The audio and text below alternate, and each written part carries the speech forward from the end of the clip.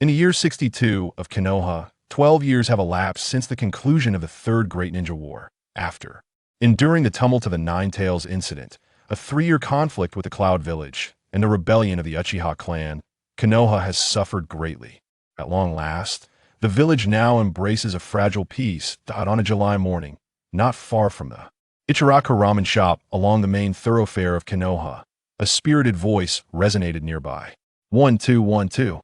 Today's task is to run 10 kilometers around the village's perimeter.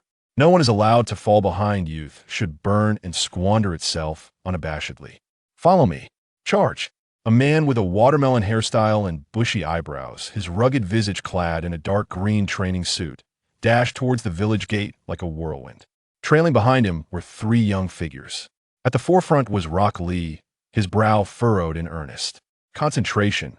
Following him was Niji Hyuga, absorbed in the ground beneath his feet. Bringing up the rear was the only female member of the team, Tenten. The trio had recently graduated from the Ninja Academy and had been assigned to a team under Might Guy, who had also become their instructor. Feeling the curious gazes of the villagers cast upon them, Tenten's face flushed with embarrassment, overwhelmed by the sensation of being observed while engaged in what she deemed a slightly awkward endeavor. Why do they have to stop every so often to shout a slogan? Following such an exuberant teacher was a gamble, fraught with the potential for social embarrassment. With her head lowered and lips sealed, she wore a look of chagrin as the quartet exited the main street of the village. They soon reached the gates, where a guard unexpectedly approached Might Guy. "Teacher Guy, there's a young man here looking for you. He claims to be your cousin from the old hometown." Might Guy halted, momentarily puzzled, until he spotted Might Dato emerging from the woods, his confusion dissipating instantly, replaced by an exuberant recognition.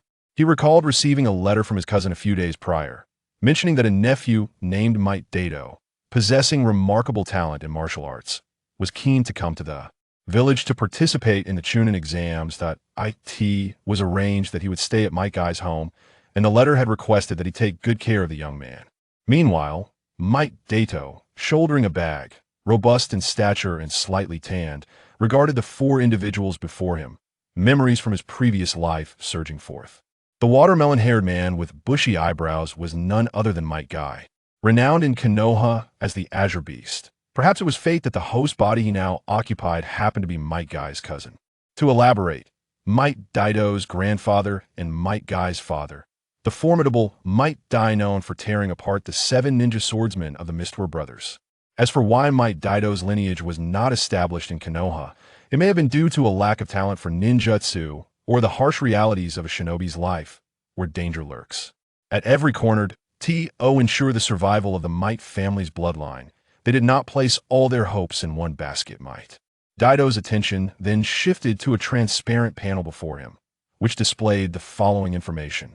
Host, Might Dato. Age, 12 years. Current awakening level of absolute domain power, 78. Current available characters to play as from King of Fighters, Shingo Yabuki, Kyo Kusanagi. Note, as physical attributes and mastery of power. Techniques improve, the number of available characters will increase. With a sigh of relief, Might Dato felt fortunate to possess a system. Without it, he would have been at a loss. The King of Fighters is a combat-centric world, akin to the ninjutsu and taijutsu of Naruto, and having access to the abilities of that realm did not feel out of place. The absolute power indicated in the panel could be understood as a means to unlock genetic potentials within the body through rigorous training.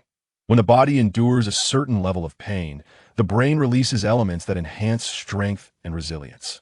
Through his recent studies, he discovered that awakening this absolute power was not exceedingly difficult. Consistent daily training would increase his awakening level. For instance, his decision to walk from his hometown to Konoha had granted him a 1 increase. Beyond absolute power, there exist ultimate power, dark power, cosmic power, destructive power, and millennium power, rebirth power.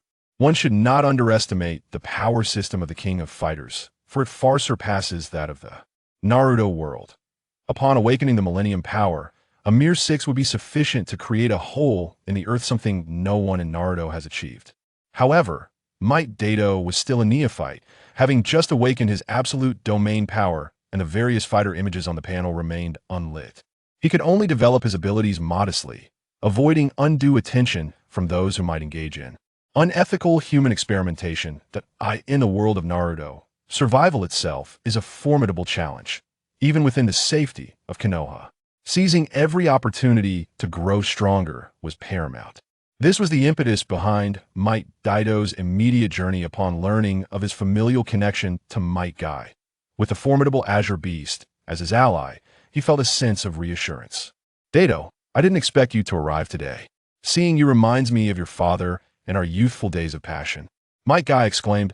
It had been years since the two had met, and Daido's significant growth during his adolescent years momentarily left Might Guy unrecognizing. Upon confirming his cousin's identity, Might Guy strode over, his right hand coming down heavily on Daido's shoulder, revealing a wide grin adorned with gleaming teeth. Might Daido's lips twitched slightly, feeling a sense of relief that he bore no resemblance to his uncle, being far more handsome. He managed to muster a smile of familial joy. Uncle Guy, I came specifically to participate in the village's Chunin exams, so I will be in your care during this time. Upon hearing the mention of the Chunin exams, Lee and his companions exchanged curious glances, their expressions shifting slightly. Technically, they had only recently passed their own Chunin exams, and with Daido being of similar age, they couldn't help but scrutinize him with a mixture of curiosity and assessment. Notably, they observed Daido's remarkably robust physique, towering over them by a head. Lee and his friends, born in the year 51 of Konoha, were merely 11 years old, 1 year younger than Daido. The disparity was striking. In unison, they mentally scoffed. No wonder he's so sturdy, he must have been working the fields in the countryside. After exchanging pleasantries, Might Guy withdrew his hand and regarded his cousin with earnest seriousness. Daido, becoming a Chunin in Konoha is no simple feat. You are indeed my cousin, and your identity is unquestionable. But having grown up in the countryside without formal ninja training, I worry your abilities may not meet the assessment standards. Might Daido raised an eyebrow, setting down his bag and fixing his gaze on Lee, brimming with ambition. Uncle Guy, these three are your students, correct? How about I spar with that bushy-browed one to determine if I am fit to participate in the village's Chunin exams? Lee and his companions, who had been merely spectators, suddenly found themselves the focal point of the challenge. With a playful chuckle, Tion covered her lips and, reveling in the excitement, gently nudged Lee Locke from behind, urging, Lee, they've challenged you right to your face. Why do you hesitate? Lee Locke sought the approval of Might Guy with his gaze, who nodded slightly in response. You should be filled with fervor. Children, let us engage in a contest here that does justice to our youth. However, remember to hold back. We must not allow anyone to be harmed. In a sudden commotion, passers-by and the gatekeeper swiftly directed their attention toward the unfolding spectacle, eager to observe. On the main thoroughfare within the village, Naruto, clad in a vibrant yellow jumpsuit, strolled joyfully alongside Sakura, hands clasped behind their backs, until the lively scene at the village entrance caught their attention. Meanwhile, Kakashi, sporting a half-mask and engrossed in a comic book, was also drawn to the commotion at the gate. Even amidst the nearby thickets, at least one member of the Umbu, tasked with vigilance, was keenly observing the impending contest at the entrance. Mato Guy's disciple, the freshly graduated Rock Lee from the Ninja Academy, faced off against Mato Rai, who had recently arrived from the countryside seeking refuge. The former, a genin skilled in taijutsu, stood in stark contrast to the latter, a mere rural farmer. Despite Mato Rai's imposing stature and robust physique that surpassed his peers, few harbored any optimism regarding his chances of victory. This was largely because ninjas were trained professionals, akin to modern military forces, supported by the five great nations, dedicated solely to combat. There existed a vast chasm between such combatants and non-combatants from the countryside, who, despite their strength and height, lacked the refined skills of a true warrior. Mato Guy's earlier admonition for both to hold back was primarily directed at Rock Lee. The two combatants positioned themselves in a nearby clearing. Rock Lee, with one hand resting at his waist, gestured invitingly with the other, saying, Rai, I look forward to your guidance. Even while sparring with a rural farmer, Rock Lee remained meticulous in his approach. Opposite him, Mato Rai clenched his fists and adopted a bow stance, memories of battle experiences flooding his mind like a tidal wave. The name Shino refers to a character from KOF Fighters 98, introduced as the disciple of Kyo Kusanagi. He teamed up with Kyo's former allies, Benimaru Nikaido and Goro Daimon, to participate in the KOF 98 tournament. In that game, Shino's combat prowess was noteworthy. While he lacked Kyo's fiery abilities, his techniques were largely similar, rendering him a lower-tier version of Kyo Kusanagi without the flame powers. However, Mato Rai suspected that the Shino template he had inherited was not that of the KOF 98 version, as that Shino would possess combat capabilities at least at the level of a Chunin, even when limited to taijutsu. Mato Rai's gaze drifted down to Rock Lee's leg guards, pondering how many of the 8 gates Lee had currently unlocked. Based on the timeline within Naruto, Lee should have begun his training with the 8 gates, having at least opened the first 2, the opening and resting gates. Later, during the Chunin exams held in Konoha, he would unleash the 5th gate, the Do Gate, showcasing superhuman combat strength that nearly forced the tailed beast out of Gaara. Lee had not removed his leg guards at the outset, indicating that he was indeed reserving some strength. Mato Rai's focus narrowed as he concentrated intently on his opponent in the distance. Lee, feeling the gaze of the surrounding crowd upon him, felt a surge of adrenaline coursing through his veins. He cautioned, "Rai, I am about to begin." Mato Rai gestured, indicating for Lee to proceed. The atmosphere at the sparring site was charged with anticipation. In the crowd behind them, Naruto urged Sakura, "Hurry, hurry. There's something exciting happening over there. The bushy-browed guy is fighting. We need to get there quickly." Sakura glanced at her watch, hesitating, and replied, "But if we don't go to the Ninja Academy now, we'll be late." Naruto, of course, would not let the lively spectacle before him go to waste. He remarked, "Why don't you head to the ninja school by yourself and ask Irika-sensei for a day off? Just tell him I have a stomachache." Sakura glanced at the nearby fighting arena. She too was tempted to witness the excitement, caught in a moment of internal conflict, feeling somewhat insincere. Was it truly appropriate to deceive Irika-sensei like this? Naruto, unable to contain his impatience, responded with a swift kick. "I'm off to enjoy the spectacle. We can discuss this later." "Naruto, wait for me," Sakura called out, hurrying to catch up. If they were late, they could always claim that Naruto had dragged her along to see the commotion. The fighting arena soon gathered a crowd of onlookers. Kakashi, clutching a comic book, appeared beside Might Guy, who, with excitement in his voice, pointed to the scene and introduced, "Kakashi, this is my nephew who has come from my hometown. Who do you think will win?" Kakashi cast a puzzled glance at the 2 combatants, tense and poised for battle, and after a moment's contemplation, he remarked, "I see no trace of chakra emanating from your nephew. Has he not even awakened his chakra?" Kakashi's keen observation highlighted the anomaly surrounding Might Lei. Without the awakening of chakra, he would be unable to fully unleash the potential of even physical techniques. Was there any need to watch this fight? It was certain that Rock Lee would decisively defeat Might Lei, imparting a valuable lesson in the process. The outcome of the match seemed almost predetermined. Might Guy's excitement at reuniting with his nephew swiftly cooled as he slapped the back of his head, suddenly remembering the crucial detail that his nephew lacked any chakra fluctuations. Without chakra, what was the point of a fight? For a ninja, the amount of chakra directly correlates to combat prowess. Are you suggesting this battle is utterly meaningless?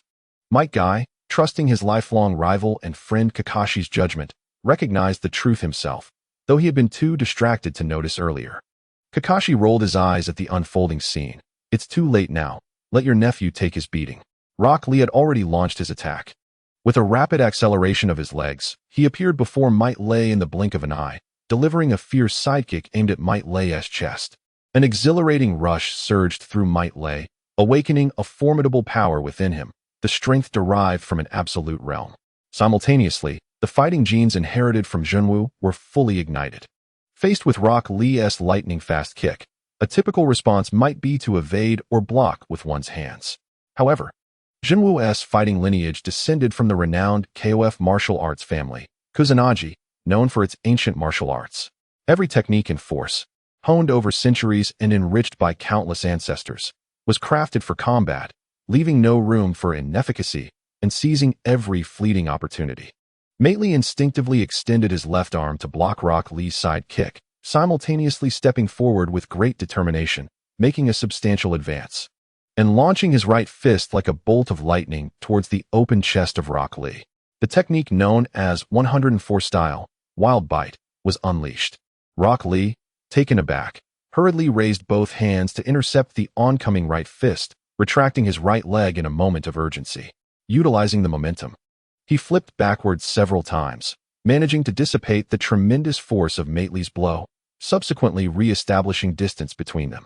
The initial strike had yielded no results. The spectators fell into an astonished silence, for none had anticipated that even in the face of Rock Lee's tentative first strike, Mately's counterattack would be executed with such efficiency and swiftness, driving Rock Lee back. Was this truly a mere farmer from the countryside? Tian, feeling somewhat anxious, clenched her small fists in encouragement for Rock Lee, exclaiming, "Lee, keep it up, don't underestimate him." Everyone else believed Rock Lee had been bested. Yet Niji observed with greater insight, arms crossed. Mately's technique is quite peculiar. There is not a hint of superfluous movement throughout. He counterattacks while defending, and his physical adjustments are minimal, employing merely 3 actions: blocking Lee's attack, stepping right, and striking with his fist. Tian, however, had not scrutinized the details so closely and inquired, "Do you think Lee might lose?" Niji shook his head, noting that the previous attack had merely been a probing attempt, leaving ample room for Lee to hold back. It would indeed be laughable for Rock Lee to be defeated by a newcomer from the countryside, which would also cast a shadow upon Niji and Tian, given that they were all part of the same combat team. Rock Lee, now poised for his second attack, was considerably more cautious. The echoes of the spectators' suppressed gasps from his earlier failed strike still rang in his ears, akin to a stinging slap across his face. Even in a commonplace duel, under the watchful eyes of many, he was determined not to lose. Moreover, his opponent was a peer from the countryside who had yet to refine their chakra. Wait, how could I possibly lose? Rock Lee shook his head, swiftly dispelling the thought, redirecting his focus onto his adversary.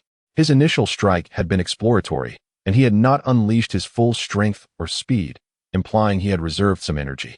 The outcome of his probing revealed that this countryside peer possessed considerable strength, quick reflexes, and an impressively effective counterattack, all while maintaining a calm demeanor.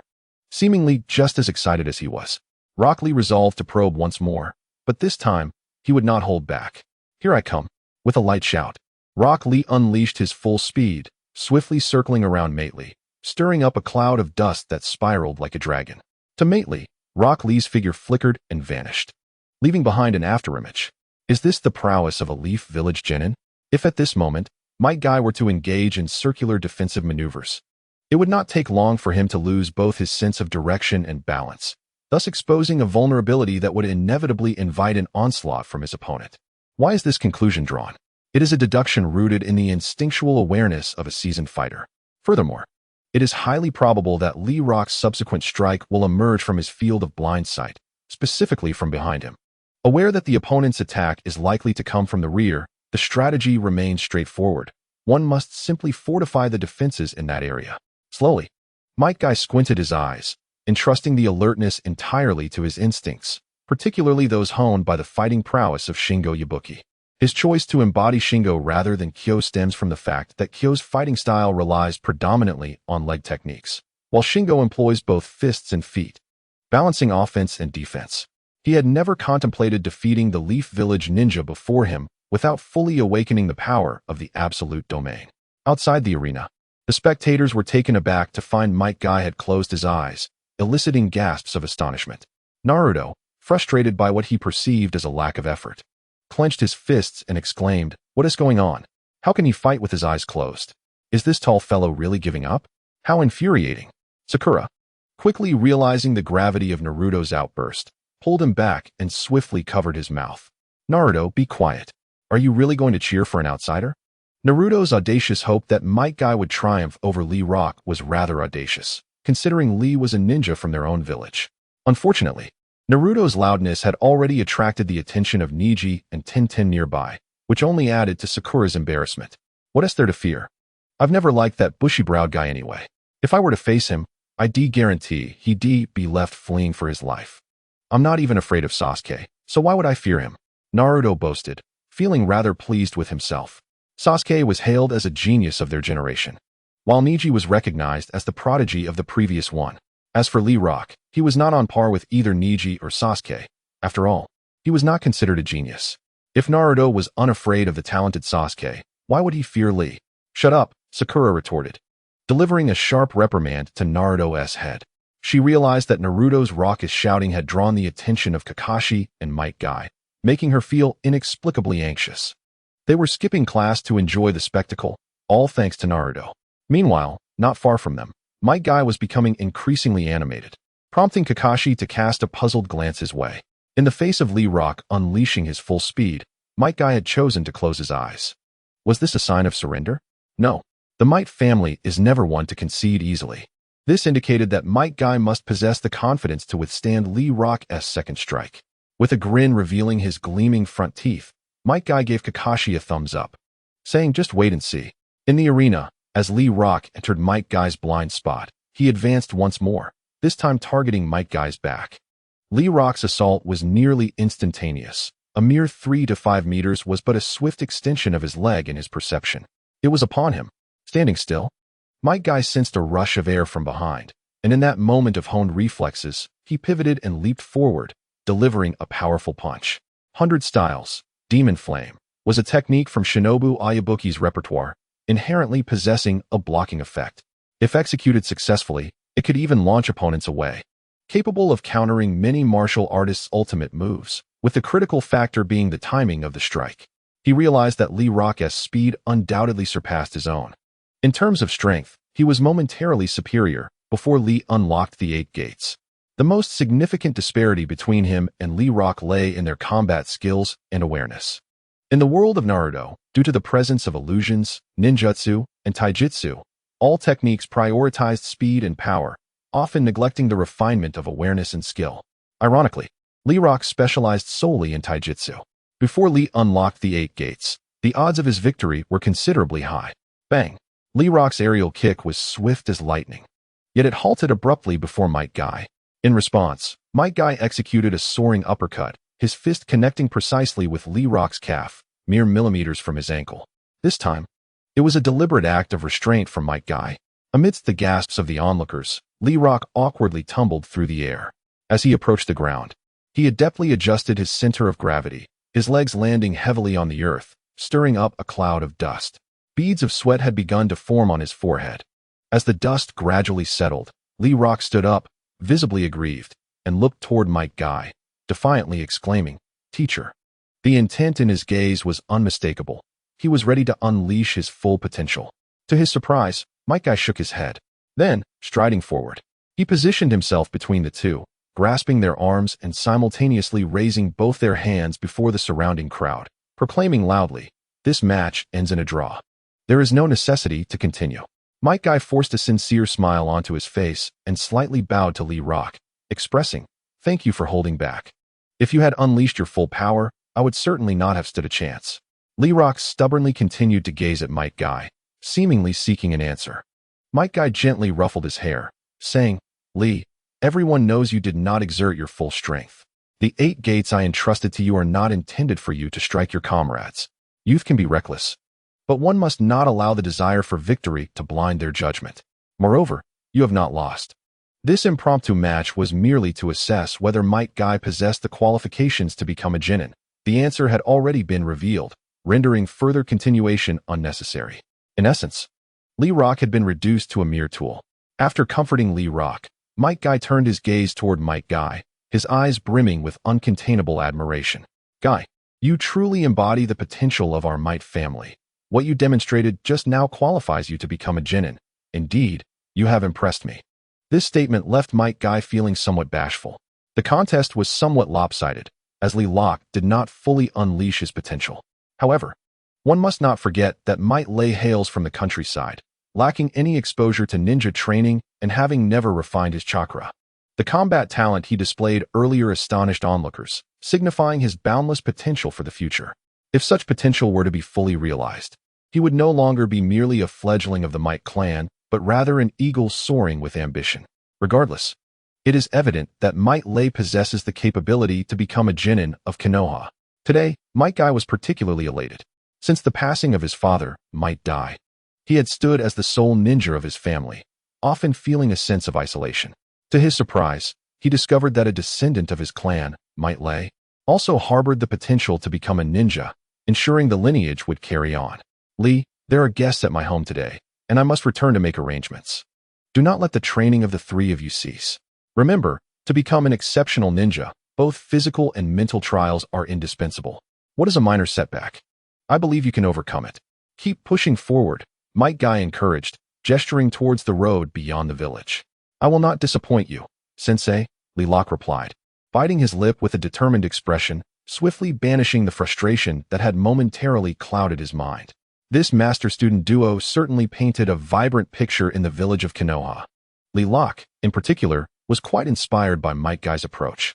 Sensei, let us resume our training, he declared, clenching his fists and nodding at Might Guy, then offering a brief nod to Lei before turning to dash towards the road outside the village. Tian quickly followed suit, calling out, "Hey, Li, wait for me." Niji glanced at Lei before joining them, and soon the trio appeared side by side in the center of the road outside Konoha. Tian cast a sidelong glance at the serious-faced Lilac and said, "Li, your performance wasn't that bad, actually." Hearing his companion's words of comfort, Lilac could no longer contain his emotions, and tears streamed down his face. He wiped his eyes and choked out, "I was just afraid of disappointing Sensei." Earlier at the contest, the crowd's admiration for Might Lei had led Li to mistakenly believe they were dissatisfied with his performance. Calmly, Niji remarked, "How could Sensei be disappointed? He merely asked you to help evaluate whether that young man, Lei, possesses the potential to become a genin. You successfully fulfilled Sensei's task." "Really?"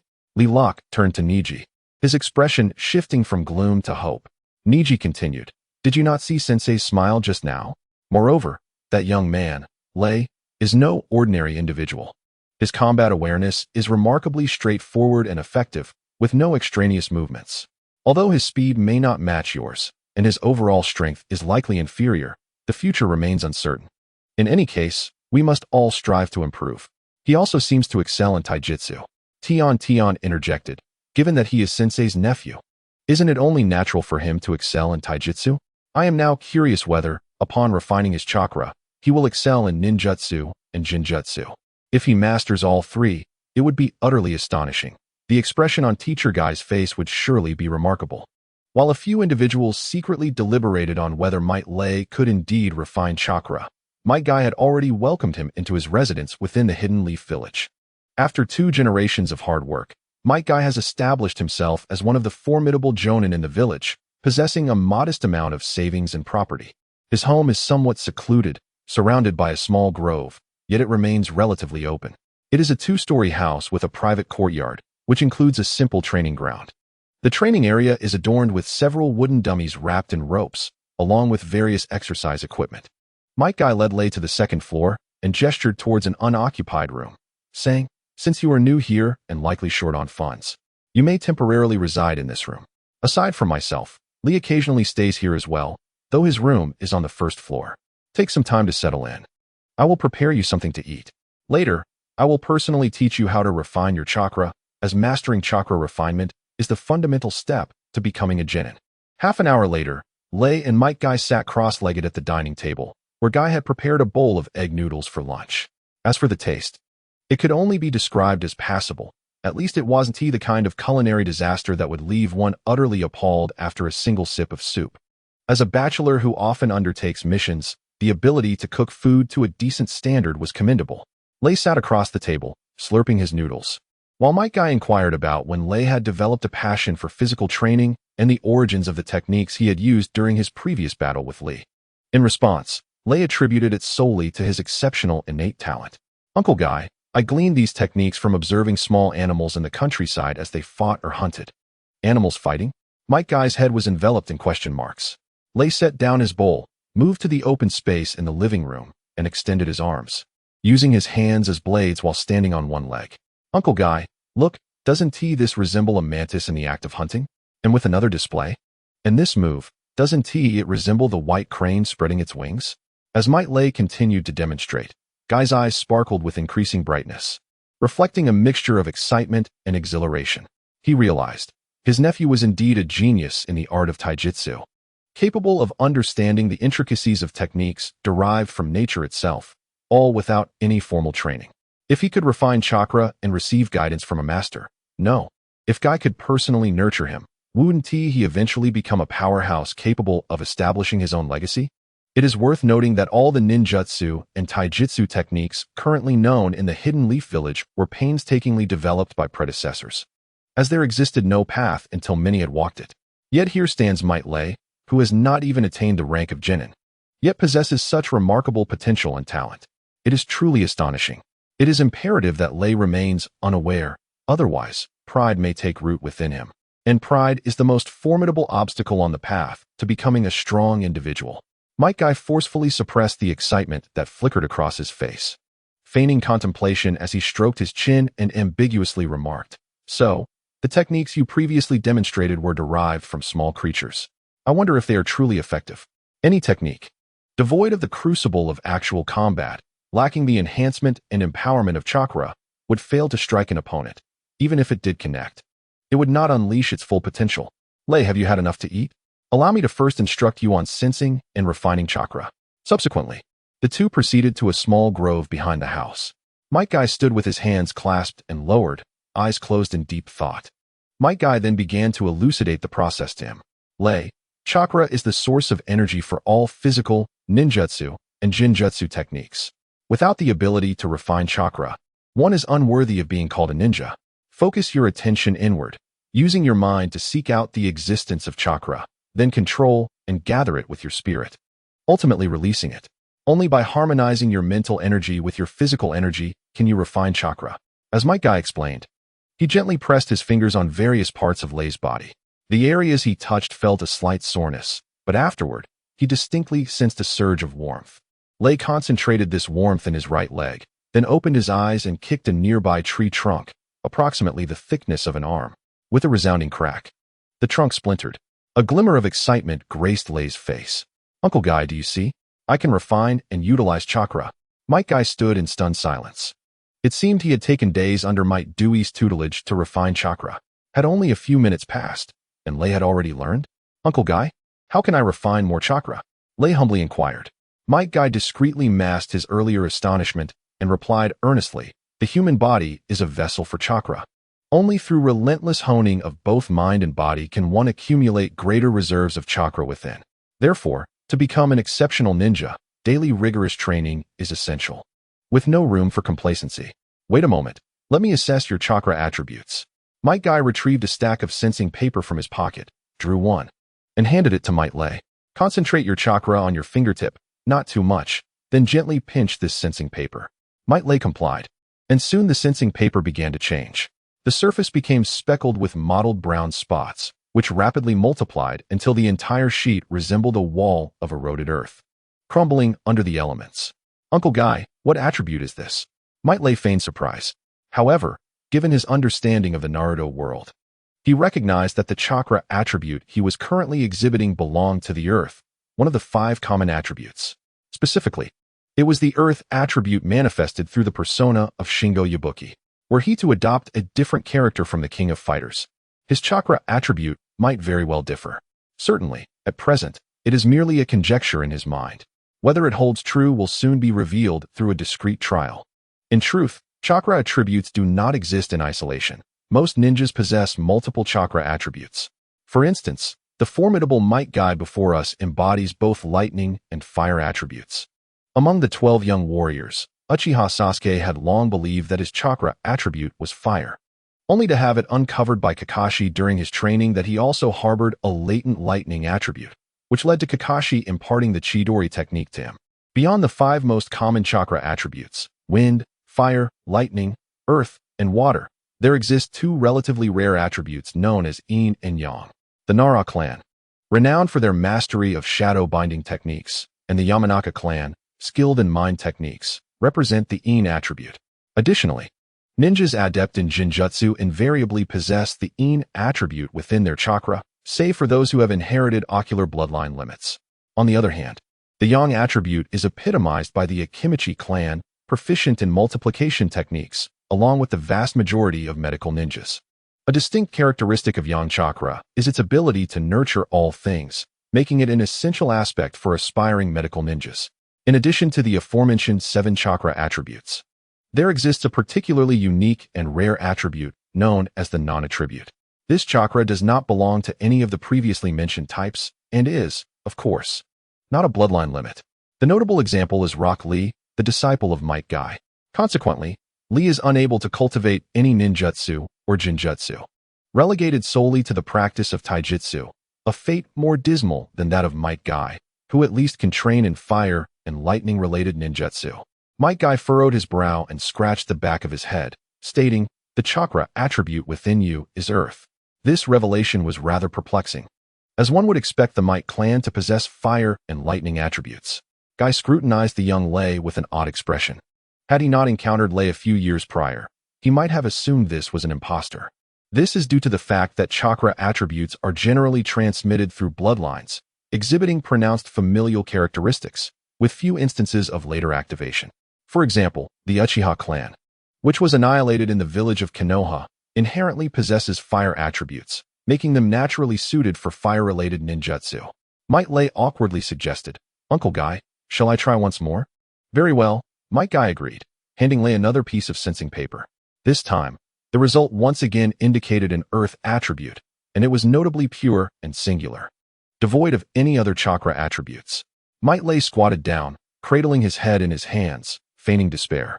"Uncle Guy, does having a singular earth attribute mean I cannot become a ninja?" Noticing the expression on Lei's face, Might Guy felt a pang of compassion and offered consolation. "Not at all. It simply means that the ninjutsu available for earth attribute ninjas in Konoha are rather limited, but that does not imply that they do not exist. In fact, the Wagakure has the most extensive earth-based ninjutsu. You need not worry about your future training, as I will assist you in finding a way." Truth be told, Might Guy felt a slight disappointment within himself. With the innate talent displayed by Might Guy, it is indeed astonishing that he could develop his own taijutsu techniques by learning from the animals in the countryside before becoming a ninja, and within mere minutes. Extract chakra from within himself, which brought him two significant shocks and surprises. It can be said that one's talent determines the height of a ninja's future growth. The attributes of chakra, on the other hand, dictate the types of ninjutsu in which they will excel, as well as the breadth of their development. From this perspective, a singular earth attribute is not particularly advantageous. Furthermore, if one aspires to practice the 8 gates of might, the lightning attribute is most favorable. Clearly, Might Guy is already strategizing for the future growth path of Might Guy's younger brother, Might Lee. Moreover, considering that the formless Rock Lee was able to master the 8 gates, it stands to reason that Might Lee, with his earth attribute, should also be capable of practicing it. Upon realizing this, Might Guy felt a quiet sense of relief. Additionally, Konoha village is not devoid of ninjutsu suitable for earth attribute chakra cultivation. For instance, the third Hokage, Hiruzen Tsurutobi, known as the Professor of Ninja, is proficient in 5 types of chakra attributes. The second Hokage, Tobirama Senju, is renowned as a master inventor and has developed numerous ninjutsu, being a wielder of all chakra attributes. Furthermore, one of the legendary 3 ninjas, Jiraiya, is skilled in earth attribute ninjutsu. Lastly, Might Guy's friend, Kakashi, the copy ninja, is also likely to possess a substantial repertoire of earth attribute ninjutsu. Might Guy was preparing to seek out his friend for assistance. As for the rudimentary earth-style ninjutsu, Might Lee would naturally gain the qualifications to learn and access them once he became a genin. With a firm resolve, Might Guy reassured Lee, "Do not lose heart. The singular earth attribute is not inherently disadvantageous. I will devise a plan to aid you in your ninjutsu endeavors. You must not be disheartened. You have just begun to extract chakra, and your total chakra reservoir is still limited. Continuous practice is essential. Starting today, you shall train alongside me, running 10 kilometers daily, performing 1,000 sit-ups, 2,000 push-ups, and practicing on a wooden post for an hour. I will diligently supervise you. Do not rush into the genin exams just yet. Familiarize yourself with your chakra here for now. I have some matters to attend to and will return in the afternoon." After assigning the tasks, Might Guy turned to leave. Lee eagerly extended his hand, asking, "Uncle Guy, could I have some more of that sensing paper?" As Guy paused in his departure, he handed over all the remaining sensing paper to Lee. Finally, he gently ruffled Might Lee's hair and said earnestly, "Even though you possess only the earth attribute chakra, it does not imply the absence of other chakra types within you. The quantities of other attributes are simply too scarce compared to the more readily extractable earth attribute chakra, insufficient to support the use of other attributed ninjutsu. In any case, entrust everything to me. Do not let despair take hold of you." Before departing, Guy made sure to encourage Might Lee once more, interpreting Lee's request for all the sensing paper as a sign of his unwillingness to accept a limited future. I understand. Kai, rest assured, I shall not give up. Might Guy gave a thumbs up to Kai, who responded with a fleeting smile, revealing his prominent front teeth, and returned the gesture. Now I am at ease. With a whoosh, Kai executed the body flicker technique, bending one leg slightly as he squatted, and instantly vanished from his original position. The body flicker technique is a fundamental ninjutsu that every ninja must learn, relying on the concentration of chakra beneath one's feet to exponentially enhance both the distance and speed of jumps. Strictly speaking, it also falls within the realm of taijutsu. Imitating him, Lei gathered the freshly refined chakra beneath his own feet, leaning slightly forward, and in an instant, he too disappeared from sight. Not fully reassured, Kai glanced back, only to witness Lei performing the body flicker technique. His body jolted in surprise, nearly causing him to plummet from the air. Had he learned it so quickly? The myriad frustrations that Might Guy had previously suppressed could no longer be contained, leading him to burst into hearty laughter in midair. At last, a genius has emerged from the Might clan. We are no longer the underdogs. Kakashi, I eagerly anticipate your expression upon hearing this news. However, I must restrain myself. It is imperative to withhold any revelation regarding Lei's remarkable talent for the time being. At that moment, Guy's expression was a blend of conflicting emotions. He understood well that the greater the restraint, the more profound the eventual surprise would be. His mixed feelings about Lei's chakra refinement process were palpable. On one hand, he rejoiced at his nephew's extraordinary talent in taijutsu. Yet on the other, he was concerned about Lei's singular earth-type chakra, which may hinder him from becoming a versatile ninja like the third Hokage or Kakashi. Nevertheless, what of it? If need be, they could study taijutsu together, honing their skills. And he could still become one of the elite shinobi of Konohagakure. Were Might Lei to discern Kai's inner thoughts, he would surely reflect that coming to Konohagakure was indeed the right choice. The feeling of having a strong ally is truly delightful. Every matter has been considered for him in advance. He need only follow the prescribed path of training. At critical moments, this robust ally could shield him from adversity. Familiar with the world of Naruto, Might Lei was acutely aware of his unassuming Uncle Kai's true prowess. And it would not be an exaggeration to assert that among the Five Kage, he stood invincible beneath them. Once the 8 gates are opened, even the shadowy figure of Uchiha Obito must tread cautiously. However, once the 8th gate, the Death Gate, is opened, one's life enters a countdown, lasting no more than a few minutes. Yet, within those fleeting moments, the combat prowess unleashed can obliterate most of the top-tier ninjas in the Naruto world with a single strike. Who would dare to flaunt their prowess before Kai and the 8 gates? At worst, I will trade blows with you, 1 for 1. In the present era, although the village hidden in the leaves has suffered a significant decline in strength due to the turmoil caused by the Nine Tails and the Uchiha clan's rebellion, it remains unperturbed. Bolstered by the presence of the formidable Might Guy and the Nine Tails Jinchuriki, both of whom can be regarded as strategic assets. Might Lei's thoughts gradually returned from the contemplation of Guy as he made his way back to his modest courtyard, taking a seat on the steps at the entrance. Unable to suppress a sigh, he felt fortunate not to have been reborn into either of the 2 notorious clans within Konoha. On the surface, joining the Uchiha clan would grant one the coveted Sharingan bloodline limit from birth, providing an early advantage over most ninjas.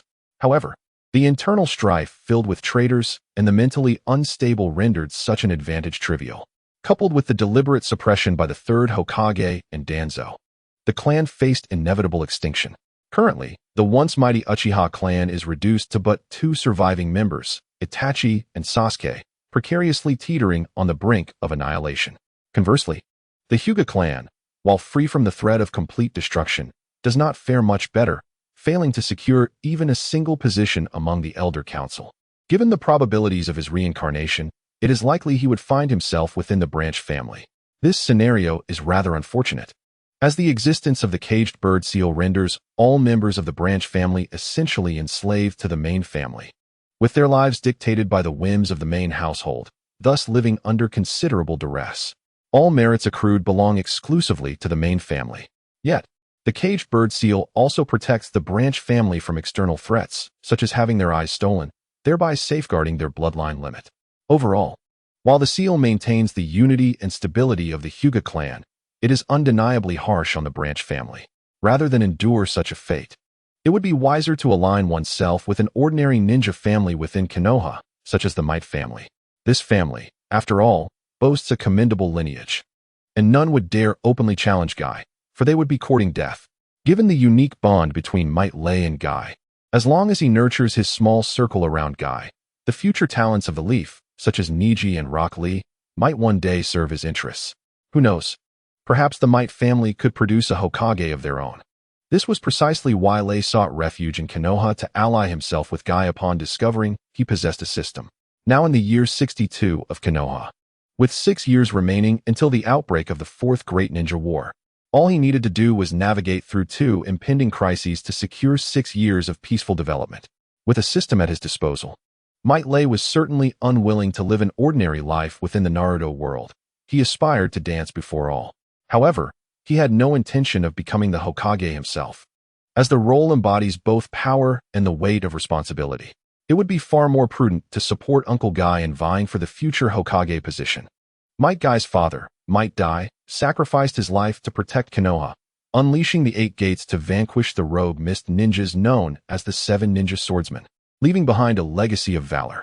Might Guy has persistently concentrated on his training, remaining unperturbed by worldly matters, and has maintained a commendable reputation among the ninja community of Konohagakure. Despite not being a direct member of the Hokage's lineage, should Might Lee silently nurture his growth. With his strategic support and guidance, it is not inconceivable for him to ascend as the 5th or even the 6th Hokage. Upon contemplating this, Might Lee rose from the steps with a smile, casting a wistful glance at the empty courtyard. Uncle Guy, since you diligently devise plans for my future as a ninja, I shall also contemplate the future direction of the Might family. With the support of the King of Fighters panel and Might Lee's profound understanding of the subsequent narratives within the world of Naruto, the possibilities are boundless if one strategizes wisely. Might Lee's gaze shifted from the sensory paper, his focus converging at the tip of his nose, where a translucent panel materialized before him. Host, Might Lee age, 12 years current awakening level of absolute domain power. 100 available King of Fighters characters for roleplay. Shingo Yabuki.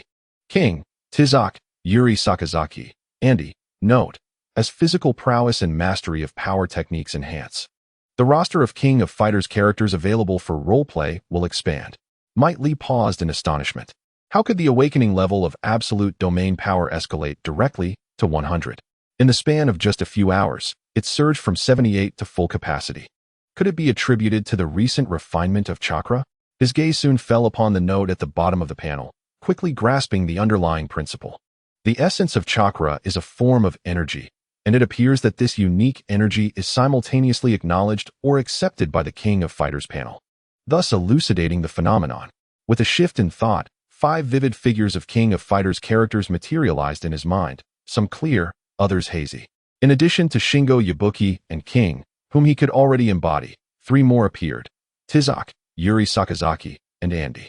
In his previous life, while engaging in spirited discussions on the King of Fighters forum regarding the relative strengths of characters in KOF 97, he had encountered a topic concerning the 5 weakest characters. This designation referred to the 5 least formidable characters in KOF 97, which included Shingo Yabuki, Andy, Billy, Tizak, and Yuri Sakazaki. He had fervently debated with other players, engaging in a battle of wits that spanned hundreds of exchanges, as he staunchly disagreed with the classification of Yuri Sakazaki as one of the weakest. Her capability to execute special moves was undeniable. She possessed at least 3 variations of the Raging Storm technique: the Tiger Flare, Thunder Flare, and the devastating Raging Storm. As a formal member of the Art of Fighting team and the younger sister of the popular character Ryo Sakazaki, her fighting skills and techniques were nearly impeccable, though her resolve might be slightly lacking compared to the newer female fighters, specifically King. For Might Lee, who stood at this moment, the distinction between strength and weakness had diminished in significance, for he could embody each character and validate their prowess one by one. There are no inherently weak characters, only weak players. As Mike delved into the newly available characters in the King of Fighters panel, he noticed that 2 character profiles appeared hazy, those of Zen Yinjai and Andy. Zen Yinjai stands as the prominent figure of the Psychic Warriors team, with his disciples, Mai Shiranui and Athena Asamiya, by his side. His signature techniques include Drunken Fist and Fire Breathing. Might it be that his lack of alcohol consumption or mastery over the art of fire release is the reason for the obscured image of his character? This suggests that the character remains partially unlocked, yet can be played in a limited capacity. Mike resolved to verify this shortly.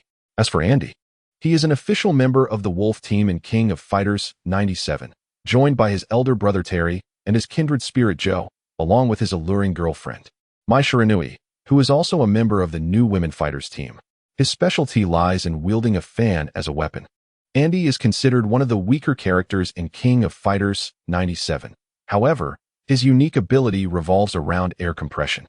Mike speculated that once he masters the wind release, Andy's character image would transition from hazy to clear. The most enlightening revelation from the upgrade of the King of Fighters panel was the recognition of chakra attributes from the Naruto world, implying that as he continuously hones his skills and learns new abilities within the Naruto realm, the unlocking potential of the King of Fighters panel would increase.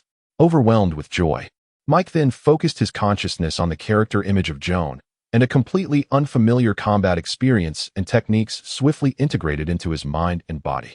In the courtyard, Mike executed several aerial kicks, especially noting that when he concentrated chakra energy in his feet, the speed of his kicks and movements significantly accelerated, even producing afterimages. This was yet another new discovery. The chakra attributes from the Naruto world were not only acknowledged by the King of Fighters panel, but their powers also complemented and enhanced each other. This meant that any increase in his strength within the Naruto world would bolster his combat prowess when assuming the roles of King of Fighters characters. Likewise, as he gradually unlocked more characters with greater fighting capabilities, he could further augment his strength in the Naruto realm. This symbiotic relationship was indeed fortuitous. Mike then focused chakra into his fingertips, and the sensing paper in his hand soon exhibited new changes. The paper split cleanly in half, as if sliced by a blade. When embodying Joan, the chakra attribute was wind, a singular wind attribute. Mike quickly grasped the essence of this information. Following this, he switched to the character Yuki Sakazaki, and the surface of the sensing paper displayed a crease. Yuki's chakra attribute was lightning, also a singular lightning attribute. Finally, he transitioned to Zen Yinjai, at which point the sensing paper ignited in flames. Fire. And lastly, he turned his attention to Andy. The answer soon revealed itself. Andy's attribute, like Joan's, was the wind. Mike Lee stroked his chin and, taking advantage of the current solitude in the courtyard, experimented with the skills and abilities of the 5 characters he could portray in the King of Fighters. He discovered that when embodying Yuri Sakazaki, he was unable to unleash the wave-generating techniques of the Tiger Claw Fist, Thunder Claw Fist, and the Tyrant's Roar. While impersonating Andy, he found he could neither manipulate nor compress air. In the guise of Joan, he could not perform any wave techniques either. The limitations were most pronounced when he assumed the role of Jinjuro, as he could not execute his signature fire-breathing move nor his renowned Drunken Fist. The insights gleaned from this experimentation profoundly inspired Mike Lee. Since the chakra attribute while impersonating Jinjuro was fire, he could certainly cultivate fire-style techniques in that guise. When portraying Joan and Andy, he could hone wind-style ninjutsu, and while embodying Shingo Yabuki, he could practice earth-style ninjutsu. In the role of Yuri Sakazaki, he would refine lightning-style techniques. This transformation from waste to treasure was remarkable. He could now cultivate ninjutsu across the 5 elemental styles, or rather, he would be able to master techniques of all 7 elemental attributes. Moreover, the chakra attributes acquired while portraying these King of Fighters characters were singular in nature, which would, in turn, enhance his training efficiency. After all, multiple chakra attributes allow a ninja to utilize composite ninjutsu. For instance, a ninja possessing both wind and fire chakra can simultaneously perform fire and wind techniques, augmenting the power of their ninjutsu significantly. However, single-attribute ninjas are not without their advantages, as they can progress in training more swiftly than their composite attribute counterparts. Having grasped these concepts, Mike Lee felt an overwhelming urge to let out a triumphant cry to the heavens. Yet, he reminded himself to remain discreet. He must not attract the attention of the 2 notorious individuals in the Hidden Leaf Village who were known for conducting human experiments. These individuals were, of course, Danzo, who controlled the Root organization, and Orochimaru, who had defected from the village. Although the latter had betrayed Konoha, he still had numerous spies within the village, at least one of whom Mike Lee was aware of, Kabuto. It was plausible that there were additional informants as well. Mike Lee wiped the smile from his face and returned to the living room on the first floor. Now, aside from focusing on his development in a low-key manner, he needed to remain vigilant about how to counter illusions. It seemed that Mike Guy possessed the ability to dispel such genjutsu. With Guy absent from home, Mike Lee had one final experiment to undertake, the Drunken Fist, to see if he could further unlock Jinjuro's signature technique. He promptly made his way to the commercial street in the Hidden Leaf Village and purchased a jar of sake from a street-side tavern. The sake here typically had an alcohol content ranging from 14 to 19%, certainly inferior to the spirits he had consumed in his past life. Yet it was still double the strength of the beer, which hovered around 8%. In his previous life, Mike Lee's tolerance for alcohol was quite low. He would become inebriated after 2 bottles of beer or a mere shot of liquor. The sake's moderate potency was just right. As soon as he returned home, he eagerly opened the jar and began to drink heartily. As the first sip of liquor slid down his throat, a myriad of techniques reminiscent of Zenyuan's surged into my Telai's mind, as though he were inherently gifted in the art of drinking. A hiccup escaped him, and his body trembled slightly, his steps becoming unsteady. He tilted his head back and downed a second gulp. The liquor cascaded from the jar, splattering around his mouth and even dampening a portion of his shirt. With a hearty laugh, he chuckled at the air before him, a hint of intoxication flickering in his gaze. His mind was alight with clarity, entering a state of profound transcendence. He felt a warmth enveloping him, a fervent desire to punch the air.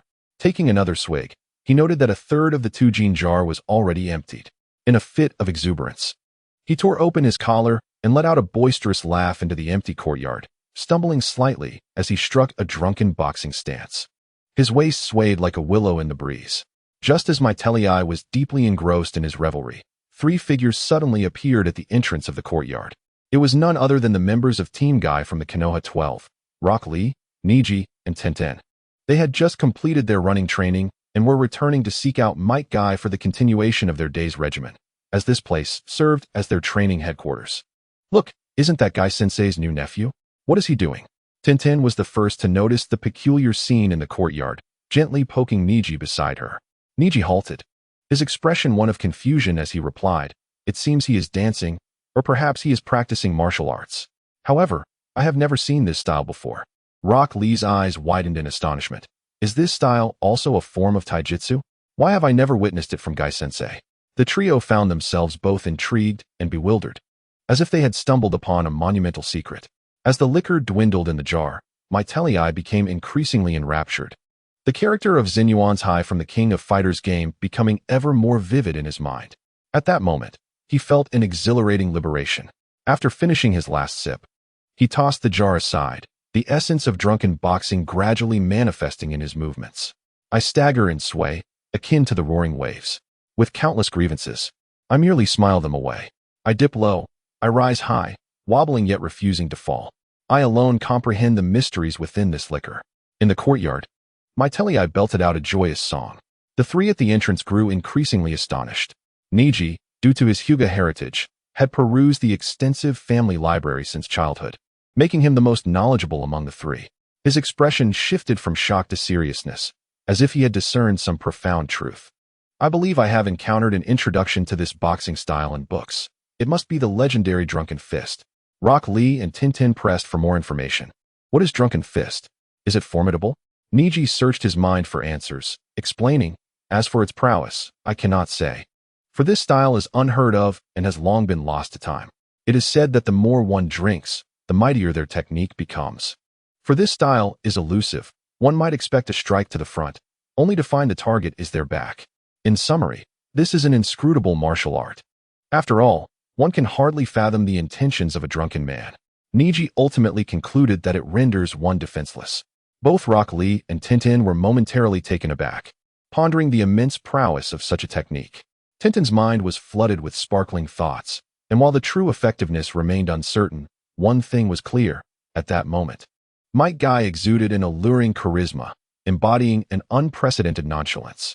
Not only was he carefree, but he also radiated a sense of grandeur. Furthermore, the melody of his singing was delightful. She found it utterly captivating. Among them, Rock Lee's eyes widened in astonishment. As a surge of intense desire blossomed within him, it seemed this martial art resonated with his very being. An urgent yearning to master it arose from the depths of his heart. Suddenly, a figure reappeared in the courtyard, Might Guy, returning once more. With a furrowed brow, he surveyed the overturned wine jars on the ground and then glanced at Might Guy, who was practicing drunken boxing in situ. His tone was laced with admonition. Look, if you aspire to be a ninja, how can you indulge in alcohol so carelessly? Moreover, you are still underage. Premature drinking could hinder your physical development. At this moment, Might Guy's heart burned with fervor, devoid of fear. He cast a challenging gaze at Might Guy and replied, Uncle Kai, I am not drinking. I am studying martial arts. It is essential to consume alcohol while practicing this technique, ideally to maintain a state of mild inebriation, so that I may grasp the ultimate essence of the art. This was the first time Might Guy had witnessed drunken boxing, leaving him momentarily speechless. What kind of martial art is this? Where did you learn it? Might Guy responded, This is drunken boxing. Earlier, while I was out gathering supplies, I encountered a drunken man performing antics in the street, and suddenly, inspiration struck me. Uncle Kai, tell me, when I am teetering on the brink of drunkenness, can you discern the origins of my technique? Might Guy found himself momentarily at a loss for words. He suddenly recognized a key term in Lee's statement and raised his voice. Did you invent this drunken boxing? Sort of, Might Guy replied. Uncertain whether drunken boxing existed in the world of Naruto, even if it did, it surely differed from his own version. But so what if I created it? Haha. Uncle Kai, why don't you strike me and see for yourself? In his intoxicated state, Might Guy completely forgot that Might Guy was the formidable Blue Beast of Konoha, audaciously provoking him. However, Might Guy instinctively interpreted this as a desire to showcase the prowess of the new technique. Very well. I shall restrain my strength to that of a genin and observe the effectiveness of your newly devised technique. With that, he suddenly delivered a kick aimed at Lee's chest, utilizing only a fraction of his strength. In an instant, the staggeringly unsteady Liu reacted instinctively, pressing his body against Guy's single leg. He then executed a swift turn, unleashing two rapid and erratic punches towards Guy's face. Guy's eyes lit up. At the level of a genin, those two punches would undoubtedly be unavoidable. He did not wish to embarrass himself before his students, so he discreetly unsealed his strength limit and, with a swift motion, raised one hand to guard his face. Unexpectedly, Lei's body slipped down like an eel, sliding through his groin before finally positioning itself behind him and delivering a headbutt. With a resounding thud, it sent Kai staggering, nearly toppling over. This maneuver was truly indefensible, unless one were to unlock the 8 gates. To his surprise, Might Guy, instead of becoming angry after being struck, stood still, scratching his forehead thoughtfully. He seemed to have grasped some intricacies of this new fighting technique, an unanticipated move that combined reality and illusion, rendering it nearly impossible to defend against. Uncle Kai, I'm utterly intoxicated. Haha, pardon my rudeness. Today has been delightful.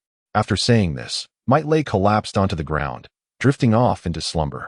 His intoxication had reached its peak, and after their vigorous exchange, his latent potential had been entirely unleashed. He was genuinely fatigued now. Might Guy remained momentarily stunned, while outside, Rock Lee could no longer contain his excitement and rushed in, kneeling before Might Guy with eager anticipation. Teacher Kai, this technique is incredible. I wish to learn it. Might Guy awkwardly glanced at the sprawled Lei and scratched the back of his head, explaining, I can't teach you this technique either. If you wish to learn, you should approach Lei, but he is currently inebriated, so you'll have to wait until tomorrow. Rock Lee exclaimed in excitement, Is that true? Teacher Kai, can I really learn this technique? Might Guy shrugged. As long as Lei is willing to teach you, you may learn. However, convincing him will depend on your own abilities. At that moment, he was carrying 2 Earth-style jutsu he had acquired from Kakashi, originally intended for Lei. In just a few hours apart, Lei had devised a new martial art. Such talent and potential were consistently astonishing him. Even the once genius ninja Kakashi could hardly compare. The Might family was truly on the rise. Might Guy beamed with joy, nearly splitting his grin as he stood there, unable to contain himself, hands on his hips, laughing heartily. As he laughed, tears began to flow from the corners of his eyes. There was a time when the Might family was synonymous with mediocrity. His father, Might Dai, was a low-ranking ninja, spending his days either searching for lost cats for villagers or running errands to deliver messages. The Might family lacked any bloodline limit, was not part of any prestigious ninja clan, nor were they direct descendants of the Hokage. They were even overshadowed by the long-standing ninja families of Inuzuka, Nara, and Akimichi, truly a humble clan of civilian ninjas. Might Guy's own talent was rather mediocre. He was often at the bottom of his class in the ninja academy, while his contemporaries, like Kakashi, shone brilliantly, quickly earning the title of genius ninja. He could only strive tirelessly, persevering without surrender, just to keep pace with Kakashi and gaze up at his back. Kakashi is not only a cherished friend throughout his life, but also a figure whom he has always aspired to surpass. Now, the Might family has unexpectedly produced a prodigy. Is this a sign of extraordinary fortune? Might Lei is the nephew of Kai, and in many respects, Kai serves as his mentor and guardian, their bloodline intertwined, making him a genuine descendant of the clan. Since I have been unable to catch up with Kakashi, let us compete with our family's progeny instead. Kakashi remains a bachelor to this day, with no offspring of his own, even if he were to have descendants in the future. Their innate talent would surely pale in comparison to our Lei. This prolonged contest may very well culminate in the triumph of the Might family. Ha. Might Kai tilted his head back, allowing the warm streams on his cheeks to flow freely. The midday sun cascaded down upon his long, thick eyebrows, seemingly enveloping him in a golden hue. Teacher Kai. The members of Class 3 stood in stunned silence nearby. Although their teacher often became emotional to the point of tears, this occasion felt distinctly different. Might Kai suddenly snapped back to reality from his lofty aspirations, quickly wiping away the traces of tears from his face and grinning as he said, "It's nothing. I'm just delighted today and may have become a bit carried away. By the way, Niji, Tentani, we must keep the emergence of our genius within the Might family a secret, understood? No one should speak of it, not even to your families. And especially not to Kakashi. This matter pertains to Lei's future growth and affects each of your destinies. After all, the higher Lei ascends, the stronger our little team will become." Kai's expression turned unusually grave and serious. The three young boys, all around 11 or 12 years of age, possessed only a rudimentary understanding of future implications. Observing Kai's earnest admonitions, they nodded in agreement. Among them, Niji had grown up in the rigidly hierarchical Hyuga clan and was considered the intellectual anchor of the group. He cast a discreet glance at the sleeping Lei on the floor, grasping the significance of Kai's earnest warnings. A prodigious ninja emerging from the family should indeed be a matter of great joy, yet for a minor ninja clan, it could spell disaster. The potential for destruction loomed at any moment. Only those who ultimately flourish can be deemed true geniuses. Those who perish along the way are nothing but echoes of what might have been, eliciting merely a sigh of regret from others. Niji, having been marked by the cursed seal of a caged bird as a member of the branch family, empathized deeply with this reality. The following day, Might Lei awoke late into the morning. Upon opening his eyes, he noticed someone standing beside his bed. With a squint, he swiftly leaped upright, only to discover that it was none other than Rock Lee, adorned in the same distinctive style as Kai, watermelon hair, thick eyebrows, and a green training outfit. A signature look for both Might Kai and Rock Lee in the world of Naruto. "What are you doing here?" Lei's first instinct was to check his attire. Relieved to find that nothing had been disturbed, a lingering scent of alcohol still clung to him. Upon seeing that Lei had awakened, Rock Lee stepped back without hesitation, standing at attention in the center of the room, and bowed to Lei at a 90-degree angle. With a sincere attitude, Lee Rock earnestly implored, "Lei, yesterday you demonstrated the profound essence of Drunken Fist, and even Teacher Kai praised it immensely. Niji also remarked on its remarkable prowess. I wish to learn. Could you possibly teach me? Rest assured, I shall not take your martial arts in vain. I will share my own expertise in return. Would you be so kind as to impart the art of Drunken Fist to me?" Upon finishing his request, Lee Rock bowed once more, maintaining a humble posture of supplication. Might Guy gazed at Lee Rock before him, and inexplicably, his mind conjured images from the original narrative, reminiscent of the Chunin exams in the Hidden Leaf Village, where the 12 young ninja united to pursue Sasuke. At that time, Lee Rock had unfortunately drawn the lot to face Gaara, the Jinchuriki of the Sand Village. Ultimately, Lee Rock unleashed the 5th gate of the 8 gates, nearly overwhelming Gaara, yet he ultimately succumbed to the sands, leaving him grievously injured, with shattered bones and nearly rendered incapacitated. Fortunately, Tsunade, skilled in medical ninjutsu, returned to rescue him. Once restored to health, Lee Rock promptly joined the pursuit of Sasuke, confronting Kimimaro, who possessed the cursed bloodline. It was in this encounter that Lee Rock first employed Drunken Fist against an adversary. This marked a momentous occasion. as it seemed to be the first instance of Drunken Fist being utilized within the Naruto universe, positioning Lee Rock as its inaugural practitioner and innovator.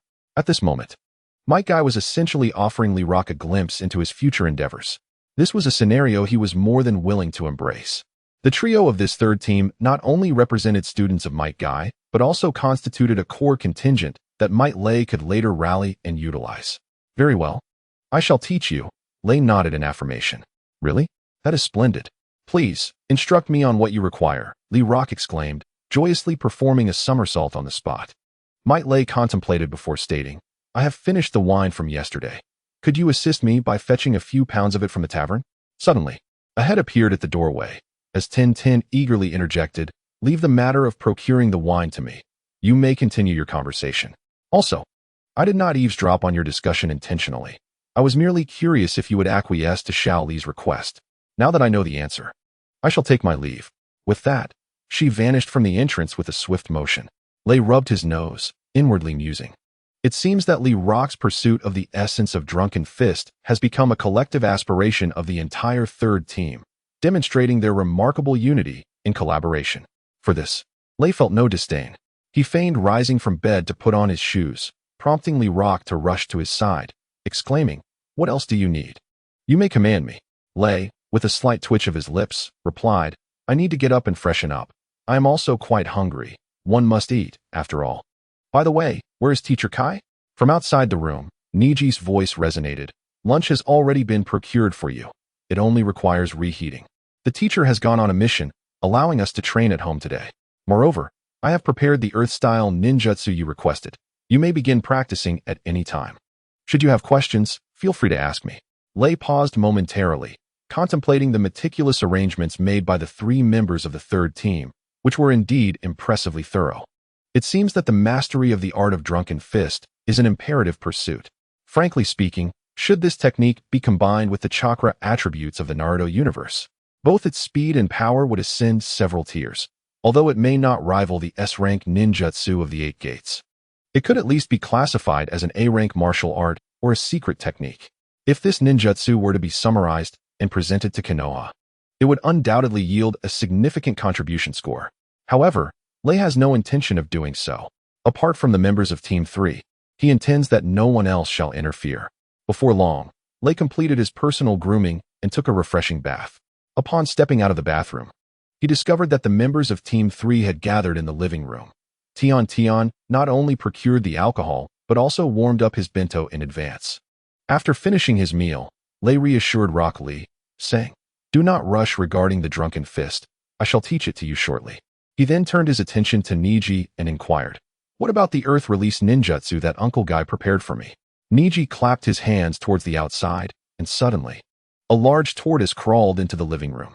This tortoise was as large as a bathtub, adorned with a massive shell covered in dark green patterns, larger than an iron pot. Remarkably, several ninjutsu scrolls were bound to its shell. It was indeed a summoning tortoise. The summoning tortoise, a type of summoned beast, possesses intelligence and, akin to ninjas, has learned to refine and utilize chakra, making it a rather exceptional entity within the Naruto realm. The three sacred lands of summoning beasts, Mayuboka Mountain, the Dragon's Cave, and Shikatsu Forest, are among the finest examples. In time, these sentient summoning beasts forged a remarkable symbiotic relationship with the elite among humans, the ninjas, to enhance their survival and development. If a ninja and a summoning beast find mutual affinity, they can sign a contract scroll, thus allowing the summoning beast to serve as a companion in battle when summoned. Among the renowned ninjas of Konoha, Kakashi's summoning beasts are a pack of dogs. The third Hokage Sarutobi Hiruzun's are monkeys, while Might Guy's summoning beast is a tortoise. The tortoise surveyed the individuals in the room and bellowed, Who is Lei? Lei raised his hand and replied, That would be me. The summoning tortoise slowly made its way to the center of the living room, shaking its body as the scrolls secured to its shell tumbled to the ground. I have been entrusted by Guy to deliver these ninjutsu scrolls to you personally. They must not be disclosed without his permission. My task is complete, and unless there is anything else, I shall take my leave. After stating this, the tortoise shook its head and vanished in an instant.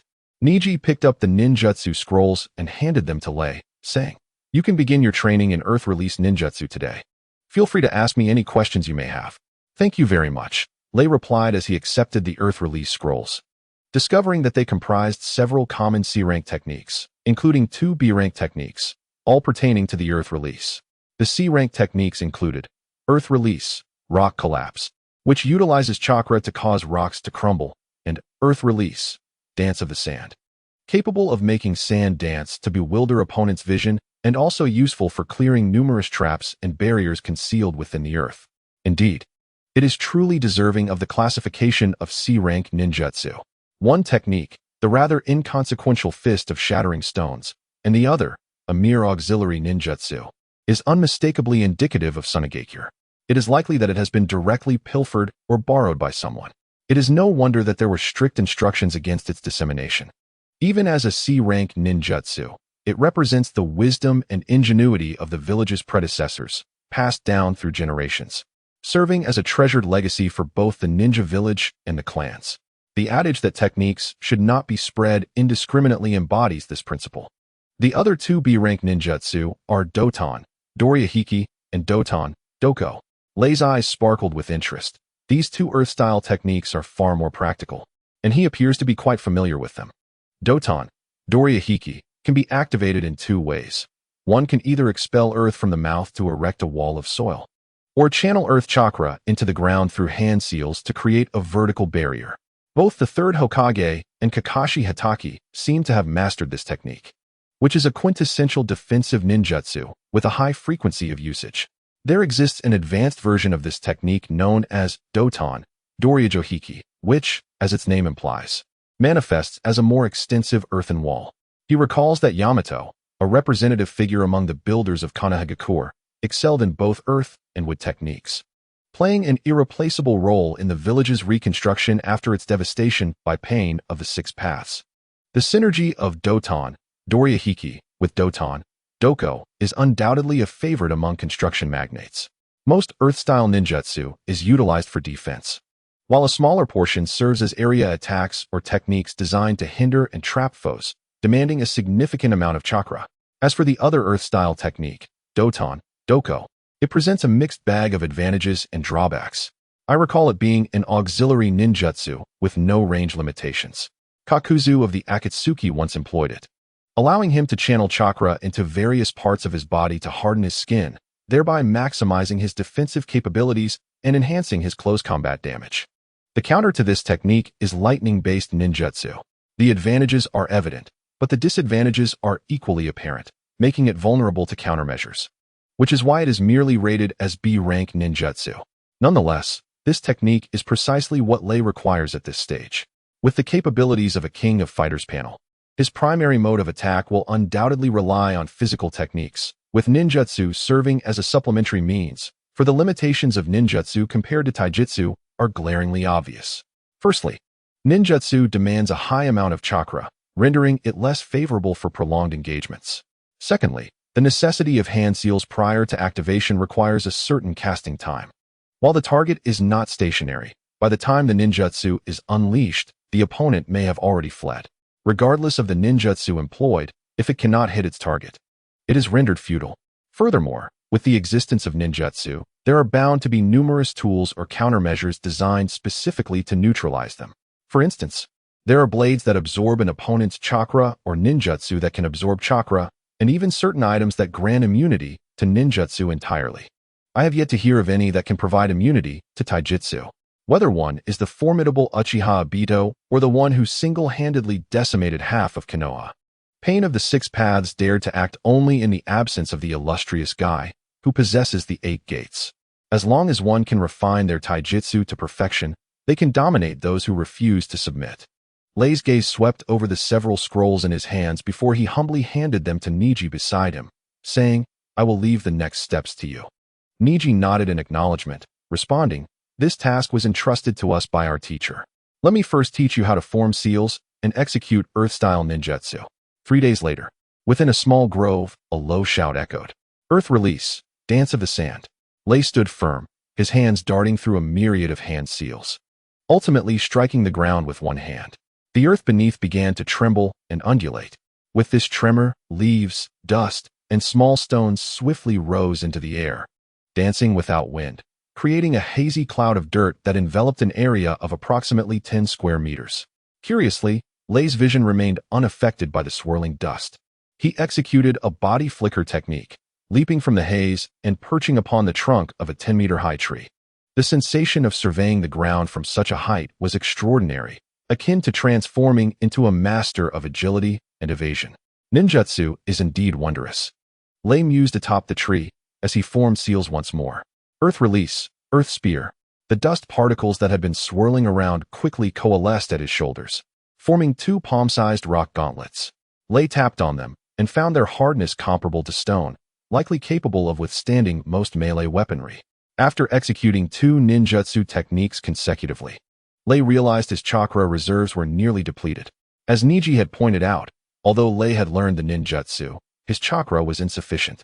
He needed to strictly manage the frequency of its use in battle.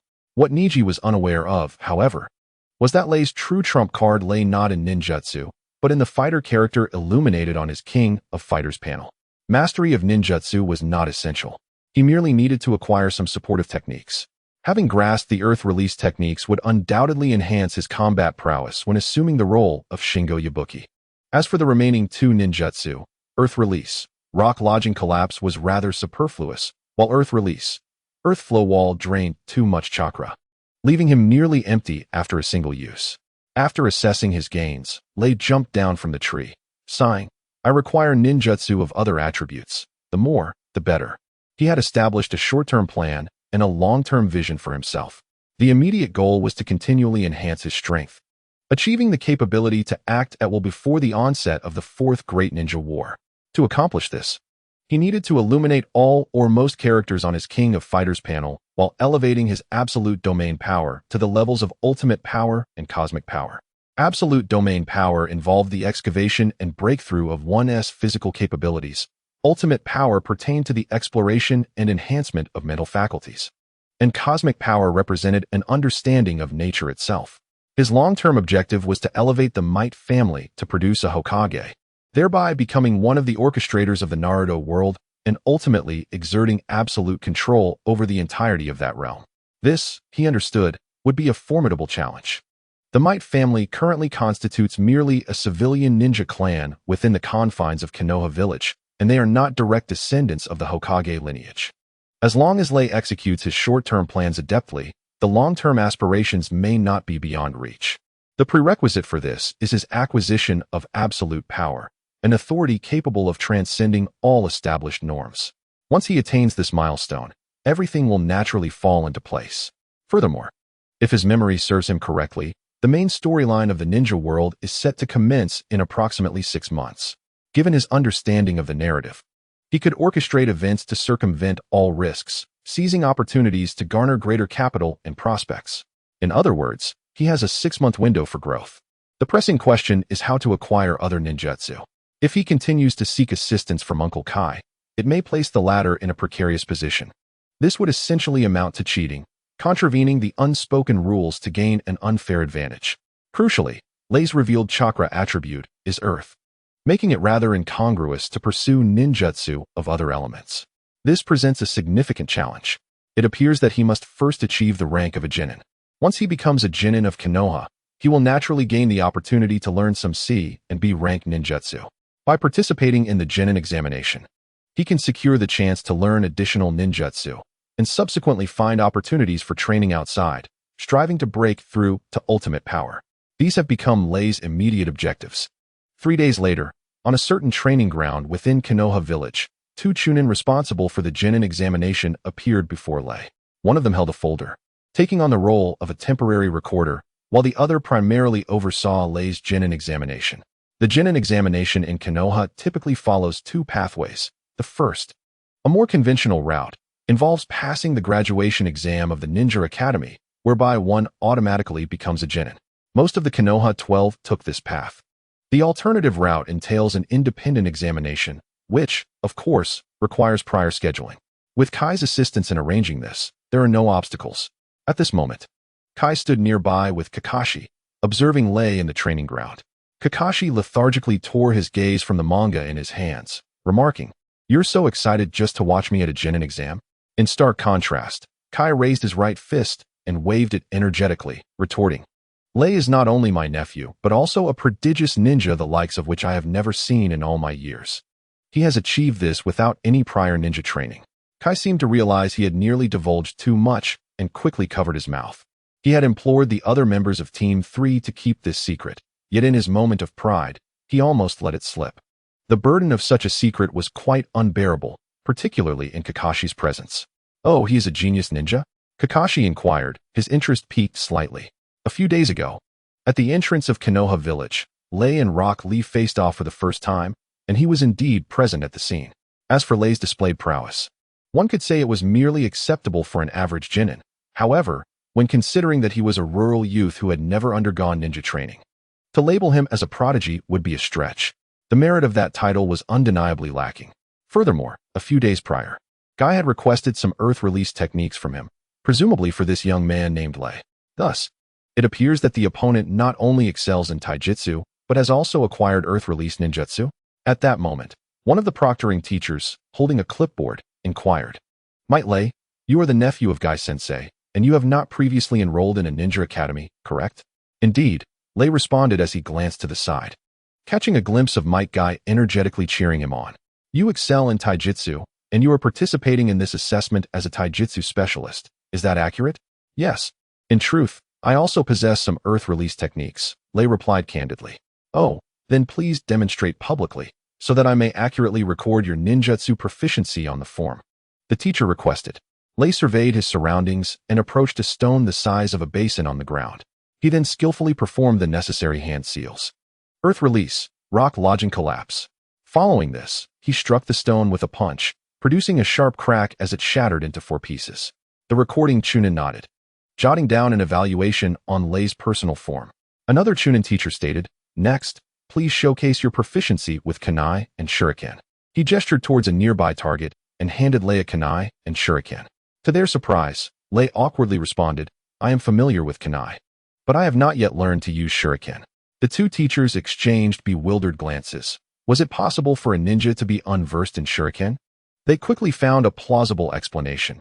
Since he was Guy's nephew and had never studied within the ninja academy system, it was understandable. "Given that you have indicated on your submitted genin exam application that you excel in taijutsu, would you be willing to demonstrate it for us? I can temporarily serve as your opponent." "Very well, I shall rely on you, teacher." After a lengthy process, they finally arrived at the pivotal segment of today's assessment. In truth, Lei held little doubt about his ability to pass the genin exam. It was simple enough, for Rock Lee, who possessed no ninjutsu or jinjutsu, had graduated from the ninja academy just the same. In some respects, he was at least a step ahead of Rock Lee, as he had some knowledge of earth release techniques. It is worth noting that prior to graduation, Rock Lee had no mastery of the 8 gates. His proficiency had come only after training under Might Guy. It was hard to quantify Rock Lee's taijutsu strength at the time of his genin exam, but it certainly could not compare to Lei's current prowess. "Lei, are you ready? I am your opponent now. Feel free to employ all your taijutsu techniques to attack me without holding back." The Chunin teacher responsible for the sparring was already prepared. He gripped a kunai in one hand, assuming a defensive stance. However, upon realizing that Lei faced him unarmed, he reconsidered and sheathed the weapon.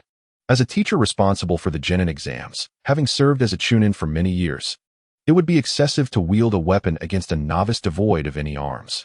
He maintained a composed demeanor, internally weighing whether to hold back and to what extent.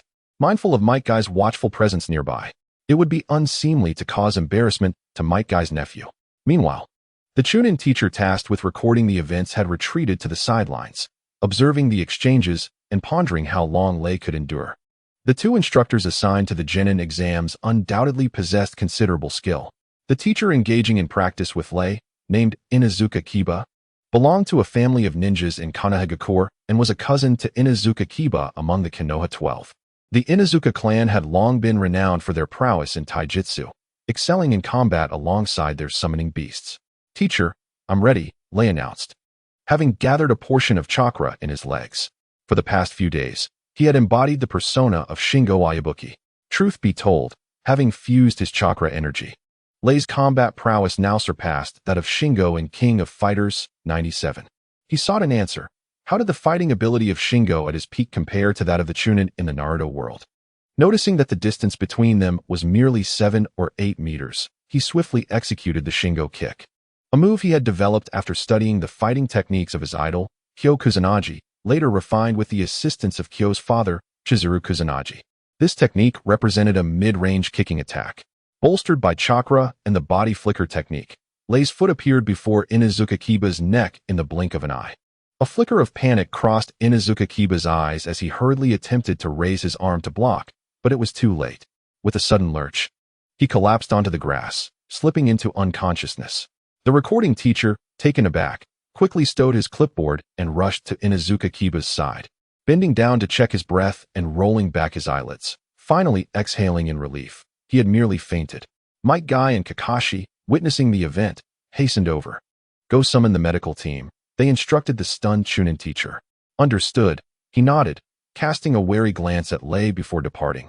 Unable to fathom why his capable comrade Inuzuka Kiba had failed to defend against that single strike. Was Might Guy's taijutsu truly that formidable? Or were the newcomers simply too exceptional? Kakashi meticulously examined the unconscious Inuzuka Kiba, paying particular attention to the injured area of his neck, while contemplating the reasons that led to such an outcome. In the earlier combat scene, both he and Might Guy observed the spectacle from a close distance. The carelessness of Inuzuka Moku and the swiftness of Lei's kick were not the primary factors. Rather, it was the vulnerability of the nape of the neck, a conspicuous weak point in the human body.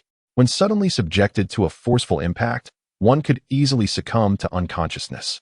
Had the strike been aimed at the sides or the front of the neck, the outcome would not merely have been a fainting spell, but rather a fatal blow. Could this be a testament to his prowess in martial arts? Kakashi cast a discreet glance at Lei. At that moment, Might Guy was reassuring the bewildered Lei, reminding him that in the midst of combat, unexpected incidents could occur, and there was no need for excessive concern. Instructor Inuzuka Moku would be fine, merely in a temporary state of unconsciousness. Might Guy himself had been quite startled by the abrupt fainting episode. In all honesty, he had not anticipated such an outcome. It was the first time he had employed the Junwu kick in a live confrontation. Did he overestimate the strength of the Chunin from Konoha, or underestimate the prowess of the King of Fighters? It was also plausible that the originally formidable King of Fighters character had surpassed its prior limits with the infusion of chakra energy and supplementary ninjutsu. Half an hour later, the results of this Chunin exam, along with Lei's report card, were delivered to the office of the third Hokage, Sarutobi Hiruzen. Accompanying the documents were Kakashi and a Chunin instructor responsible for the recording at the scene. As for the other Chunin, Inuzuka Moku, he was currently resting in a hospital within the village of Konoha. Sarutobi Hiruzen, frail and aged, held a pipe in his hand, his face lined with wrinkles reminiscent of a blooming chrysanthemum. He scrutinized the various data on the report card. Candidate, Might Lei. Identity, nephew of Might Guy from the Might clan, verified. Age, 13. Nature, taijutsu specialization under Chunin exam. The examination process was briefly summarized, but the focus lay on the recorded achievements of Might Lei. Chakra attribute, singular earth element, ninjutsu, basic earth techniques, taijutsu, proficient, exhibiting strength surpassing that of some Chunin. Jinjutsu, none. Characteristics, remarkable speed, adept at targeting human vulnerabilities, employing unconventional techniques reportedly inspired by the predatory and combative behaviors of various animals observed in the countryside. Extraordinary talent. Conclusion, despite some specialization, continued focused training is recommended. After perusing the information presented, Sarutobi Hiruzen leisurely took a puff from his pipe and inquired about the well-being of the instructor who had sustained injuries during the examination. The Chunin recorder replied, "He has been taken to the hospital. I and Kakashi-sensei checked on him at the scene. It appears to be a case of sudden fainting, nothing serious." Nodding in acknowledgement, Sarutobi Hiruzen turned to Kakashi in the room, asking, "I heard you were also present at the scene. What is your assessment of this student Lei?" Kakashi pondered for a moment before responding impartially, "A genius in taijutsu. His future accomplishments will not be inferior to those of an average jonin, not inferior to a jonin, which suggests the potential to reach the elite jonin level. This is already a considerable potential. Currently, the 5 great ninja villages categorize the strength of their ninjas into 5 tiers. The ranks of shinobi include Genin, Chunin, Special Jonin, Jonin, and Elite Jonin. Characters such as Kakashi and Might Guy are classified as Jonin, yet their combat prowess has ascended to that of elite jonin. Above the elite jonin tier lies the esteemed ranks of the Five Kage. It can be articulated that jonin represents the pinnacle of aspiration for the majority of ordinary shinobi throughout their lifetimes. Upon hearing Kakashi's assessment, Hiruzen Sarutobi managed to muster a faint smile, exclaiming, "Ah, it seems we have gained another exceptional talent in Konoha," he announced. "I hereby declare that student Lei has officially passed his Genin examination.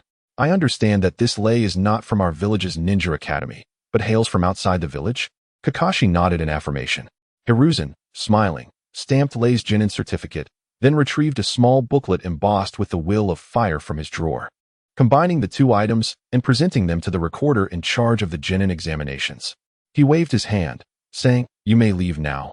Take this booklet and the Genin certificate to him." "Understood, Hokage-sama, I shall take my leave." The Will of Fire is a booklet chronicling significant events since the founding of Konoha, as well as honoring the martyrs who sacrificed their lives to protect the village. It bears similarities to a history book of Konoha. The Will of Fire also serves as a unique spiritual totem of the Hidden Leaf Village. Wherever the leaves of Konoha flutter, the fire continues to burn brightly. The flame will perpetually illuminate the village and nurture the budding new leaves. The essence is clear. The youth embody the hope of the future, and the older generation must trust and safeguard them. Furthermore, the sacrifices made by the elders will inspire more young individuals to become the pillars of tomorrow. During the graduation ceremonies of past ninja academies, Hiruzen Sarutobi would impart the significance of the Will of Fire to these future pillars, taking the opportunity to engage in what could be interpreted as a form of motivational encouragement. Sarutobi perceived that Might Lei, not being a native of Konoha nor having been raised within the ninja academy, might lack an ideological and political education, thus seizing this opportunity for guidance. While it is commendable to possess the potential to become a jonin, it is imperative that this jonin serves the interests of Konoha. Neglecting ideological education could lead to undesirable outcomes, such as becoming a traitor. For instance, Orochimaru, who clandestinely conducted forbidden human experiments in pursuit of immortality, not only failed to repent upon exposure, but also boldly turned rogue. Perhaps recalling some unpleasant past events, Hiruzen sighed as he emerged from behind his desk. Adorned in a red and white Hokage robe, he stood slightly over 1.6 meters tall, resembling an elderly farmer toiling in the fields, his frame lean and stooped. Even disregarding the wrinkles adorning his face, it was evident that he was of advanced age. In truth, Hiruzen Sarutobi was 68 years old this year, making him the longest-serving Hokage in Konoha's history. "Kakashi, since you also acknowledge Might Lei's talent, why not take him on as your apprentice?" Hiruzen suddenly proposed to Kakashi. The latter furrowed his brow and replied, "Hokage-sama, Lei is Might Guy's nephew and excels in taijutsu. I believe it would be best for Guy to instruct him." Hiruzen chuckled suddenly. "What? Do you not hold him in high regard?" Kakashi replied, "Hokage-sama, my expertise lies in lightning release techniques, whereas this young Lei excels in taijutsu. With his chakra affinity being earth, I fear I may not be able to guide him effectively." Kakashi had yet to grasp the intent behind Sarutobi Hiruzen's suggestion. Lei, being Guy's nephew, was naturally adept in taijutsu, just like Guy himself, and it was evident to any discerning observer that entrusting Lei's training to Guy was the most suitable choice. Yet, Hiruzen proposed that Kakashi take on the role of Lei's mentor. Was it possible that Sarutobi could not see the underlying rationale? With a smile, Hiruzen returned to his desk, took a puff from his pipe, and responded to Kakashi's concerns with a seemingly unrelated query. "Kakashi, how do you perceive Guy's strength in comparison to yours?" Guy practiced the 8 gates technique, and upon opening the 8th gate, the Death Gate, he could unleash his body's potential to the fullest, albeit for only a few fleeting moments. No one could be assured of surpassing Guy in such a state. Although Kakashi had implanted one of Obito's Sharingan, which made him a formidable bloodline limit ninja, he too lacked the confidence to claim superiority over Guy. Kakashi was perplexed by Hiruzen's question and could only respond honestly. "Guy has been my lifelong rival, and indeed, he is also my comrade." Hiruzen continued, "Do you believe that this Lei possesses the potential to develop to the level of Guy in the future?" After a moment of contemplation, Kakashi replied, "There is a certain possibility." Hiruzen, tapping his pipe against the desk with a mix of frustration and determination, stated, "I have appointed you as Lei's teacher. In the near future, you will have 2 exceptionally powerful jonin partners. Do you not comprehend the purpose behind my arrangement?" Kakashi paused, realizing that he had not considered this aspect at all. Both Guy and Lei were ninjas of Konoha. Were they not his comrades now? It could be said that Kakashi's political awareness was insufficient, preventing him from contemplating matters from a political standpoint. Hiruzen held high hopes for Kakashi, intending to cultivate him as a potential successor for the Hokage. Kakashi's teacher was the fourth Hokage, Minato, whose mentor was one of the legendary three, Jiraiya. And Jiraiya's teacher was none other than Sarutobi, Hiruzen himself. In a sense, Kakashi was a direct descendant of the Hokage lineage. This was why Hiruzen occasionally provided him with guidance. Despite understanding this, Kakashi remained reluctant to accept Hiruzen's well-meaning arrangement. He slightly bowed and said, "Hokage-sama, I still believe it would be better for Lei to train alongside Guy. It would be more beneficial for his future." Sighing once more, Hiruzen's expression returned to its usual seriousness as he issued a direct command. "Kakashi, go and convey a message to Might Guy. After careful consideration from various perspectives, I have decided to assign the genin Might Lei to him for training. He is permitted to impart the ultimate secret of taijutsu, the 8 Gates technique, to Lei." Kakashi bowed slightly and declared, "Understood, I shall ensure the message is delivered." Meanwhile, in the small courtyard of Might Guy's home, a festive atmosphere prevailed, celebrating Might Lei's successful promotion to genin. The celebration involved indulging in fried chicken, with Guy graciously footing the bill. After the festivities concluded, Guy beckoned to Lei, saying, "Lei, come here. I have something to discuss with you." In the room, Might Guy, brimming with anticipation, inquired, "Lei, the Hokage has acknowledged your prowess in taijutsu and has consented to my passing on the 8 Gates technique to you. Are you willing to learn?" Lei paused momentarily, disregarding Guy's eager gaze, and his instinctive response was to refuse. Who would wish to learn a technique that would incinerate oneself for the sake of others? While the 8 Gates technique is undeniably formidable, the reality remains that upon opening the 8 Gates, irrespective of whether the opponent survives, one's own demise is assured. This technique, with a 100 fatality rate, was something Lei would never entertain learning. However, he had no qualms about those close to him mastering the 8 Gates, such as Guy and Rock Lee. Human nature is inherently selfish. Once one undertakes the 8 Gates, if one fails to unlock the 8th gate, all is well. However, should one succeed in opening the 8th gate, in the face of formidable foes and peril, circumstances would inexorably compel one to open the 8th gate, leading to mutual destruction. Once the 8th gate is opened, it signifies that one's remaining lifespan is reduced to mere minutes. Furthermore, the arduous journey of mastering the 8 Gates is akin to a torturous pilgrimage. If there were any alternative, who would wish for their descendants to endure such trials? Just as Lei was about to reject the offer, he suddenly recalled that Kakashi had also dabbled in the 8 Gates technique, albeit mastering only the 1st and 2nd. Oh, yes, I could follow Kakashi's example, potentially mastering the 5th or 6th gate, and that would suffice. I need not open the 8th gate. Who would then coerce me into a fatal endeavor?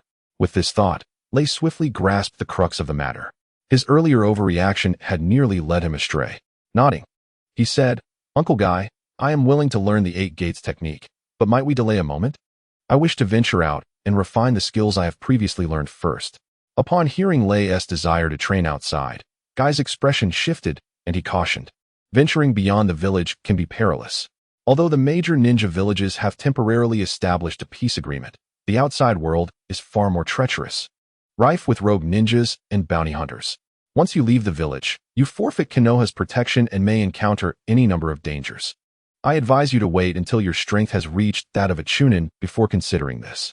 Lei remained resolute. "Uncle Guy, my mind is made up. A flower nurtured in a greenhouse cannot grow into a sturdy pillar.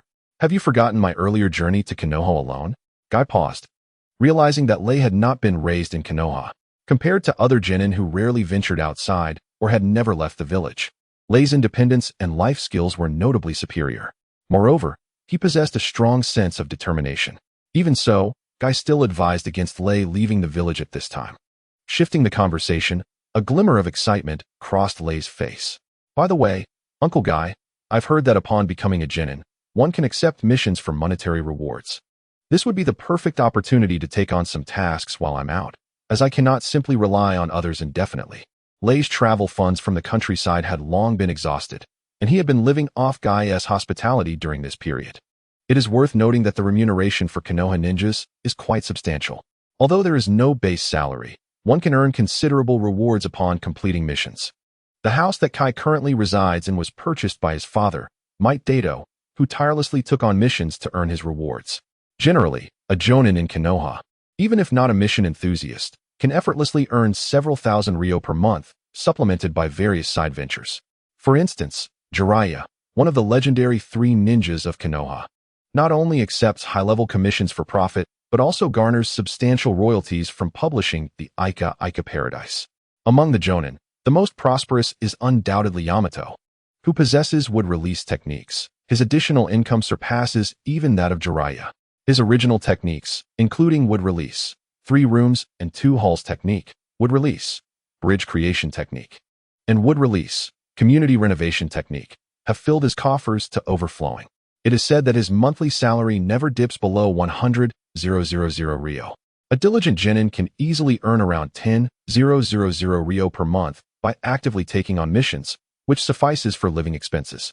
Unable to deter Ray, Kai reluctantly nodded in agreement, while advising him, "Before you leave the village, I will first take you to familiarize yourself with the mission hall's procedures, to prevent you from suffering due to inexperience." Their conversation concluded as they exited the room. In the lobby on the first floor, members of Team 3 were gathered around the genin equipment distributed by the village, pointing and discussing animatedly. On the dining table lay a set of 7 pieces of equipment for Konoha's genin, which included a scroll pouch, a shuriken pouch, a kunai pouch, a pair of wooden sandals, a waist pouch, and leg straps for shoelaces.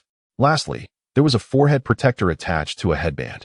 As for a uniform vest, that would only be issued upon becoming a chunin. Among the 7 pieces, the forehead protector is considered one of the most vital pieces of equipment. It serves as a special identification for Konoha's genin, akin to a diploma for elite combat personnel. Only with this item can one undertake missions for remuneration. Additionally, it acts as a symbol of identity among the various ninja villages. "Wow, Ray, why do you have one more piece of equipment than I did when I received mine?" Ten exclaimed excitedly. After spending some time together, the members of Team 3 had grown familiar with Ray. Ray chuckled, "What piece are you missing?" "This one." Ten pointed to the pair of sandals among the 7 pieces. As a member of a ninja family in Konoha, Ten certainly would not lack a pair of shoes. In fact, the ones she owns are of superior quality and more fashionable than the issued ones. Her exuberance might have been an attempt to capture Ray's attention. Ray shrugged and said, "If you think my sandals are nice, I'll give them to you." "Really?" Ten's face lit up with joy, but alas, her acting skills were lacking and overly dramatic, making it easy for Ray to see through her pretense. Kai, clapping his hands beside them, interjected, "All right, enough of the antics. Ray is going out on a mission alone to gain experience. Let us accompany him to the mission hall." As soon as Kai's words fell, both Niji and Rock Lee exhibited expressions of surprise. Typically, even genin going out for missions or training are accompanied by a jonin instructor, both to impart wisdom and to provide protection, as each genin represents the future of the village and is a precious resource. Until they mature, they remain under the village's safeguard. Rock Lee, clenching his fists with eagerness, exclaimed, "Teacher Kai, are we also going out to execute missions?" Kai cleared his throat and remarked, "For the time being, we shall refrain from venturing out, but inevitably we will need to embark on a journey soon. This time, Lei will be undertaking the mission alone." Ningxi, with a grave expression, inquired, "Is there a possibility of encountering danger?" Lei flashed a thumbs up at the group, assuring them, "If I were to face any peril, I would evade it in advance, and I will not stray beyond the borders of the land of fire, so rest assured." Half an hour later, Lei donned the shinobi gear issued by the village, instantly exuding an air of maturity and competence. He was a year older than Ningxi and the others from Class 3, and his more robust physique had him standing nearly 1.7 meters tall, comparable to most adults. If not for a hint of youthful innocence on his face, he could easily be mistaken for a grown-up. The 5 of them made their way to the task hall within the village. Kai led Lei to the counter for identity registration and verification, after which they began to peruse the tasks available for acceptance and their corresponding rewards. In truth, the tasks that a lower-ranked shinobi could undertake alone were quite limited, either C-rank or D-rank tasks. C-rank tasks indicated a certain risk of injury, with rewards ranging from 300,000 to 1,000,000 ryo. 1 ryo is approximately equivalent to 10 yen, This is to enhance immersion. As the currency in the Naruto world is issued by the major nations and is measured in Ryo, not yen, it was nearly impossible for a newly appointed lower-ranked shinobi to accept a C-rank commission unless they teamed up with others. D-rank tasks typically referred to low-risk assignments devoid of combat-related injuries, which lower-ranked shinobi could undertake independently, albeit with significantly reduced rewards. The compensation for a D-rank task generally ranged from 50,000 to 500,000 Ryo. Even the minimum reward of 50,000 Ryo was enough to elicit envy from the non-shinobi members of Konoha for quite some time. Most D-rank tasks were related to the daily lives of the villagers, such as locating lost cats or dogs, moving houses, or repairing rooftops. While the group was browsing the catalog of available D-rank tasks, a sudden uproar erupted at the entrance of the task hall. A robust and opulent middle-aged woman appeared at the doorway, flanked by a number of leaf shinobi, predominantly lower-ranked ones. The excitement was palpable among these shinobi as they eagerly jostled to get closer to the noble woman. "Madam Shirjime, has your elderly cat gone missing again? You can hire me directly to assist in its search. I guarantee a swift and economical service, and I can have it returned to you in less than 3 hours. Madam Shirjime, choose me. I can find your lost cats and dogs in just 1 hour." The members of Class 3, witnessing this for the first time, were left in stunned silence. Meanwhile, Kai's face bore a hint of embarrassment. This Madam Shirjime was not only extravagant in her spending, but also never haggled over prices. The commission tasks she offered were straightforward, primarily involving the retrieval of her lost feline. That particular cat, no, it should be referred to as an elderly cat, had been the subject of many searches by Might Guy, Kai's father, thus forming a long-standing acquaintance. As Madame Shirjime passed by Might Kai, she indeed recognized him. "Isn't this the ninja from the Might family? Your household has frequently assisted me in locating my cat, and I fondly remember your exemplary service. Thus, I believe it would be prudent to entrust this current task directly to you." The corners of Meitei Kai's mouth twitched, as though he had been confronted with the family's concealed history, yet he found himself unable to react. He could only bow slightly and say, "Madam, I am now a jonin and cannot accept such a D-rank task. I hope you will understand." Madame Shirjime shook her head regretfully, indicating her acceptance of his refusal. She then proceeded straight to the task commission desk, dramatically producing a stack of currency, which she placed upon the table. "I wish to issue a task. My cat has gone missing again." The scene unfolding in the mission hall struck Lei as both novel and somewhat exhilarating. A ninja, after all, is merely a sophisticated tool in the eyes of the wealthy and powerful, and this is especially true for a lowly genin. The woman before him, Madame Shirjime, undoubtedly belonged to the affluent class. In the land of fire, the status and authority of the daimyo far surpassed that of the Hokage. The daimyo is akin to the prime minister of the land of fire, while the hidden leaf village is merely a military institution within its domain. The Hokage serves as the commander of this military establishment. Madame Shijime's true identity is that of the wife of a certain feudal lord. As for what a feudal lord is, one might understand it as akin to a nation's highest congressional member today. After Madame Shirjime completed her task announcement, the waiting genin in the hall surged forward, eager to compete for the task. Tion's eyes sparkled with excitement. Her avaricious tendencies awakened. She fervently nudged Lee Rock, exclaiming, "The reward for finding a cat is 5,000 Ryo. Why shouldn't we take on this task?" Lee Rock's eyes also gleamed with the prospect of profit, a rush of entrepreneurial zeal swelling within him.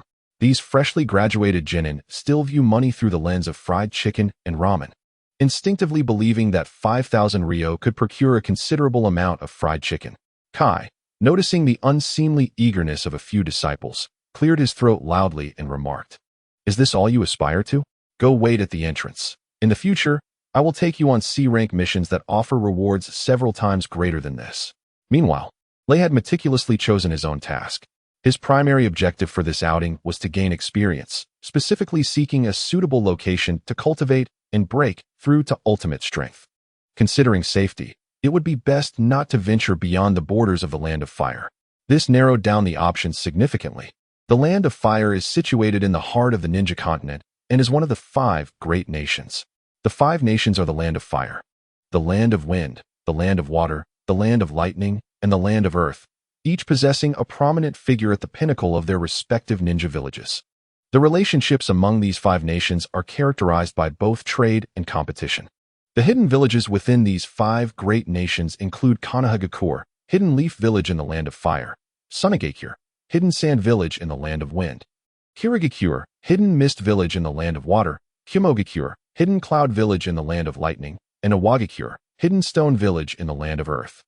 Among these 5 hidden villages, Konoha, Kumogakure, and Awagakure stand out as relatively powerful, ranking among the top 3 of the 5. The village of Sunagakure, situated in the land of wind, predominantly encompasses a vast expanse of desert, characterized by minimal annual rainfall. The populace primarily constructs their settlements around the oases within the arid terrain, enduring a harsh environment while grappling with an abundance of inhabitants, most of whom live in poverty. Consequently, the financial aid received annually from the feudal lord of the land of wind is scant, resulting in a naturally weakened position for Sunagakure. Among the 5 great hidden villages, Kirigakure resides in the land of water, an island nation isolated from the mainland, its financial capabilities severely constrained. Subsequently, the clandestine antagonist, Uchiha Obito, manipulated the 4th Mizukage, Yagura, through the Sharingan to enforce a policy of blood mist within the village, citing the limited resources of the land of water as justification for not accommodating an excessive number of shinobi. This led to a brutal environment where ninja were pitted against one another, fostering a policy of survival of the fittest among elite shinobi. In this tumultuous atmosphere, ninja clans possessing Kekkei Genkai sought to preserve their existence through defection, coup d'état, or collaboration with enemies. Thus, an aura of cruelty enveloped Kirigakure, contributing to the emergence of rogue ninjas. Notable figures such as Haku, endowed with the rare ice release Kekkei Genkai; Kagaya Kimimaro, bearer of the formidable Shikatsumiyaku; and the formidable Kisame Hashigaki, renowned for his water jutsu prowess, all hail from Kirigakure. After enduring relentless diminishment over the years, Kirigakure now ranks lowest among the 5 great shinobi villages. In summary, the strength of the 5 great hidden villages can be categorized into 3 tiers. The first tier includes Konoha, land of fire.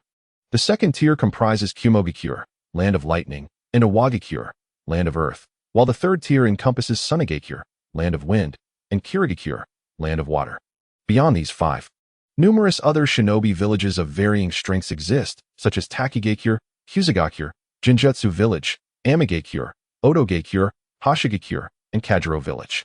Each of these villages is governed by a smaller nation or local faction. Among them, Jinjutsu Village excels in illusionary techniques, while Amigakure, founded by the renowned ninja Hanzo the Salamander, specializes in assassination and was later overtaken by Pain, serving as the base for the Akatsuki organization. Otogakure was established by the rogue S-rank ninja Orochimaru from Konoha, and although it boasts a limited number of ninja, those present possess capabilities that can rival 100 opponents. Takigakure, the most enigmatic, is located in the land of waterfalls, serving as the birthplace of the Jinchuriki Fu, surrounded by colossal waterfalls that deter intrusion. If one were to speculate on which village could be deemed the 6th among the 5 great hidden villages, Takigakure holds the greatest promise, closely followed by Amigakure. These 2 villages represent the most formidable entities beneath the 5 great hidden villages. Should the 5 great villages expand to 7, Amigakure and Takigakure would undoubtedly be included. Ray spent considerable time sifting through numerous D-rank mission requests, ultimately selecting one that involved delivering a message to Takigakure. The impetus for this choice lay in the presence of a training ground that he sought, specifically the waterfall. In the realm of the King of Fighters, Ryo Sakazaki ultimately chose to awaken his power, absolute area, by harnessing the pressure and suffocation of the underwater environment. In contrast, Ray's objective during this endeavor is to awaken a higher tier of strength, known as ultimate power, necessitating a particularly challenging training location. The power of the absolute domain is a rigorous honing of the body, unlocking the genetic potential within. In contrast, the ultimate power represents a mental refinement aimed at transcending the limits of strength. Lei, in his quest to enhance his absolute domain power, took a shortcut by directly activating his chakra, elevating his absolute domain strength to a formidable 100. However, this will inevitably present obstacles in both physical and mental realms when he attempts to break through to ultimate power. Training beneath the Great Waterfall allows one to harness the impact of the cascading water to strengthen the physique, while simultaneously cultivating tranquility amid the tumult to fortify the spirit. Beyond the training environment, the geographical remoteness and perilous nature of Takigakure, the village hidden in the waterfall, serve as additional factors. It is encircled by 4 great nations, surrounded by treacherous swamps and dense forests that easily lead wanderers astray, making access to the village exceedingly difficult for ordinary individuals. Moreover, the village possesses the legendary hero water, a potent elixir that amplifies one's chakra manifold, effectively bestowing extraordinary strength.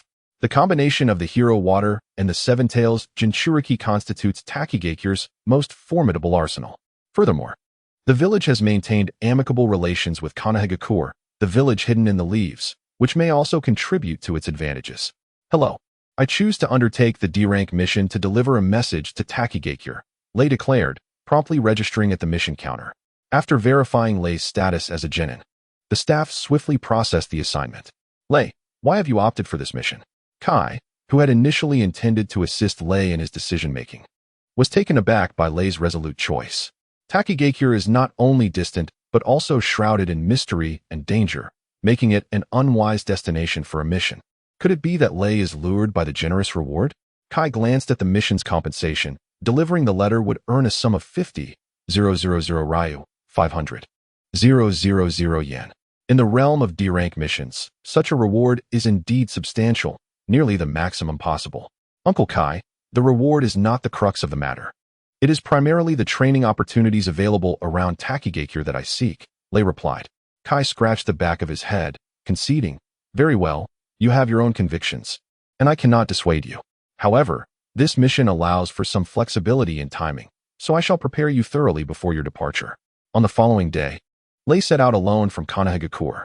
At the village entrance, Kai bid farewell alongside Team 3, Niji, Rock Lee, and Tenten. With a carefree wave, Lei shouldered his backpack. Watching as he gradually disappeared from view, Kai, filled with a sense of nostalgia, remarked, the fledgling of the Mado clan is finally ready to take flight. In preparation for this expedition, Kai had equipped Lei with numerous provisions. Within the backpack, Lei found a substantial sum of money. Several packs of soldier pills, essential sustenance for long journeys, along with a considerable number of explosive tags. Soldier pills, akin to compact energy bars, are typically distributed by the major ninja villages during wartime, though one must purchase them during peacetime. Additionally, Lei's scroll pouch contained a special sealing scroll capable of summoning Kai's spirit beast, the tortoise, which could lend support in critical moments. The tortoise, known as Ao, whom Lei had encountered previously, served not only as a combat assistant, but also as a messenger. Lei promised Kai to summon Ao every 3 days, allowing the creature to be informed of Lei's training progress and safety. Subsequently, Kai would use summoning techniques to call Ao back, thus acting as an intermediary between the two. This arrangement enabled Kai to remain updated on Lei's circumstances. Before departing the village, Kai took Lei to visit Inuzuka Muki at the Konoha hospital, the very shinobi whom Lei had injured during the Chunin exams. There, they encountered Inuzuka Hana and Inuzuka Kiba, siblings visiting Muki. Kiba, one of the future legendary Konoha 12, was currently studying alongside Naruto at the Ninja Academy, while Hana, his elder sister, worked as a veterinarian at the village's animal hospital. The two siblings, being cousins to Muki, naturally held a rather unfavorable impression of Lei due to the incident. Finally liberated, Lei reveled in the fresh air outside the village, breathing in the freedom. He gathered chakra in his legs and sprinted forward at a speed of 80 miles per hour. Although Kai assisted him with various matters while in the village, Lei bore the soul of an adult, compelling him to maintain a low profile. His training system diverged from that of the Konoha ninjas, and once he reinforced his weaknesses, remaining in the village would seem inappropriate. After passing the Genin exam, Lei finally acquired the coveted elemental jutsu from the village library. Though they were merely the most rudimentary forms, it mattered little, as his aim was to illuminate all 5 characters available for play on his King of Fighters panel. Consequently, it became evident that Lei's continued presence in the village held little significance. Moreover, during his time in the library, he obtained several fundamental ninjutsu, including the clone technique, substitution technique, transformation technique, and escape technique, among others. These E-rank jutsu were such that any graduate from the Ninja Academy could master them. The substitution technique, which involved using wood or other objects to absorb attacks, could be life-saving when executed at the right moment, emphasizing the importance of timing and stealth in deceiving opponents. The clone technique, on the other hand, created afterimages using chakra, devoid of any offensive capability, serving merely to confuse or distract adversaries. These were merely introductory ninjutsu, with the clone technique advancing into various elemental versions, such as water clone and earth clone. Further progression led to the shadow clone technique, a B-rank ninjutsu developed by the second Hokage, Senju Tobirama, and widely recognized in the ninja world. This technique involved creating tangible clones using chakra, which shared the original's chakra equally, possessed independent awareness, and could withstand attacks. Upon dispelling, the clones would transfer their memories and experiences back to the original, distinguishing them from ordinary clones that lacked physicality and offensive capability. Should one continue to advance, there exists the esteemed technique known as the multi-shadow clone jutsu, an A-rank ninjutsu developed by the second Hokage, Senju Tobirama. This technique utilizes an immense chakra reserve to generate a multitude of shadow clones, allowing the user to create thousands of clones simultaneously. Aware that individuals lacking substantial chakra might harm themselves while employing this technique, Tobirama classified it as a forbidden art and recorded it in the Book of Seals. This forbidden jutsu was later clandestinely acquired and successfully mastered by Naruto, who could not graduate from the Ninja Academy, ultimately becoming one of his signature skills in later stages. In essence, the distinction between the shadow clone jutsu and the multi-shadow clone jutsu lies in the former's limited number of clones, contingent upon the user's chakra capacity, while the latter allows for an infinite number of clones.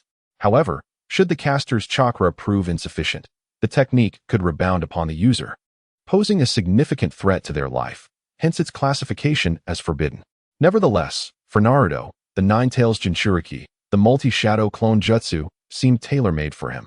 One could envision the ability to instantly summon countless clones, each possessing physical form, independent consciousness, and the capacity to withstand blows, all charging forth to overwhelm an opponent. Even if faced with thousands of adversaries, it would certainly be a formidable challenge for any foe. Should this technique be applied elsewhere, its utility would be boundless. This forbidden jutsu also stirred a profound envy within Lei, albeit the timing was not yet ripe. As he journeyed forward, Lei meticulously organized his plans in his mind, while simultaneously practicing various minor ninjutsu techniques, such as the substitution and clone techniques, through hand seals. Time passed swiftly. 5 days later, Lei found himself over 600 kilometers from Konohagakure, on the very edge of the village. The Takigakure village lay to the north of Konohagakure, each village representing a nation in its own right. Perched atop a tree, Lei gazed into the distance, holding a map of the ninja world in his hands. The landscape before him had transformed dramatically. Konohagakure was situated in the heart of the Land of Fire, characterized predominantly by fertile plains. However, as he approached the border, the terrain grew increasingly steep, with valleys, rivers, and grayish rocks becoming the prevailing features, along with the conspicuous marshlands. Fortunately, it was autumn, and the mosquito population was not overwhelming. Otherwise, spending a night in such an environment, devoid of ferocious beasts or highway robbers, would still be a considerable challenge due to the harsh natural conditions. Having traversed the distance, Lei's body bore the marks of travel, replete with dust and fatigue. After observing the terrain for a while, he found himself at a loss. He then retrieved the sealing scroll entrusted to him by Kai and summoned Kai's summoning beast, Ao. Although Ao appeared clumsy and endearingly foolish, he was over 100 years old, considered young among the Tortoise clan, yet for Kai and Lei, he was undeniably of advanced age. With longevity comes wisdom. Leaping down from the tree, Lei bit his finger, swiftly forming hand seals, and pressed down on the unrolled sealing scroll. With a soft pop, a slight spatial fluctuation occurred, and the large, unwieldy form of Ao materialized upon the ground. Ao first stretched his neck, casting a vigilant glance around, and then directed his gaze towards Lei, asking in a deep, resonant voice, "Young Lei, it seems 3 days haven't yet passed. What is the purpose of summoning me out this time?" Ao's bleary eyes reflected a hint of irritation. Lei replied politely, "Grandfather Ao, I am currently near the border of the Land of Fire. Could you please discern how far we are from Takigakure?" Upon hearing the name of Takigakure, Ao appeared momentarily dazed, tilting his head in contemplation before murmuring, "Takigakure? I believe I visited there long ago. I recall the village is perched atop a sheer cliff. enveloped by cascading waterfalls, with valleys and marshlands below. Please wait. I shall ascend to a higher vantage point.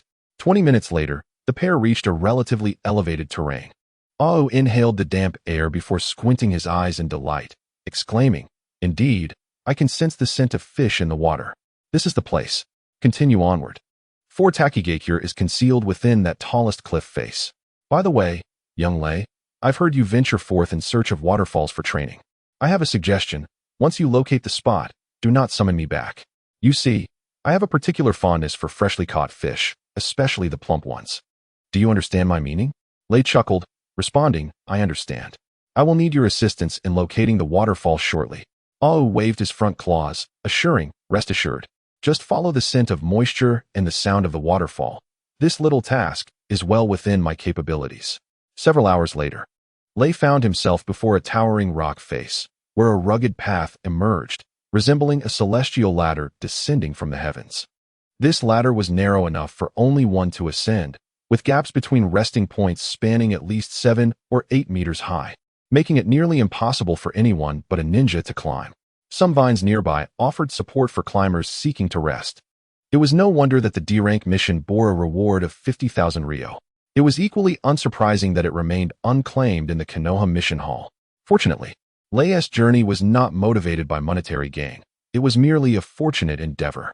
Having reached the foot of Takigakure, he felt compelled to ascend and take a closer look. Strangely, after climbing several dozen meters, he had yet to encounter any ninja from Takigakure. Did their village lack guards for perimeter defense and gatekeeping? At that moment, Lei found himself perched on a protruding rock platform of about 5 to 6 square meters, suspended in midair, surrounded by the thunderous roar of waterfalls and enveloped in a mist of water vapor.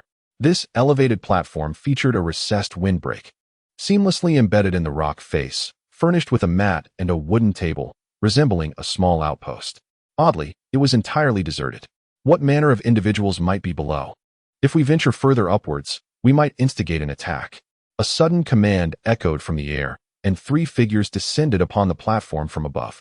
Among them, one individual is a female ninja, clad in attire that is rather revealing, resembling summer wear. The most captivating aspect is the pair of translucent wings that extend from her back, gracefully hovering in the air like a butterfly. The other 2 are male ninjas, both donning uniforms distinct from those of the Hidden Leaf Village, adorned with the unique forehead protectors of the Hidden Waterfall Village. One stands atop a clearly summoned avian creature, while the other is perched upon a large, nearly 3-meter-long gray-black eagle with its wings outstretched. With a discerning glance, I swiftly deduced the identities of these 3 figures.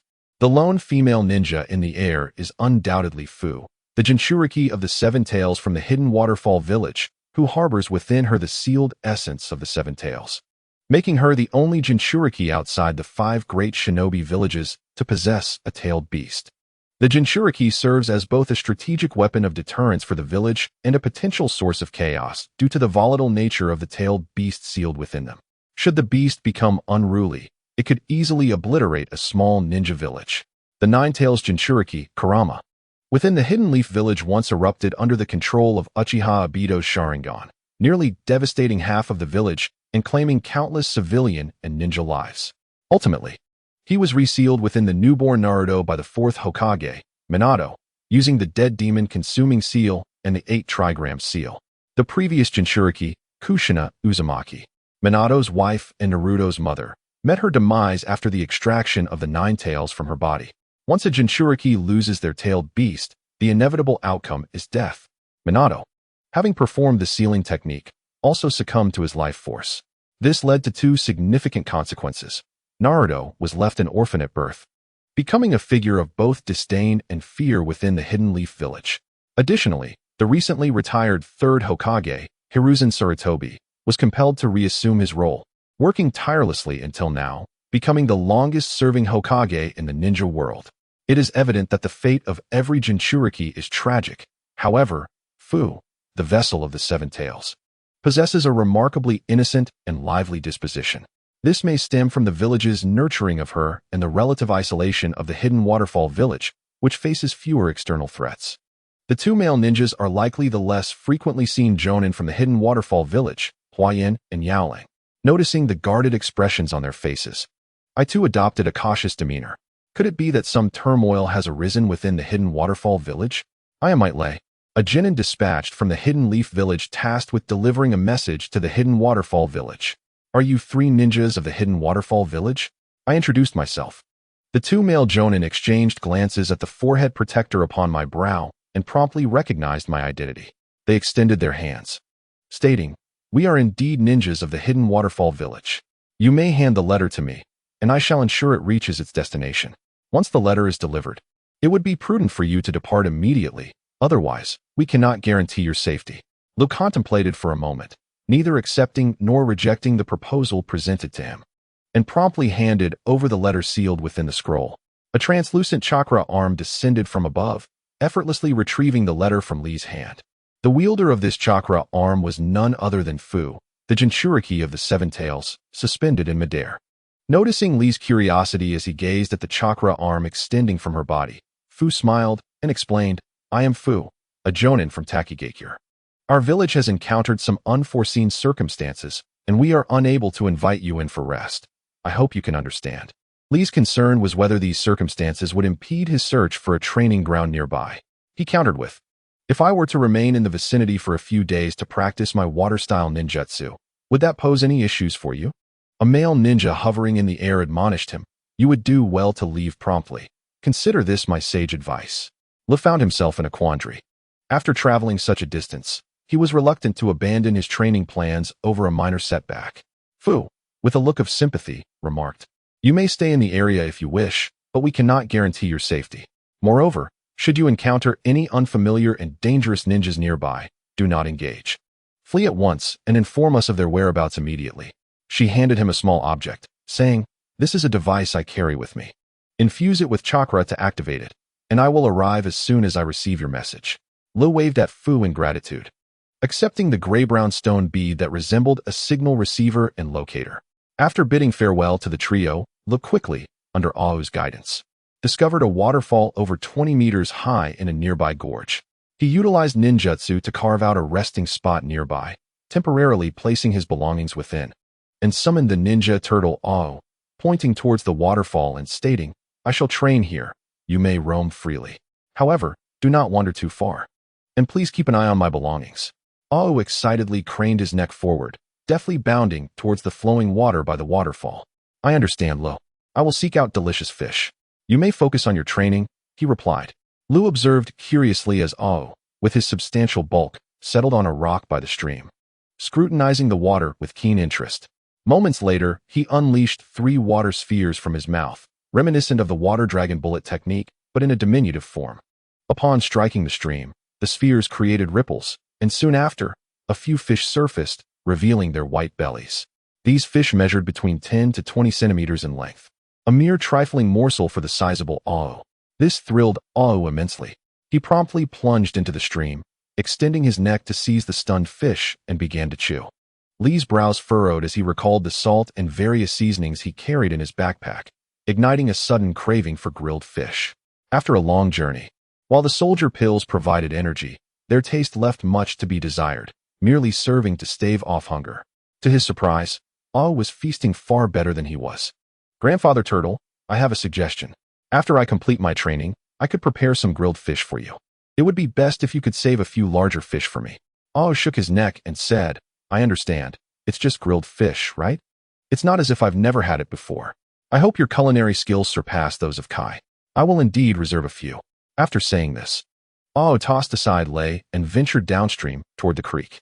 Once Ao departed, Lei's gaze fell upon a waterfall not far away. At the base of the waterfall lay a pool, its surface littered with remnants of wood and branches swept down from upstream. The water in the pool was not particularly clear. Rather, it churned with white, murky bubbles. Earth release. Earth flow rampart. Lei formed hand seals and pressed the ground beside the pool, causing a raised earthen wall to emerge, infused with his chakra, as sturdy as a solidified cement wall. He shed his shirt and leaped onto the earthen wall, standing in the center of the waterfall. Pain. He could barely endure for a minute before jumping out. The water cascaded down from a height of over 20 meters and combined with the waterfall's natural force. The frigid temperature during the autumn and winter months felt like daggers piercing his smooth skin. As Lei attempted to sit cross-legged beneath the waterfall, it felt as though an invisible weight bore down upon him, striving to compress his spine. The cold water and the impact of the waterfall were not the only challenges. The thunderous roar of the water enveloped him, isolating him from nature itself. Even a mere minute felt like an eternity. A profound sense of spiritual solitude surrounded him.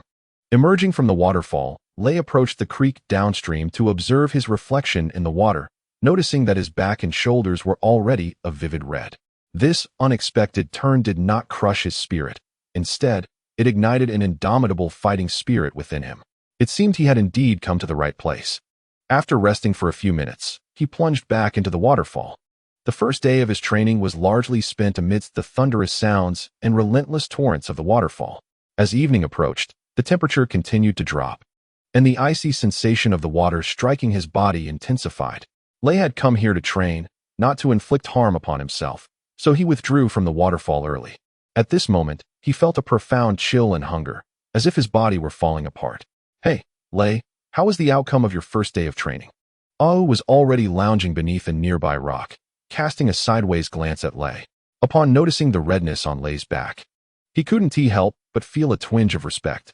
Might Guy had trained hard since childhood, and like Kai, it seemed that all members of the Might family were masochists. Lei noticed several relatively fresh dead fish and some dry, decayed wood scattered on the nearby gravel, as well as a hollowed-out cave among the rocks. Understanding that Ao had prepared all of this for him during his training, a warmth filled his heart. He dug up the luggage he had previously buried and immediately took out a military ration pill, popping it into his mouth. "Thank you, old turtle." "AUW, that Sundara declared, "I am not preparing this for you. I merely have a pure desire to savor grilled fish. You should take a break and hurry to grill the fish." That night, after indulging in the grilled fish, Lei sat in meditation beside the bonfire to cultivate his skills. When he resumed channeling his chakra, he was pleasantly surprised to discover a notable increase in the speed of its circulation within his body. With a thought, the previous translucent panel reappeared. Host, Might Lei age, 12 current ultimate power awakening level, 1 current playable King of Fighters characters, Iori Yagami, King, Takuma Sakazaki, Yuri Sakazaki, Andy Bogard. Note, as physical capabilities and mastery of power techniques improve, the range of playable King of Fighters characters will expand. Lei felt a surge of joy as the awakening level on the panel transformed from Absolute Domain at 100 to Ultimate Power at 1. This signified that the path he had chosen for his cultivation was indeed correct. He then switched his playable character from Iori Yagami to King, and upon channeling chakra again, he noticed an additional acceleration in its flow. Could it be that cultivation is also influenced by the environment and the interrelations of the 5 elements? The area was rich in moisture, and water is naturally antagonistic to earth. However, there is no such dichotomy between wind and water elements, thus neither aiding nor hindering progress.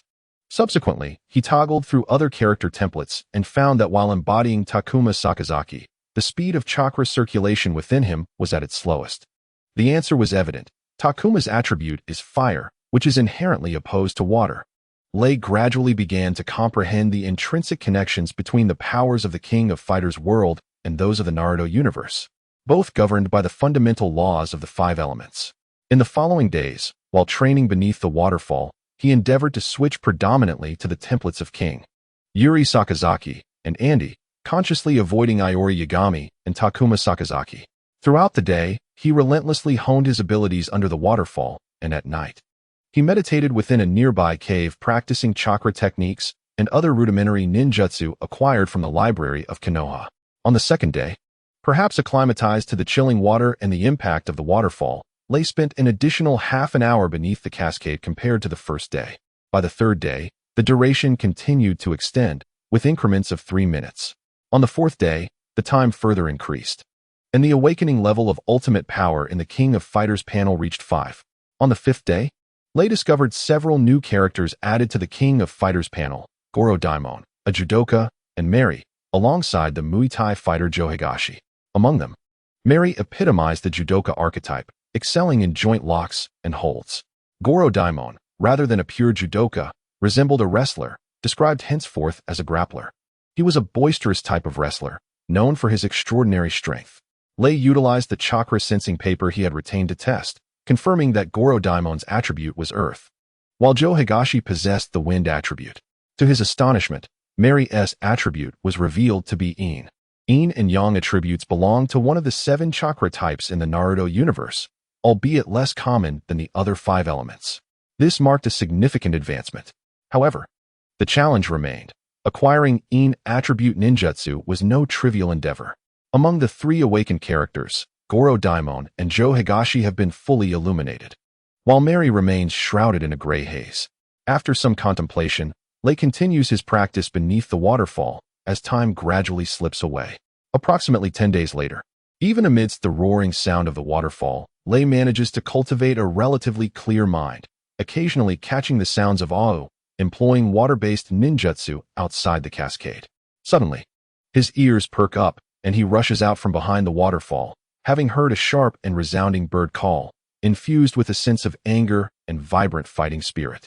The first image that flashes through his mind is that of the eagle with a wingspan of 3 meters, which he had previously seen beneath the feet of the elite ninja from Takinen village. Could Ao be in peril? Without a moment's hesitation, Lei follows the stream downstream in search of Ao. Recently, Ao had depleted the fish in the upstream waters, extending his hunting range further afield. Lei is not particularly concerned about the eagle posing a threat to Ao. Rather, his main worry lies with other ninjas, especially the potential misunderstandings between the ninjas of Takinen village and Ao. After traveling 3 kilometers down the stream, nestled between 2 valleys, he indeed spots a shadow soaring in the sky, a majestic eagle. This eagle, unlike the one ridden by the elite ninja from Takinen village, spreads its wings wide, casting a formidable shadow over the land, exuding an air of invincibility, particularly highlighted by the fury and determination resonating in its cries. It is, in fact, a wild eagle. A thought strikes Lei. Turning his gaze to Ao, who is crouched on a rock in the valley, he notices a sense of urgency in the turtle's demeanor. Ao, wary and steady, cautiously twists his head to urge Lei. Hurry up and help me, Lei. Lei teases, are you unable to handle even a primitive bird? It is evident that this area is the eagle's territory, and Ao has been fishing liberally within it, provoking the eagle's wrath. Understandably, the eagle's diet comprises not only terrestrial creatures, but also aquatic life, including fish and snakes, and, of course, turtles. In essence, the turtle, a competitor for the eagle's food source, has encroached upon the eagle's domain, an untenable situation. Lei contemplates remaining an observer, but Ao exclaims impatiently, this is no ordinary eagle. It can wield wind techniques. What? Lei exclaims, taken aback. This eagle does not resemble the summoned beasts of the ninjas from Takinen village. Rather, it is purely wild. Yet it possesses the ability to utilize wind techniques. This revelation leaves Lei astounded. His mind races, and a bold idea begins to form. After acquiring the King of Fighters combat panel, he felt untroubled by most adversaries in ground-based one-on-one encounters. However, when faced with opponents soaring in the air, he found himself at a significant disadvantage, as many ninjas in the ninja world possess the ability to fly. The prospect of summoning a flying spirit beast seemed to remedy Lei's most considerable shortcoming for the future. With this thought in mind, he refrained from advancing, opting instead to observe the combat prowess of the eagle and the potency of its wind-based techniques. He retreated a short distance, concealing himself behind a rock. This action left Ao perplexed, prompting him to exclaim, "What do you mean, kid?" Lei explained, "You have your shell for protection, and the opponent will struggle to overcome you in the short term. I prefer not to reveal myself just yet. I must wait for the opportune moment to deliver a decisive blow. Otherwise, should that beast ascend into the sky, I would be rendered powerless." As neither of us possesses the ability to fly, Ao pondered this, recognizing the validity of Lei's reasoning. He turned his attention to the eagle gracefully soaring above. In a confrontation between the ninja turtle and an eagle capable of utilizing wind techniques, it was evident that the aerial creature held the upper hand. Nonetheless, the turtle was not without its advantages. It conserved its energy by remaining still and had the formidable support of Lei. Additionally, the valley's terrain was conducive to counterattacks. The valley stretched east to west, meaning that if the eagle wished to descend and launch an attack, it had only the eastern and western directions available. Ao's current ambush position was quite astute, with his neck oriented north and his rear facing south. Regardless of which direction the eagle chose to dive from, it would inevitably appear to Ao's left or right, remaining within his field of vision and thus mitigating the risk of it circling to exploit any vulnerabilities. Should the eagle choose to attack from behind, however, it would indeed enter Ao's blind spot. With another sharp cry from the eagle, Lei detected an urgency in its call. He called out from his position, "Be wary, that beast may be about to strike." As anticipated, the dark silhouette circled overhead for a few moments before suddenly diving from the east. Ao had prepared himself well, forming a water dragon bullet in his mouth. With a resounding boom, the water dragon bullet shot forth like a powerful column of water, its strength and size significantly enhanced compared to when he had used it previously to catch fish. It seemed that the old turtle was truly giving its all. Accompanied by a rush of wind, the eagle swooped down, its black wings obscuring the sun, when it was still several dozen meters away from Ao's water dragon bullet. Two sharp gusts of wind formed beneath its wings. The wind collided with the water dragon bullet, causing a spectacular splash. In an instant, Ao's water dragon bullet was sliced into droplets, while one of the wind gusts slammed into Ao's shell. Fortunately, he instinctively retracted his neck and limbs at the crucial moment. A hissing sound of friction echoed above his shell, and the eagle's assault ultimately proved futile. Watching from behind, Lei was momentarily astounded. It was no wonder the old turtle had sought his assistance. It turned out that wind techniques were indeed the natural enemy of water techniques. Ao, now cautiously extending his neck, scrutinized the dark figure circling above with a wary expression. In the rear, Lei proposed, "How about I summon you back using a sealing technique? That beast won't be able to find you even if it wishes to cause trouble." Ao, filled with anger, retorted, "We cannot simply walk away. It deserves to be taught a lesson." Lei hesitated. "That creature strikes with lightning speed. If I attempt an ambush, the chances of success are slim. And I only have one opportunity." Ao glanced at the rubble in the valley and suggested, "When it lunges at us again, I can use Earth Release to obscure its vision.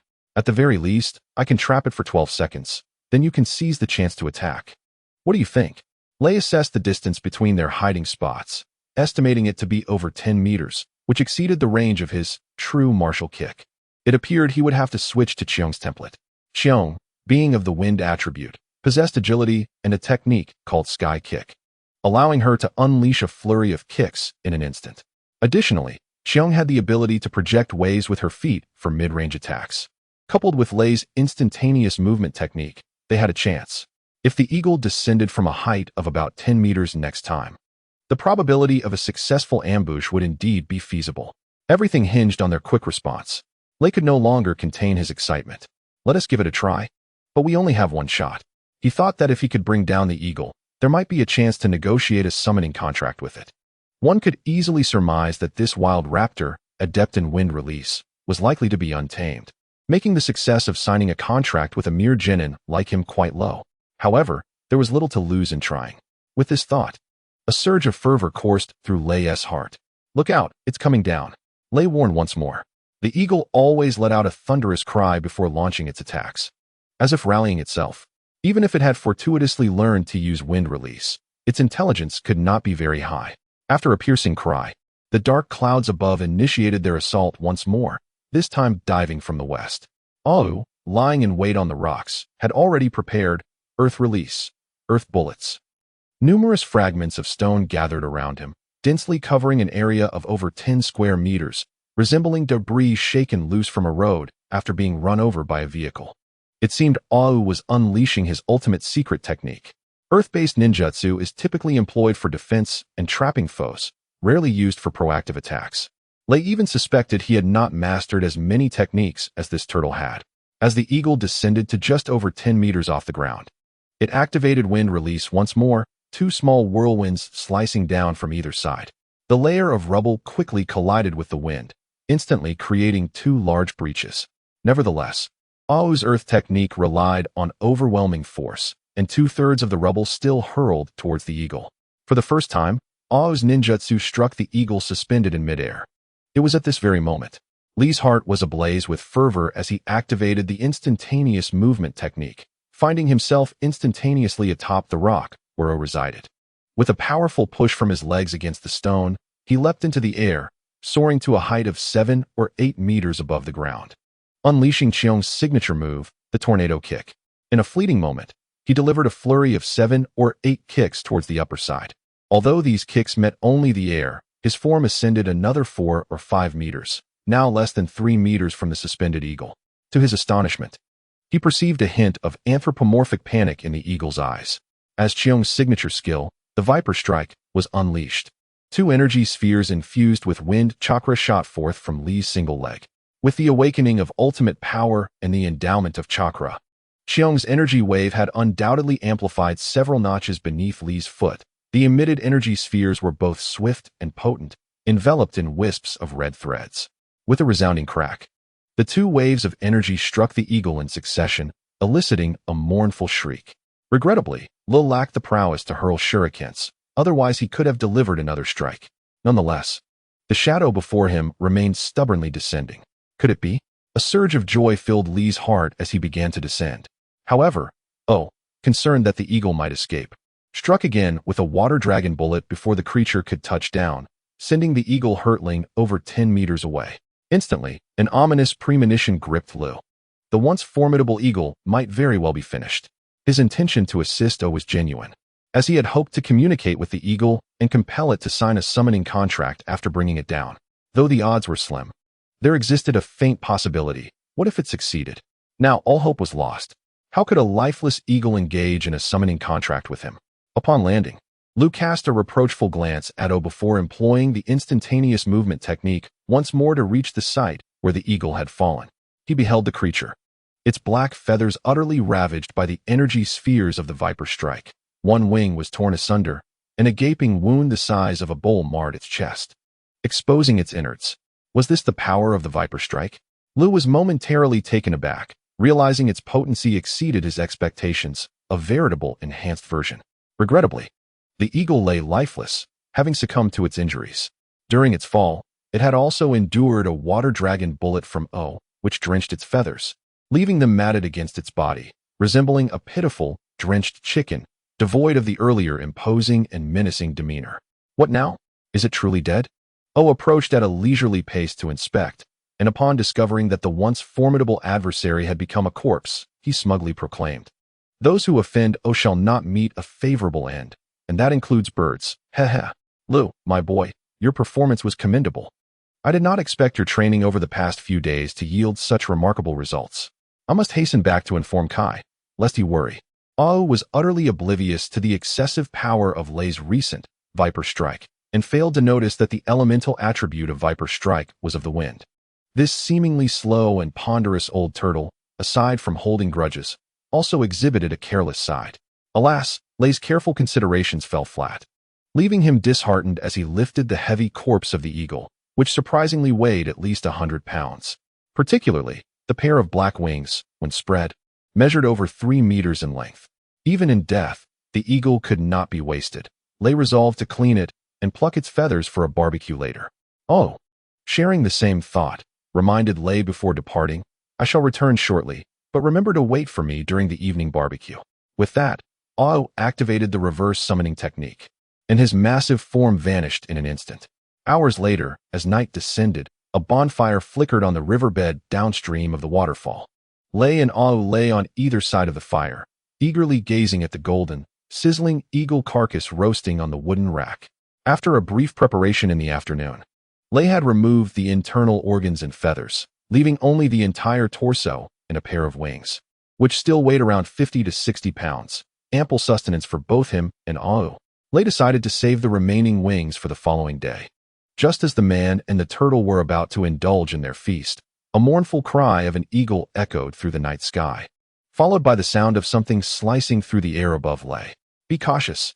Lei swiftly utilized his teleportation technique, retreating over 10 meters, while O, hindered by his own cumbersome size, withdrew his head and limbs into his shell. A fierce whirlwind enveloped the bonfire, shredding the surroundings into chaos, and in the darkness, a shadow flickered and vanished. Once the shadow disappeared, the scene was left in disarray. Could it be that the eagle they had slain was male, and a female lingered nearby, seeking vengeance for her mate? The flicker of hope in Lei's heart reignited. Eagles are indeed formidable raptors, reigning as sovereigns of the skies. Each possessing their own hunting territory, it is rare for 2 eagles to inhabit the same domain. The only circumstance that could lead to this is if the 2 eagles were a mated pair, jointly nurturing their eaglets. Typically, The female eagle remains at home to incubate the eggs while the male hunts. Upon noticing her mate's absence after nightfall, the female ventured out in search, only to encounter the unfamiliar duo of Au and Lei. Though the night obscured the vision of most creatures, it posed no hindrance to the eagle. As the saying goes, an eagle's eye, a wolf's ear, a leopard's speed, a bear's strength. This signifies the eagle's exceptional vision, allowing it to discern even the smallest creatures from great heights. Thus, the female eagle immediately attributed her mate's misfortune to Au and Lei, leading to the recent act of retribution. Alas, it appears I must settle for the remnants of a meal this evening.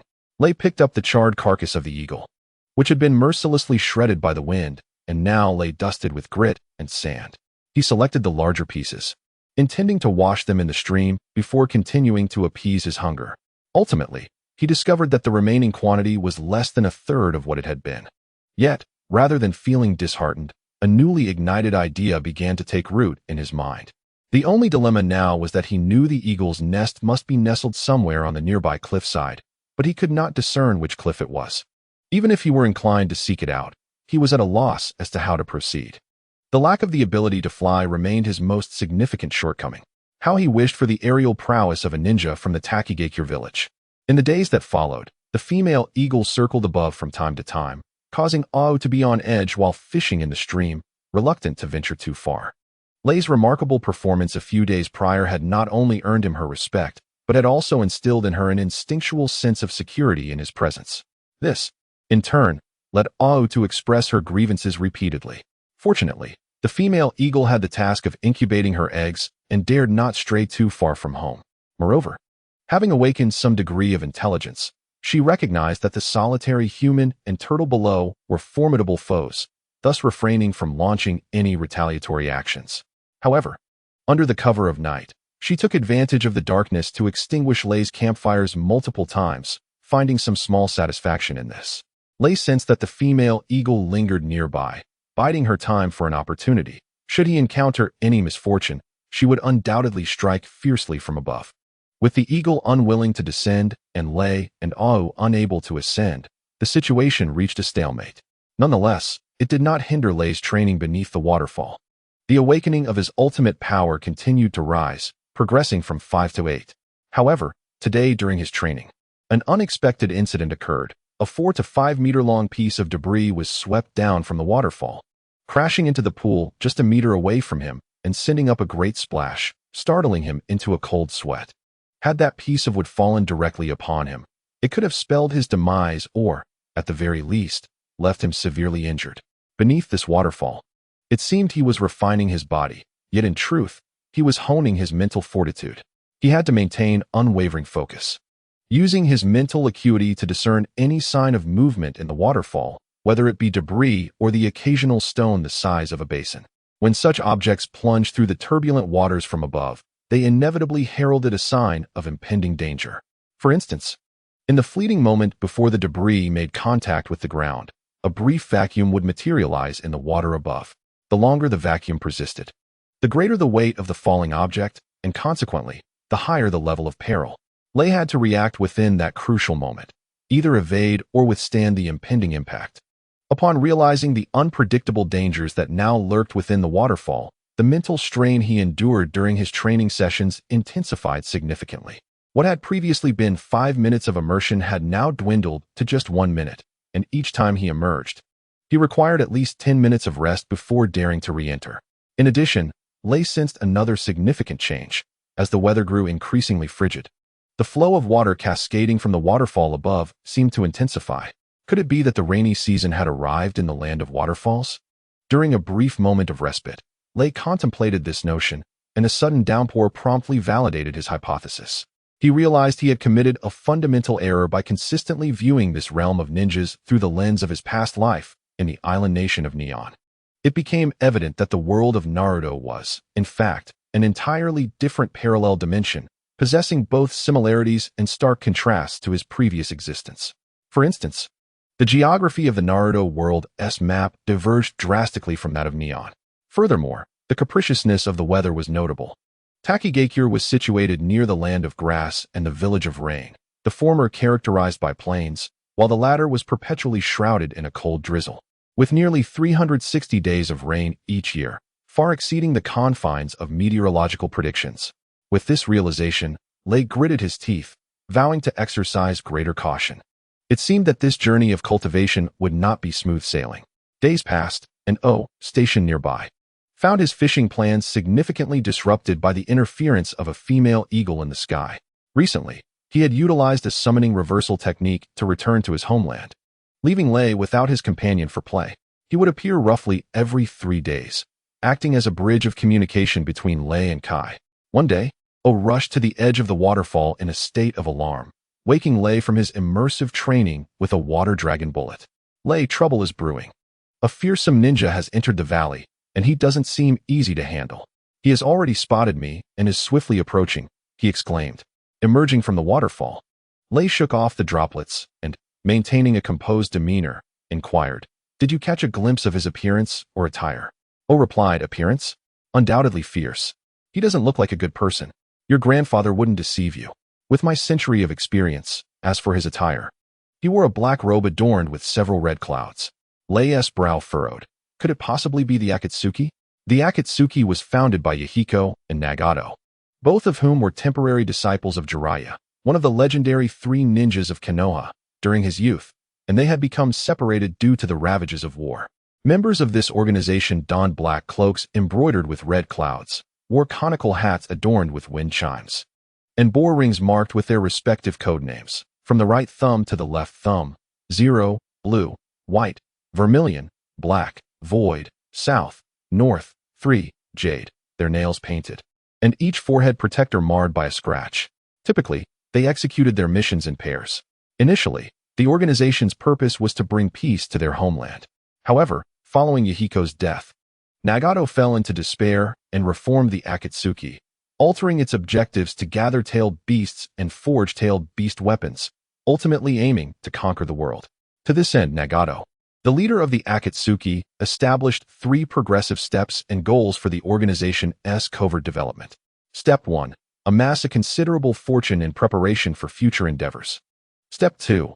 Establish a mercenary organization that transcends national boundaries, instigating minor conflicts initially to monopolize the war contracts of smaller nations at a low cost, subsequently escalating the scale of warfare and dismantling the economic systems of major powers, ultimately achieving a monopoly on all warfare.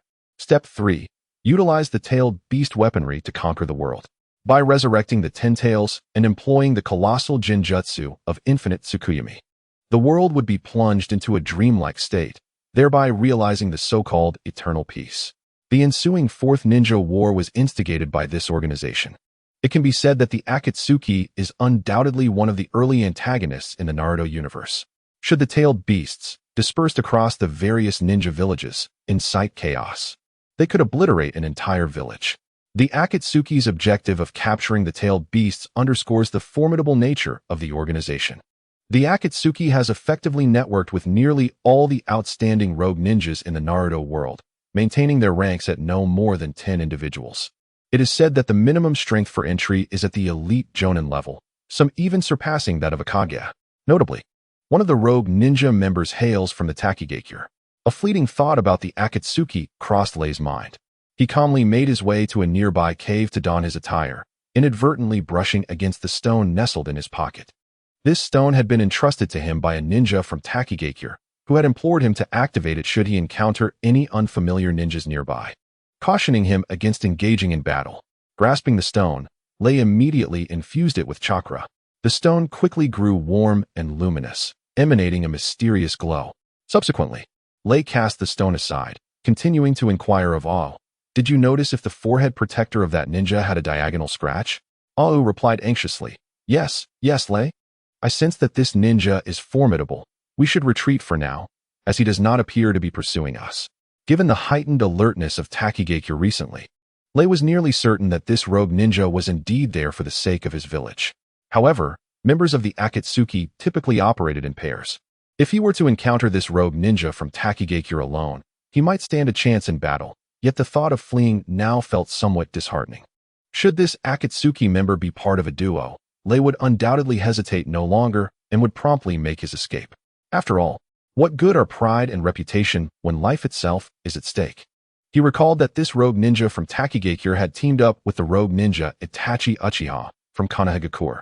Itachi's prowess surpassed that of elite ninjas, even transcending the average Kage, firmly placing him among the top 3 in the Akatsuki. Lei estimated that he would not be a match for Itachi, whose Sharingan had already evolved into the Mangekyo Sharingan, capable of unleashing powerful Genjutsu, Amaterasu, or Susanoo. Lei, why are you still standing there? Hurry and move. Ao urged, sensing Lei's hesitation. As Lei cast a glance ahead, he indeed spotted a tall figure draped in a black robe emerge into view. With a serious expression, he replied, "It's too late to flee now." Ao, apprehensive, turned his neck to glance behind him, where the black-clad ninja he had encountered before had reappeared. The opponent's pace was unhurried, and their pair of lifeless, fish-like eyes fixated intently in their direction. The moment Ao's gaze met that of the adversary, an ominous premonition surged within him. Without delay, he swiftly scurried backward on all fours, leaving behind a parting utterance. "Lei, it's too late to run now. You must fend for yourself. I will inform Kai of your demise, and he will avenge you." Unfortunately, their exchange was overheard by Kakuzu, who let out a sinister laugh. His gaze swept over the ninja headband adorning Lei's forehead, laced with mockery, as he remarked, "I never expected to encounter a mere little fish from the Hidden Leaf Village here. A lowly genin like you, and yet you haven't fled upon seeing me? You possess some courage." In Kakuzu's mind, the image of Itachi Uchiha subtly reflected, along with the latter's usual condescending demeanor. Although they were partners, their relationship was far from harmonious. Itachi's arrogance, stemming from his possession of the Sharingan, often reduced Kakuzu to the status of a mere insignificant figure in his eyes, a reality that Kakuzu found intolerable. "I may not be able to best Itachi Uchiha, but surely I can contend with other ninjas from the Hidden Leaf." Blaming Lei for being from the same village as that weasel, Kakuzu felt a surge of excitement as he extended his tongue to lick his lips, a predatory glint igniting in his gaze. "Since you choose not to run, I shall crush you. Rest assured, I have little interest in the heart of a mere genin." Even if Lei were not a ninja from the Hidden Leaf, Kakuzu had no intention of sparing him, lest word of his actions leak and jeopardize his mission. He had come to the Takigakure not for leisure, but in pursuit of a treasure, the unique medicinal concoction known as the Hero's Water. This elixir could temporarily enhance a ninja's chakra tenfold, but at the cost of the user's lifespan, rendering it a tantalizing poison, a secret weapon of mutual destruction. This bore resemblance to the 8th gate of death in the 8 gates technique. Once consumed, the Hero's Water would unleash astonishing combat prowess for a brief period, ensuring that regardless of whether the opponent was vanquished, the drinker would inevitably succumb to death. However, while the Hero's Water was a poison to others, it served as a remedy for Kakuzu, for he did not merely possess one life. At that moment, 5 hearts were intricately stitched within his body. One belonged to him, while the other 4 were taken from others. By integrating these hearts into his own being, he not only gained an additional life, but also siphoned away the chakra and jutsu of the deceased. Thus, when faced with a fatal blow, he would merely lose 1 heart. This was the reason he had survived from the first shinobi war to the present day. He could continually replace his hearts to prolong his existence. Who could have anticipated that? At this moment, he had already lived for over 90 years, surpassing even the longevity of the 3rd Hokage, Sarutobi Hiruzen, and could be regarded as an immortal entity within the world of Hokage. The secret technique that allowed him to prolong his life was known as distant grievance, an esoteric art of the Takigakure village, and one of the most renowned forbidden techniques in the Hokage universe. The other 2 techniques that share its fame are Daidara's clay bomb from the Akatsuki organization and Chiyo's self-revival from the Sunagakure village. Unfortunately, both distant grievance and Hero's Water are considered treasures of the Takigakure. Kakuzu had taken advantage of the Takigakure's vulnerabilities, exploiting its weaknesses due to its limited strength and his familiarity with the village. Lei scoffed disdainfully, saying, "What would you think if I told you that I have no intention of fleeing?" Kakuzu sensed a wave of indignation emanating from Leia's contemptuous gaze, realizing that he was being completely underestimated. Moreover, that gaze bore a resemblance to the way Uchiha Itachi regarded him. Could he endure this? Kakuzu sneered, "Then you shall perish." Following his words, he extended his right hand forward, and, rather bizarrely, the front half of his arm elongated infinitely toward Lei. Between Kakuzu's outstretched arm, a dark energy, akin to strands of hair, connected them, a manifestation of the technique Distant Grievance. Kakuzu's unique jutsu, Tentacle Fist, allows the user to manipulate their physical form without endangering their life. It could be said that Kakuzu could no longer be considered human, but rather a monster, an immortal monstrosity. Another function of the Distant Grievance technique was to enable ambushes. As the approaching fist was about to strike Lei, it suddenly unfurled, transforming into a claw adorned with sharp nails. Simultaneously, two dark tendrils stealthily emerged from the ground beneath Lei's feet, one to each leg, seeking to ensnare him. Although Kakuzu appeared to be consumed by rage, losing his composure, it was merely a ruse to divert Lei's attention. The true lethal strike lay in the two black strands rising from the ground. If they ensnared or penetrated Lei's body, he would instantly be incapacitated, and the claw would lunge toward his heart, intending to eviscerate him and crush or consume his heart before his very eyes. The victim would often remain conscious, helplessly witnessing the destruction of their own heart, an agonizing spectacle, indeed. Throughout the long years, both Kakuzu's body and mindset had transformed into something inhuman. Lei, be cautious of the ground, suddenly warned Ao from behind. It turned out that the old turtle, who had previously fled without hesitation, had not truly abandoned the scene, but was instead observing the battle from behind a nearby rock. Ao had sensed the danger posed by this ninja, yet still harbored a flicker of hope that perhaps Lei could overpower his adversary. Having witnessed his diligent training during this time, ultimately, the decision to remain here was fueled by a desire to provide Kai with an explanation. After all, it possessed the ability of reverse summoning, allowing for a return to its homeland at any moment. Although it was a summoned beast of Kai, it bore no obligation to Lei. However, failing to fulfill the task assigned by Kai could tarnish its reputation and standing, making it difficult to navigate its future within the clan. Specifically, it would hinder its ability to act as a ninja's contractual summon for sustenance in the future. The Tortoise clan also values credibility and dignity. Before Kakuzu launched a direct assault, the chakra attributes within Lei had already been activated, enveloping him in a halo of translucent white light. Amidst this luminescence, several red threads were subtly woven into the surrounding glow. These crimson strands represented the recently awakened ultimate power. In this moment, Lei embodied the character of King of Fighters, Mai Shiranui. Renowned for her agility and adeptness in leg techniques, Lei was acutely aware of Kakuzu's strength within the Naruto universe. He primarily relied on the enigmatic and formidable secret technique, Earth Grudge Fear. By means of heart replacement, Kakuzu had acquired endless years in lifespan, gradually evolving into a connoisseur of ninjutsu and heart collection, as well as a seasoned combat veteran. The likelihood of defeating Kakuzu in one swift strike was slim, given that he possessed 5 hearts, equating to 5 lives. However, Lei was confident in his ability to overcome Kakuzu in battle. Kakuzu's strength ranged from the lower limits of a Jonin to surpassing that of a Kage, with considerable variability. His advantages were primarily threefold. 1. 5 hearts, or lives, rendering him nearly indestructible, with survival capabilities exceeding that of a Kage. 2. The ability to ensnare foes and penetrate their bodies with black threads, capable of dividing into up to 8 strands while remaining concealed within most material realms, making him elusive and primarily focused on ambush. 3. The accumulation of 5 hearts and 5 distinct chakra types allowed him to utilize lightning, water, wind, fire, and earth techniques simultaneously, with the potential to combine them into more potent composite techniques, placing his ninjutsu prowess on par with Kage level. Furthermore, Kakuzu possessed a modified physique that enabled his limbs to extend indefinitely, granting him the capacity for remote physical attacks.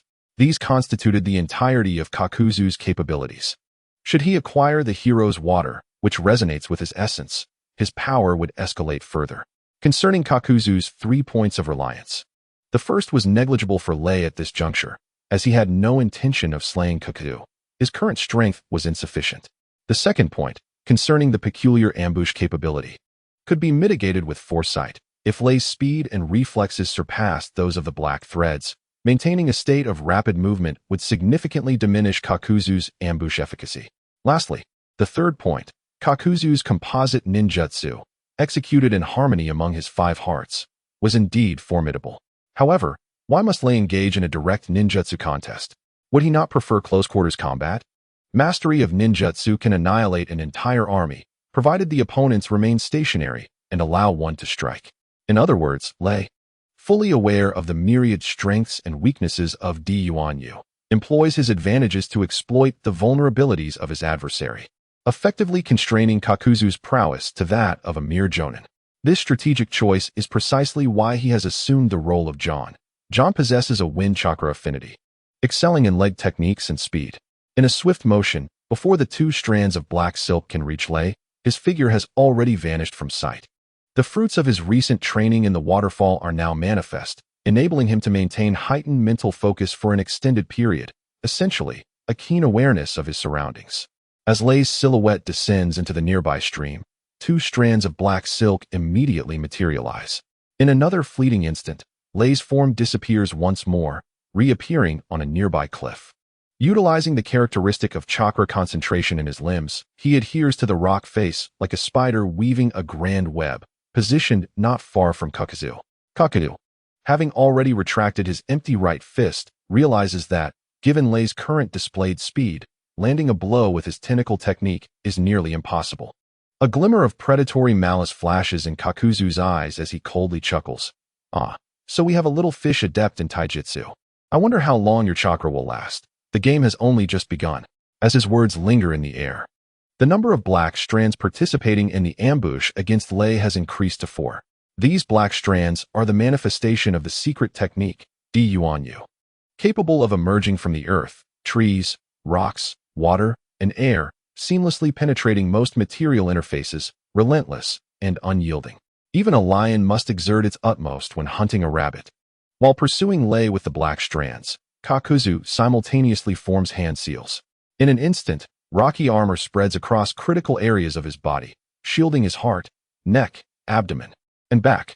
Since the opponent excels in speed, preemptive defense against close-range attacks is imperative. With this strategy, failure is not an option. A smug expression adorns Kakuzu's face as he observes Lei's evasive maneuvers growing increasingly frantic, revealing signs of fatigue. Kakuzu decides to escalate the challenge, transforming the 4 strands of black silk into 6, still holding back some of his potential, ready to unleash other ninjutsu in conjunction with the black strands for a lethal strike. The relentless high-speed movements are draining Lei's chakra at an alarming rate, causing his breathing to quicken. He cannot afford to pause. However, his movements, seemingly erratic, are akin to a star being drawn on canvas, with Kakuzu at its center. By employing the body flicker technique, he gauges the attack speed of the black strands, continuously altering his position around Kakuzu to prevent him from locking onto his location with ninjutsu. The distance between him and Kakuzu is silently closing. Now is the moment. Lei's body flicker technique allows him to flash to Kakuzu's flank. Had this occurred earlier, Kakuzu would undoubtedly have repositioned himself to guard against a close-range assault. Yet, amidst the ongoing chase, he perceives that Lei is beginning to falter. This resulted in a subtle deceleration of his turning speed. Nevertheless, Kakuzu consistently maintained a distance of 15 meters from Lei, as this was the maximum range within which most body flicker techniques could operate. Kakuzu, even with a split scalp, could not fathom the existence of the King of Fighters panel. Silent flash, as thoughts surged within Lei's mind. He unleashed the S-rank finishing move of Kyo from King of Fighters 97. His figure momentarily faltered in place, appearing to stutter, but in reality, it was an optical illusion caused by the rapid distortion of space.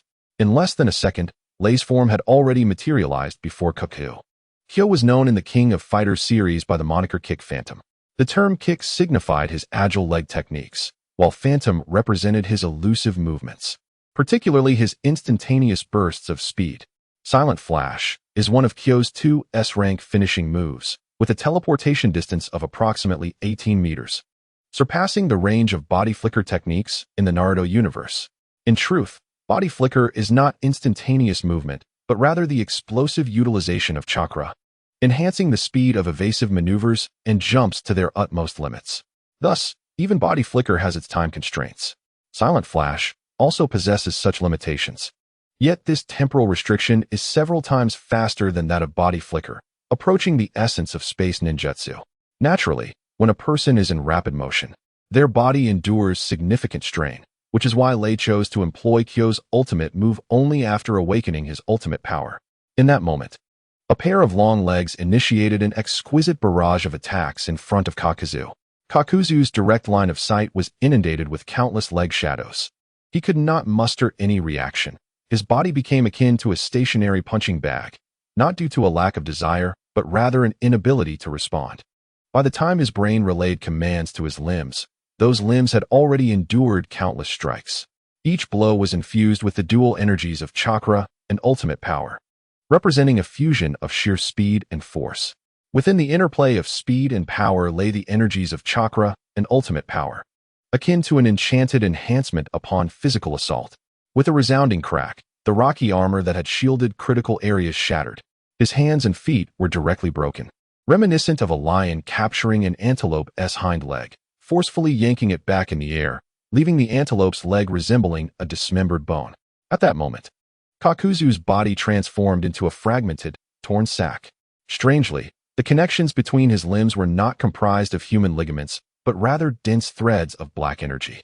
As fine as hair, Kakuzu let out a pained wail, his mouth agape in agony. It was only then that his body succumbed to the laws of physics, tumbling backward and crashing heavily against a nearby rock wall, falling to the ground. The spot where he had impacted the rock wall caved in, creating a spherical indentation, and fractured debris cascaded down, burying Kakuzu beneath a mound of rubble. With a thud, Lei's feet touched the ground, his calves trembling slightly. Regardless of physical or mental strength, there exists a detrimental effect of being completely drained. In a mere second, he executed nearly 59 kicks. Do not inquire how he knew. It was not through sight, but rather an innate sense. Who was observing from a distance, was left utterly astonished. Did this Lei truly repel that ninja? Surely, I must be mistaken. I did not rush to assist. Will Lei be angry with me? With this thought, I hastily approached, scurrying on his short legs to express his loyalty, shouting as he ran, "Lei, splendid job. I always believed that fearsome-looking ninja was no match for you, which is precisely why I did not flee. Lei, heed my words. Never underestimate any opponent on the battlefield. At this moment, do not let your guard down. The adversary may still be alive." No sooner had Os' words faded than the mound of earth, covered in rubble, began to tremble ominously. With a resounding crash, the debris erupted outward. A figure, reformed by the eerie energy of Dinyu, soared from the ground into the air. However, the appearance of Kakuzu was decidedly disheveled. Although his body had been reassembled with black threads, it bore little resemblance to a human, akin to a doll stripped of its outer dermal layers, exposing its true form within. Only his head retained a semblance of completeness. Suspended in midair, Kakuzu regarded Lei with a mixture of dread and disbelief, his mind now devoid of any thoughts of underestimating his opponent. For Lei's recent lightning-fast assault had obliterated one of his earth-attribute hearts. Consequently, the once 5-life Kakuzu was now left with merely 4. If Lei could extinguish one of his lives in the span of a second, it was evident he could continue to destroy the remaining 4. Beyond his astonishment and apprehension regarding Lei's displayed prowess, Kakuzu felt a wave of disgust and a tinge of regret. Damn it, are all the genin from Konoha this formidable? I merely came to Takigakure to pilfer the hero's water. Why provoke him? We have no connection whatsoever.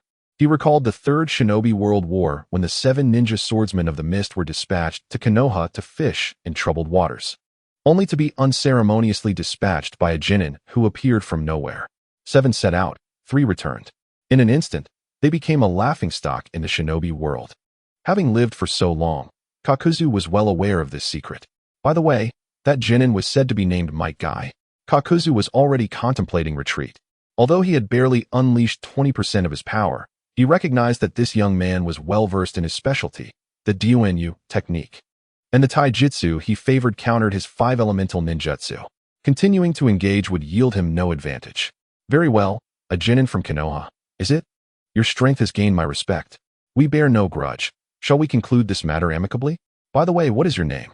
Leaning back with pride, Lei declared. I am Might Lei. If you harbor any doubts, we can continue. Kakuzu paused, a flicker of realization striking him. Indeed, he recognized the Might clan. So, this means the opponent had not even activated the 8 gates and yet managed to strike down one of my hearts? A tinge of fear welled up within Kaku, prompting him to turn and flee without a second thought. Kakuzu, you scoundrel, the one who infiltrated Takigakure 20 days ago was indeed you. Since you have arrived, Do you think you can escape? A thunderous voice echoed from the sky, and the figure of Fu, the seven-tails Jinchuriki of Takigakure, with her butterfly-shaped chakra wings, appeared in sight, swiftly approaching. Following her were two other elite shinobi from Takigakure, the Demon Wolf and Huayan, racing toward them. Fu, emboldened by her status as a Jinchuriki, had remained invincible in Takigakure, and having heard of Kakuzu's notorious reputation through her companions, this was her first encounter with him in person. She charged toward Kakuzu with the fearless vigor of a newborn calf, fueled by anger. Not far above, an unfortunate cry of an eagle pierced the air, as a female hawk, which had been circling around, seized the opportunity to cause chaos and appeared above Kaku. At that moment, Kakuzu's body was battered and torn, resembling a tattered sack blown by the wind. Although the female hawk had gained some intelligence, her limited wits led her to mistake Kakuzu for one of Lei's allies, attempting to take advantage of the situation. In the blink of an eye, Fu caught up to Kakuzu, while the descending hawk went unnoticed by him. He slightly turned, and two human-faced masks emerged from his shoulders. If Fu were to ensnare him, he might very well meet his end here. He had no choice but to unleash his ultimate technique. With hands filled with resentment, Kakuzu swiftly formed seals. Fire release, head hardening, wind release, pressure damage, lightning release, false darkness. A torrent of blazing flames erupted from one of Kakuzu's mouths, immediately igniting a towering wall of fire that reached heights of 5 to 6 meters. Simultaneously, the mask on his left unleashed two powerful blasts of wind. When these gusts collided, they formed a formidable tornado. As the tornado spiraled into the sea of flames, it surged upward like a rocket, the inferno soaring dozens of meters high, casting an ominous shadow over Fu as it barreled toward her. The female hawk, descending to launch a surprise attack, barely had time to screech before being torn to shreds by the tornado. This was Kakuzu's signature move, a combination of ninjutsu, akin to a mobile artillery on the battlefield. The wind fueled the fire, intensifying its ferocity. Meanwhile, the mask on his right summoned two bolts of lightning, rhythmically following the tornado as they surged toward Fu. Even from dozens of meters away, Lei was compelled to use body flicker technique to evade. In truth, Kakuzu had initially hoped to resolve matters with ninjutsu, but Lei's speed was so swift that he could not lock onto him at all. The two elite shinobi from Takinan village, pursuing from behind, gasped in astonishment as they witnessed Fu's figure enveloped by a colossal fire tornado. Oh, who lay beside Lei, couldn't help but swallow hard, exclaiming in awe, "Goodness! Such a formidable composite ninjutsu. Surely, the third Hokage, Sarutobi Hiruzen, from your Konoha village, is not beyond this level." Sarutobi Hiruzen is renowned as the doctor of ninjutsu and is similarly celebrated for his mastery of 5 elemental composite techniques. Who could this ninja possibly be? Lei cast a glance at Au and replied, "It is the S-rank rogue ninja, Kakuzu, from Takinan village. It is said that he once clashed with the first Hokage, Senju Hashirama." Au stood momentarily frozen, then shook his head in disbelief, asserting, "Impossible. Absolutely impossible. Your first Hokage, Senju Hashirama, is hailed as the god of shinobi, having single-handedly ended the turbulent era of the ninja world and founded the Hidden Leaf Village. How could a ninja like Kakuzu, no matter how powerful, ever contend with the first? I refuse to believe it." What he truly struggled to accept was the notion that a man who had faced the god of shinobi could be vanquished by Lei. Although Lei had merely eliminated one of Kakuzu's hearts, the impression left on the onlookers was that Kakuzu had been driven away by Lei. Yet, Lei was merely a genin from Konoha. Was there not a multitude of logical inconsistencies here? Lei nonchalantly added, "It is indeed true, though I cannot confirm whether they truly engaged in battle. It is said that Kakuzu once hurled a shuriken from 800 miles away and then fled." Au appeared momentarily dazed, his mind seemingly crashing. Can one play like that? If I were to secretly spit behind our clan leader of the ninjutsu tortoise clan, could I also claim to have battled him? There were certainly underlying circumstances. At this moment, Lei focused intently on the battlefield, lacking the time to elaborate. The overwhelming might of the fire tornado, combined with the tempest of lightning, completely obscured Fu, preventing even the two approaching elite shinobi from Takinan village from advancing within several dozen meters. However, Lei felt no concern for Fu's safety. It was simple. If the Jinchuriki, known as a battle machine of the ninja world, could be so easily defeated, it would imply that Senju Hashirama, who had once created the nine-tailed Jinchuriki, lacked discernment. Such a scenario was clearly abnormal. In a one-on-one confrontation, for Kakuzu to best Fu would merely be a 50-50 chance, provided he had endured a fierce battle. Kakuzu's advantages lay in his extensive combat experience, allowing for strategic ambushes, along with his Earth Grudge Fear techniques and Five Hearts. Conversely, Fu's shortcomings resided in her lack of battle experience and life wisdom. Yet, Fu's strength was her harmonious coexistence with the Seven Tails Jinchuriki within her, granting her access to the vast chakra and techniques of the Seven Tails at any moment. There was no possibility that Fu could be instantaneously defeated by Kakuzu upon their first encounter. As expected, the reality unfolded as Lei had anticipated. As the overwhelming force of the composite ninjutsu gradually subsided, a dark green sphere slowly emerged from the dust, resembling a cocoon akin to that of an insect. This cocoon was constructed from an immense wall of chakra. The chakra barrier gradually absorbed the external energies of fire, wind, and lightning release. The true identity of the Seven Tails, Shomei, is akin to a crustacean residing beneath the Earth's layers. The sudden emergence of this cocoon undoubtedly signals that Shomei within sensed the imminent danger that Fu faced outside, and impulsively unleashed a defensive ninjutsu. Meanwhile, Kakuzu remained suspended in midair, his expression a complex blend of intrigue as he scrutinized the emerald cocoon revealed through the swirling dust. His thoughts inscrutable.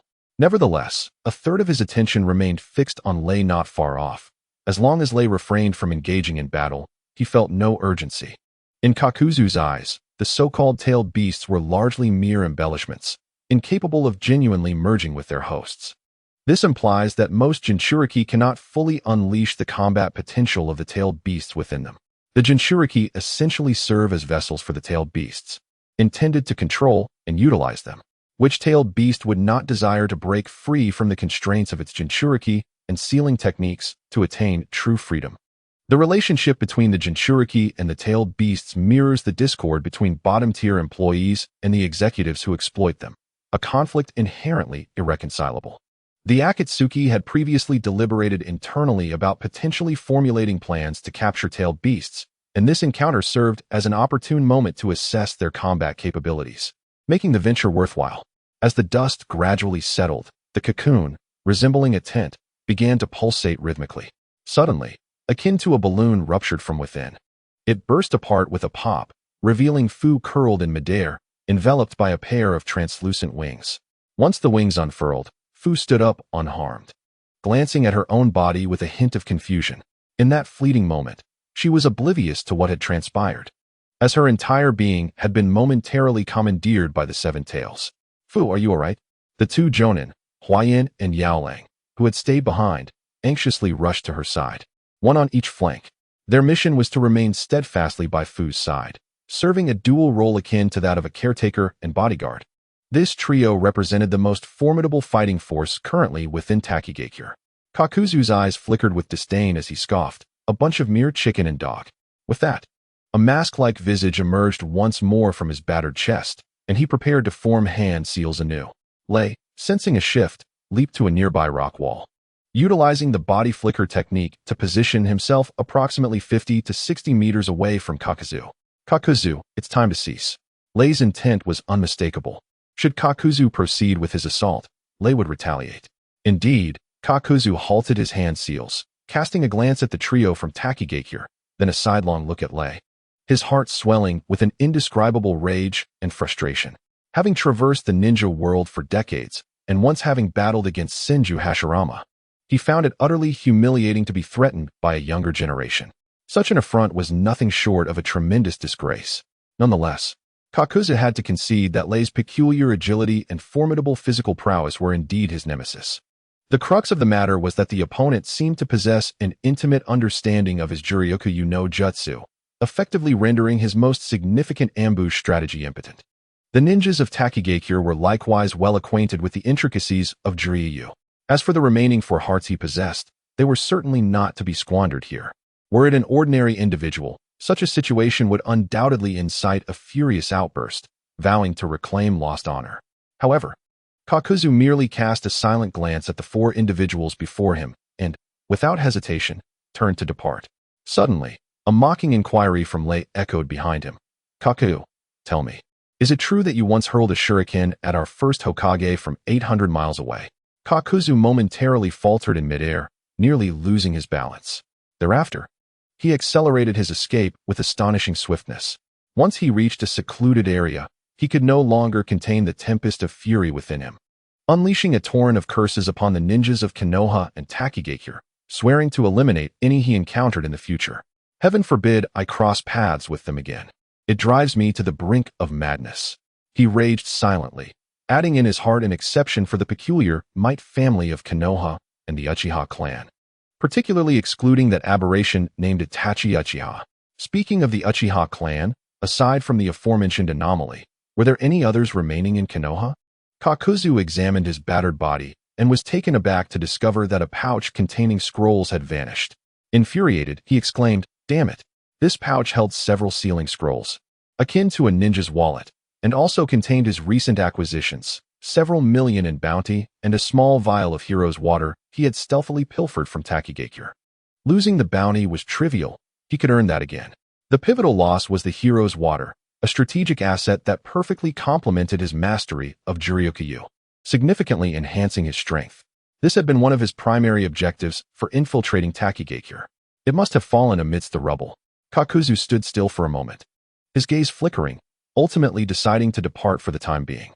Hero's water was indeed a rare treasure, harvested once every century from beneath the ancient tree. But there remained ample stock within Takigakure. He could return to steal it another day. No one understood the secrets and terrain of Takigakure better than he did, save for the current village leader. In a sense, Takigakure represented an ATM that he could violently access at will. However, he typically preferred to execute his endeavors stealthily. Kakuzu raised his gaze to the sky with his deep azure eyes, exhaling a long breath before turning away. In those tumultuous times, as a high-ranking ninja of Takigakure, he had been tasked with assassinating the first Hokage, Senju Hashirama, in Konoha. At that time, he lacked the Juryoku no Jutsu and the 5 hearts he now possessed. His strength far inferior to what it was today. He had thought this mission would be a one-way journey. To his astonishment, after finding an opportunity outside the Hidden Leaf Village to confront Senju Hashirama in a one-on-one encounter, he unleashed a barrage of his most formidable jutsu. However, they were effortlessly countered by Hashirama's would-release techniques. At that moment, Hashirama did not exert his full strength. He merely toyed with him, akin to a cat playing with a mouse. This left him acutely aware of the vast chasm in their capabilities. Recognizing the futility of continuing to fight an opponent he could not hope to defeat, he decided to retreat, fully aware of the risks associated with failing his mission. Without hesitation, Kakuzu discarded a shuriken as a distraction and fled. Unexpectedly, upon his return to Takigakure, the village leader had heard a rumor claiming that Kakuzu had not truly engaged with Hashirama, but instead had cowardly retreated from the legendary ninja's reputation, merely tossing a shuriken from 800 miles away before fleeing. It was not a failure born of insufficient strength, but rather a lack of intent to fulfill his mission. This insulted the very essence of a ninja and brought disgrace upon Takigakure. Consequently, Kakuzu was imprisoned in the dungeon. A ninja who had risked his life for the village was met with brutal treatment. This revelation allowed Kakuzu to see through the facade of the village's leadership, and filled with intense hatred, he orchestrated an escape, seizing the village's treasured secret techniques, and then using his newly acquired abilities to extract the hearts of all the higher-ups in the village. This secret technique, known as the Demon's Vein, manifested as blood vessel tendrils resembling black silk.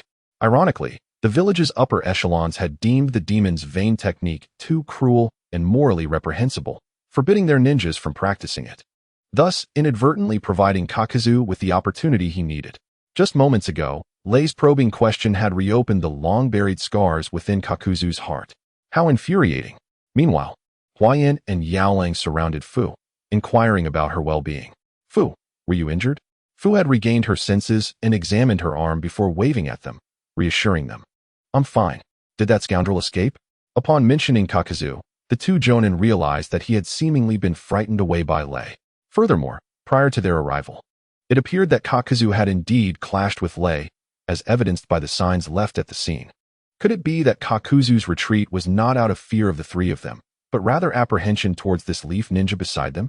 Huayan and Yaolang exchanged glances, each reflecting a hint of incredulity. Huayan, a young man with a scholarly appearance and his center parting, was the eldest among the trio and typically the one making decisions. Suppressing his shock, Huayan approached Lei, nodding respectfully and inquiring, "Might I ask, esteemed friend from the Leaf, did you engage in battle with Kakazu before we arrived?" Lei replied truthfully, "Indeed, we clashed." Huayan inhaled sharply, as this confirmed their suspicions. He became even more respectful, bowing once again in gratitude.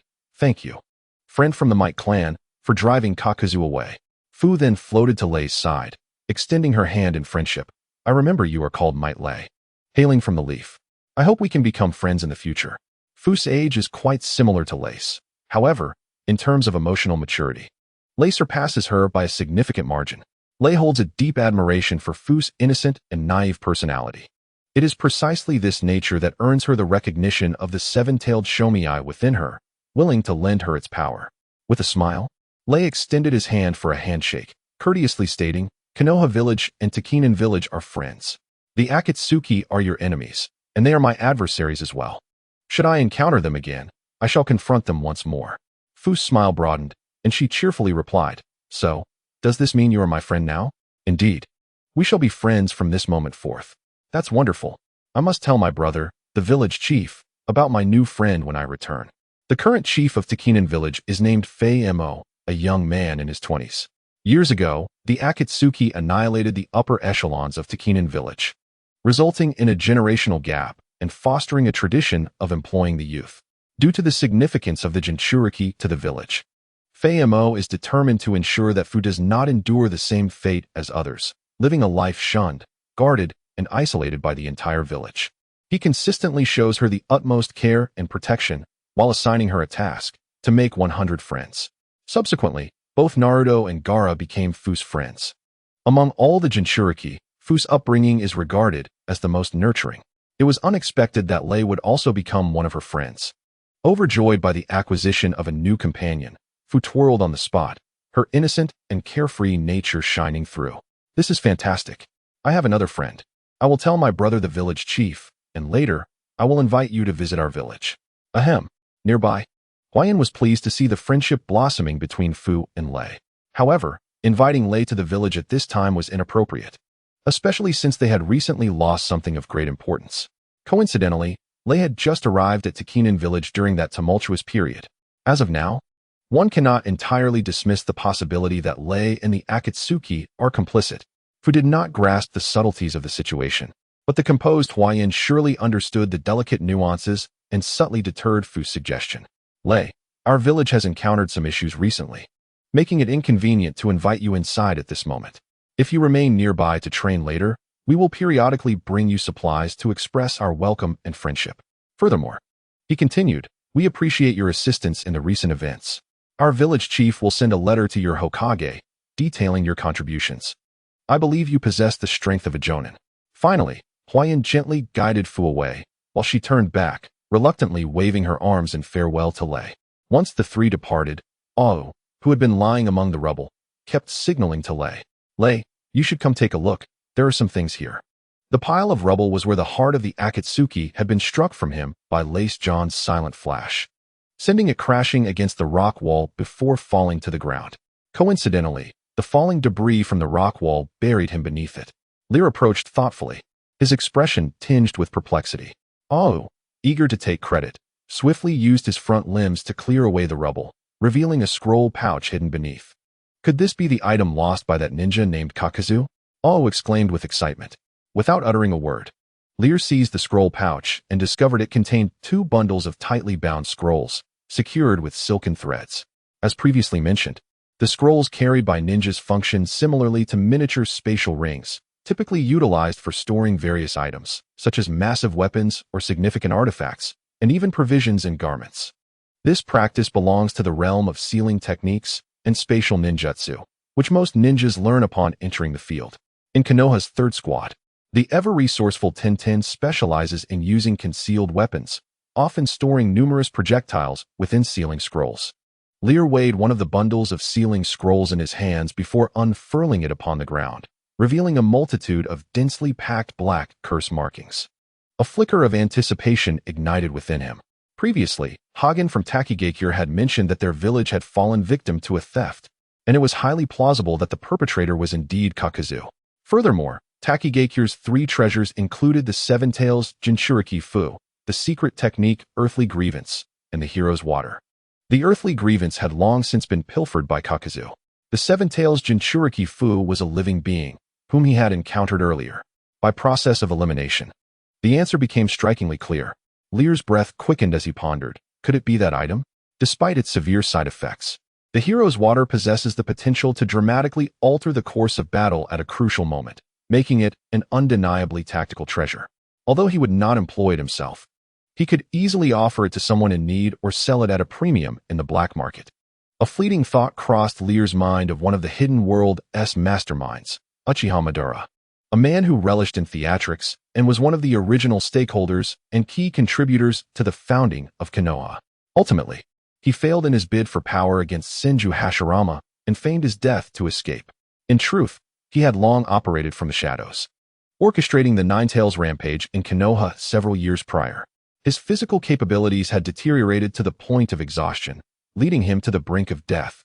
Yet he had arranged for his own resurrection through the forbidden technique, impure world reincarnation, regaining the prowess of his prime.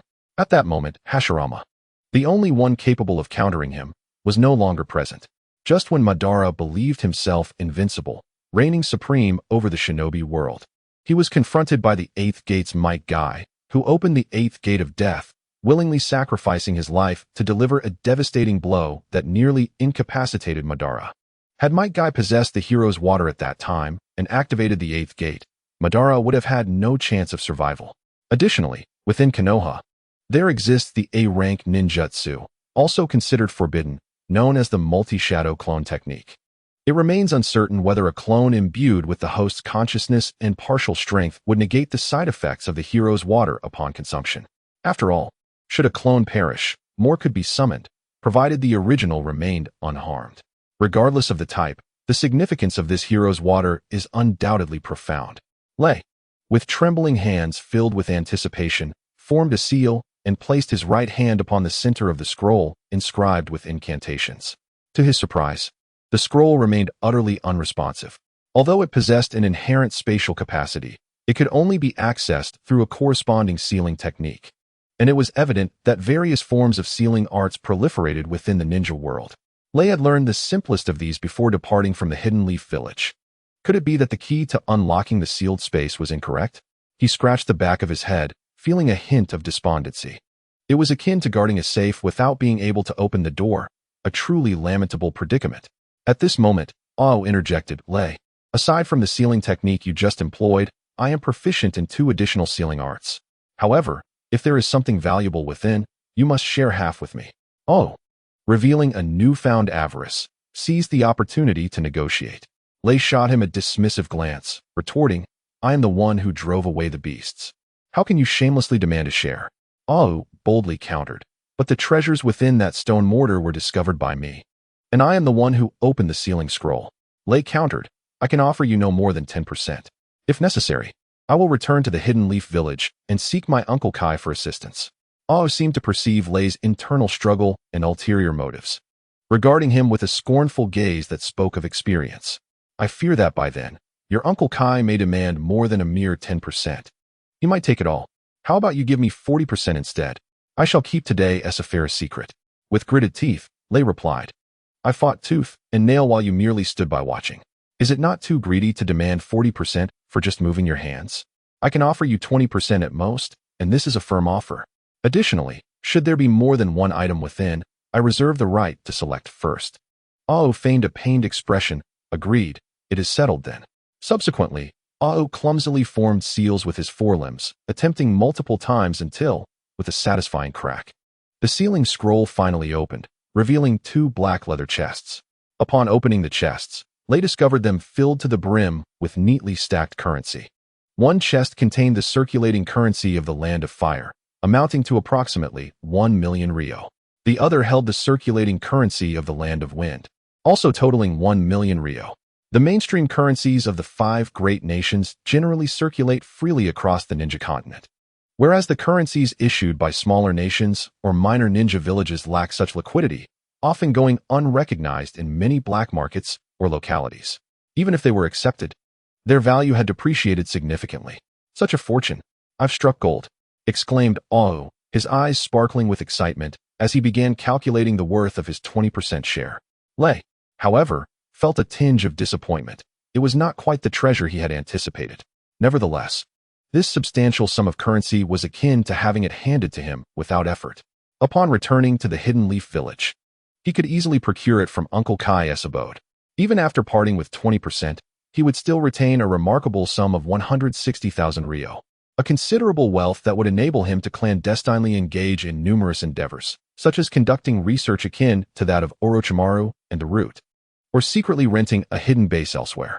With both of his front paws firmly resting on a chest filled with money, Awu vigilantly gazed at Lei and inquired, "Young Lei, you wouldn't dare exercise your right of first selection over these two chests, would you?" Lei shook his head. It was evident that Awu possessed a profound understanding of the concept of wealth. "Splendid. This 400,000 is mine, while this 1,600,000 belongs to you. Let us each take a chest." Awu promptly divided the spoils between them. Nothing could bring greater joy than acquiring 400,000 without effort. Awu felt increasingly fortunate for his wise decision to accompany Lei on this venture. Upon returning to the village, he would instantly transform into a small fortune holder, able to purchase any fish he desired and relish in a half-year of leisure at home. This concealed joy and the indulgence of newfound wealth were tantalizingly torturous. Lei secured his share of the money, speculating that these funds were likely rewards from bounty missions settled in the black market, given that Jiao Du also held the position of the Akatsuki's financial officer, responsible for securing funds for the organization. He was also one of the largest bounty hunters in the black market. This arrangement was a windfall for both Lei and Awu. The so-called rogue ninjas and bounty hunters, while seemingly distinct entities, often overlapped significantly. Rogue ninjas, having defected from their villages, lost the normal avenues for mission assignments, and typically found themselves in dire economic straits, resorting to the black market to undertake high-risk, high-reward tasks. It bore some resemblance to the wandering cultivators and robbers in a fantasy realm, trading their lives for resources. Regular ninjas could accept missions within their respective villages, avoiding the murky waters of the black market unless they were legendary figures like Jiraiya. The targets of bounties predominantly consisted of rogue ninjas from various villages. This implies that rogue ninjas, bounty hunters, and bounty targets could, at times, be the very same individuals. A rogue ninja, living off the black market as a bounty hunter due to the numerous enemies amassed from their killings, might themselves find their name listed for a bounty, leading to a confrontation dictated by strength. Lei's gaze shifted to another scroll. Without awaiting instruction, Awu began forming hand seals once more. Release. After attempting 5 times, he finally unlocked the sealing scroll. Observing Awu drenched in sweat, Lei felt a measure of relief. The 400,000 was not given in vain. Without Awu, he would never have been able to unlock these 2 sealing scrolls. Moreover, the complexity of unlocking the second scroll implied that its contents were likely even more precious. Awu shared this sentiment.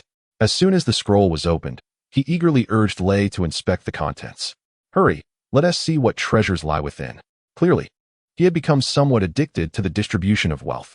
Inside the sealing scroll were 2 items.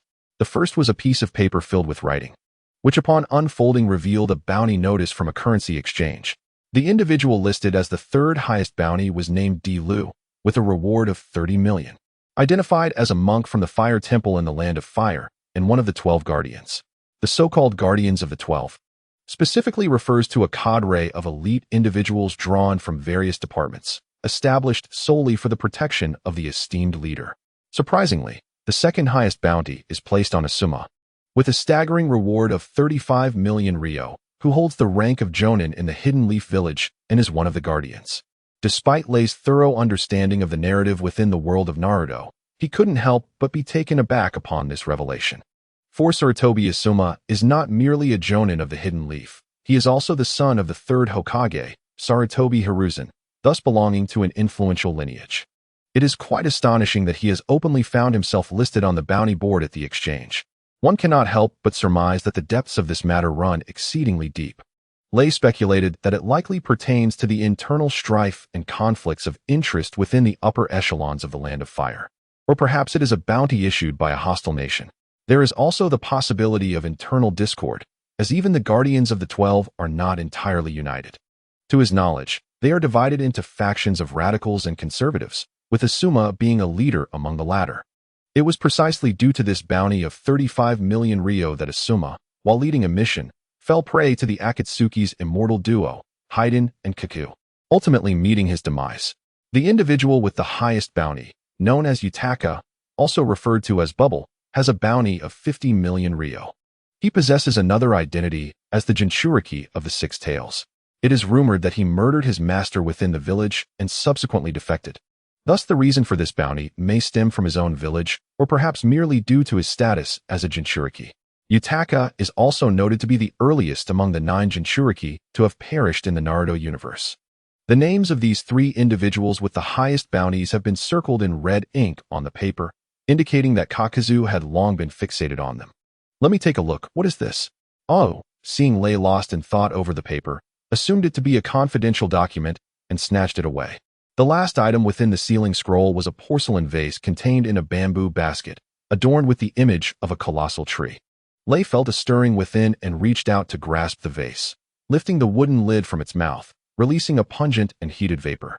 Merely inhaling its scent set his chakra into a subtle turmoil. This must be it. The liquid inside presented a dark green hue, thick and potent, occupying only 2/3 of the vase's limited capacity. With a composed demeanor, Lei discreetly slid the vase into his sleeve. However, Ao caught sight of this and, with a wary gaze, inquired, "What is this intensely pungent substance contained in the vase?" Lei replied, "It is a secret elixir that, once consumed, causes a surge in one's chakra, yet the effect lasts no longer than half an hour. It is also known as poison. Are you certain you wish to divide it?" Ao, with a cunning smile, responded, "What use do I have for this? Are you certain you wish to exercise priority over this item?" "Indeed. Very well. I shall not demand much. The porcelain vase is yours, and you shall pay me an additional 200,000 ryo. At most, 100,000 ryo. All right then. A deal is struck." After enduring numerous hardships, Jiaodu ultimately became the unwitting tailor of Lei's wedding attire. Observing his lingering presence nearby after achieving his objective, one might conclude either that he underestimated the defensive capabilities of Takigakure, treating it as a mere public convenience, or that he remained dissatisfied with the fruits of his thievery, yearning for another opportunity to seize more. Unbeknownst to him, he provoked Lei. As for the bounty list he held, Lei contemplated tucking it away, pondering whether to offer Asuma a word of caution upon his return to the village, as a small token of goodwill. However, given Asuma's rebellious nature, it was plausible that he would take pride in his inclusion on the bounty list. After all, he was a young man, now in his 20s, who relished defying his father and shunning conventional paths. A rebellious jonin who enjoyed smoking and had impregnated his girlfriend before formalizing their relationship. Asuma's girlfriend, Kurenai Yuhi, was also a jonin of Konohagakure and would later serve as the leader of Team 8 among the legendary Konoha 12. The following day, Lei resumed his training beneath the waterfall. With the absence of a formidable adversary, Ao regained a sense of security and ventured further downstream to catch fish. "Hey Lei, come out." Several stones were tossed into the waterfall before him, and Fu, curious, perched on a nearby rock, craning her neck to gaze at Lei amidst the cascading waters. Accompanying her were her 2 steadfast bodyguards and companions, Huayan and Yaolang, who remained close behind. Yet, they did not arrive empty-handed. Each bore a bulging cloth bag, reminiscent of a bed sheet, filled with various provisions. In an instant, Lei appeared before them. "Is it true that you train in this waterfall?" Fu inquired with exuberance. Shaking off the droplets from his body, Lei nodded affirmatively. Fu continued, puzzled, "But I've lived by this waterfall for years and never knew one could train within it." Lei patiently explained, "I practice a form of taijutsu, and my methods differ significantly from conventional techniques." "Oh, I see. Look what I've brought for you," Fu exclaimed, pointing to the 2 large bags behind her. Huayan and Yaoling promptly set the bags down, revealing an abundance of cooking utensils, seasonings, and a variety of ingredients, sufficient for Lei to sustain himself for weeks, assuming he excluded the glutton Ao. As the 2 sorted through the items, Huayan and Yaoling discreetly whispered amongst themselves, "That lad is named Might Lei. I recall there being a jonin in Konoha adept in taijutsu called Might Guy. Could they be related? Who knows?" Before we arrived, Jiao Du must have engaged him in battle, and it's likely Jiao Du did not come out on top. He may have even suffered a setback. How can you be so sure? He's merely a chunin. Did you not witness how a single word from him sent Jiao Du fleeing? If Jiao Du had gained the upper hand, he would have killed him before we arrived. Both speculated about Lei's confrontation with Jiao Du. Aware that Jiao Du had likely not emerged victorious, yet, lacking first-hand evidence, a myriad of questions lingered. A mere leaf village, Jinin managed to drive away the notorious Kukazu. Who would believe such a tale? Yet, various indicators suggest that it is indeed true. Upon their return to Takigakure, the two reported their findings to the village leader, Fima, who advised them to provide every possible convenience to the young Lei during his training period, thereby fostering a bond with him. There is no harm in this approach. It would be advantageous to leverage Fu's innocent demeanor to cultivate a friendship with Lei from the Leaf Village. One never knows when such a connection might prove beneficial. Moreover, the relationship between Takigakure and the Leaf Village is currently amicable, reinforcing the rationale behind today's gesture of sending Lei a care package. While children may cherish friendships, adults often prioritize mutual benefit. At this juncture, Lei aims to establish a rapport with Fu, harboring his own motives. Firstly, Fu is the local landowner, and cultivating a good relationship with her is essential during his training here.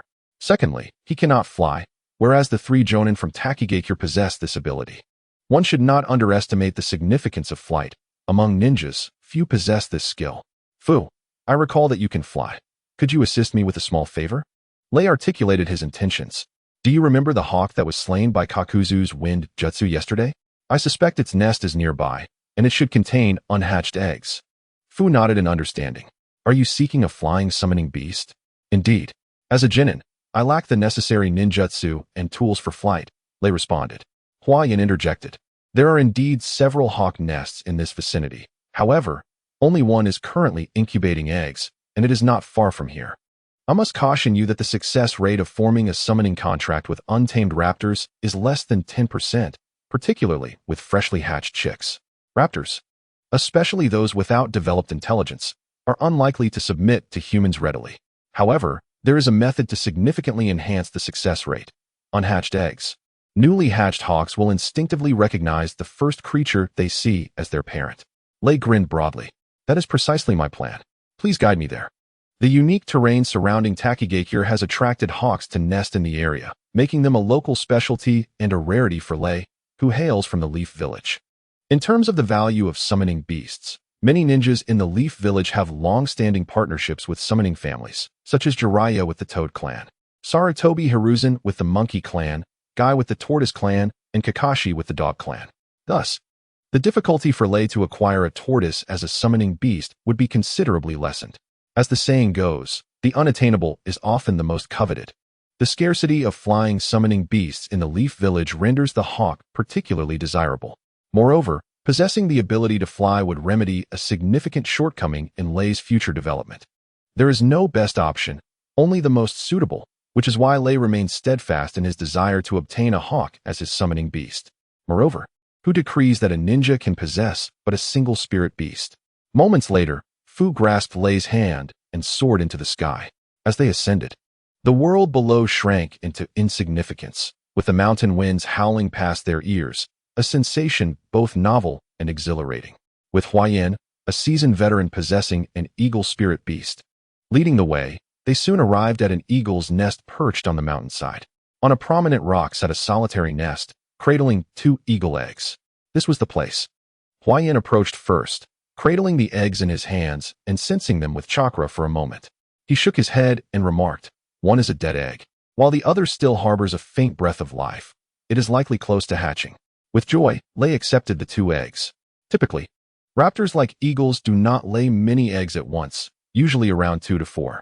Even if all 4 eggs successfully hatch, the likelihood of the chicks reaching maturity does not exceed 30%. This stark reality underscores the cruelty of nature. The less adept the eagle parents, the scarcer the local food supply. Thus, the number of eggs laid diminishes, often to just 2, ensuring at least one survives to adulthood.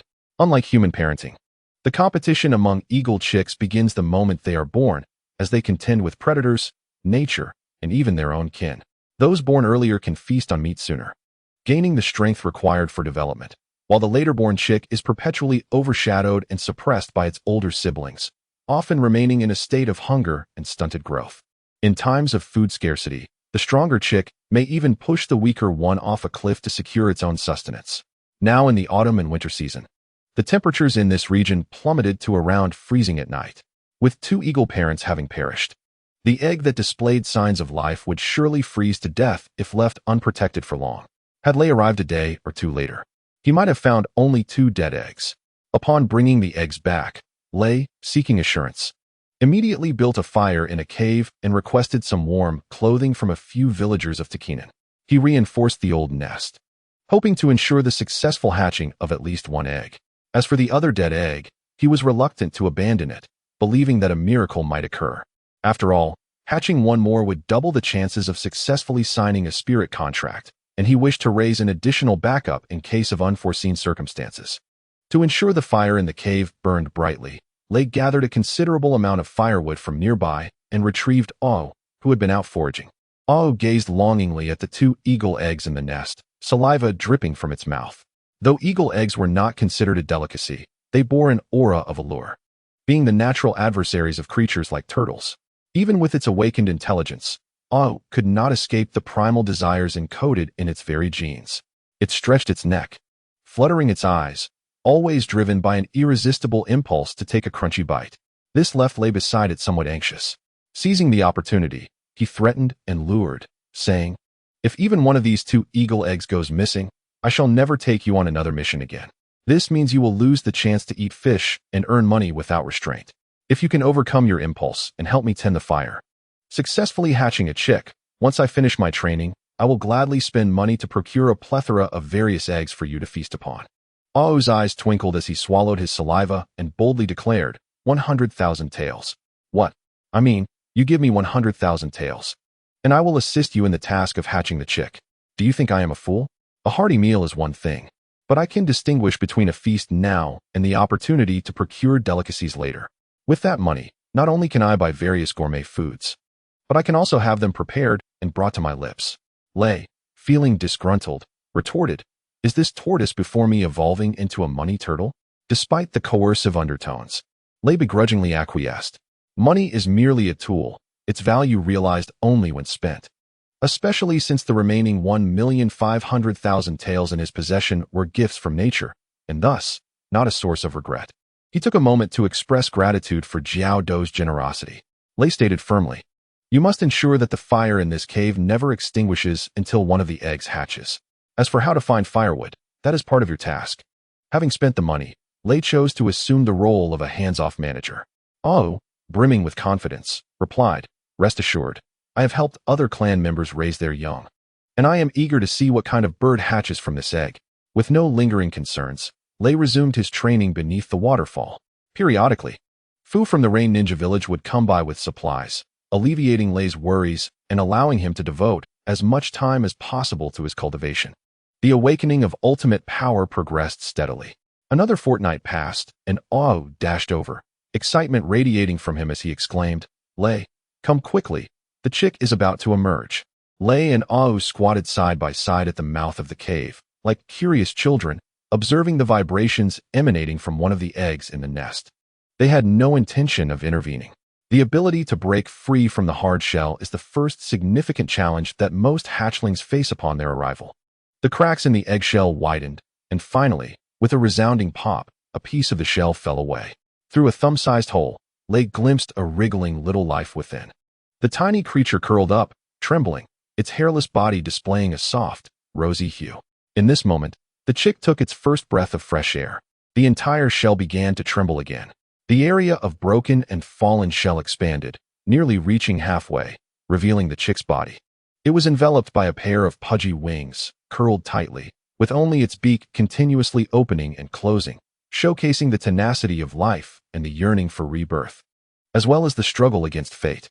This was the first encounter for Lei and Ah Wu with the miraculous process of new life emerging. They exchanged a glance, their eyes reflecting a newfound reverence for existence, as if they were witnesses to a natural marvel. In that moment, Lei experienced a profound realization. The power of life is the source of all strength.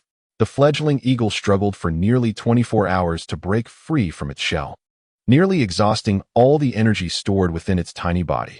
Ah Wu and Lei watched intently, at times filled with concern for the little creature, and at others, offering silent encouragement. They refrained from intervening too much, for neither possessed substantial experience in hatching eagles, having only heard fragments of knowledge from Huayan. Fearing that excessive interference might lead to mistakes, they chose to remain passive. Lei, for the first time, granted himself a day of rest from his training. Realizing that the insights gained from witnessing the fledgling's struggle far surpassed the benefits of a day's cultivation. Eventually, the fledgling fully emerged from its shell, its body partially covered with a cluster of colorless, translucent down. Its eyes remained closed throughout the ordeal, and after a brief rest, it instinctively turned to consume the fallen shell fragments in its nest, a behavior meant to supplement calcium and aid digestion. However, as the fledgling's stomach was empty, it could not eat too much. Lei promptly offered it prepared warm water and strips of fresh lean meat, which the fledgling devoured eagerly. After consuming a few morsels, the fledgling instinctively moved closer to the warmth of the fire, emitting a faint, plaintive chirp. It struggled to stand, but its legs lacked the strength to support its body. And after a brief effort, it succumbed to sleep. The fledgling would require 5 to 6 days to open its eyes and stand, during which time it would gradually develop its down feathers.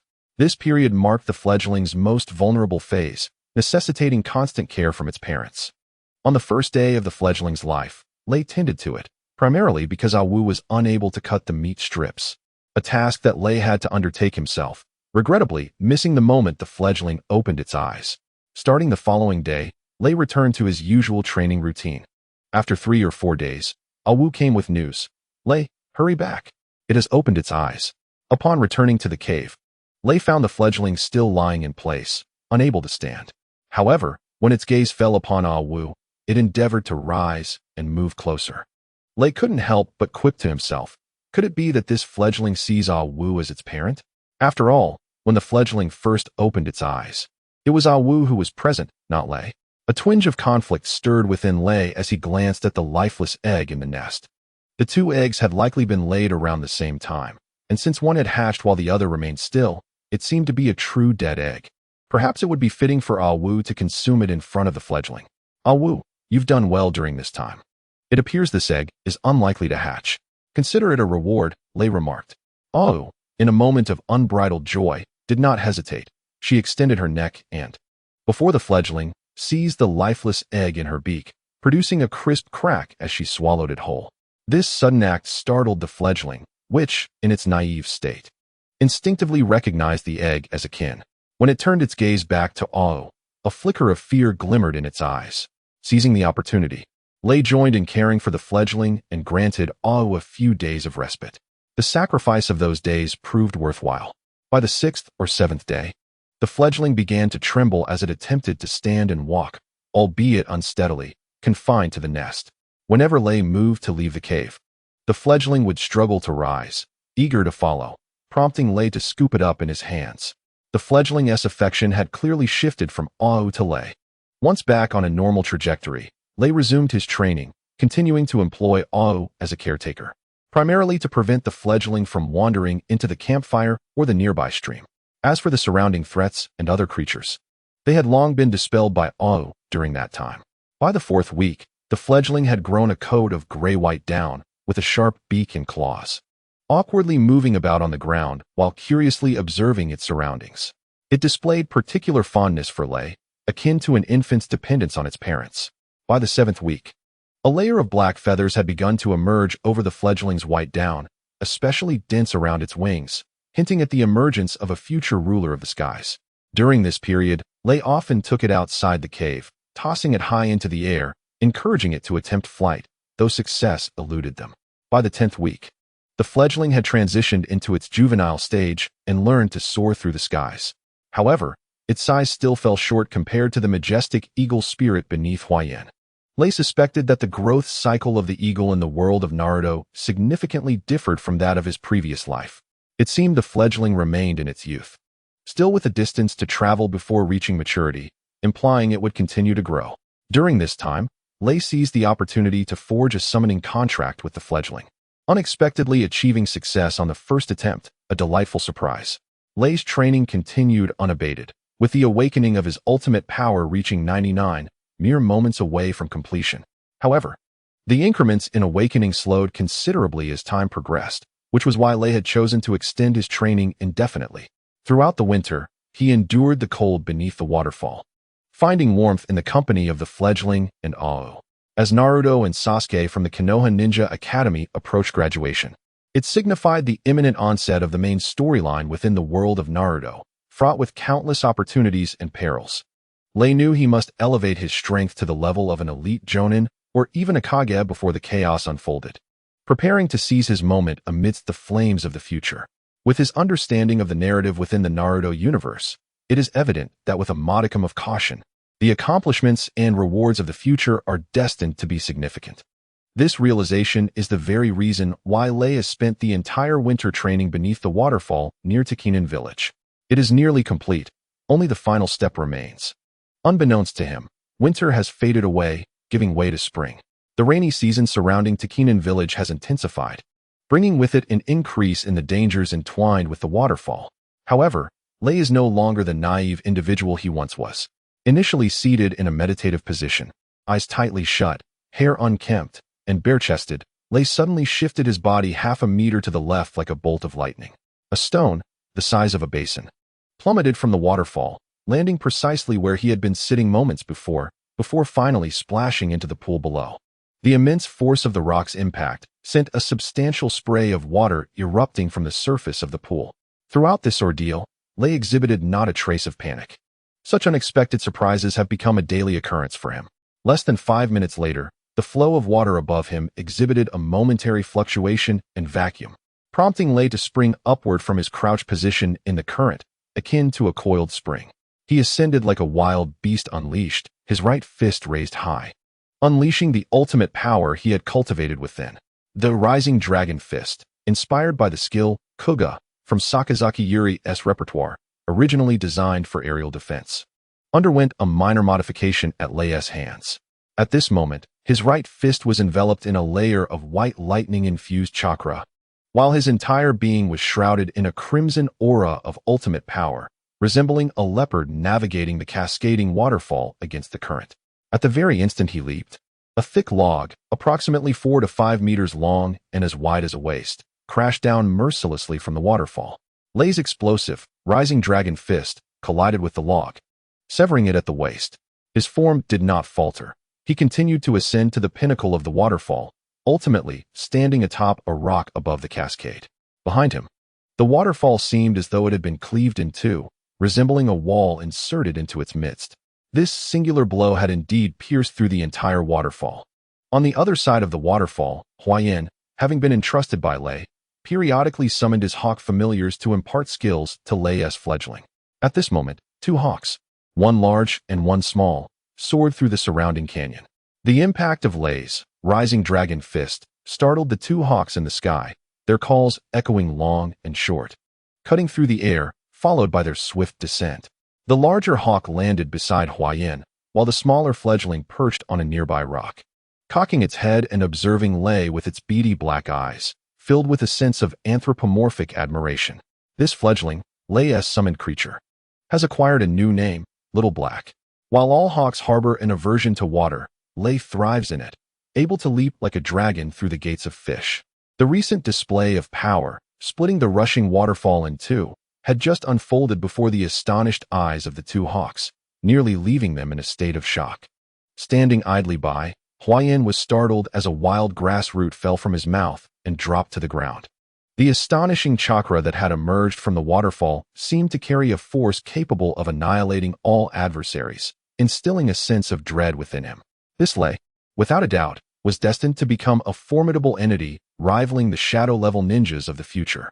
Huayan, being a Jonin of Takinen village, possessed a discerning eye and profound understanding. It is said that the library within Takinen village chronicles the mightiest taijutsu masters throughout the history of the ninja world, with the likes of the Third Raikage and a Leaf Village ninja named Might Dai topping the list.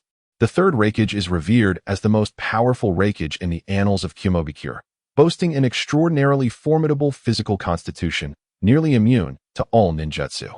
Moreover, hailing from the esteemed Yatsuki clan, he wields unique secret techniques that utilize lightning release to stimulate cellular vitality, significantly enhancing personal strength and speed. No skill could penetrate his defenses, save for himself.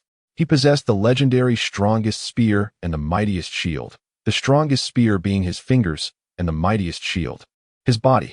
He once single-handedly contended against thousands of ninjas, engaging in a fierce battle for 3 days and nights before succumbing to exhaustion. The fourth Raikage is said to have inherited his legacy. Another notable figure is Might Dai, the father of Might Guy from the Leaf Village, who unleashed the Death Gate of the Eight Gates and single-handedly vanquished 4 members of the infamous Mist Seven, a group of elite shinobi. It is noteworthy that at that time, each member of the Mist Seven possessed strength equivalent to that of Jonin or Elite Jonin, and their combined might was sufficient to slay a shadow-level ninja. Yet, Dai dispatched 4 with a single kick and sent 3 fleeing. Both men have since passed. Yet their taijutsu prowess has been inherited by the fourth Raikage and the elite Jonin Might Guy of the Leaf Village. In Huayan's eyes, Lei's current display of talent and potential assuredly position him to stand shoulder to shoulder with the fourth Raikage and Might Guy in the future. After all, he had never witnessed the fourth Raikage or Might Guy in action, thus all of this was merely his estimation. Should Lei become aware of his thoughts at this moment, he would likely offer a correction. Among the surviving taijutsu masters in the world of Hokage, one must also include Tsunade. She is one of the legendary Sannin of the Leaf Village, known for her unfortunate tendency to lose in gambling. Endearingly referred to as the legendary Big Fat Sheep by gamblers. The fourth Raikage, Might Guy with his 8 gates, and Tsunade represent the pinnacle of taijutsu prowess in the entire Hokage world. As for the resurrected final boss, Kagaya Otsutsuki's taijutsu, known as Shinjutsu, 80 Gods Vacuum Attack, transcends the realm of taijutsu and is considered divine technique, thus excluded from this discussion. Recently, a post has surfaced in the review section, wildly misleading new readers and creating a frenzy. In Chapter 5, titled Lei's Chakra Attributes, I previously articulated a significant point. Practicing the 8 gates of Duanjia is best suited for those with lightning attributes. However, a certain individual, in their misguided wisdom, took it upon themselves to modify my statement to practicing the 8 gates of Duanjia requires lightning attributes, thereby directing an unfounded attack against me. Below my original words, a multitude of new readers, who had not even perused my initial statement, blindly lauded this misinterpretation, engaging in a collective condemnation of the author for allegedly lacking knowledge of Naruto. I encountered this post last night, and my unease has yet to subside. Upon self-reflection, I recognize that my composure in the face of criticism is still a work in progress. I wish to pose a query to this individual. Do practicing the 8 gates of Duanjia is best suited for those with lightning attributes, and practicing the 8 gates of Duanjia requires lightning attributes convey the same meaning? Why did you distort my original words into an alternative interpretation, which you then wielded to assail me? I ponder whether your elementary reading comprehension may indeed be lacking. In my original text, I stated that Rock Lee possesses a formless chakra attribute, which allows him to practice the 8 gates of Duanjia. Thus, it follows that any chakra attribute can engage in this training. Did I ever assert that practicing the 8 gates of Duanjia requires lightning attributes? This situation is akin to the following example. Author, I had dumplings for lunch, followed by a certain astute reader declaring, Author, why did you not eat rice? Do you look down upon Southerners? Is there regional discrimination at play? This is an absurd attack rooted in a misinterpretation of my words. If you seek to contest my assertion that practicing the 8 gates of Duanjia is best suited for those with lightning attributes, then let us delve into the merits of my argument. Firstly, within the Naruto universe, the 2 most formidable practitioners of taijutsu are the 4th Raikage and Might Guy, who utilizes the 8 gates of Duanjia. The former undoubtedly possesses a lightning chakra attribute, while the latter boasts both fire and lightning within his chakra composition, information readily available with a simple search. As for Kagaya, she transcends the realm of humanity.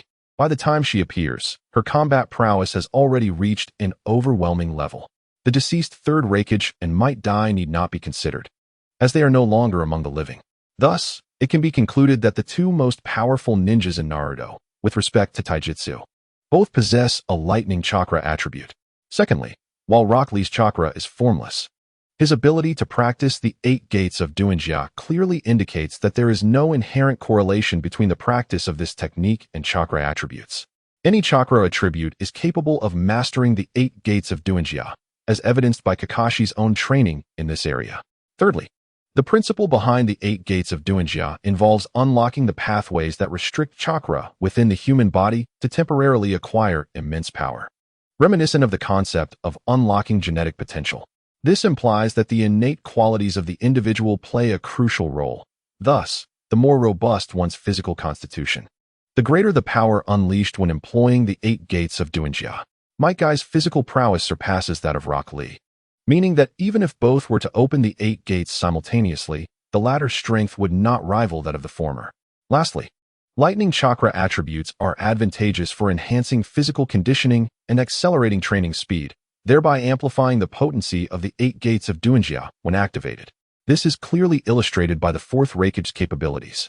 Moreover, each of the 7 chakra attributes possesses its intrinsic characteristics. For instance, the Earth attribute undoubtedly emphasizes the entrapment of foes and the enhancement of defense, while the Yang attribute focuses on restoration and the augmentation of vitality. The Lightning attribute, on the other hand, is primarily concerned with amplifying power and speed. Furthermore, Lightning chakra facilitates the enhancement of physical prowess, thereby indirectly increasing the efficacy of the 8 gates technique. In summary, when practicing the 8 gates, Lightning chakra is deemed the most advantageous. What errors exist within this reasoning? Where does the logic fail to be coherent? Do you truly believe that the author is entirely ignorant, having never indulged in the world of Naruto, and that they could simply pin a narrative out of thin air? Such assumptions are merely a reflection of your own biases. I dedicate my days to writing, crafting 4,000 words in merely 2 hours, while I devote at least an additional 2 hours to research. My inquiries into the information regarding Takigakure, the Jinchuriki of the 7 Tails, and the backstory of Kakazu consumed considerable time, not to mention the forthcoming details about Tsunade. Rest assured, I have indeed immersed myself in Naruto. Otherwise, how could I possess the audacity or the courage to write about it? Other popular series such as One Piece, Bleach, and Eren Jisia do pique my interest. Yet I refrain from writing about them as I have not experienced their narratives firsthand and am unwilling to invest time in revisiting unfamiliar material. My engagement with Naruto stems from a genuine familiarity with its lore, having recently revisited the series, which informs my choice to explore fan fiction within that universe. To compile information about the hatching of an eagle, I have spent hours poring over texts and videos. Do you presume that writing a book is a trivial endeavor? While authors on various platforms may commence their writing without comprehensive knowledge, often yielding little financial reward, the standards at certain points are markedly higher. You would find it challenging to navigate the contractual process, and even if you were to succeed, countless seasoned readers, perhaps even established authors under pseudonyms, would be quick to critique your work, potentially leading to a psychological toll. Before speaking, I urge you to exercise caution and refrain from assuming that differing viewpoints should lead to the erasure of others. We are all adults, and no one can alter another's perspective.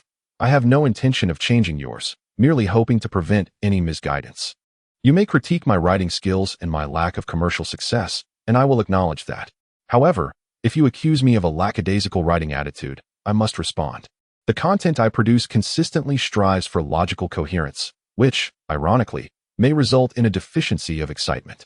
Those who have perused my previous works would likely attest to this. Furthermore, authors, particularly in the realm of fan fiction, often delve into the untold or underexplored backstories of secondary characters, crafting alternative narratives to enrich the main storyline. It is essential to recognize that sometimes, engaging in pointless arguments can lead to unnecessary stress. Reading should be a source of joy. If one encounters something distasteful, a simple dismissal suffices, perhaps with a light-hearted expletive, and one can move on. Is that not preferable? I have elevated the post of this astute reader in the comments section, where I shall occasionally revisit it as a reminder to myself to diligently conduct research and refrain from writing hastily. Furthermore, one must enhance their mental fortitude. Authors with a poor mindset cannot thrive in this realm.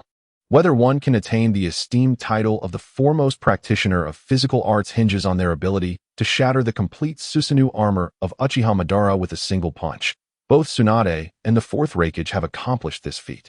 As for Guy, while he has yet to test his strength against the Susanoo armor, he has indeed engaged with Madara's physical form. The result was nearly catastrophic, delivering a kick that almost brought Madara to the brink of death, nearly ushering an early conclusion to the world of Hokage. Madara himself acknowledged Guy as the strongest man in physical arts.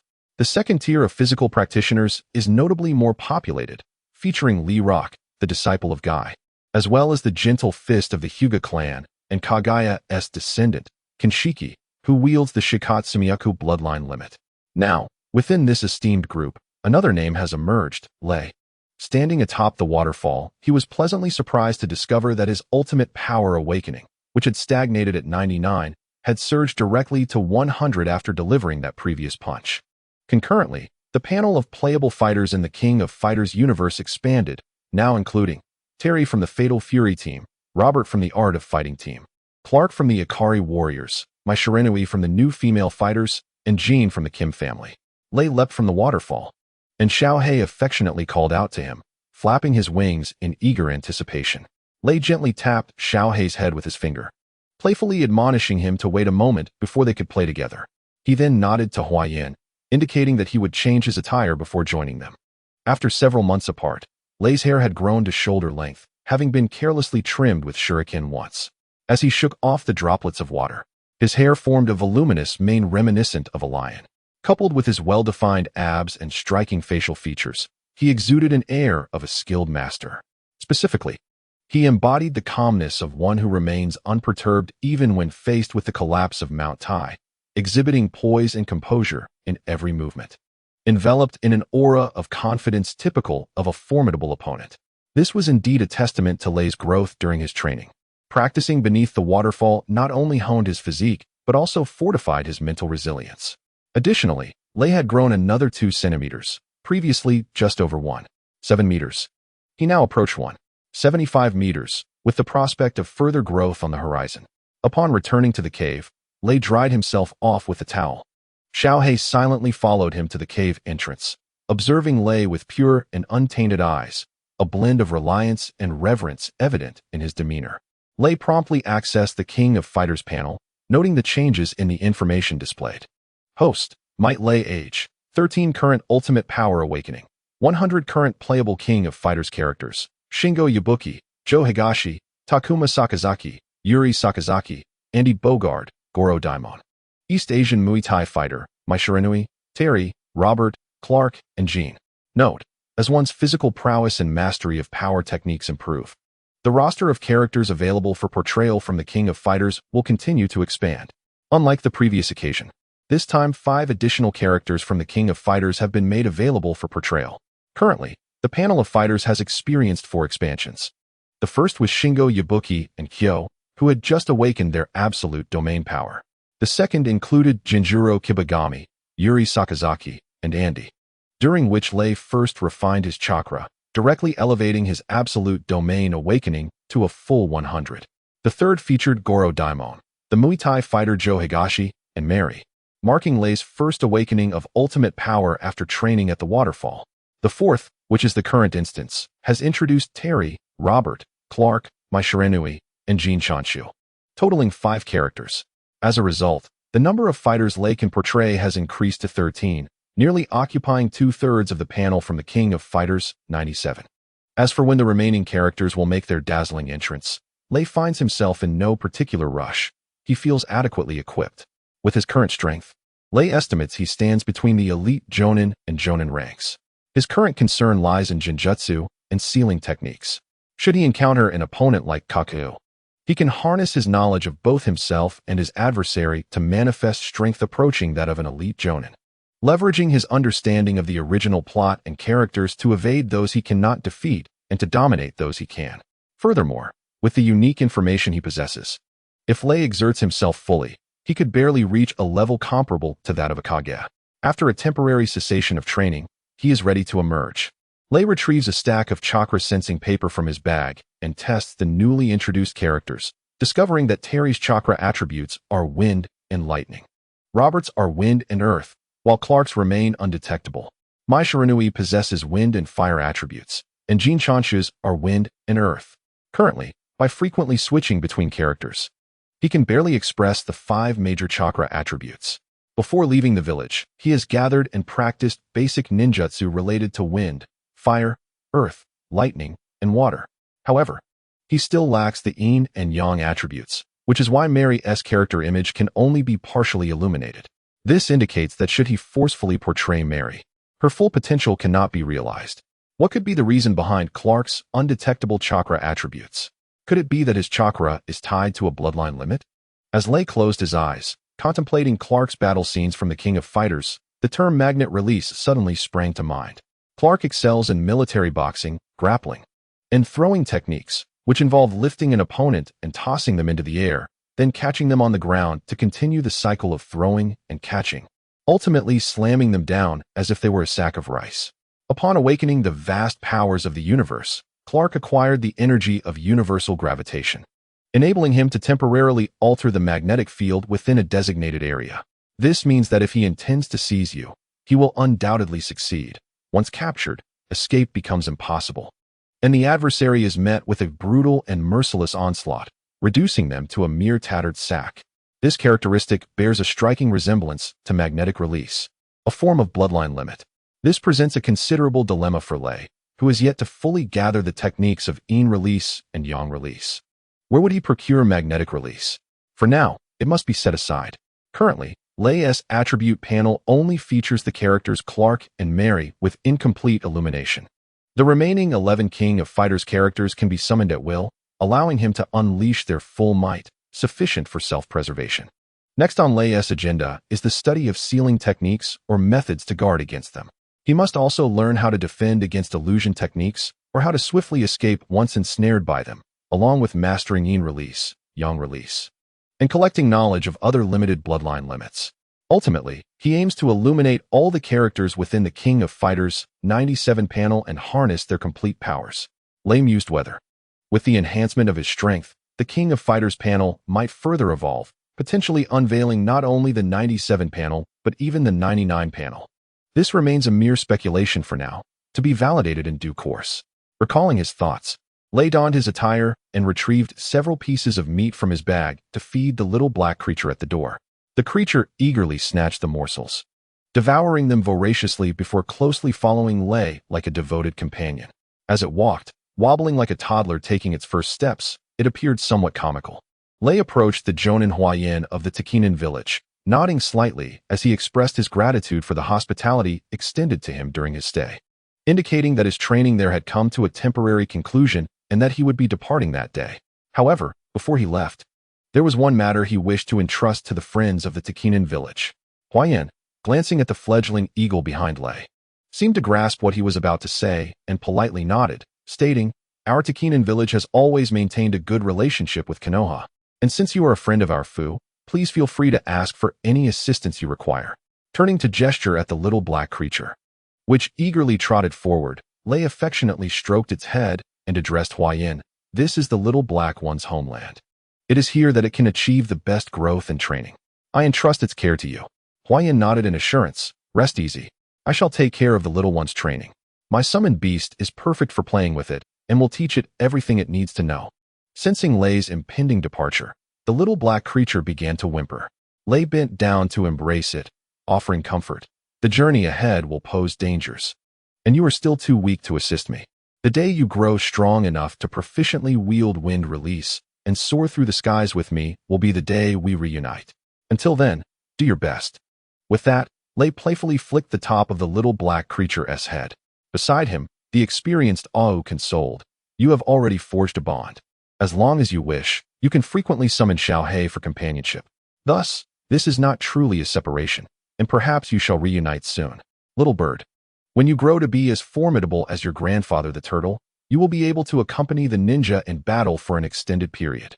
Although Xiaohei could not articulate words at present, it had grasped the essence of their exchange and nodded vigorously in agreement with Lei.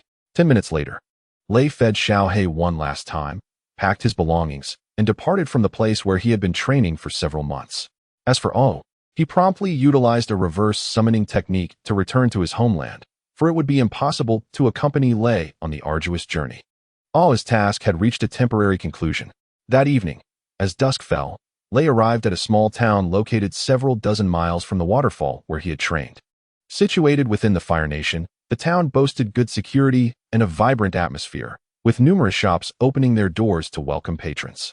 After a leisurely stroll, Lei chose to settle in a hot spring inn. His months of isolation and training had rendered him somewhat wild in appearance. He yearned for a rejuvenating soak in the hot springs, followed by a period of rest and the purchase of essential supplies, particularly clothing. Having finally emerged into the world, he carried a sum of 1,400,000 Rio, with plans that required discreet implementation. An hour later, having just exited a tailor's shop where he had ordered some rather unique garments to be collected in 3 days, Lei passed by a gambling house emblazoned with the character for gamble. Suddenly, he was struck by a distinctive, boisterous voice. "This lady is betting big. Hurry up and deal. I refuse to believe I will keep losing." "All right then, the dice are rolling.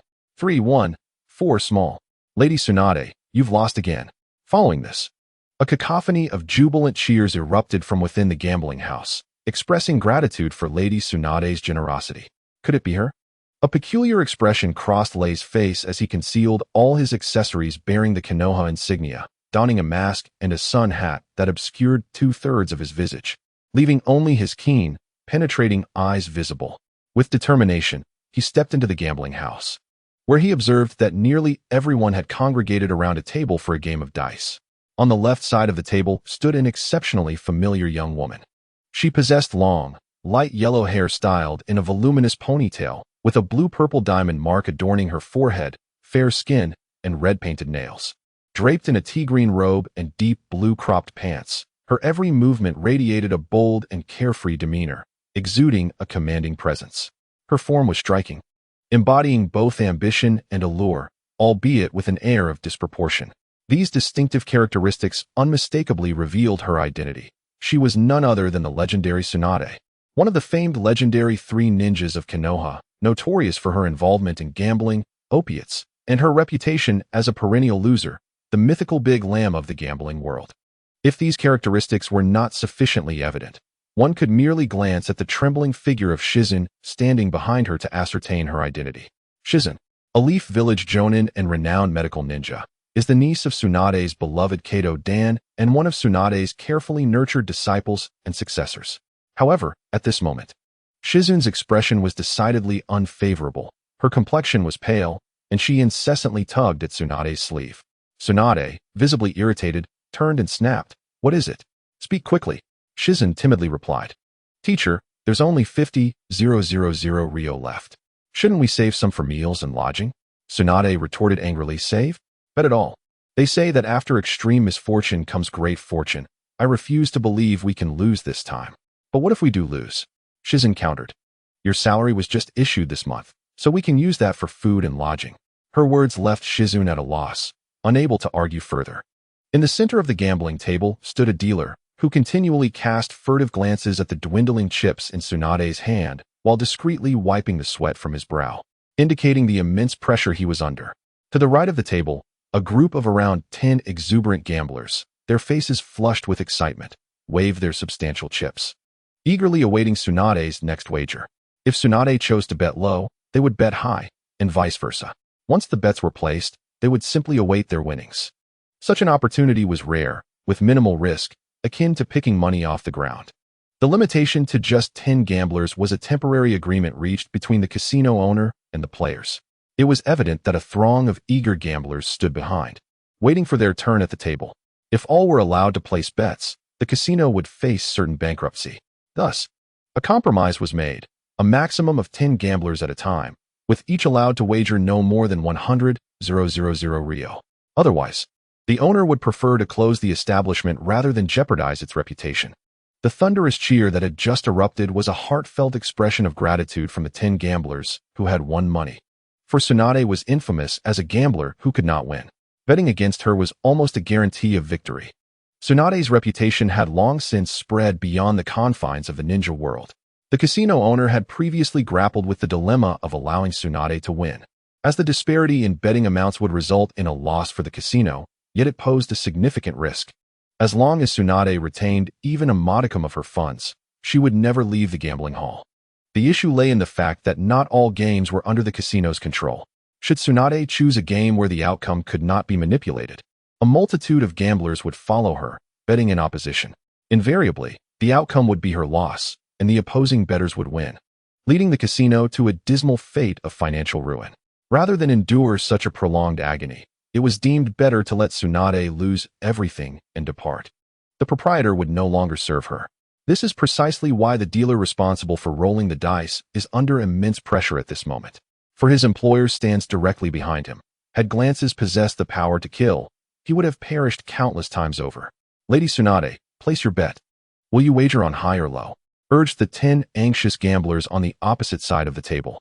Tsunade, gripping her last 500,000 ryo in chips, pondered deeply, resting her chin on her hand, before decisively slapping her chips down on the low side. In an instant, the 10 gamblers stationed to the right of the table surged towards the left, each placing their 100,000 ryo chips fervently on the high side, collectively proclaiming, "We are betting high. Hurry up and reveal the result. We wouldn't want to keep Lady Tsunade waiting, as that would be quite impolite." The dealer cast a furtive glance at his employer, noticing not only his own perspiration, but the even greater beads of sweat adorning his boss's forehead. They exchanged a silent look, and the employer, with a grimace, subtly implied it was best to conclude this ordeal quickly. The sooner it ended, the better. After all, Tsunade had little money left, and once she placed her bet this round, her funds would be entirely depleted. Under the eager scrutiny of many, the dealer trembled as he shook the dice, finally unveiling them, revealing an astonishing outcome: 1, 1, 2, low. At that moment, the atmosphere around the table was polarized. On one side were the jubilant 10 gamblers who had once again benefited from the situation, while on the other were the onlookers lamenting and sighing. Why the lamentation? Because this was Tsunade's final chance. Once her funds were exhausted, their opportunity to play alongside her would vanish entirely. As for Tsunade, it was evident she was accumulating fury. Suddenly, with a resounding bang, she slammed her hand down on the table, glaring fiercely at the dealer and the casino owner behind him. She demanded, "Did you just cheat me? Why is it that when I bet high, the result is low, and when I bet low, the outcome is high? Have I not guessed correctly even once?" In response, the owner fell to his knees before Tsunade, tearfully imploring, "Lady Tsunade, who would dare to cheat right in front of you? Everyone knows you are one of the legendary Sannin of the Hidden Leaf Village. Even if someone had the audacity, they would lack the skill to deceive you. Wouldn't you agree?" Internally, the owner scoffed. "Who doesn't he know you to be that fabled big loser? Always losing at gambling? Is there truly a need to cheat?" All he desired was to rid himself of this calamity that was Tsunade. On the other side, the 10 gamblers who had just won money once again performed a deep bow, sincerely and passionately exclaiming, "We are grateful for your generosity, Lady Tsunade." Betting alongside her had proven exceptionally easy. The deep bow, or doza, is a gesture of utmost respect, typically used to express contrition or petition, as well as to convey humility before someone of noble status. This act of reverence was warranted. These individuals had benefited from her misfortune, and Tsunade herself was a renowned figure in the Hidden Leaf, being the granddaughter of the first Hokage, Hashirama Senju, and the grandniece of the second Hokage, Tobarama Senju, as well as a disciple of the third Hokage, Hiruzen Sarutobi. The Senju clan is regarded as a prestigious family in the shinobi world, placing their status leagues apart from the others. Paying homage to such a person is far from disgraceful. Furthermore, one must not forget the well-digger when drinking water. Having amassed such a fortune, it is only fitting to express gratitude, is it not? Borrowing money, however, is out of the question, as one who borrows seldom repays. Aside from borrowing, other matters are easily discussed. Tsunade, vexed, slammed her hand upon the table once more and called out to the casino owner, "Lend me 100,000 taels and chips. I shall return both principal and interest within 3 months." The casino owner shook his head vigorously, like a rattle, lacking the courage to meet Tsunade's gaze. He politely refused, "Lady Tsunade, I shall forego the interest on the previous loan of 100,000 taels. But I implore you to return the principal as agreed. Our establishment operates on a modest budget, and we can lend no more. Please have mercy. I have an elderly parent and children to support, and I rely on this business for my livelihood." Behind her, Shizun visibly sighed in relief. The day's awkward venture had finally come to an end. Such experiences had repeated countless times of late, regardless of whether she managed to borrow money or how much. She invariably ended up losing it all, and she had never witnessed Tsunade proactively repaying a debt. As Tsunade would put it, why return money borrowed through one's own prowess? If they possessed the skill to catch her, then let them try. Over time, Tsunade had earned a notorious reputation as a plump sheep and a deadbeat throughout the Land of Fire. Only a fool would lend her money. The casino owner's declaration ignited Tsunade's fury. She then turned her gaze towards the 10 gamblers who had benefited from her winnings, her tone suddenly transforming to one of warmth and gentleness. Since you have won, why not lend me 50,000 taels each? As long as I remain here, you shall continue to win, understand? The 10 gamblers exchanged glances with Tsunade, casting furtive looks at the ashen-faced casino owner beside them, and in an instant, they sprang up like rabbits, clutching their purses and fleeing. In a heartbeat, they scattered like birds and beasts, leaving no trace behind.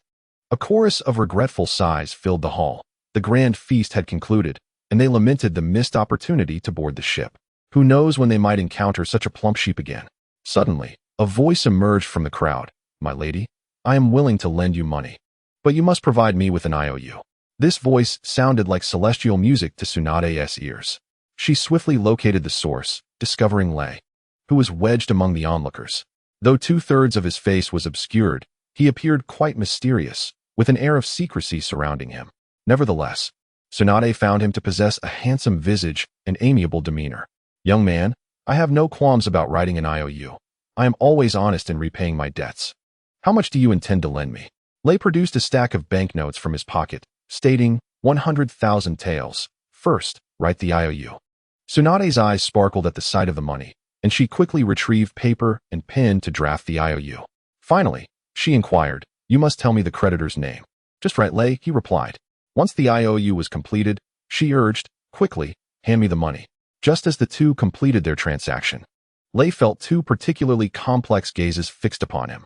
A gaze from Tsunade's female disciple, Shizune, fell upon him, filled with a mix of pity and incredulity. As if regarding a fool or a pitiful creature, she hesitated to speak, ultimately choosing silence. Another pair of eyes belonged to the casino owner, whose expression was as frigid and hostile as that of a sworn enemy. Yet, Lei paid little heed to their scrutiny. Making his way to an empty table nearby to sit, he was well aware of Tsunade's character and the reason behind his loan. Firstly, it was an investment in goodwill, a gesture of human kindness. Not long from now, Orochimaru would seize the opportunity presented by the Chunin exams to attack Konohagakure. If the narrative remained unchanged, Sarutobi Hiruzen would use the Shiki Fujin technique, sacrificing his own life to seal away Orochimaru's arms. Subsequently, Tsunade would ascend to the position of Hokage, becoming the 5th Hokage by popular acclaim. Should Tsunade default on her debt, he would possess the promissory note, placing him in a morally superior position. With no official title, Tsunade could easily flee from her obligations. How could the Hokage, now the 5th, escape her debts? One cannot abandon their monastery while the monk can flee. Would she truly risk her reputation? Even if Tsunade refused to repay him, he could always turn to Jiraiya for assistance. As one of the legendary Sannin of Konohagakure, a renowned author of the adult manga Aika Paradise, and a longtime admirer of Tsunade, Jiraiya would undoubtedly be willing to help her settle her gambling debts. However, Lei had no intention of demanding repayment. Rather, he believed that the value of the promissory note in his possession exceeded mere currency. Secondly, he aimed to strike a deal with Tsunade. Even if the likelihood of success was slim, it was worth attempting. If his suspicions were correct, Tsunade would soon lose everything and seek his financial assistance once more. Once her debts reached the staggering sum of 400,000 ryo, and she found herself unable to repay, Lei planned to propose a trade, the promissory note in exchange for her yoton, yang release, ninjutsu. Regardless of the outcome, the funds were ultimately a gift from Kaku. Thus, he would incur no loss. This was also the reason behind his masked visage, concealing all signs of his identity as a Konohagakure ninja. Should they realize he hailed from the village, the leverage of the promissory note would diminish significantly, jeopardizing his plan to acquire her yoton techniques. Young man, it seems you possess considerable wealth. Our boss wishes to have a word with you. Two burly casino staff members ominously approached him shortly after he sat down, arrogantly gesturing towards the casino owner in the distance and indicating a side door. Upon locking eyes with the casino owner, Lei understood their intent. They were too fearful to vent their frustrations on Tsunade, instead redirecting their grievances towards him. Despite the casino owner's earlier display of feigned vulnerability before Tsunade, it was merely an act, Anyone capable of operating a casino in town undoubtedly had formidable connections and a reputation for being troublesome. Very well. Lei feigned the demeanor of an inexperienced youth, rising and making his way towards the side door. His willingness to lend money to Tsunade certainly bore its own motives. As for whether the casino owner's interests had been compromised, that was of no concern to him. Lei stood outside the side door for a brief moment, awaiting the appearance of the casino owner, but instead, the two staff members from earlier approached him with ill intentions, their fists clenched. Kid, if you want to blame someone, blame yourself for meddling. Our boss wants to teach you a lesson. Before they could finish their taunts, Lei swiftly retaliated, delivering a punch and a kick that sent both of them crashing to the ground. The owner, who had been hiding behind the side door, was left utterly stunned. Trembling in fear, unfazed, Lei nonchalantly strolled back into the casino as if he had merely swatted two flies. Unexpectedly, the commotion attracted the attention of Shizune, who approached him with a look of concern. Without uttering a word, she bowed deeply. I apologize, Lei. I'm sorry for the trouble caused by my teacher. If anyone bothers you because of this, please don't hesitate to let me know. Lei raised an eyebrow, scrutinizing Shizune with a serious demeanor. Truth be told, had it not been for his earlier generosity in lending her 100,000 ryo, he would not have been afforded such a respectful gesture from her. After all, Shizune was a renowned jonin from the Hidden Leaf Village, a rare medical ninja with a status far superior to that of an ordinary jonin. It was quite a sight to see her bow in such a humble manner to someone like him. Being associated with such a prominent teacher, it was indeed a burden for her to constantly clean up after Tsunade. Unlike the boisterous and brusque Tsunade, Shizune possessed a more tranquil and reserved demeanor, characterized by her gentleness, attentiveness, and compassion. Throughout her life in the Naruto world, she remained single, not due to lack of attractiveness, but because her personality was perfectly suited for being a devoted partner. With her short black hair, fair complexion, and delicate features complemented by a slender physique, she possessed an allure that rivaled her mentoress. When conversing, she was always polite, speaking softly like a friendly older sister. Lei's gaze roamed over Shizune unabashedly from head to toe, noting that she was not much shorter than himself, standing at approximately 168 meters. Sister Shizune, it's nothing. I simply took care of those two flies. Upon noticing his appreciative glance and the affectionate term he used, Shizune's cheeks flushed with embarrassment, prompting her to bow once more. Hesitantly, she stammered, There's one more thing. It seems my teacher is about to lose everything again. She asked me to come and ask if you could lend her another 100,000 ryo. This time, she will provide an IOU and promises to repay you in the future. I'm truly sorry for the inconvenience. Realizing she was borrowing money on behalf of Tsunade, it became clear why she appeared so guilt-ridden. Shizune's head nearly bowed to the ground, her embarrassment palpable, had it not been for Tsunade's insistence. She would never have dared to approach a stranger for financial assistance. Just as she steeled herself for rejection, Lei surprised her by agreeing without hesitation. Please continue to lend me money. It is of no concern. I indeed possess a small sum, and I shall lend it to Lady Tsunade. I have 300,000 ryo remaining, and I shall give it all to you. As per our usual arrangement, a promissory note is required. Lei promptly produced the entire amount in one go, to spare the other party from returning for more funds after a brief wait.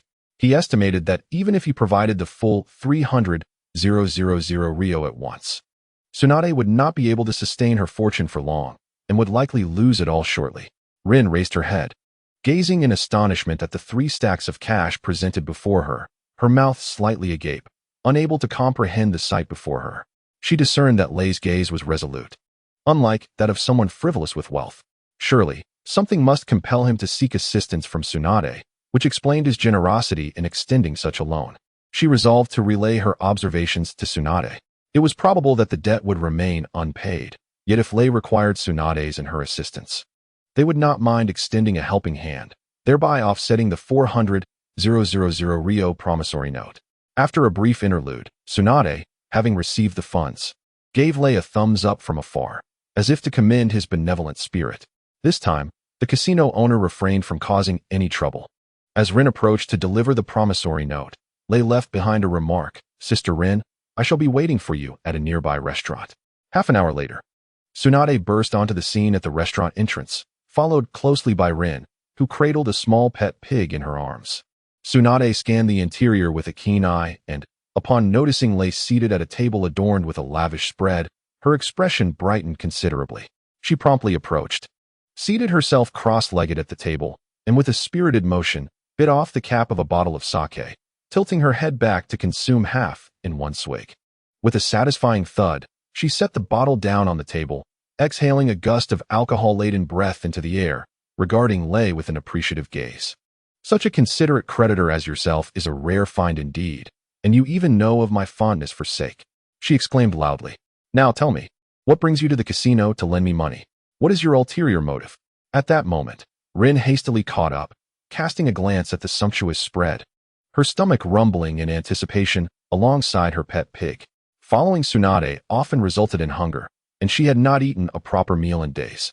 She awaited the conclusion of Tsunade and Lei's discussion regarding the debt repayment agreement so she could indulge in the feast. Observing Tsunade's enthusiastic demeanor, Lei raised an eyebrow, pondering her words. Lady Tsunade, what do you mean? He replied, I merely happened to pass by. Tsunade, with chopsticks in hand, quickly filled her mouth with a generous portion of food and mumbled, her words somewhat obscured, I surmise you are no gambler, and you must be acquainted with me. Your furtive demeanor suggests you have crossed paths with an adversary. Are you seeking my assistance for a more nefarious task? Let it be known, I do not engage in murder. At most, I could assist in incapacitating your foe, perhaps breaking their limbs as a means to offset the 400,000 Rio you lent me. What say you? Lei shook his head, dismissing Tsunade's proposal. I harbor no enmity with anyone. Tsunade once again proposed, so? You have a family member or friend who is seriously injured, and you seek my assistance, correct? No problem. Once we have had our fill, we shall set forth. Once I have healed your patient, our debts will be settled. By the way, you shall cover our expenses along the way. Lei shook his head once more, asserting that he was not seeking her medical services. Observing Lei's repeated rejections of her debt repayment proposals, Tsunade furrowed her brow, instinctively sensing that Lei had grander schemes in mind. Consequently, she fell silent, immersing herself in the meal laid before them. Nearby, Shizune and the pig seemed to sense the peculiar atmosphere, and without waiting for an invitation from Lei, they joined in, devouring their food with gusto. Within 3 minutes, the table laden with sumptuous dishes was rendered empty by the two and the pig, and a bottle of sake was entirely consumed. Tsunade, satisfied, let out a hearty belch. Her previously humble demeanor shifted dramatically as she slammed her hand on the table, demanding in an imposing tone, This is unacceptable. That is unacceptable. What do you truly desire? Let me be clear, I will not acquiesce to unreasonable demands. Were an outsider to witness this scene, they might think that Lei was the one in debt. Lei spoke up, my request is not overly extravagant. I propose to exchange this promissory note of 400,000 Rio for one scroll of any young release ninjutsu. Tsunade was taken aback, then vehemently shook her head, firmly rejecting. The scroll of yang release ninjutsu is a high-level secret of our village, accessible only to those of the yang chakra nature from Konoha. Such a transaction contravenes my principles. Perhaps you should consider another option. She immediately added, I have another suggestion. You have seen this lovely little pig. Let me tell you, it is a rare summoning pig. I shall use it to offset the debt, valuing it at a modest 500,000 Rio, and you shall owe me an additional 100,000 Rio. Lei's lips twitched at the thought of her attempting to deceive him. If he accepted this proposal, he would soon find the pig disappearing through the summoning contract with Shizune, leaving him bereft of both money and pig. Such petty tricks might deceive a common creditor, but before Lei, they were futile. What do you think of my suggestion? You stand to gain, Tsunade urged with a cunning glint in her eye. Lei shook his head in sardonic disbelief, casting an aggressive glance at Shizune, causing her to shiver involuntarily. She perceived not only the depth in Lei's gaze, but also an intelligence that seemed to see through everything. Lei resolved to no longer remain passive. Since Tsunade was engaging in social maneuvering, he would see who could outsmart whom. He shook his head, dismissing her offer. What would I do with a summoning pig? Since you refuse to trade for the yang release scroll, let us consider it a pawn. You can reclaim her upon repayment. He gestured toward Shizune. Little did he expect Tsunade to discreetly signal Shizune, leaving behind a parting remark before swiftly vanishing from sight. I shall pawn her to you, goodbye. Lei was left momentarily speechless, utterly astonished. He still underestimated Tsunade's shamelessness. For a moment, the atmosphere on site grew tense. Lei and Shizune exchanged fierce glares from a distance. After a brief pause, Shizune suddenly stood up, clutching the ninja pig. Her face flushed as she bowed to Lei and resolutely declined, saying, "I'm sorry, but I will not stay as collateral. Thank you for your hospitality, goodbye." With that, she mimicked the act of escaping. "Wait, you owe me money and wish to flee? Not even if you were the princess of the Senju." Lei was infuriated. After tossing a wad of cash to pay for the meal, he took off in pursuit. The trio dashed from the small town into the nearby woods, with Tsunade long since vanished from sight. However, Lei wagered that she must be hiding nearby. Meanwhile, Shizune, while running, frequently glanced back nervously, realizing that Lei was not lagging behind, but rather relentlessly tailing her. This made her quite anxious. Eventually, the two of them, panting heavily, halted in a clearing within the woods. Suddenly, a voice echoed from the trees. "Why are you running? Fight him. Let us see if he dares to chase." The voice was unmistakably Tsunade's. Lei scanned his surroundings but did not catch a glimpse of her. He called out loudly, "Lady Tsunade, your behavior of shirking debts is rather unbecoming." Silence fell in the woods. Shizune turned around, tossing the ninja pig aside, and assumed a combat stance, apologetically stating, "I'm sorry, but I'll go easy on you and just knock you out. I hope you want mind." "Mind? I mind greatly." Lei's brow twitched, a surge of anger igniting within him. It seemed that unless he demonstrated some real ability, they would treat him as a soft target. In reality, Lei's request was not excessive. All he sought was any basic wind release jutsu scroll. Not all jutsu are closely guarded secrets. Some fundamental techniques pose no threat to the village even if disclosed. It was evident that Tsunade intended to evade her obligations. Lei resolved to take the initiative. He switched to a wind attribute character template and, utilizing body flicker technique, appeared beside Shizune, reaching out to seize her arm. Shizune was startled, thinking to herself how swift he was. She and Tsunade had previously speculated that Lei's true identity was that of a ninja, estimating that his strength was certainly inferior to Shizune's, which was why they had devised the plan to leave Shizune as collateral. As a Konoha Jonin, Shizune had achieved mastery in both ninjutsu and medical ninjutsu, but often found herself overshadowed by Tsunade, her mentor, whose presence dominated the atmosphere. Although she possessed a gentle demeanor, her inner strength was formidable. However, Shizune's personality harbored a significant flaw, her lack of decisiveness in critical moments. As a female ninja, she lacked the aggressiveness and initiative that the battlefield demanded, making her actions appear as reluctant and passive. Shizune's physical skills were the weakest, categorizing her merely at the level of an average chunin. Neither she nor Tsunade had anticipated that Lei's physical prowess would be so impressive or that his speed would be so remarkable. He closed the distance so swiftly that it nearly caught her off guard. At a crucial moment, Shizune lowered her shoulder, releasing a flurry of shuriken from her sleeve. Shinben is a type of concealed weapon resembling a golden needle. Its drawback lies in the fact that even when struck, it does not inflict fatal injuries. However, its advantages are manifold. It is abundant and exceedingly stealthy, often coated with poison to enhance its lethality. This device is not simply cast by hand, but is rather propelled by a mechanism akin to a hidden crossbow. Jingyin does not intend to kill Lei. Rather, her goal is to dissuade him from continuing or to render him unconscious. Even if Lei were to be struck by a golden needle, she would assist in detoxification, ensuring that he would not face life-threatening danger. The sudden attack of golden needles nearly caught Lei off guard. At a critical moment, he crouched low, executing a move reminiscent of a willow bending backward, narrowly evading the barrage of needles. Seizing the opportunity, Jingyin leaped onto a nearby tree branch, swiftly forming hand seals as she chanted multiple shadow clone technique. In an instant, 7 or 8 replicas of Jingyin materialized around her. The multiple shadow clone technique, an A-rank ninjutsu developed by the second Hokage, Senju Tobarama, was later classified as a forbidden technique. This enhanced version of the shadow clone technique allows the user to summon countless clones imbued with a degree of independent consciousness, with each clone possessing 1/3 of the original S strength in both defense and offense, contingent upon the user's chakra reserves. The number of clones summoned is directly proportional to the total chakra available, and miscalculating the quantity can lead to severe self-harm, which is why it has been categorized as forbidden and sealed within scrolls. Given Jingyin's total chakra, she can only summon about 10 clones. Summoning more could deplete her chakra entirely, rendering her incapacitated and devoid of combat capability. Among Jingyin's abilities, her physical combat is the weakest, while her ninjutsu, jinjutsu, and medical ninjutsu surpass it. Nevertheless, her primary choice for attacking remains physical combat due to its minimal chakra consumption. Ninjutsu not only demands significant chakra, but can also be countered, leading to instances of missed strikes.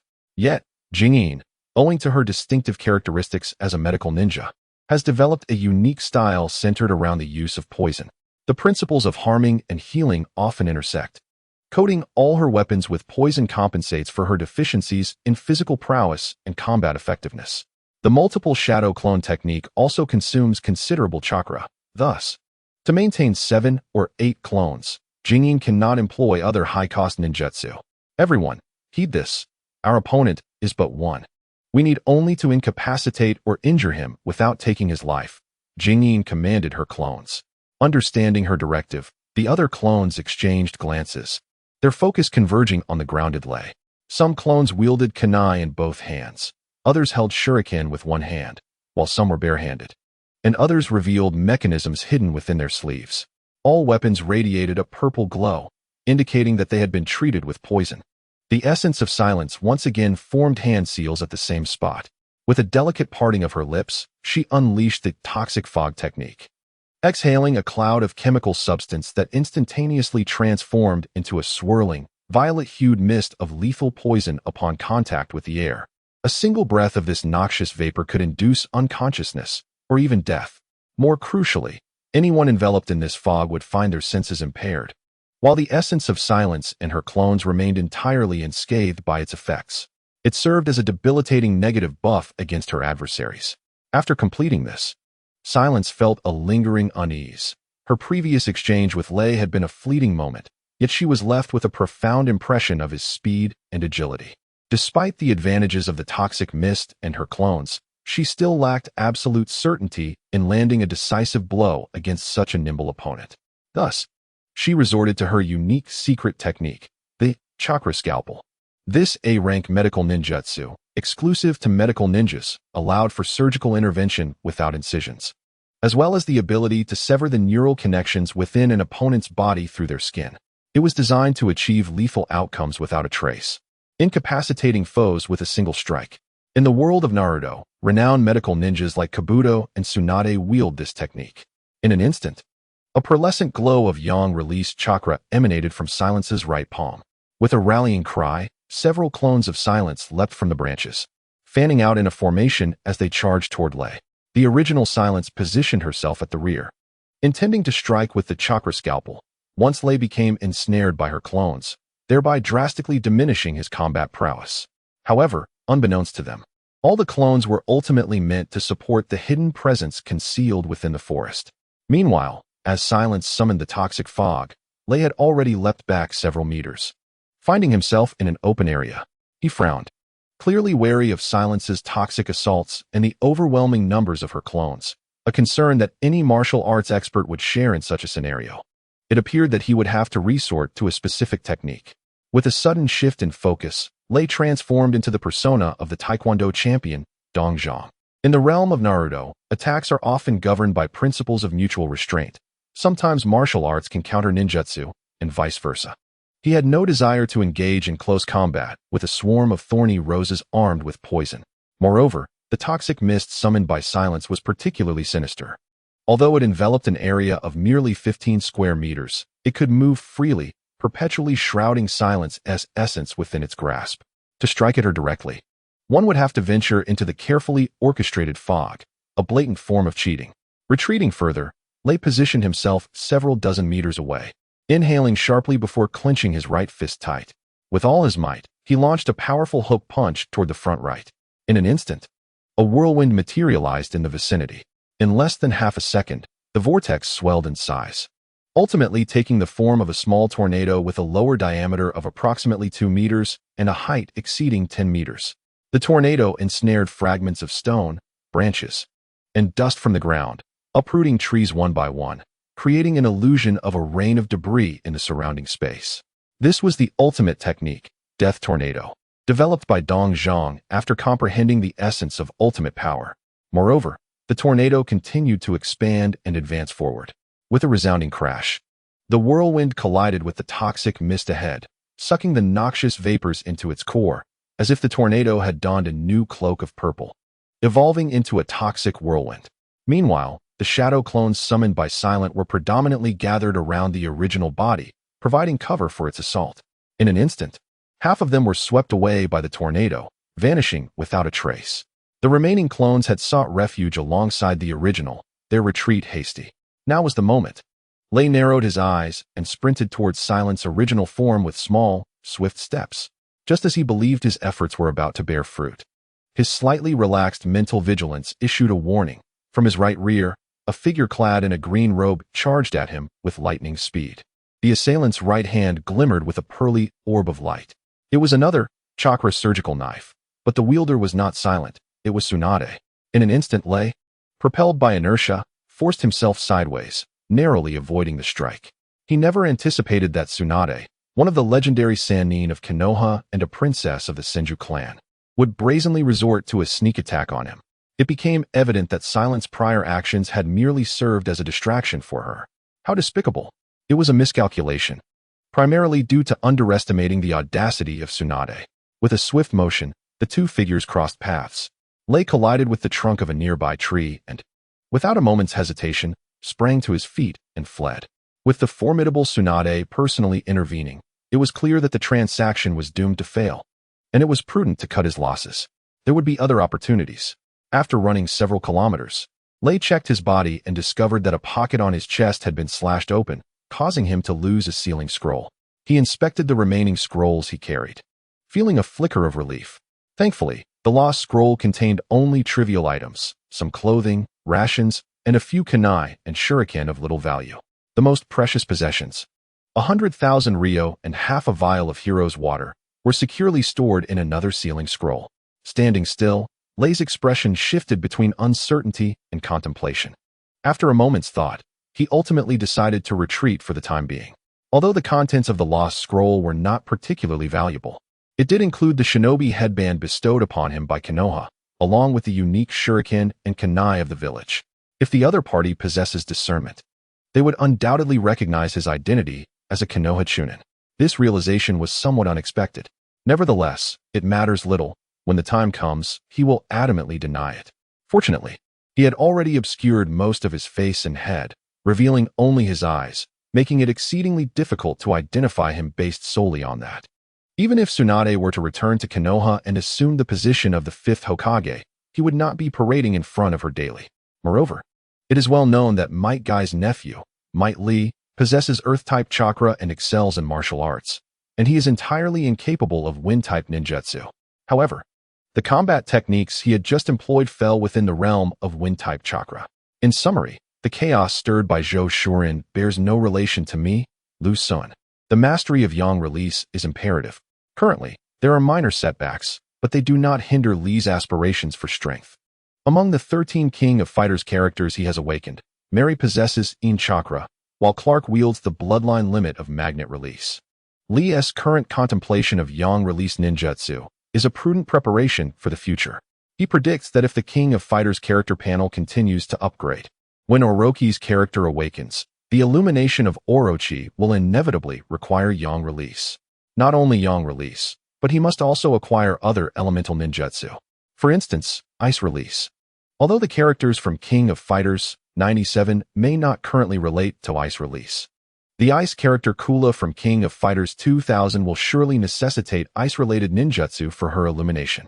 As previously mentioned, within the world of Naruto, there are 7 conventional chakra natures: wind, fire, lightning, earth, water, yin, and yang. Yin and yang release are relatively rare. However, beyond these 7 common chakra natures, there exist several other types of chakra, albeit appearing more infrequently. This involves the fusion and transformation of various chakra natures. Due to their rarity, there is a lack of ninjutsu that counters them, thereby amplifying their potency when employed. They are categorized into 3 new properties: bloodline limit, bloodline elimination, and bloodline collection. Bloodline limit. This involves the fusion of 2 chakra natures to create a new ninjutsu, known as bloodline limit. Once mastered, bloodline limit alters one's lineage, and the new ninjutsu becomes genetically recorded, passed down to future generations, thus benefiting one's descendants and potentially revitalizing an entire clan. For example, combining wind and water creates ice release. Earth and water form wood release. Fire and earth yield lava release. Earth and water produce dissolution release. And fire and water result in boiling release. Furthermore, there are magnet release, explosion release, crystal release, and steel release. Though these 4 bloodline limits are exceedingly rare and their origins remain a mystery. Bloodline elimination. This refers to the creation of a new ninjutsu by fusing 3 chakra natures together. Bloodline collection. This is the fusion of the 7 natures: fire, wind, earth, water, lightning, yin, and yang. Bloodline collection is said to exist only within the legendary Otsutsuki clan, the true gods of the ninja world. Even the illustrious first Hokage, Senju Hashirama of the Hidden Leaf Village, merely amalgamated the 6 elemental natures, fire, wind, lightning, earth, water, and yang, into a singular form, a phenomenon known as the bloodline elimination. Hashirama is widely recognized as the preeminent ninja within the Naruto universe. Currently, Lei's ambition lies in the meticulous collection of rare bloodline limits for future endeavors, a task undeniably arduous and protracted. As he ambled toward the village, he clenched his teeth in frustration. That old hag is utterly shameless. Does she think she can evade her debts? Is escape even an option? She must either repay her dues or exchange them for her yang release techniques. As these thoughts crossed his mind, a shiver ran down his spine, halting bolder notions. The old hag he referred to was, of course, Tsunade.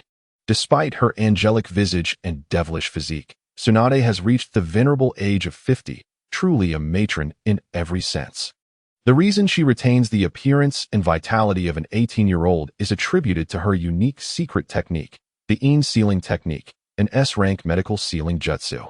This technique allows her to seal chakra within a diamond-shaped mark on her forehead, which can be unleashed when necessary, whether to obliterate adversaries or to mend her own injuries.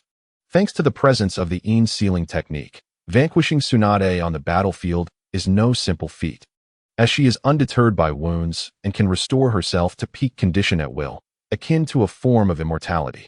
Furthermore, this sealing technique possesses a relatively obscure ability to finely adjust chakra, stimulating the formation of various proteins within her body, thereby accelerating cellular division and perpetuating regeneration. This peculiar ability is what allows Tsunade to maintain the youthful skin and visage of a girl of 18 at the age of 50. However, the frequency of cellular division is finite, akin to borrowing from one's future life, inevitably leading to a shortened lifespan. In her pursuit of youthful beauty, she seemingly risks her very existence. It is precisely due to the Yin sealing technique that Tsunade has attained the status of one of the legendary Sannin of Konoha, possessing power rivaling that of a Kage. To be candid, defeating Tsunade in direct combat is nearly impossible for Lei at his current strength. However, he has erred in his perception.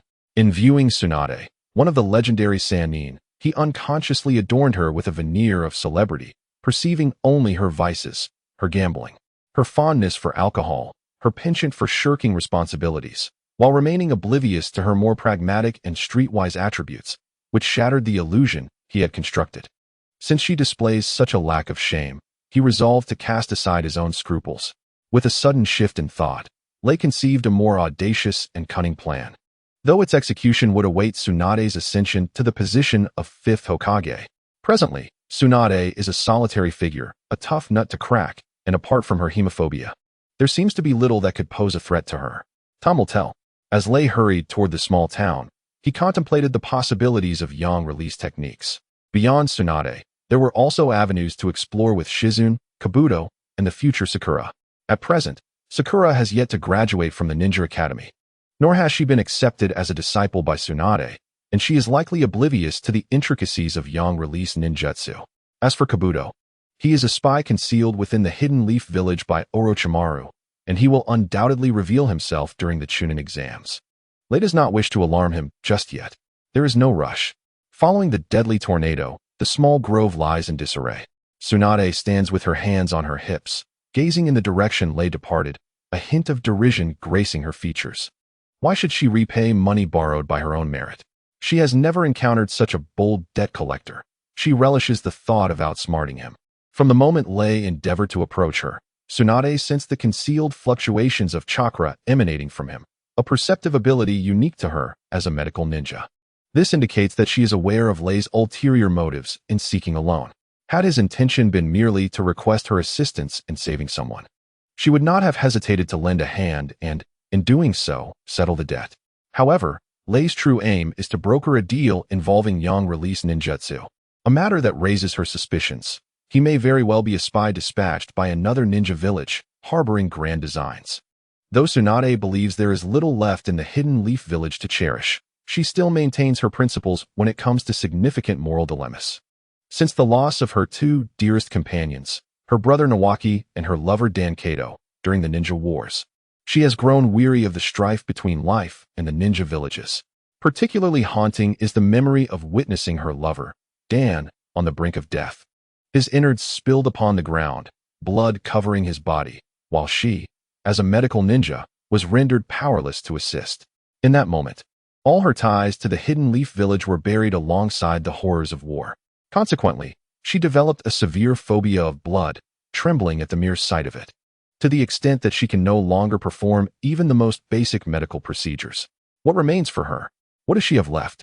Among her former comrades, Orochimaru, having been discovered conducting inhumane experiments on living subjects, rebelled against the Hidden Leaf Village. Jiraiya, intent on bringing an end to the war, sought the prophecy of the Child of Destiny from the sage of Mount Myaboku, who foretold that this child could conclude the conflicts among all ninja villages and usher in an era of peace. Thus, Jiraiya set forth from the Hidden Leaf to seek this destined individual. All these events stem from the repercussions and after-effects wrought by the war among the ninja villages. Orochimaru lamented the fragility of the ninja body, becoming enamored with the pursuit of immortality, while Jiraiya dedicated himself to the restoration of lasting peace, aspiring for a world devoid of war and death. Each of her companions made divergent choices in response to the war, and Tsunade, too, has her own path to follow. That path is to traverse every corner of the world, to conquer the casinos of the globe, and to heed the dreams of her youth in her wanderings. In short, she has resolved never to return to the Hidden Leaf Village, for the memories of that place evoke only anguish from her past. Tsunade gently caressed the pendant at her chest, and the mocking smile that had adorned her face quickly faded, giving way to a concealed sorrow and grief. The pendant in question was a cherished gift bestowed upon her by her grandfather, Hashirama Senju, in days gone by. In turn, she had gifted this pendant to her younger brother, Naruto, who yearned to become Hokage. When the Second Ninja War erupted, Naruto was merely 12 years old, an inexperienced genin, oblivious to the harsh realities of the world. Tragically, he was dispatched to the battlefield and inadvertently fell into an ambush laden with explosive tags, resulting in his complete obliteration. Leaving only the pendant to return to her grasp, Tsunade gently tilted her head back, a glimmer of moisture forming in the corners of her eyes. She harbored a disdain for the third Hokage and the very notion of Hokage itself, weary of the incessant conflicts between the ninja villages, yet felt powerless to effect change, ultimately opting for evasion. Perhaps this was the divergence in choices made between her and her two companions. "Teacher, I'm sorry, I have disappointed you once again," Shizun remarked. Sensing the shift in Tsunade's demeanor, mistakenly believing her mentor was dissatisfied with her earlier performance, Tsunade swiftly concealed her sorrow, reverting to her usual nonchalant demeanor.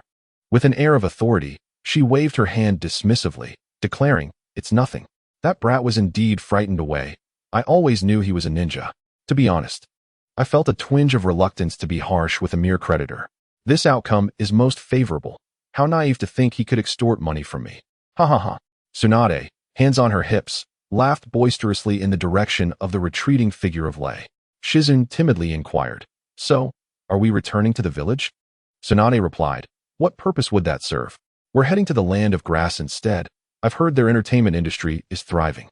My reputation hasn't likely reached there yet, making it the perfect opportunity to procure some funds." Just as the two prepared to depart, the dust settled, revealing a sealing scroll nestled among the foliage. "What is this?" Shizun exclaimed, examining the scroll in her hands. Tsunade pondered aloud. "It must have fallen from that brat. Quickly, let us see what is inside. Perhaps it's brimming with riches." Shizun, open the sealing scroll. "All right," Shizun replied, her enthusiasm ignited by Tsunade's whimsical suggestion. Since joining Tsunade, her purse had remained painfully empty, relying solely on Tsunade's use and the occasional bounty to scrape by. Earnings were meager, expenses high, and sustenance often scarce. After several attempts, Shizen finally managed to unfurl the sealing scroll, only to find a collection of worthless trinkets. Nonetheless, the presence of a Konoha genin forehead protector and several kunai soon captured Tsunade's attention, her expression shifting to one of seriousness. This brat is a genin from Konoha? That seems improbable. Given Tsunade's stature within Konoha, which genin would dare confront her? Moreover, during their previous conversation in the inn, Lei had spoken to her on equal terms, devoid of the customary humility and respect. Such nuances were easily discernible to her seasoned gaze. Could it be that these ninja tools were pilfered from another genin hailing from Konoha? Yet, that too seemed implausible. Who would carry such trifles? Moreover, there lies a significant enigma. When did Konoha village produce such an extraordinary genin? Had she not appeared, Shizen might have succumbed to her adversary. Furthermore, Tsunade was unequivocally certain that she did not recognize this creditor named Lei. Such a person did not exist within the confines of Konoha. Shizen suggested, perhaps, Sensei, you could compose a letter to inquire if there is indeed a genin named Lei in the village. Tsunade shook her head once more, exclaiming, are you foolish? If his intentions towards me are impure, why would he be so naive as to use his real name? Undoubtedly, this Lei is an alias. In any case, this revelation has relieved me of a debt of 400,000 Ryo. This realization solidified Tsunade's resolve not to repay her debts. Ninjas like Lei, who deliberately conceal their identities to approach her, occasionally emerge. Such peculiarities are never in short supply during travels. 3 days later, after acquiring what he needed in a small town, Lei commenced his journey back to the city. With his ultimate power awakening reaching 100, his strength was now sufficiently robust for self-preservation. There were still things he sought within Konoha. Furthermore, it seemed that the main storyline would soon unfold. He was determined not to miss the opportunity to seize it, such as the forthcoming chance to learn the multiple shadow clone technique. During his return to the village, Lei traveled with ease, eschewing the use of the body flicker technique. Within the land of fire, a vibrant tapestry of life flourished, reminiscent of the invigorating scenes of spring. Observing the clusters of green buds sprouting from the branches by the roadside, the lush fields, and the occasional flurry of birds flitting by, Lei experienced a moment of tranquility and the latent vitality hidden beneath the surface. This was a profound appreciation of the life force. Akin to the moment he witnessed a fledgling eagle breaking free from its shell. The power of the universe, as its name implies, derives from nature. The life force is also a manifestation of this cosmic power. In certain respects, it bears similarities to the sage arts of the Naruto world, with the most effective means of acquiring such arts being the 3 great sanctuaries, Mount Mayaboku, the Ryuchi Cave, and the Surebone Forest. Intriguingly, the legendary 3 ninjas of Konoha have established connections with each of these sanctuaries, acquiring their respective summoning beasts and signing a contract scroll. For instance, Jiraiya is linked to Mount Mayaboku, Orochimaru to the Ryuchi Cave, and Tsunade to the Surebone Forest. Curiously, only Jiraiya has mastered the sage arts and comprehended the sage mode. This mode is a unique technique that enhances one's power through the harnessing of natural energy, significantly amplifying strength upon mastery. In the Naruto world, it is reserved for the most formidable, holding considerable allure for the majority of ninjas. As for why Orochimaru did not master sage mode, Lei speculated that it was due to the inherent risks. Harnessing natural energy and attaining sage mode involves considerable peril. For instance, one may inadvertently transform into a frog while attempting to learn sage mode at Mount Mayaboku, or, in more dire circumstances, face petrification. Learning sage arts in the Ryuchi Cave is far more straightforward and brutal. Although there is no risk associated with learning, failure to succeed would result in being devoured by the master of the Dragon Cave, the White Serpent Sage. The White Serpent Sage possesses formidable strength, making the prospect of a safe retreat exceedingly challenging. Orochimaru, in his pursuit of eternal life, is fervently engaged in human experimentation and has already developed techniques for parasitism and body snatching. With more effective and safer methods at hand, he would undoubtedly refrain from taking such risks. As for the specific process of learning the sage mode within the Dragon Cave, upon receiving the White Serpent Sage's consent, the sage would inject natural energy into the learner using his fangs. If all goes well, It signifies the individual's suitability for Sage mode, after which they are left to their own devices. Conversely, if the individual fails to adapt to the natural energy, they would be devoured by the White Serpent Sage as a cost for the energy infusion. It is as straightforward and brutal as that, due to the substantial risks involved. The number of ninjas who have mastered Sage mode in the Naruto world is exceedingly scarce.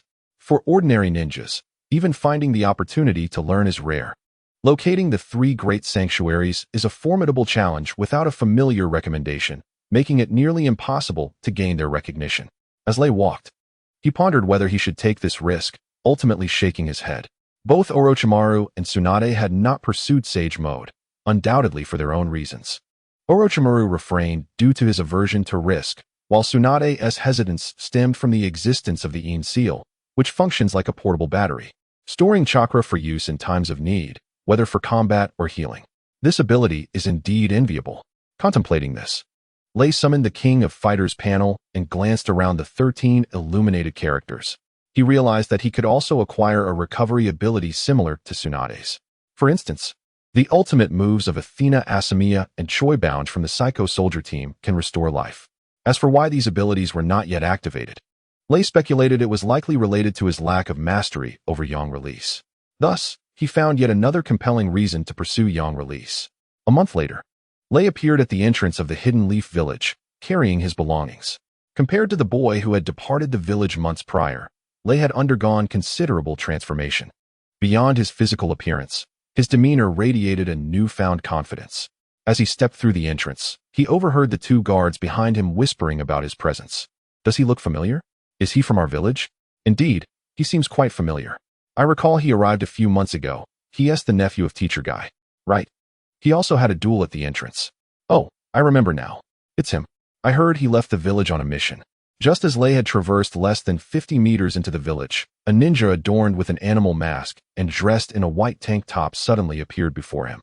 Lei narrowed his eyes, silently contemplating. An Umbu ninja? Before the annihilation of the Uchiha clan, the security of the village was entrusted to the Uchiha clan's guard. With the clan's demise, the root organization was also dissolved, although Danzo secretly retained a small faction of diehard members within it. Presently, the responsibility lies with the Umbu.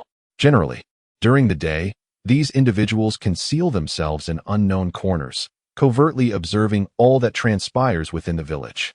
The Umbu serves as a direct force of the Hokage, with all members possessing at least Jonin qualifications. For instance, Kakashi is currently on duty with the Umbu. The masked Umbu member before him spoke slowly. You must be Rock Lee of the Might family.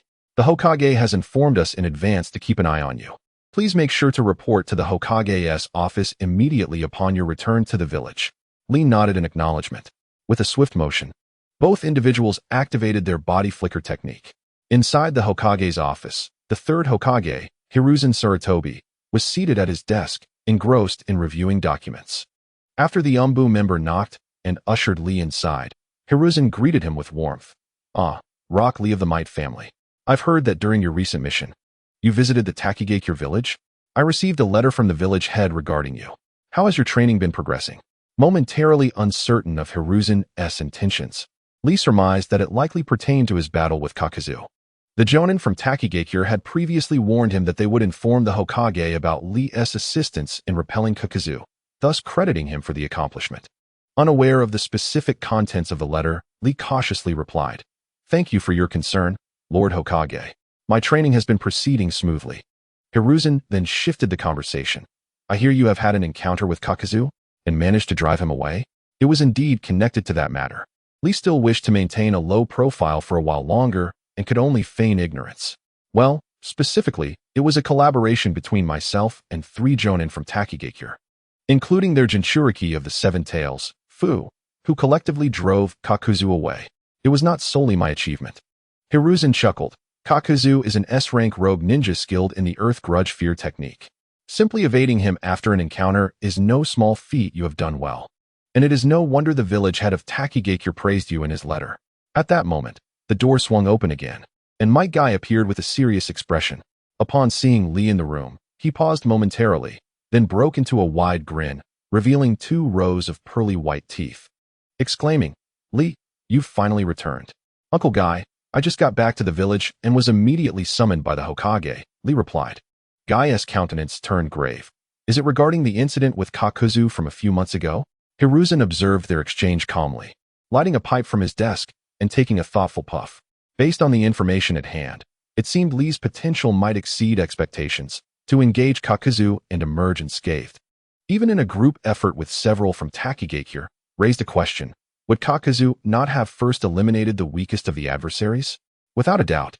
It is certain that he has faced such an encounter before, albeit narrowly escaping unscathed.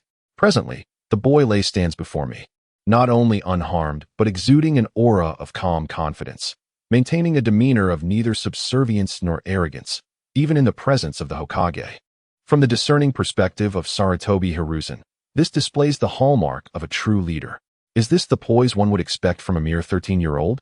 Although still a genin, he has undeniably elevated the prestige of the Hidden Leaf Village.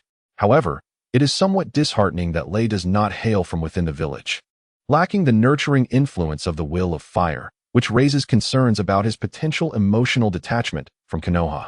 Should he encounter dissatisfaction, it may breed resentment, leading him down a perilous path. This train of thought brings forth vivid memories of my three esteemed disciples, Orochimaru, Jiraiya, and Tsunade. Now, with one rebelled, another departed. Only Jiraiya remains, clinging to the hope of discovering the prophesied child of destiny, despite his advancing age and somewhat whimsical demeanor. Alas, it is exhausting.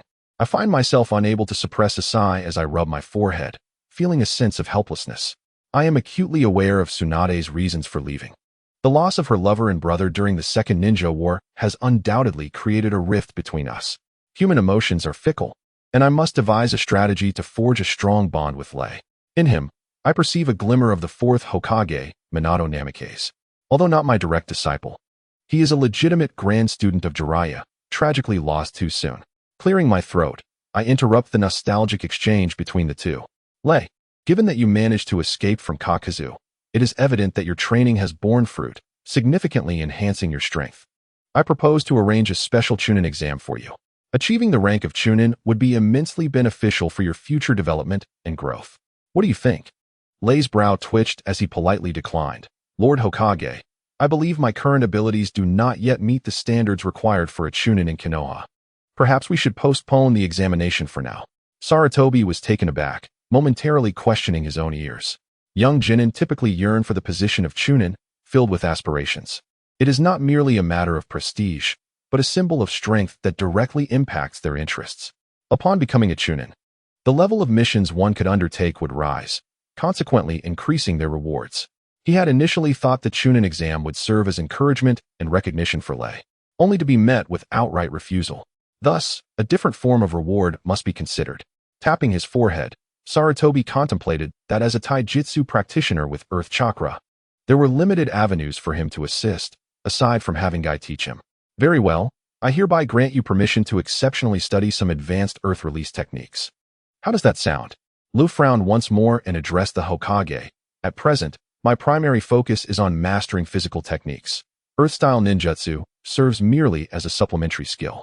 One cannot overreach, especially considering my limited chakra reserves. Therefore, I shall refrain from pursuing advanced Earth jutsu for the time being. Sarutobi Hiruzen, having been declined once again, could not suppress a sense of frustration. Was it truly impossible to bestow rewards? He was unwilling to accept that notion. Lei, what further needs do you have? Feel free to express them directly. Should they be reasonable, I can advocate for a few of your requests. The village is quite invested in your future development. After a brief moment of silence, an impulse flickered within Lei's heart. His needs had grown, encompassing techniques such as concealment and light-style ninjutsu, wood-style, sealing arts, or even other forbidden techniques like the shadow clone technique. However, articulating such requests face-to-face would likely astonish Sarutobi Hiruzen. Firstly, these desires did not align with his Earth Chakra affinity, which might lead the Hokage to overthink the implications. Secondly, they might very well exceed Hiruzen's threshold of comfort. It is crucial to understand that in the world of ninjutsu, techniques are classified into various categories beyond mere physical, ninjutsu, and jinjutsu. There also exist sealing techniques, forbidden arts, secret transmissions, and sage arts, among others. Among these, sealing techniques wield the greatest power. The Uzumaki clan, renowned for their vast chakra reserves and mastery of sealing arts, faced dire consequences, ultimately leading to their annihilation. Forbidden techniques are divided into two categories: those that pose a potential threat to the user's life, such as the Shadow Clone technique and the Twin Snakes mutual killing technique, and those that violate societal ethics, like the Body Possession technique and the Impure World Reincarnation technique. As such, these techniques have been sealed away. The latter should not even be mentioned, while there remains some hope for the former. Hinata was adept at the Shadow Clone technique, likely assisted by Tsunade. As for Naruto, it is evident that he managed to pilfer the sealing scroll with the tacit approval or indulgence of Sarutobi Hiruzen. Tsunade's status is unparalleled in the Hidden Leaf Village. Moreover, Naruto is not merely the Nine-Tails Jinchuriki. His parents sacrificed themselves for the village. Thus, whether motivated by affection or self-interest, there exists a degree of leniency.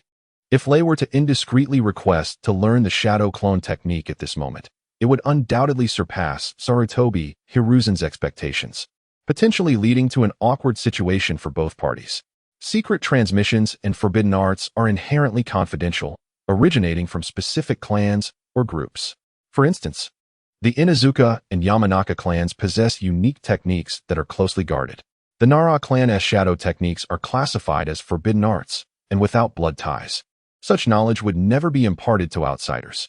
Lastly, there exist cursed techniques, such as the Hyuga clan's sealing methods and Orochimaru's curse marks. The nature of these techniques is not inherently malevolent or benevolent. It all hinges on the identity of the user and their intentions. Sarutobi Hiruzen himself lacks proficiency in such arts. Furthermore, sage arts are as rare as cursed techniques, with even greater difficulty in acquisition. In a remarkably brief moment, Lei engaged in rapid contemplation, realizing that Sarutobi Hiruzen could offer him very little. The only technique he might acquire openly was the Shadow Clone technique. After weighing his options, Lei shook his head, expressing gratitude for the Hokage's generosity, stating that his contentment lay in being able to train within the confines of Konohagakure. He had no immediate needs. But should any arise in the future, he would certainly seek out the Hokage personally.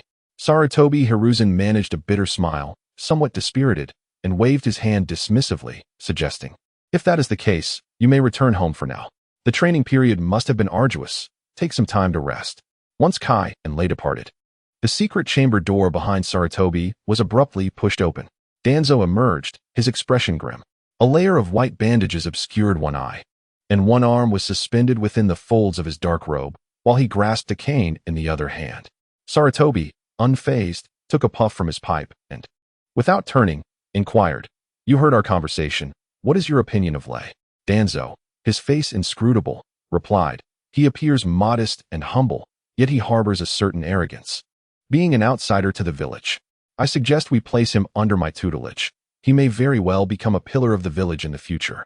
Annoyed, Sarutobi retorted, "I asked about his talent and potential. I have heard that most of his taijutsu was developed through observing small animals hunt and fight." Danzo responded, "His potential is average. Among my root members, there are many who surpass him." Sarutobi paused. "Wasn't your root supposed to be disbanded?" Danzo moved to the window, gazing outward with a solemn tone. "Hiruzen, ever since the eradication of the Uchiha clan's rebellion, I have obediently disbanded most of my root members. The reason I have retained a few is that Konohagakure still requires the root, and you require me. There will be occasions when you wish to undertake certain actions, but cannot. Who else can assist you if not my root?" For a moment, Sarutobi found himself at a loss for words. He had heard such sentiments countless times before. The sunlit leaves of Konoha contrasted with the shadows of the root, which he claimed guarded the village in another manner. It must be said that over the years, Danzo had indeed been of considerable help. Once a member of the second Hokage's guard alongside Sarutobi, Mito Kazan, and Shimura Danzo, they fought side by side. After Danzo's unsuccessful bid for the Hokage position, Sarutobi, upon ascending, permitted the establishment of the root to comfort his old friend. The root, also known as the Umbu Training Department, operated in secrecy, performing unsavory tasks for the village's benefit, employing any means necessary to fulfill missions, and had offended many over the years. Sarutobi was well aware of his old comrade's nature, ambitious, ruthless, and profoundly suspicious. On the other hand, as this group ages, both their physical strength and vitality have significantly diminished. The advisory council members, Midogate and Toka Kobayashi, are even more incapacitated, only able to offer advice on critical matters. Trustworthy and capable aides are becoming increasingly scarce, and he is indeed reliant on Danzo's assistance. This is why, despite being aware of Danzo's somewhat uncontrollable nature and the clandestine activities he engages in, such as the experiments his disciple Orochimaru conducted on living villagers, in which Danzo had a hand, Sarutobi Hiruzen has indirectly acquiesced to his presence. One thing he can be certain of is that Danzo's love for Konoha, for this village, is not inferior to his own. In fact, it may even surpass it. The two merely differ in their methods and approaches to handling affairs. However, he cannot allow Danzo to act recklessly. After quelling the Uchiha clan's rebellion, Sarutobi Hiruzen stripped Danzo of his position as an aide to the Hokage, serving as a warning. He knows that Danzo has always been keen on recruiting orphans and young prodigies, actively integrating them into the root organization for cultivation. He has neither fully disbanded the root organization nor relinquished his ambitions. Is it possible that Danzo intends to outlast him in a bid for the Hokage seat once more? This thought suddenly crossed Sarutobi's mind. Strangely enough, between him and Danzo, it remains uncertain who would perish first. Should he fall before Danzo, it is likely that no ninja within the village, regardless of strength or experience, would be able to contest with Danzo. Primarily, none of his three disciples have shown promise.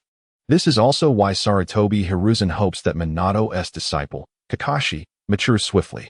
In comparison to Danzo, Kakashi is still quite inexperienced. Alas, the future of the village ultimately belongs to the youth. We old-timers can only stand firm for their final watch. Sarutobi Hiruzen's words carried a double meaning. Danzo turned to his old friend, Sarutobi Hiruzen, and, with a heavy tap of his cane upon the ground, retorted meaningfully, "An old steed still aspires to gallop 1,000 miles. I believe the youth lacks steadiness, often ruled by their emotions. Unlike us seasoned veterans who possess maturity and composure." The two exchanged knowing smiles, each harboring their own thoughts. Meanwhile, Guy and Lee walked side by side along the streets of Konoha. After several months apart, Guy remained quite concerned about his nephew, though he was largely informed of events on Lee's end due to Ao's presence. "I heard you've adopted an eagle as your summoning beast?" Guy inquired with great enthusiasm. Lee nodded. "The terrain of Takigakure is unique. I was fortunate to discover an unhatched eagle egg." Guy excitedly patted Lee's shoulder. "That's wonderful. Summoning beasts with the ability to fly are rare. When we return, summon it for me to see." Even if the contract is successfully signed, constant communication and companionship are essential. The deeper the bond between a summoning beast and its master, the greater their combat potential. As they spoke, they passed through a local vegetable market, and after a moment's thought, Lee decided to buy some fresh meat. Of course, this was not for himself. Upon returning, Lei, "Summon your spirit beast for me to see, and then share your recent experiences with me." In the courtyard, the trio from the third squad continued their training. Lee Locke, drenched in sweat, was performing one-handed push-ups on the ground, with one arm behind his back and his feet propped on a wooden stump, completely shifting his weight onto a single arm. 1001, 1002, he counted diligently, beads of sweat trickling down his forehead and forming a small puddle on the ground. Outside the courtyard, the occasional shrill cry of Tion Tion echoed from the woods.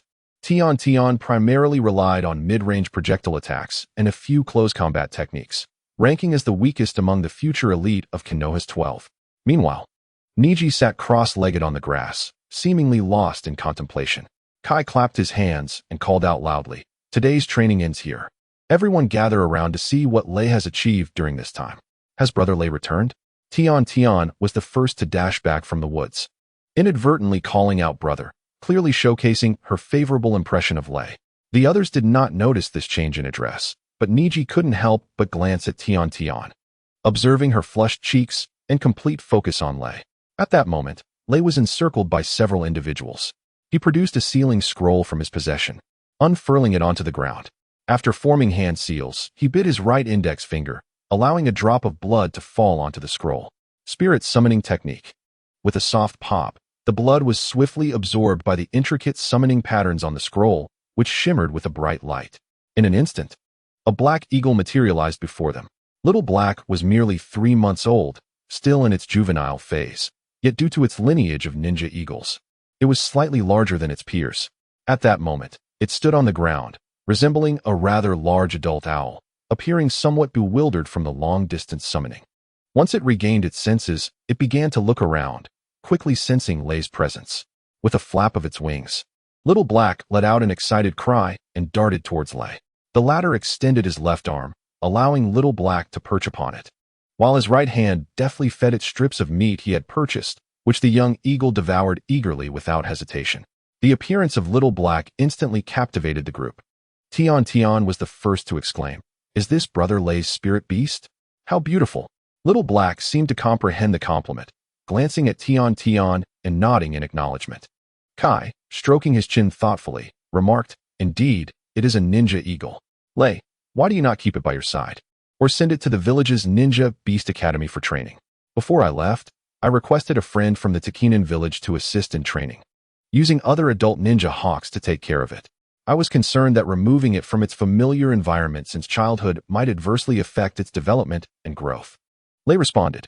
Kai pondered, "I see. If that doesn't work, we can have Ao take care of it. In any case, you must remain close to it, fostering a bond with the summoning beast as early as possible." As the group gathered around the little black creature, chattering animatedly, the silhouette of Danzo materialized outside the courtyard unbeknownst to them.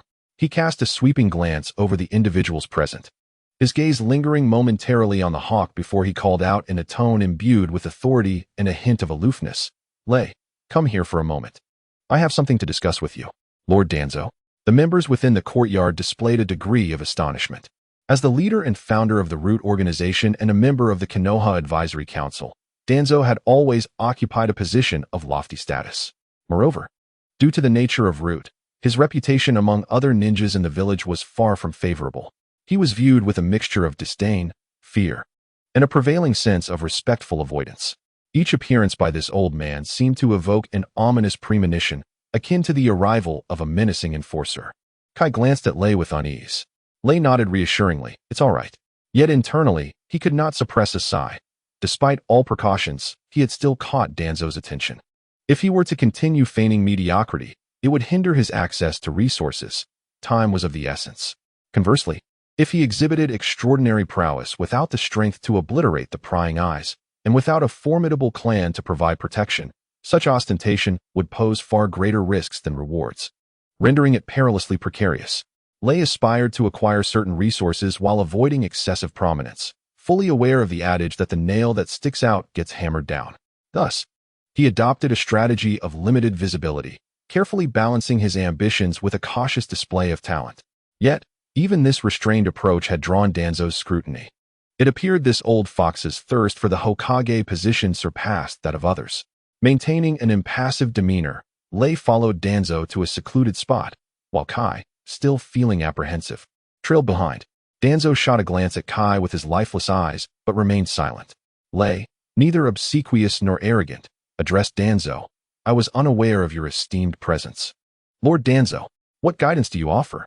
Danzo regarded him with a haughty stare. "I see potential in you. If you can secure a certain degree of resource allocation and training within the village, your future potential is bound to be limitless. Would you be willing to join my Root organization? I have always held talented youths like you in high regard." Indeed, he admired such talent, so much so that he had once extracted the eyes of Uchiha Shursui as collectibles. The Root organization, ostensibly loyal to Konoha, was, in reality, first and foremost loyal to Danzo himself. This meant that within Root, Danzo's personal interests superseded those of the Hokage and Konoha.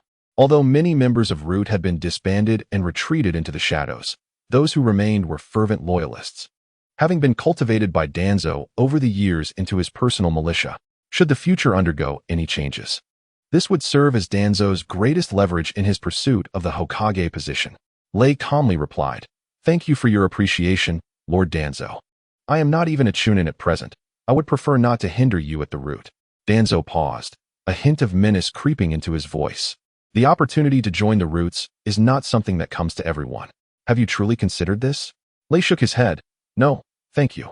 Danzo's expression darkened, revealing a flicker of anger as he fixed his gaze upon Lei for several moments.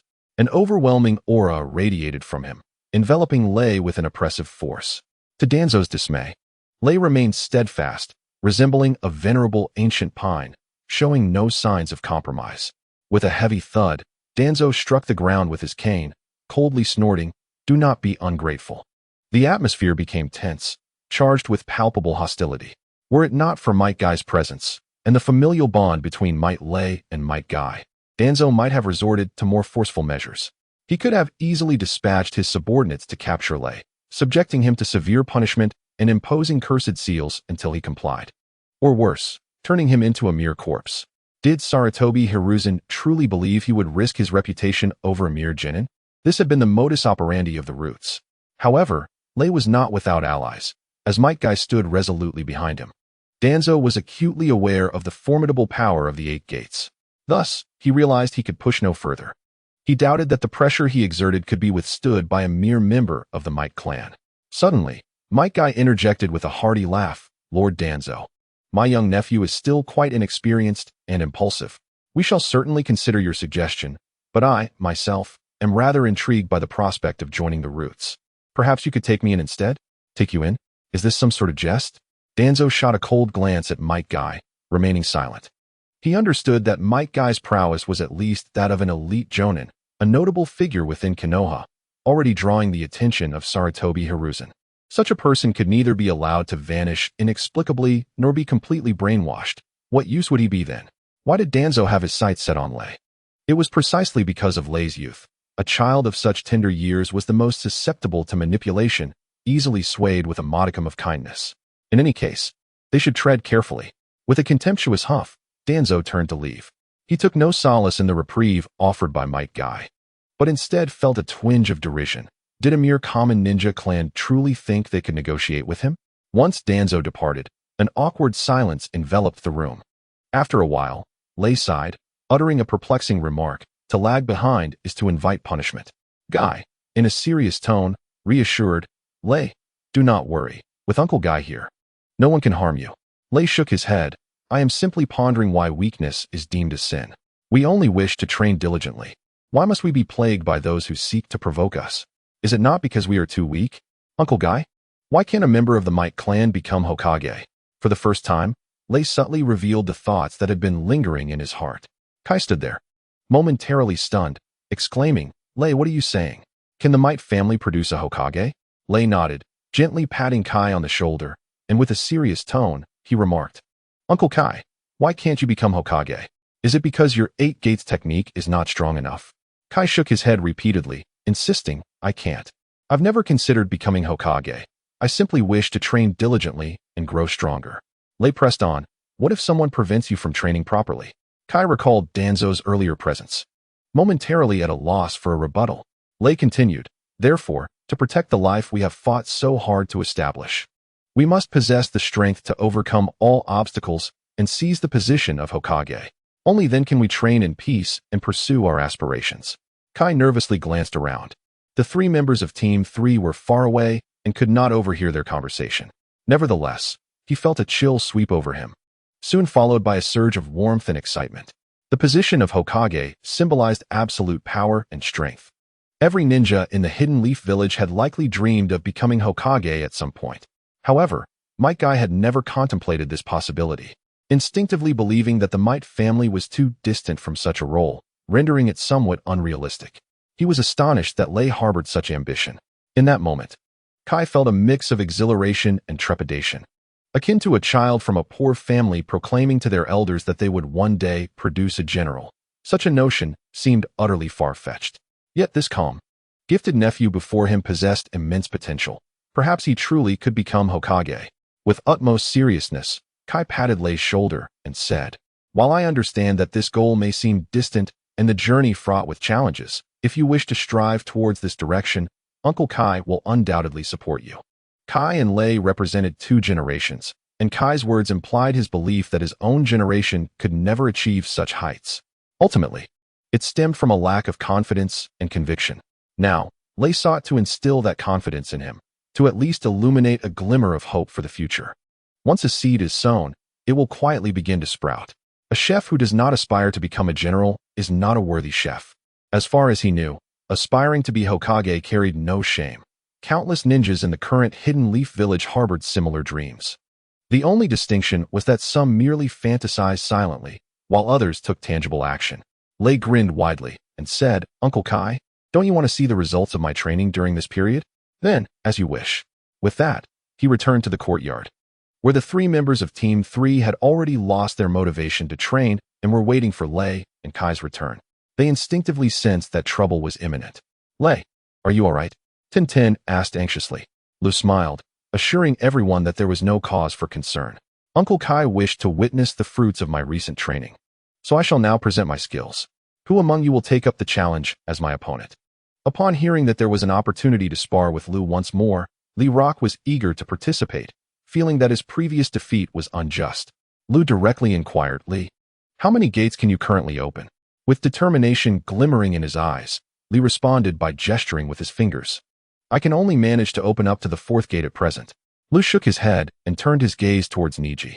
Among the 3, Niji possessed the greatest strength and practiced the same form of martial arts. However, the techniques of the Hyuga clan differed from those taught by Kai. Both Li Rock and Might Guy, along with the martial arts displayed by Lu, including those of Tsunade, were categorized as the Iron Fist style. In contrast, the Hyuga clan's martial arts were characterized by their gentle fist, coupled with their all-seeing Byakugan and their ability to strike at vital points within the human body. The Hyuga's gentle fist was truly unique. Typically, when a martial arts ninja engages with a practitioner of the gentle fist, they find their chakra pathways systematically severed, resulting in diminished strength as the battle progresses. This exemplifies the principle of yielding to overcome brute force, akin to using 4 ounces to deflect 1,000 pounds. "Niji, I invite you to be my opponent this time," Lu said, deviating from his usual demeanor. Niji, maintaining his composure, glanced at Kai, who nodded in response. Without hesitation, Niji made his way to a nearby open space. "Lu, I specialize in the Hyuga's gentle fist, which has a certain advantage over most martial arts. So be aware of that. Also, I will not hold back." Despite Li's remarkable talent displayed in such a short time, Niji did not regard him as an equal. As one of the last surviving clans of Konoha, renowned for their unique bloodline limit and ocular techniques, Niji had been training in martial arts since the tender age of 3. He stood unrivaled among the younger generation of the Hyuga clan. Having graduated from the Ninja Academy 6 months ago, Niji bore the reputation of a youthful prodigy. Lu, having trained for barely 6 months, could hardly compare to him. Both were gifted, yet Niji's rare bloodline limit, the Byakugan, was the source of his pride. Lu nodded with a smile. "Very well, let us engage without restraint. Seeking only victory, not death. Please." Niji regarded Lu cautiously, then joined his hands to form a seal. "Byakugan, activate." With a low command from Niji, 2 intricate, spiderweb-like folds appeared around his eyes. Unlike the Sharingan of the Uchiha clan, the activation of the Byakugan is relatively easy, posing minimal risk, and can generally be achieved progressively under the guidance of elders as one matures. In contrast, the conditions for awakening the Sharingan are far more stringent, necessitating exceptional talent and emotional turmoil, which has led to the Uchiha clan being known for its emotional and obsessive individuals. Even the genius Itachi Uchiha awakened his eyes at the age of 8, while Obito Uchiha did so at 13. The capabilities of these 2 ocular techniques also exhibit significant differences. The relationship between the Byakugan and the Sharingan is indeed profoundly intertwined, as they are, in a strict sense, 2 branches evolved from the Rinnegan. Throughout the evolutionary process, the Byakugan has completely transformed into a primarily supportive ocular technique. The practitioner, through the Byakugan, gains the ability to perceive all things before them and glimpse into the future, as well as to see the chakra pathways flowing within the human body and the chakra points from which chakra is released. It also grants a remarkable 360-degree field of vision. However, the branch family of the Hyuga clan possesses a visual blind spot due to the confinement of their abilities, resulting in a limited field of vision extending from the first thoracic vertebra. Furthermore, one can manipulate chakra to amplify the eye's capabilities, allowing the user to observe objects within a radius of 1 kilometer, with an insight surpassing that of the Sharingan, akin to the clarity of a telescope. The most significant flaw lies in the fact that all members of the branch family of the Hyuga clan bear the caged bird seal. Should they meet their demise or have their eyes taken, the seal inscribed upon their foreheads will trigger, leading to the automatic destruction of their brain and eyes. Even upon being resurrected through impure world reincarnation, they retain this seal. The main family can control the life, death, and freedom of the branch family through the caged bird seal, which has given rise to the strict hierarchical and rule-bound nature of the Hyuga clan's hereditary style. Thus, being born into the Hyuga clan is both a fortune and a misfortune. The fortunate aspect is that the vast majority can successfully awaken their Byakugan, effortlessly becoming shinobi, with even the least capable managing to attain the rank of Chunin. Conversely, the misfortune is that 99 belong to the branch family, and due to the presence of the caged bird seal, they are subject to lifetime control by the main family, resulting in a loss of freedom. Niji is a member of the branch family of the Hyuga clan. Even the most gifted individuals from the branch family cannot attain true freedom.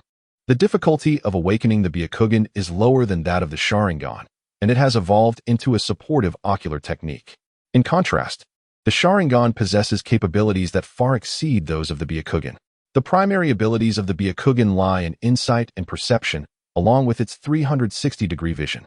The Sharingan, on the other hand, boasts formidable powers such as observation, replication, and hypnosis. It not only allows the user to observe the flow of chakra, but also to cast and see through Jinjutsu, replicate jutsu, and utilize non-bloodline limit techniques. Additionally, it provides a certain degree of foresight into future events.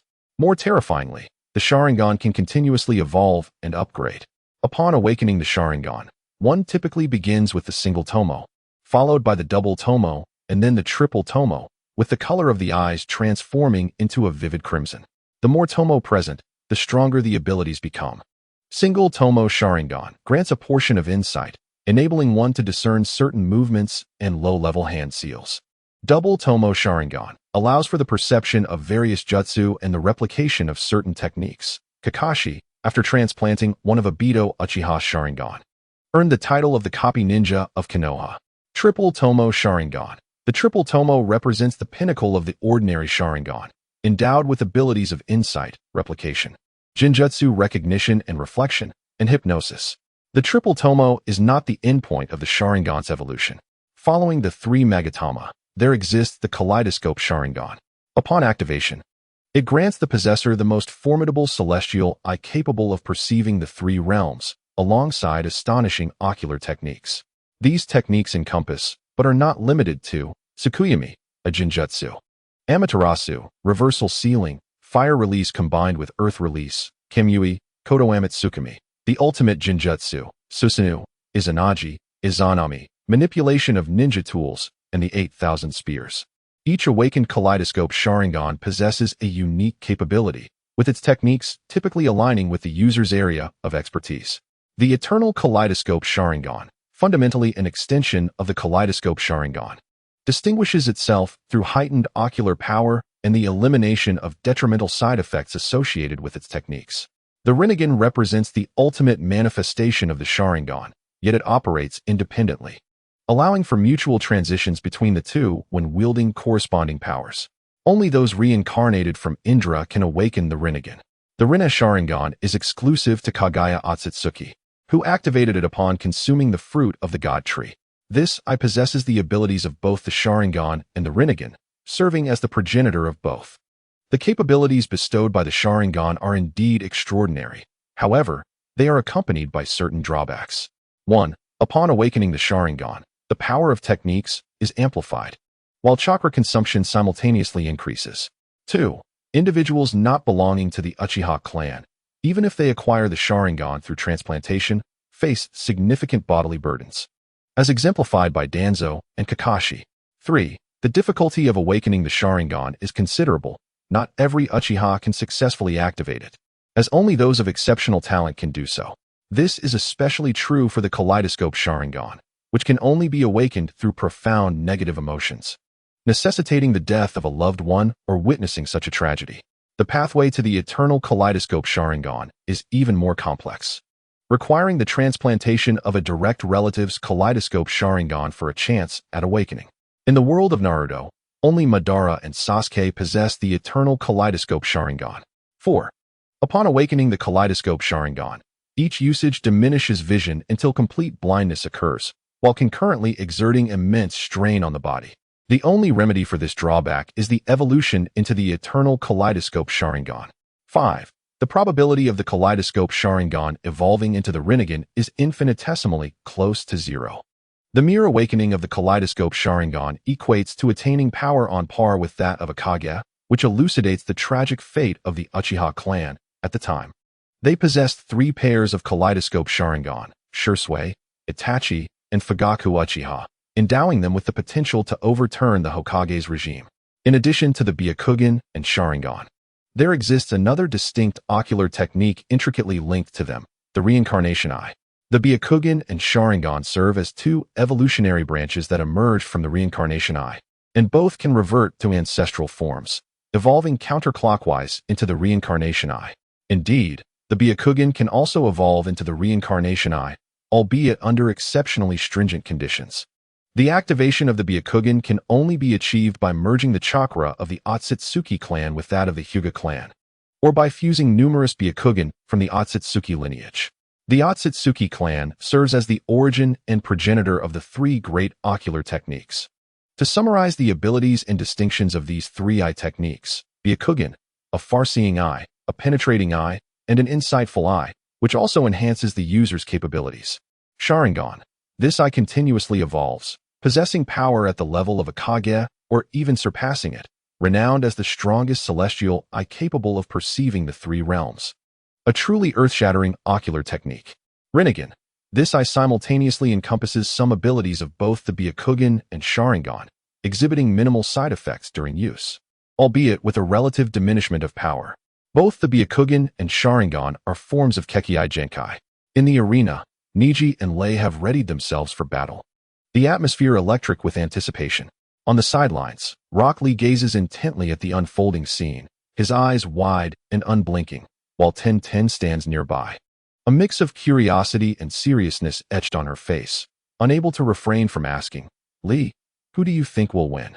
Rock Lee scans between Lei and Niji, contemplating seriously before responding, "I have greater faith in Niji." While Lei possesses commendable talent in taijutsu, Niji is no less formidable. Niji holds a significant advantage, the Kekkei Genkai of the Byakugan, whereas Lei's greatest shortcoming lies in his insufficient training duration. Moreover, the combination of the Byakugan and gentle fist techniques effectively counters most ninjutsu. As Niji's teammate, Rock Lee is acutely aware of Niji's prowess. Meanwhile, Might Guy, who stands silently beside them, harbors a starkly different opinion. His thoughts stem from the information brought back by Au regarding Lei's battle with Kakazu. When Lei recounted his encounter with Sarutobi Hiruzen, he intentionally downplayed the duel, framing it as a brawl. However, Guy is fully cognizant of the true nature of that battle. He has kept this knowledge to himself, including from the 3 students present from the 3rd class. As an elite jonin of Konohagakure, Guy has a general understanding of the power level of S-rank rogue ninja Kaku, who, by being classified as S-rank, must possess at least the strength of an elite jonin. For instance, Orochimaru, who defected from their village, is also an S-rank rogue ninja. Thus, Kakuzu and Orochimaru are of similar caliber in certain aspects. But how formidable is Orochimaru? He is a predecessor to both Guy and Kakashi, one of Sarutobi Hiruzen's 3 students, who shone brightly during the Second Shinobi World War and is celebrated as one of the legendary 3 ninjas of Konohagakure. Since Lei managed to defeat Kakazu in their one-on-one encounter, it stands to reason that he should have no difficulty overcoming Niji. Though all information and logical reasoning suggest that Lei could easily triumph over Niji, the lack of first-hand observation lingers in Gai's mind. This uncertainty is precisely why Guy exhibits such solemnity. Should Lei demonstrate the strength that overcame Kaku, Might Guy would genuinely accept and acknowledge the words Lei had previously shared with him. Why can't the Might family produce a Hokage? As this thought crosses his mind, Guy's breath quickens, caught between the hope of realization and the skepticism of Lei's earlier audacity. Lu gazed intently at Niji, who had assumed the gentle fist stance before him. Niji, now just over 12.5 years old, had graduated from the Ninja Academy less than half a year ago, making him merely half a year younger than Lei. In 2.5 years, Niji would rise to become a jonin of Konoha at the age of 15, ultimately perishing at the hands of the Ten Tails during the 4th Great Ninja War while defending Hinata, the heiress of the Hyuga clan. This fate awaited all members of the branch family of Hyuga. Yet, is it truly impossible to alter one's destiny? Niji, allow me to experience your gentle fist in its entirety. A hint of friendly combativeness emanated from Lei as he sought to gauge how far Niji had come in mastering his craft. Niji, momentarily taken aback, nodded and replied, "Come on, I am ready." This time, Lei embodied the persona of Shingo Yabuki. After all, he had previously revealed his chakra affinity as Earth, excelling in taijutsu. Shingo Kick. Knowing that Niji would not initiate an attack, Lei decided to launch the first strike himself. The range of the Shingo Kick was approximately 7 to 8 meters, characterized by its swiftness. Upon awakening his ultimate power and refining his chakra, every punch and kick from Lei now bore immense destructive potential. Furthermore, Shingo's techniques inherently possessed effects of heavy strikes, knockbacks, blocks, and stuns, making it exceedingly difficult for an ordinary taijutsu expert to gain an advantage, whether through blocking or counterattacking. However, the gentle fist operated differently, relying on a defensive counterattack strategy that utilized softness to overcome rigidity. Niji noticed that, aside from the flow of chakra within Lei, he was enveloped in a transparent red aura, which momentarily distracted him. In an instant, Lei's attack arrived, swift and fierce. Niji's Byakugan, with its inherent ability to perceive and provide a 360-degree view, allowed him to see the incoming strike clearly. Though it appeared to move slowly, it was actually faster than anticipated. Suppressing his surprise, Niji slightly angled his upper body and struck Lei's ankle with an open palm, deftly redirecting Lei's attack backward. Lei's initial strike was thus neutralized. Upon landing, he distinctly felt a slight hindrance in the chakra flow around his right ankle. Narrowing his eyes, he resolved to intensify his probing. He began to circle around Niji, moving vigorously. Even while embodying Shingo, his speed far surpassed that of Niji, stirring up a cloud of dust in his wake. With both hands and feet, Lei relentlessly launched attacks around Niji. 8 trigrams 64 palms. Unbeknownst to him, Niji activated the gentle fist technique. The 8 trigrams 64 palms was a taijutsu exclusive to the main branch of the Hyuga clan, yet Niji, with his innate talent, had comprehended it independently. The visuals perceived by his Byakugan resembled a circular bagua, within which any enemy would be subjected to fierce assaults. Should an opponent be struck at all 64 chakra points, their chakra flow would be obstructed, rendering them unable to stand. Every physical contact held the potential to seal a chakra point within the opponent's body, exemplifying the potency of the gentle fist. After a flurry of aggressive strikes, Lei found himself at a distinct disadvantage.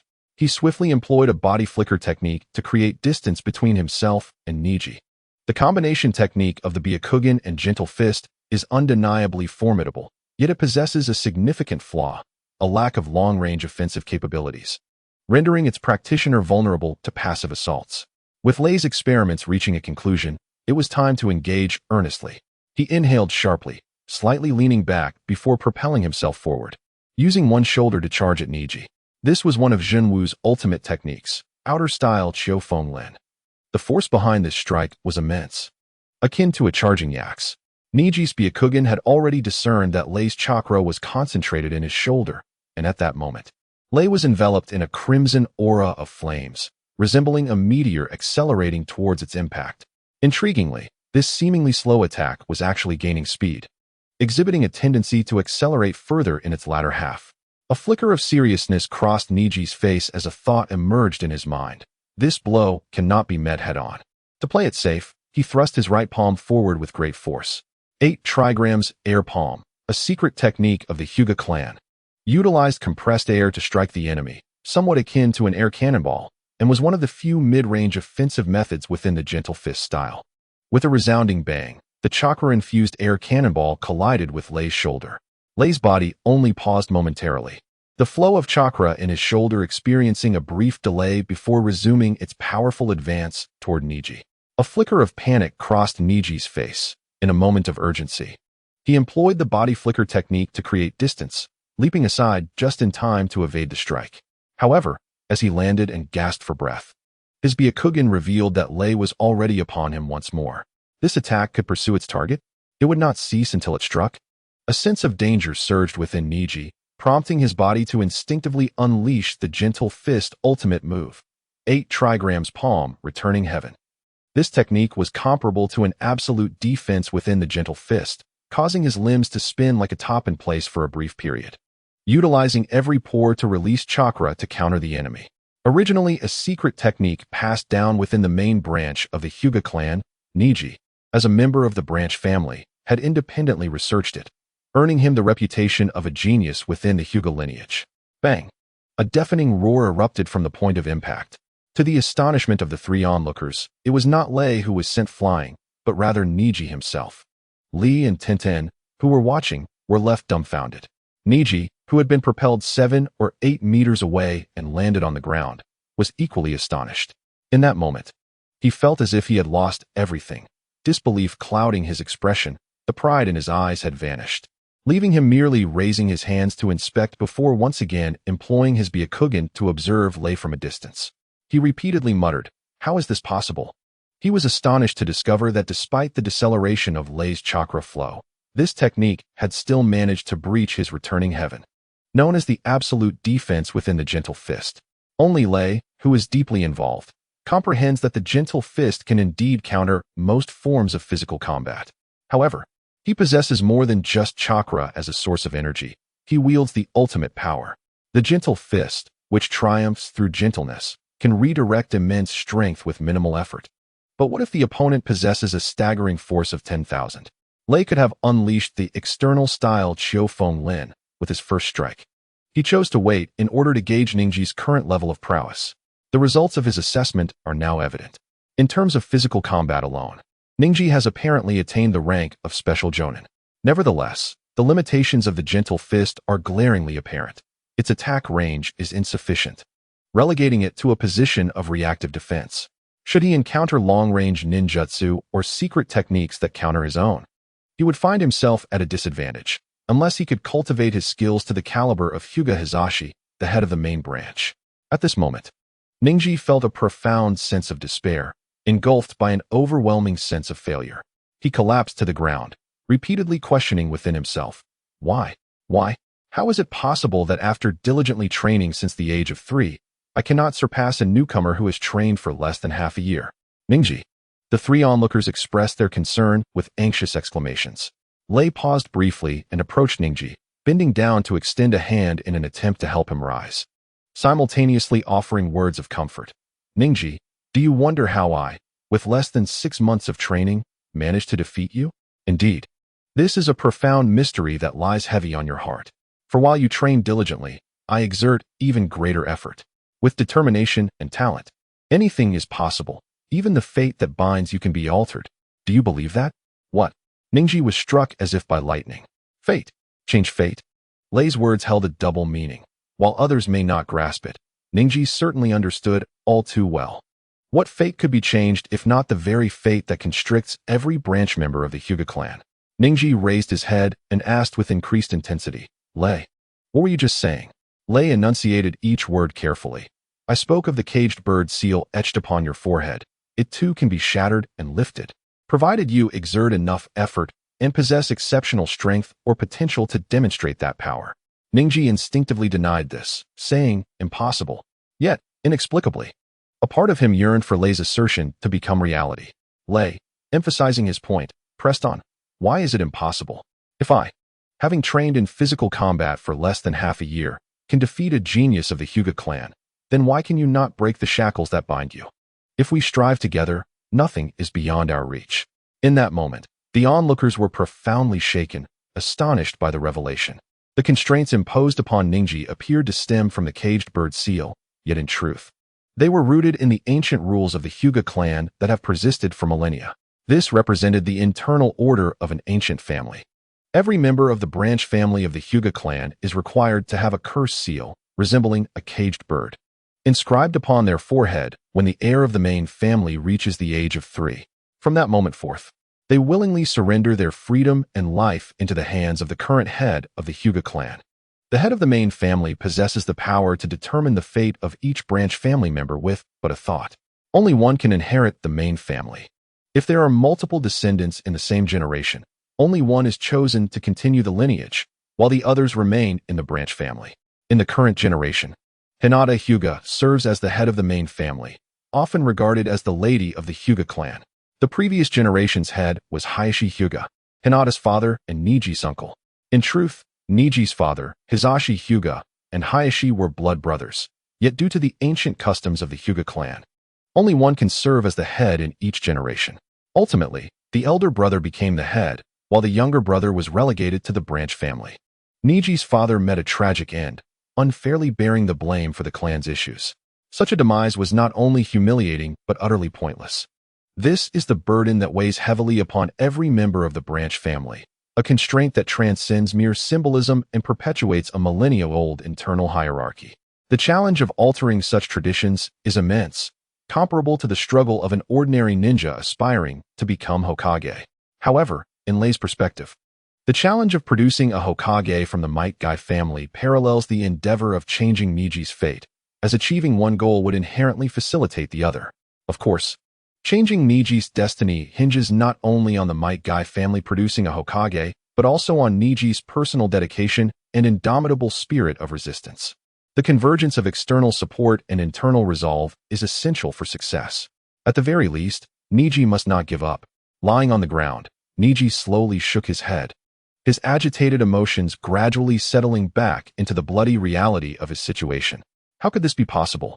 Lei pulled him up from the ground, brushing off the dust and saying, "As long as we strive together, it is indeed possible. If you doubt it, let us reconvene in 2 years." He urged Niji to remember their conversation today. Nearby, Rock Lee and Tintin were engaged in hushed whispers. Although they were still young, they had some understanding of the internal customs of the Hyuga clan, the sole ninja clan of Konoha known for their mastery of the Byakugan. Often perceived as rigid and austere, they were also aware of the curse seal's implications. To lift the caged bird curse seal, even the clan leader's command would face vehement opposition from all senior elders, as such an action would amount to a subversion of a tradition upheld for centuries. The resistance to such a proposal was palpable. Only Lei understood that, in the face of sufficient strength and compelling interests, it was conceivable to transcend even the caged bird curse seal, allowing a person with no blood relation to be adopted as a godparent. Niji's innate talent has been severely constrained by the existence of the caged bird seal. What a pity. Having arrived in the world of Naruto, why not take the opportunity to assist this promising talent, whose fate seems tragically cut short? Niji occupies a pivotal position in Lei's future plans. Teacher, is what Lei just said true? About being able to lift the caged bird seal from Niji's forehead? Tian couldn't help but turn back to inquire of Might Guy.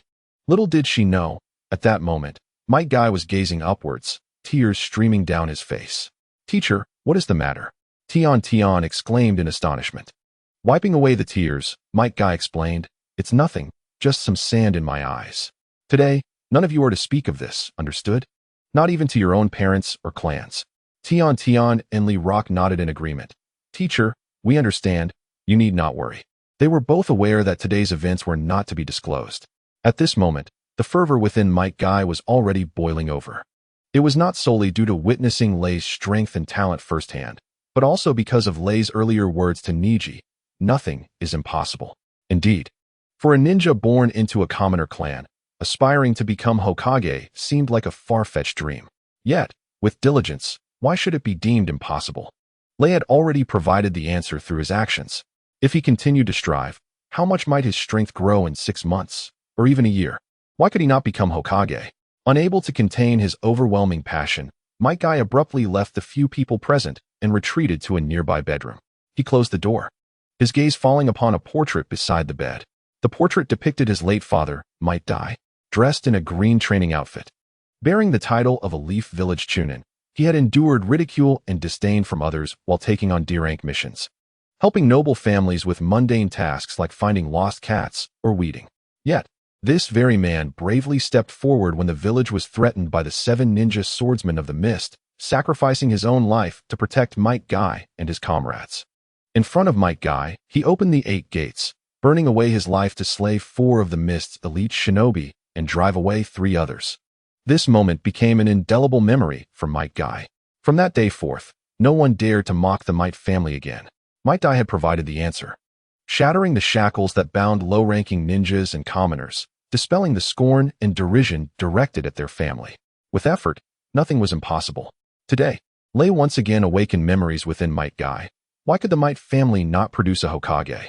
With hard work, the caged bird seal on Niji's forehead could be broken, and the commoner aura overshadowing the Might family could also be dispelled. If that were not possible, it would simply mean that their efforts were insufficient. Might Guy gazed at the unmoving figure of Might Dai in the portrait, his heart swelling with emotion as he retrieved an incense stick from the drawer, lit it, and placed it in the incense holder beneath the portrait. Finally, he knelt on the ground, bowing deeply for a long moment. Rising, he wiped the tears from his face and made his way to the steps in the courtyard. At this moment, the members of the third team gathered around Niji, attempting to offer him words of comfort. Upon seeing Might Guy emerge, their gaze shifted towards him.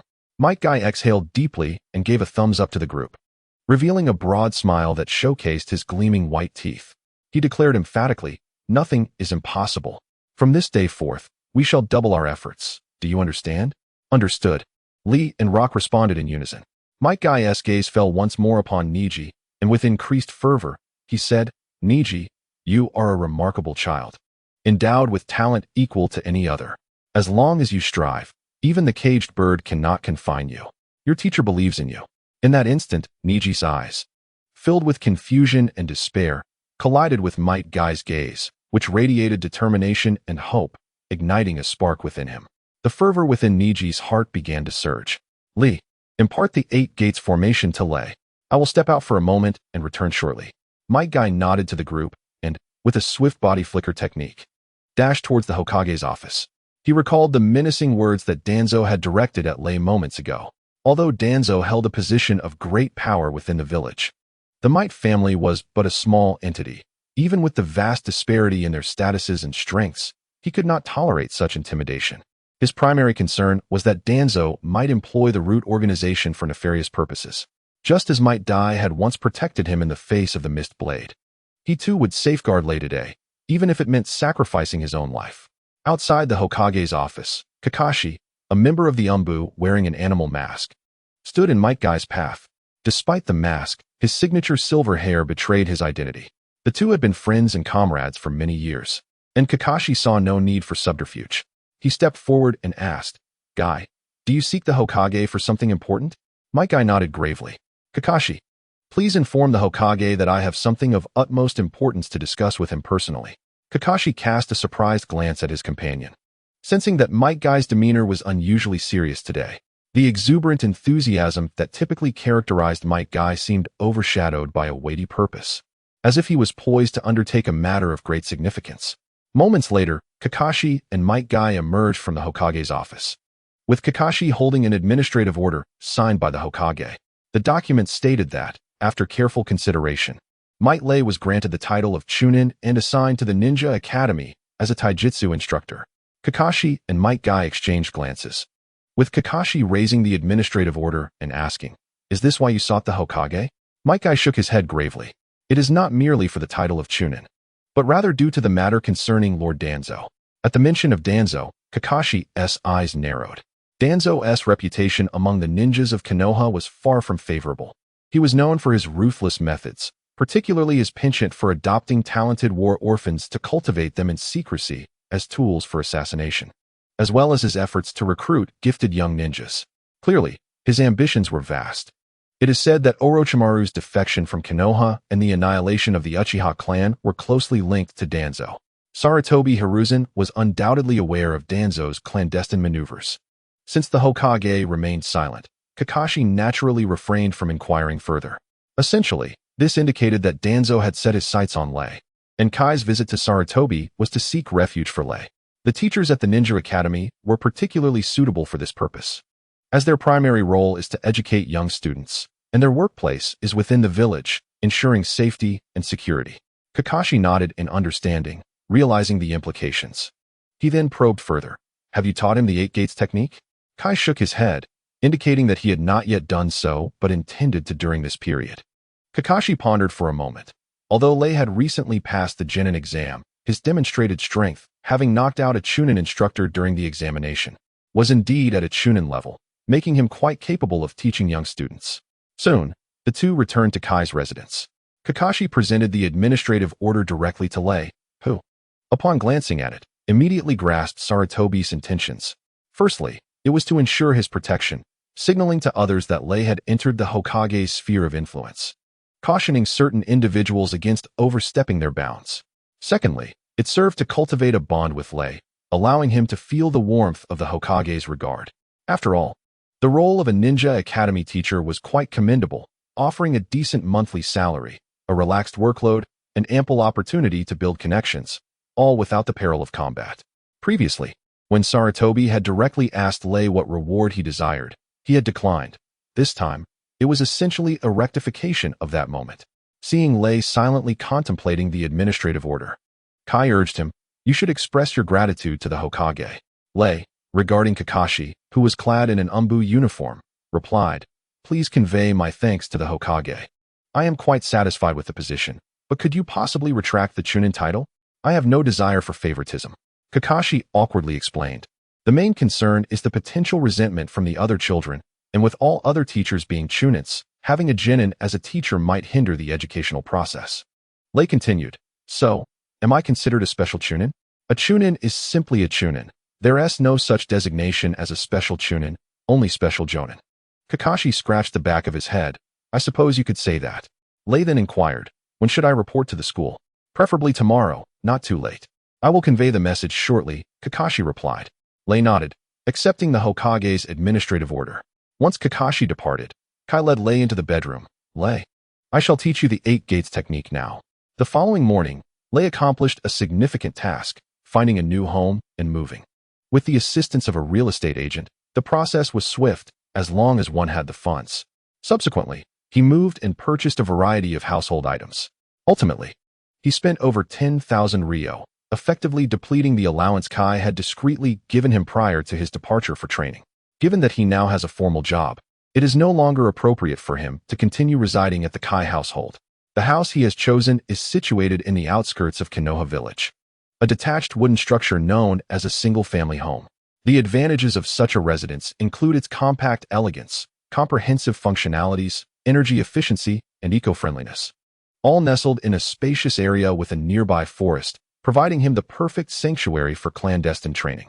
However, the drawback lies in its remoteness. Distanced from the bustling commercial streets and main thoroughfares, which poses no issue for a ninja skilled in body flicker technique. This single-family home bears some resemblance to the quaint villas found in the Jiangsu and Zhejiang regions of my previous life, albeit on a smaller scale, primarily constructed of wood, which renders it somewhat less sturdy and slightly rough around the edges. Typically, single ninjas with a certain level of financial means opt for such residences. The process of moving and organizing the house was swiftly accomplished with the assistance of 3 members from the 3rd team, completing the task in just one morning. At present, Tian was busy tidying up the bedding in the bedroom. "Lei, I envy you for having your own place, though it is a bit far from Teacher Kai's. We should gather for a meal whenever we have the chance," Tian remarked, her gaze drifting away from her propped-up form. At the age of 12, and due to the emphasis on physical training in the world of ninjas, her development has progressed earlier than that of ordinary children, with the budding signs of femininity already apparent. Moreover, she has reached the age of youthful infatuation. As for her 2 companions, Niji bears the heavy burden of the caged bird, compounded by the mysterious death of his father, rendering him more mature than his peers. However, he currently shows no interest in romantic matters.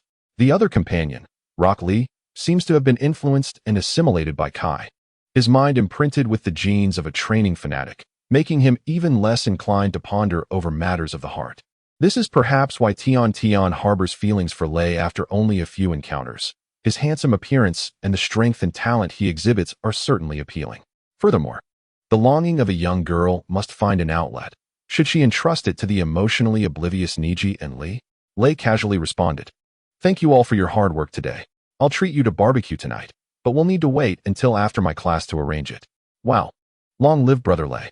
Tian exclaimed joyfully, raising her hands in celebration. Niji and Lee, of course, would not decline the invitation. After enjoying a bento for lunch, Lei arrived at the Ninja Academy with a sense of inexplicable emotion. The Ninja Academy in Konoha Village serves as the primary venue for most children to connect with their peers, whether for future team assignments or to forge bonds with like-minded ninja companions, making it indispensable. Naturally, there are a few ninjas who are rather unconventional. For instance, Mike Guy, who was unable to learn ninjutsu and consequently failed the entrance exam for the Ninja Academy, was barred from admission. In essence, Mike Guy was raised under the direct tutelage of Might Due. In reality, Kai possesses chakra affinities for both fire and lightning, making him not an absolute outsider to ninjutsu, but rather someone for whom mastery proves to be more challenging. Teacher Might Lei, you have finally arrived. Lord Hokage has assigned you to our class, and we look forward to your guidance, greeted Irika, a chunin, warmly from the teacher's office. Shortly thereafter, Irika observed that Lei was not adorned with the distinctive flak jacket of a chunin, prompting him to gaze a little longer.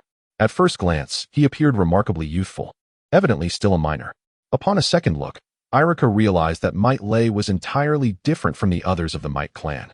Lei touched the forehead protector on his head and bowed to the two teachers in the office, introducing himself. I am Might Lei, and I hope to receive your guidance in the future.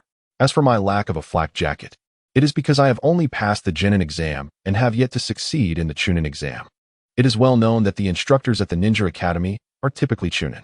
Regarding the special consideration extended by Sarutobi Hiruzen, Lei intended to accept some while rejecting others. For instance, he had no intention of accepting the prestigious Chunin title. After all, it would attract undue attention, wouldn't it? Should he be dispatched on a mission in the future, a Chunin would undoubtedly become a target, whereas a Genin would not. As for the role of a Ninja Academy teacher, Lei graciously accepted it. Is it possible to approach it this way? Irika mused, adjusting his nose. A horizontal scar across his nose added an air of fierceness to his demeanor. In truth, he had consistently played the role of a strict yet benevolent teacher in the Naruto universe, having become an orphan due to the ravages of war, and shared a bond of empathy with Naruto. Irika played a pivotal role in Naruto's development, effectively serving as the homeroom teacher of Naruto's class. The other teacher in the office, named Mizuki, sported a striking mane of silver-white hair, neatly parted down the middle.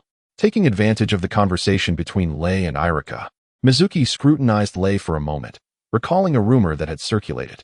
It was said that during a Genin exam a few months prior, a taijutsu instructor named Inuzuka Kiba had been knocked unconscious on sight by a student. Following this incident, Kiba had been hospitalized for treatment, causing a ripple of suppressed laughter among the school's faculty. Embarrassed, Kiba resigned from his position as a student instructor upon his discharge, unable to bear the shame. This incident had left a vacancy for a taijutsu instructor in their small class. Could it be that the proficient Genin student was Lei? Mizuki regarded Lei thoughtfully. Even though Lei wore only a Genin forehead protector and had not participated in the Chunin exam, Mizuki dared not regard him as an ordinary Genin. The reasoning was straightforward. Sarutobi Hiruzen was no fool. By appointing Lei as the taijutsu instructor, he was clearly acknowledging Lei's Chunin-level prowess. Teacher Lei is indeed quite young. I am Mizuki. I look forward to working with you. Mizuki greeted Lei with a smile and a handshake, diffusing the awkward atmosphere. Irika then regained his focus and remarked, Teacher Lei, the afternoon class is about to begin. Since our taijutsu teacher has arrived, I will take Teacher Lei to meet the students, and the subsequent lesson will be entrusted to him. Previously, the taijutsu classes were managed by Mizuki and myself, which has been quite exhausting. Lei organized his belongings at the desk assigned to him and awkwardly inquired, Irika-sensei, what stage had the taijutsu classes reached? Irika awkwardly replied, Actually, our class is about to have its graduation exam, and the content of the physical training course has already been completed by me and Teacher Mizuki. I see. Lei nodded thoughtfully. It seemed that the halo of the 12 little strong ones could no longer be relied upon. The assignment given to Sarutobi Asuma merely provided him with a stable job and a legitimate identity as a teacher at the Ninja Academy. However, that was of little concern. If one could not attach oneself to the light, one could still forcibly do so. The crucial part was to latch onto the auras of 3 individuals. The first 2 were naturally Naruto and Sasuke, the protagonists of the Naruto world, while the last was Nara Shikamaru. In contrast to the dazzling auras of the first 2, Shikamaru's role was arguably more significant. If one were to disregard the protagonist's halo, Naruto and Sasuke would merely be at the level of a mere commander, whereas Shikamaru could embody the role of a strategist, often serving as the leader responsible for cleaning up after his small team. Shikamaru's father also held the position of a strategist for the Konoha forces during the Fourth Great Ninja War. By associating with Shikamaru, one indirectly gained the recognition of the Nara clan, a prominent ninja family in Konoha, which was crucial for Lei's forthcoming plans. Furthermore, the secret techniques of the Ino Shikicho trio were not to be underestimated, and Shikamaru possessed the rare ability of In release. Then there was the naive Sasuke. Lei pondered whether there was a way to keep Sasuke in Konoha. Beyond Sasuke's immense potential, he was also backed by another formidable individual, Uchiha Itachi, who possessed the Mangekyo Sharingan. Securing Sasuke would indirectly mean securing Itachi's influence, a powerful asset indeed. Teacher Lei, it's time. Let me escort you to the classroom, Irika urged, interrupting Might Guy's contemplation. The two exited the office, with Irika walking ahead, deliberately slowing his pace to walk shoulder to shoulder with Lei.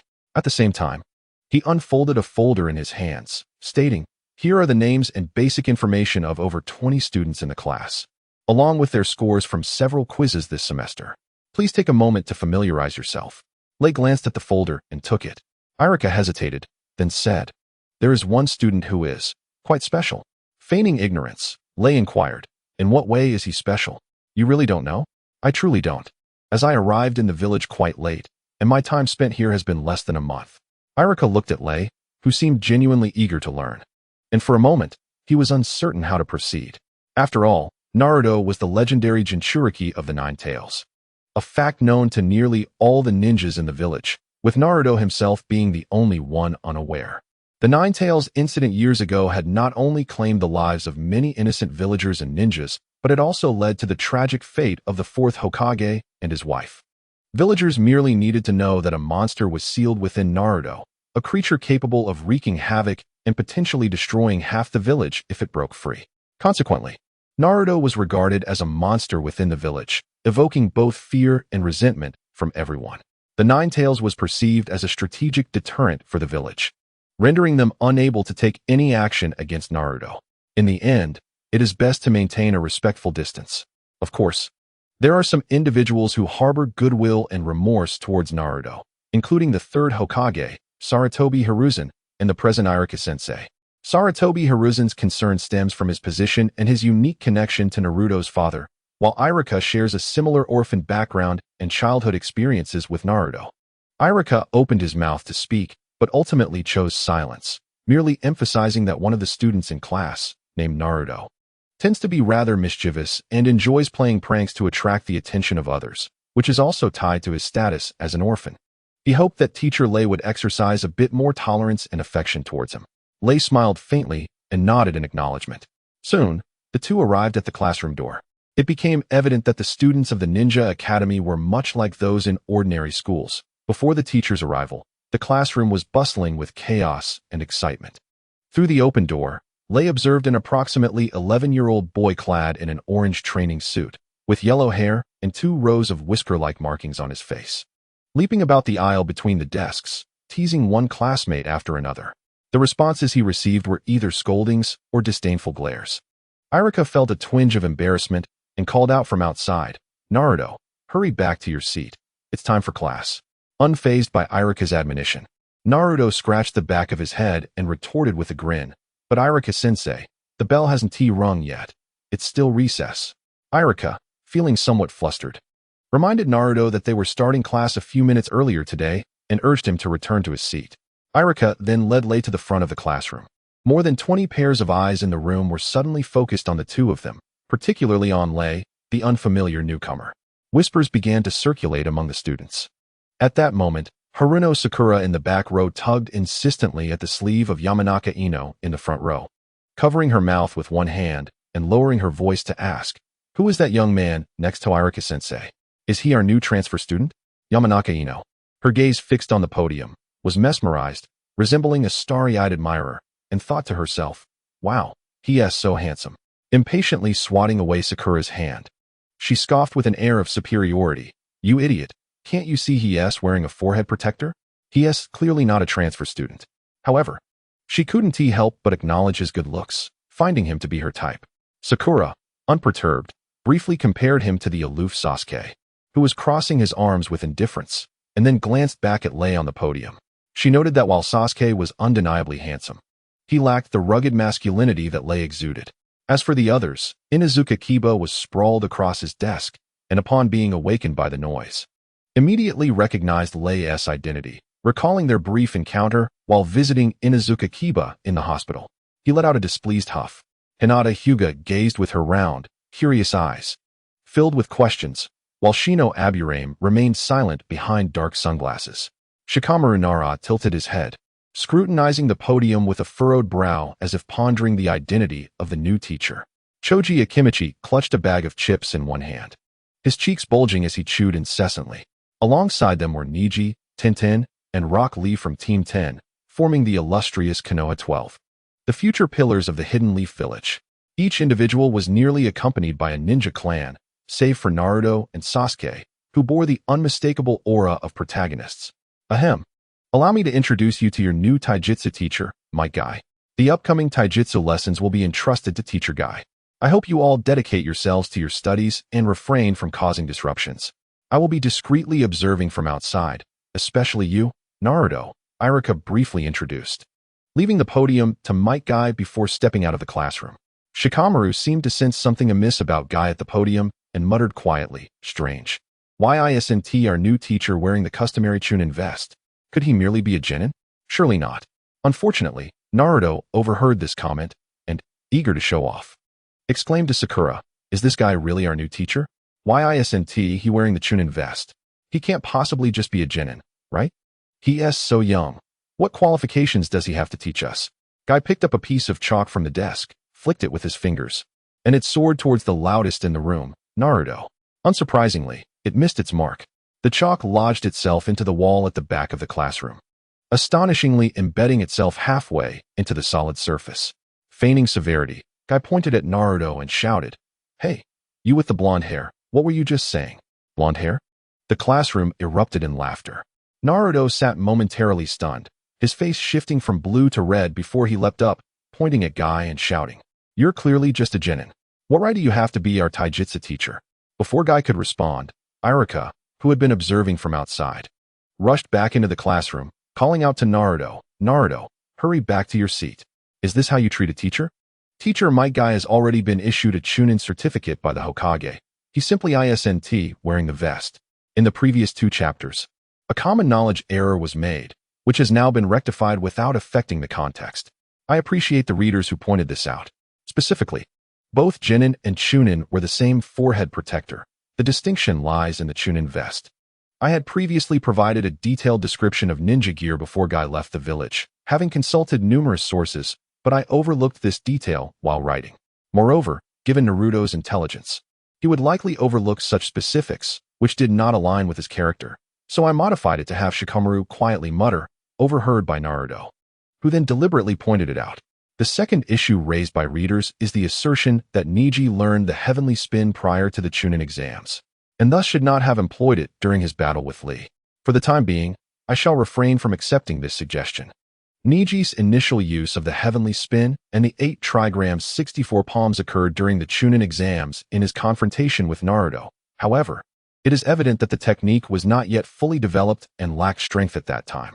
His second application of the technique transpired while pursuing Sasuke during the Chunin exams, specifically against the sound ninja spider creature, at which point it had matured significantly. Neither the anime nor the manga has explicitly stated when Niji mastered the heavenly spin. This narrative adheres primarily to the anime's content. I consulted a seasoned fan fiction author within the community, who possesses a complete collection of the Shippuden and Boruto manga in traditional Chinese, and whose knowledge far surpasses mine. Even he confirmed the absence of such information. Additionally, I conducted a thorough search on Baidu for the exact timing of Niji's acquisition of the heavenly spin, but to no avail. Since Kishimoto did not provide this detail, I shall feel free to craft my own interpretation. Furthermore, I would like to clarify that whenever readers point out issues in this text, I will review them diligently. For any uncertainties, I will seek out additional resources or consult fellow authors. Once verified, I will promptly amend any inaccuracies, provided they do not disrupt the overarching narrative. Minor errors are generally rectified within 24 hours. As the main plot of this book follows the principal storyline of Naruto, I will incorporate some fan-created narratives to enhance the freshness and readability of the text, which will constitute approximately 1/3 of the content. Thus, I kindly ask readers not to take every detail too literally. If I were to write strictly according to the anime, without alterations, it would be more prudent for everyone to simply watch the series. In truth, Kishimoto's Naruto contains numerous inconsistencies and errors that necessitate the efforts of fan fiction authors to reconcile. I frequently find myself lamenting these discrepancies during my research. Allow me to mention a few examples for consideration. 1. Might Guy failed the Ninja Academy entrance exam and was consequently barred from attending school, while Naruto was able to graduate merely by performing a shadow clone technique. This inconsistency raises questions about the entrance exam's difficulty. What could be so challenging that Guy could not pass? Is it possible that the entrance exam's difficulty is equivalent to that of the graduation exam? 2. The manga states that ninjas only temporarily refine chakra during battles. Yet there are instances where characters are noted to possess an abundance of chakra in everyday situations. Is chakra refinement a constant practice, or is it solely reserved for combat? 3. The characterization of Hiruzen Sarutobi exhibits significant discrepancies between the manga and the anime. The manga portrays him as a doctoral-level ninja and the strongest Hokage. Yet he is easily defeated by Orochimaru. Is this reasonable? 4. In the latter part of Shippuden, the series frequently resorts to flashbacks to pad the narrative, often recalling events over the course of several episodes. It seems Kishimoto may have realized the series was successful and began to capitalize on its popularity. 5.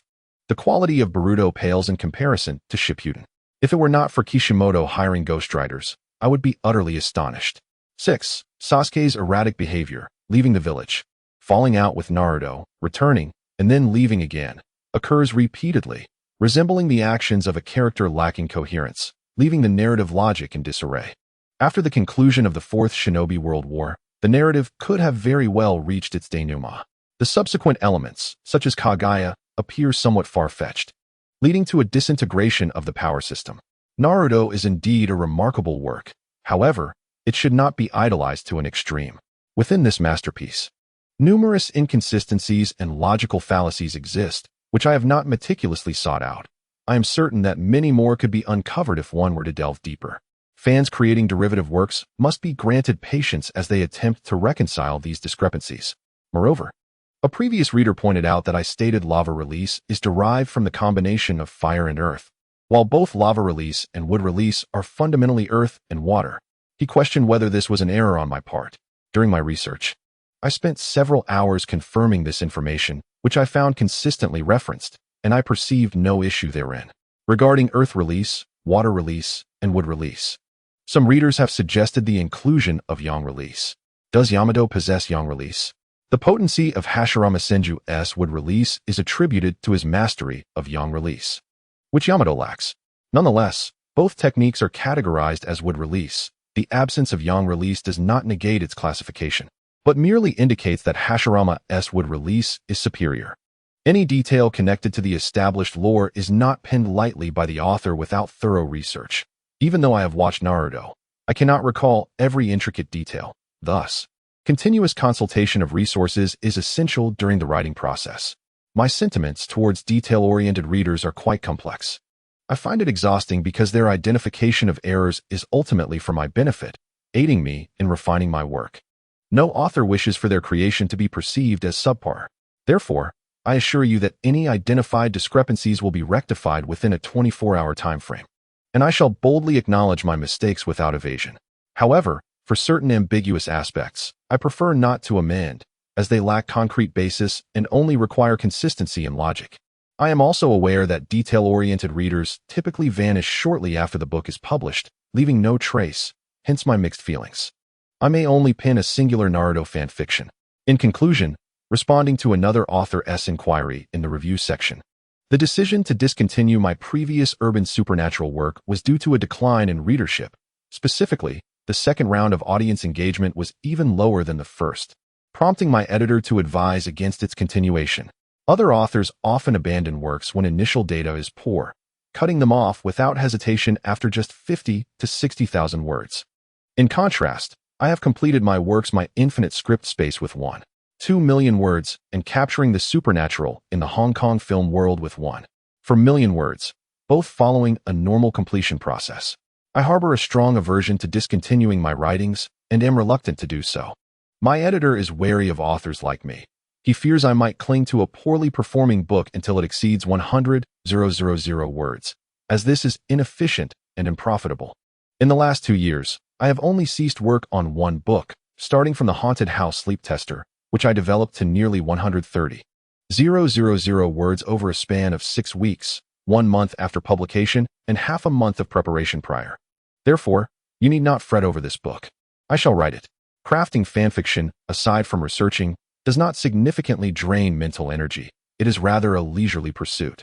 Should I find my grades unsatisfactory, I shall utilize a secondary account to embark on an original work to elevate my performance. I currently possess 2 original story beginnings in my grasp. This book will be written to completion, reaching over 1 million words. After all, it is merely a singular foray into the realm of Naruto fanfiction. Writing excessively would lead to ennui and a loss of creative desire. I kindly ask for your support in following my journey. As I am currently in the trial phase of competition, teachers can be classified into 2 types: those with virtue, who can teach you the ways of life, and those with prowess, who can instruct you on surviving in adverse conditions or enhancing your strength. Regardless of the type, achieving proficiency in imparting knowledge and resolving doubts is sufficient for passing. Given Lei's tender age of 13, attempting to gain the respect of these little fighters through virtue is evidently impractical. It would be more effective to establish an imposing first impression. As for Naruto, he harbors no concern that Naruto would hold a grudge against him for merely calling him a blonde. With Naruto's unique identity and personality, as long as one is willing to engage with him without malice, he will readily accept you. Ultimately, it is his special status that renders him lacking in friendships. The greatest harm would arise from indifference, neglect, or a distant demeanor. Before the students could recover from the incident involving the chalk embedded in the wall, Lei rapped on the podium and spoke. I have heard that you are soon to partake in your graduation examination. Upon passing, you shall become a genin, much like myself. Thereafter, you will continue your training, venture beyond the village on missions, and encounter various dangers, some of which may threaten your very lives. Today, in our first theoretical lesson, I shall teach you how to mitigate such risks. Below, Naruto could no longer contain the mischievous impulses within him and was poised to speak. Beside him, Shikamaru cast a glance at the fragment of chalk lodged in the wall and quietly cautioned, Naruto, close your mouth if you seek your demise. Do not drag us down with you. This new teacher is not to be underestimated. The ability to embed a fragile piece of chalk into a solid wall demonstrates a level of chakra control that is hardly characteristic of an ordinary genin. With Shikamaru's advanced reasoning, it was evident that this new teacher, Lei, possessed at least the strength of a chunin, more than adequate to be their instructor. Yet, Naruto remained oblivious, acting like a reckless fool. It seemed he was attempting some juvenile trick to provoke the new teacher for the sake of garnering his classmates' attention. Such immaturity was glaring. Moreover, the chalk's trajectory appeared somewhat erratic. If it were to fall upon another, it could spell trouble. Naruto retorted, He-s so young. It sounds like he-s just boasting. Why not have Iruka-sensei teach us instead? Beside him, Sasuke crossed his arms and disdainfully spat at Naruto, you fool. Whether he is boasting or not will become evident once he speaks further. Lei turned a deaf ear to the discussions below and continued, stating, as a genin, when venturing outside the village for training or undertaking missions, you will undoubtedly be accompanied by a jonin instructor. Your primary duty is to heed the commands of your jonin teacher, refrain from causing disturbances, and ensure your own safety. However, what if a peril arises that even the leading instructor cannot manage? I recommend you attentively consider what I am about to convey regarding the specific sources of such dangers. With that, Lei turned and inscribed 2 characters on the blackboard, Renegade Ninja. After a moment's contemplation, he added an S-rank symbol before the term. The threats we face, aside from the jonin from other ninja villages, include those unrestrained renegade ninjas lurking in the shadows. Although your jonin instructor can handle most dangers, there are still some risks beyond their control, which is the crux of today's lesson. For instance, which S-rank renegade ninjas could pose a threat to both your leading jonin and all members of your team? Understanding both ourselves and our adversaries allows us to anticipate dangers and evade them. Today, I shall unveil the secrets and strengths concealed within these S-rank renegade ninjas. Following this, Lei proceeded to write the names of 3 individuals beneath the S-rank renegade ninja title. The first name was Kakuzu. The second name was Orochimaru. The third name was Itachi Uchiha. As these names were inscribed, a collective gasp of shock reverberated through the classroom.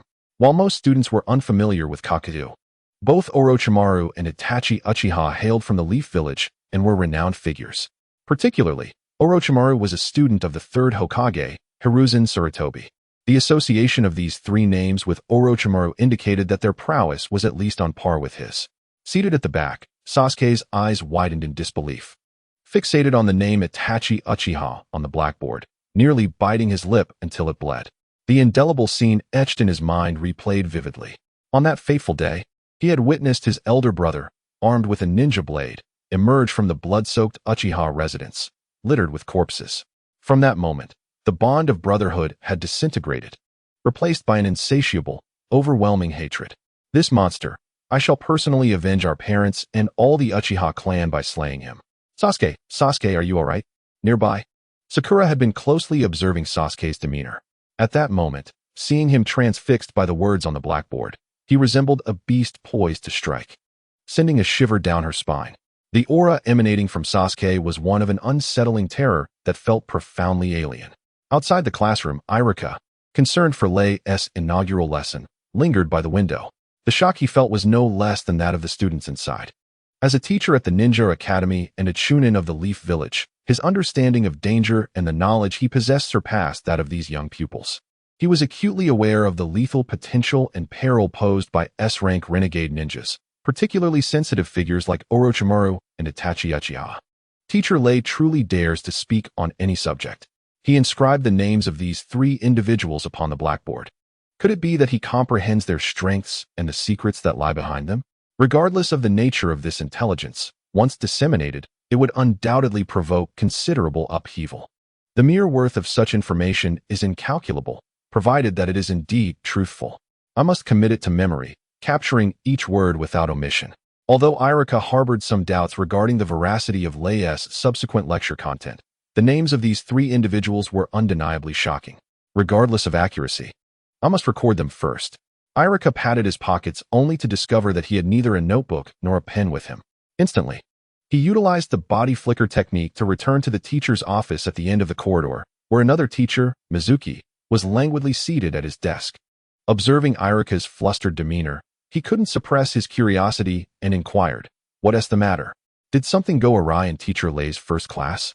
Irika grabbed a notebook and a pen, barely pausing to respond, and hastily declared, "You'd best hurry over, otherwise you will regret it." Teacher Lei's lecture is nothing short of astonishing. Aside from these two, another individual was attentively observing the unfolding events within the classroom. This person was the third Hokage, Sarutobi Hiruzen, situated in the Hokage office. Today marked the first day that Lei reported to the Ninja Academy, and he was keenly interested in whether Lei could fulfill the role of a teacher and if any mischievous students would cause trouble. Additionally, he sought to ascertain if the goodwill he extended had been fully embraced by Lei. After all, Lei's previously exhibited talents had already captured his attention. At this moment, he was fixated on a crystal ball atop his desk, within which the classroom scene was vividly displayed. The crystal ball served as a clandestine tool for Sarutobi, primarily used to monitor Naruto, preventing the Nine Tails within him from spiraling into chaos or falling prey to other forces. After all, a Jinchuriki represents a strategic deterrent force within the ninja village, and given Naruto's youth, Sarutobi assumed a somewhat guardian-like role. Of course, he occasionally utilized the crystal ball to surreptitiously observe the women's bathhouses within the village, concerned about the physical development of certain young women. Sarutobi, at over 60 years of age, tirelessly pondered the future development of the entire village. His expression now reflected profound astonishment as he murmured to himself while gazing at the classroom scene within the crystal ball. It seems that Lei has encountered numerous unexpected situations during his months away from the village. He has even battled these three individuals and returned unscathed? This is inconceivable. Stroking his chin, Sarutobi fell into deep contemplation. Lei was merely a genin, even with extraordinary performance and a stroke of luck. He could not possibly escape from the clutches of these three S-rank rogue ninjas one after another while concealing most of his strength. Itachi Uchiha might disregard him, but Orochimaru and Kakuzu would not be so lenient. Were he in Lei's position, he would not possess the confidence to retreat unscathed either. Sarutobi Hiruzen's first thought was whether Lei might acquire such information through illicit transactions. Instantly, he furrowed his brow, realizing a critical issue at hand. He promptly rang a bell hidden within his drawer, and two YNBU members stationed outside rushed to the Hokage's office. "Hokage-sama, what are your orders?"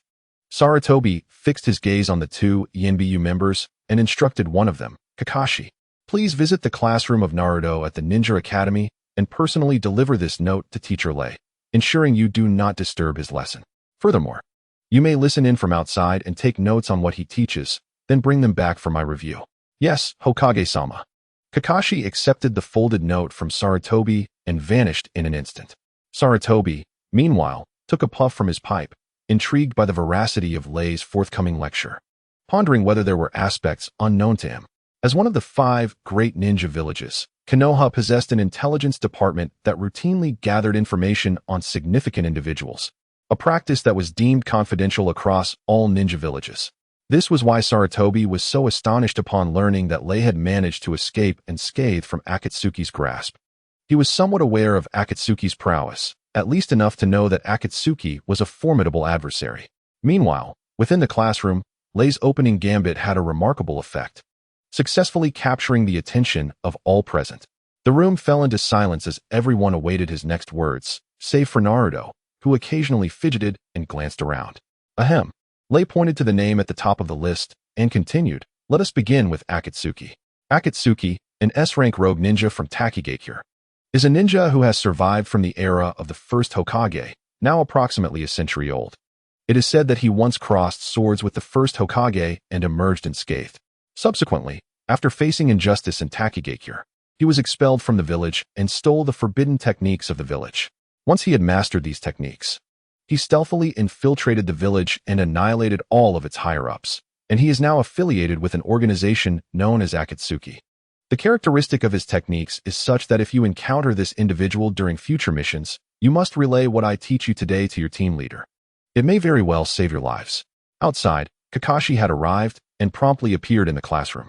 "Teacher Lei, this is a message from Hokage-sama." "Wow, is this an ENBU member?" Kakashi, wearing a beast-like mask, immediately captivated the attention of all the young students in the room. The ANBU are a direct force under the Hokage, with each member being a jonin, loyal and reliable, effectively the Hokage's own allies. Many of the ungraduated students viewed ANBU ninjas as their aspirations and goals to surpass in the future. Lei, observing the silver-haired ANBU member before him, had already deduced the true identity behind the mask. He took the note, opened it briefly, and then, utilizing his chakra, crumpled it before nodding at the Umbu ninja before him, assuring, "I understand and will not defy the Hokage's wishes." Kakashi replied, "Thank you for your efforts. Please continue." With that, he exited the classroom and paused by the window outside, retrieving a pen and a notepad. Nearby, Irika and Mizuki were once again utterly astonished. The arrival of the Umbu members signified that the Hokage had already learned of the events that transpired in class today and acknowledged the substantial value of Lei's lecture. Could it be that the information about Akatsuki that Teacher Lei just shared is indeed true? Irika glanced at the notes he had taken, his breath quickening. Kakashi suddenly leaned in closer, catching a glimpse of Irika's notes, and awkwardly inquired, could you possibly lend me a copy of what you wrote?" Irika paused momentarily but quickly nodded in agreement. Within the classroom, Lei picked up the eraser and wiped off the name Uchiha Itachi from the board. The original words from Sarutobi Hiruzen on the note read, "Teacher Lei, the information regarding Uchiha Itachi is classified as a top-secret matter of the village. Please keep it confidential. But other matters can be discussed." Lei comprehended Sarutobi Hiruzen's intention behind this caution. Uchiha Itachi was the elder brother of Uchiha Sasuke and the direct perpetrator of the Uchiha clan massacre, subsequently defecting from Konohagakure to become an S-rank rogue ninja. There were certainly deeper issues at play. Before his departure, Itachi had met with Sarutobi Hiruzen privately for a secret conversation. Their discussion involved a mysterious organization, which would later be known as Akatsuki, and another part concerning Sasuke. In essence, Itachi's true identity was that of an undercover agent dispatched by Konoha, and his relationship with Sarutobi Hiruzen was more akin to a collaborative alliance. As for the target of his infiltration, it was Uchiha Obito and the Akatsuki organization behind him. This information undoubtedly constituted a top-secret matter of the village, known only to a select few. Lei had not anticipated that Uchiha Itachi would directly provoke Sarutobi Hiruzen's involvement. He had no intention of revealing Itachi's true identity, but merely planned to introduce his abilities.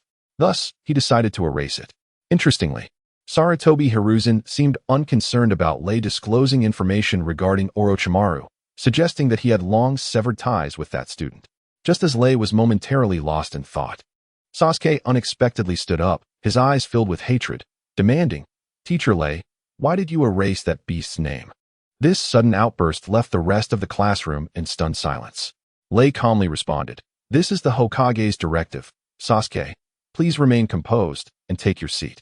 Lei's first lesson concluded successfully, primarily due to the Umbu ninja's presence, which inadvertently lent him an air of authority, yielding remarkable effects. With the advanced knowledge Lei possessed, conducting a theoretical lesson for these young minds was indeed more than sufficient. As for why Lei chose to divulge information about Orochimaru and Kakuzu ahead of time, it was not merely for show, but rather for the success of the first lesson. However, to phrase it thus is somewhat imprecise. What he truly required was a fully formed Konoha, rather than a village fragmented and significantly weakened. Regardless, having inherited the identity of Might Lei's nephew, Konoha became a pivotal point for him in this world, a fulcrum he could entirely command. This fulcrum, of course, could not be feeble. As Lei departed the podium with his hands casually tucked into his pockets, the gazes of the students below transformed entirely. This lesson was not merely theoretical. It indirectly signified that this new instructor was far from ordinary. How else could he possess such intricate knowledge of Orochimaru and Kakuzu's secret techniques? Even the Umbu were stirred. It was evident that this information had not been divulged to him directly by Orochimaru or Kakuzu. To procure such classified information from the underground market would require a fortune. Yet even then, acquiring comprehensive details would be impossible. There was only one plausible explanation. Lei possessed the strength to confront these S-rank rogue ninjas and emerge unscathed. "Teacher Lei, your lecture was truly remarkable. I have a question. Was everything you discussed in class genuine?" Outside the classroom, Irika and Mizuki, both Chunin instructors, regarded Lei with a newfound, indefinable respect. As for Kakashi from the Umbu, he had departed the moment the lecture concluded, taking with him all information regarding Orochimaru and Kakuzu, as well as Irika's notebook. Lei smiled, adopting an enigmatic demeanor. "Why not take a guess? Is there even a possibility of guessing?" The two were left with a series of question marks hovering above their heads. Lei chuckled, "It should be true, for I cannot deceive my own." With this theoretical lesson, he pondered whether it might preserve some strength for Konoha's future, such as altering the fate of Asuma Sarutobi, who should have perished at the hands of the Akatsuki. Or perhaps Jiraiya, who had met his demise in the lair of pain. Lei resolved to continue his theoretical lectures the following day, as there were still numerous members of the Akatsuki to address. Just as he was about to return to the teacher's office, a slender figure suddenly burst forth from the classroom, sprinting to stand before him. Breathing heavily, Sasuke's face bore a flicker of determination and anguish, his chest rising and falling rapidly, revealing his intense agitation. "Teacher Lei, you must know the whereabouts of that beast, right? You surely know where he is.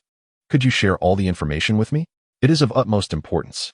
Lei gazed intently at Sasuke, recognizing that although his own body was merely 2 years older than Sasuke, their expressions and demeanor seemed to belong to 2 different generations. "Sasuke, I am aware of some matters concerning your clan, and I deeply sympathize with your misfortunes. However, this is the Hokage's order, and I cannot defy it. I am truly sorry. Furthermore, your current strength is far too inadequate. Regardless of the choices you may make in the future, your primary focus must be on enhancing your own power. Farewell." Lei strode directly back to the teacher's office, slamming the door shut with a resounding thud. Sasuke crouched on the ground in anguish, his mind replaying the haunting image of Itachi Uchiha, wielding a ninja blade amidst a sea of corpses and pools of blood. Although he had acquired a clue about that monstrous being, the knowledge brought him no solace. Even if he understood, with his current strength, avenging his entire clan was an unattainable feat. Covering his eyes, a surge of fiery blood coursed through his veins, enveloping his body in an overwhelming sense of helplessness and pain. In a sudden outburst, he unleashed a cry that echoed to the heavens. After a moment, he regained his composure and slowly rose to his feet, the once stark contrast in his eyes now marred by a hint of crimson. This scene left Irika and Mizuki, who were traversing the corridor, utterly astonished. Could it be that the Sharingan of the Uchiha clan had awakened? Just a few words from Teacher Lei had precipitated Sasuke's early activation of the Sharingan. It was truly remarkable. Sasuke cast a cold glance at them, simultaneously feeling a surge of both familiar and formidable power rising within him. At that moment, he desperately sought a place to vent his pent-up emotions. With that, He abandoned the two and vanished into the school. Once he had departed, Lei opened the door again, inquiring in astonishment, "What were you just saying?" "I believe I heard something about the Sharingan." Irika, pointing toward the direction Sasuke had just vanished, stammered in disbelief, "Teacher Lei, Sasuke truly activated his Sharingan. Albeit just a single tomo. Should we inform Lord Hokage about this? Also, Sasuke's emotional state appeared quite unstable. Should we pursue him?" Lei pondered quietly for a moment before shaking his head. "No need to worry about him. He will undoubtedly return tomorrow. By the way, are you certain it was a single tomo?" Both eyes were single tomo. "Indeed, the Sharingan of the Uchiha clan is exceptionally unique. We could not be mistaken," Irika affirmed. Lei's feelings toward Sasuke were profoundly complex. Even though their interactions had been limited, he could sense the torment and insatiable thirst for power hidden within the heart of this stoic youth. This power referred not only to the enhancement of combat abilities, but also to the understanding of one's enemies and the acquisition of crucial information.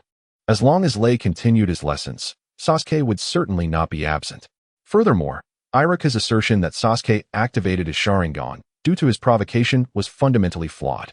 According to Lei's knowledge, on that fateful night of the massacre, Itachi intentionally awakened Sasuke, allowing him to witness such a gruesome scene, precisely to provoke his early awakening of the Sharingan. Itachi's objective was thus achieved. The actual moment of Sasuke's Sharingan awakening was indeed that night. However, the conditions for activation were exceedingly stringent. If it occurred too early, the burden on his body would be excessive, and under the influence of his body's protective mechanisms, the awakened Sharingan would fall into a dormant state. At that time, Sasuke was merely 7 years old, and his physical constitution could not withstand the strain imposed by the Sharingan's activation. When Sasuke truly awakened the Sharingan, possessing and utilizing the power of a single tomo, it was during his mission to the Land of Ways with several members of Team 7, shortly after graduating from the Ninja Academy. Unexpectedly, his mere words provoked Sasuke to prematurely activate his Sharingan. Members of the Uchiha clan are indeed individuals marked by delicate emotions, sensitive hearts, and a tumultuous blend of contradictions and obsessions. The early awakening of Sasuke's single tomo Sharingan posed no detriment to Lei. It is believed that today's encounter would carve a unique and indelible image of Lei in Sasuke's heart, so that when faced with Orochimaru in the future, his first inclination might not be to seek refuge with Orochimaru, but rather to turn to Might Lei. Truth be told, had Lei traversed through time several years earlier, even with the foresight advantage, he would have been powerless against the irreconcilable conflicts between the Uchiha clan and the upper echelons of Konohagakure. However, following the fateful night of the clan's annihilation, the intertwined fate of love and hate bore a glimmer of resolution. The Uchiha clan was eradicated primarily due to their capability to subvert the governance of Konoha and their propensity for paranoia and emotional volatility. Such power, the more formidable it becomes, the more uncontrollable it is. You are either a king or you perish. Additionally, the machinations left by Uchiha Madara and the covert guidance from Uchiha Obito perpetuated the conflicts from decades ago into the present. At this juncture, with the Uchiha clan extinguished and the force to overturn the regime vanished, all animosity and destiny fell upon the mere 11-year-old Sasuke. Controlling an individual is far simpler than dominating a clan. Lei harbors no fear regarding Sasuke's rapid growth and strength, for he is not a potential adversary. On the contrary, he possesses some insight into how to mentor and guide Sasuke. What Orochimaru can offer, Lei can equally provide. It is Danzo, however, who most fervently wishes to see Sasuke weakened. After contemplating for a moment, Lei waved toward Irika and Mizuki, suggesting, "If you deem it necessary to inform Lord Hokage, by all means, proceed." Irika inquired once more, "Teacher Lei, will you continue to teach them theory tomorrow?" "Why not? Is there a new arrangement from you, Irika-sensei?" Irika shook his head. "I merely wish to remind you, Teacher Lei, that in 3 days, these children will have their graduation exams. If you have a lesson plan, please make haste. 3 days is ample time. Thank you for the reminder, Irika-sensei." After concluding the day's lessons, Lei departed directly from the school to return home. The life of a teacher is indeed quite favorable. Ample leisure time, stable income, and a relatively esteemed status. Upon exiting the school, Lei encountered Haruno Sakura, who had been waiting deliberately at the entrance, with Naruto fuming beside her. "Teacher Lei, may I ask if you know where Sasuke has gone?" Sakura respectfully bowed to Lei. Naruto interjected, What is so special about that guy Sasuke? With a perpetual scowl adorning his face. It would be far more enjoyable if we ventured into the nearby grove to catch some birds. I shall roast them for you to relish later. Haruno Sakura, her ire palpable, turned sharply towards Naruto, brandishing her fist as she scolded, "You fool, the graduation exams are fast approaching. Instead of diligently training, you only think about playing. And you wish to drag me along? Sasuke is far more driven than you." Naruto, pouting in indignation, suddenly seemed to recall something and excitedly pointed at Lei, exclaiming, "I know who you are. I saw you at the village gate months ago dueling with that bushy-browed fellow." A light bulb seemed to illuminate above Sakura's head as she snapped, "I am inquiring about Sasuke. Please do not change the subject. Teacher Lei, do not bother arguing with this fool. I noticed that Sasuke seems unwell today, and I fear for his safety.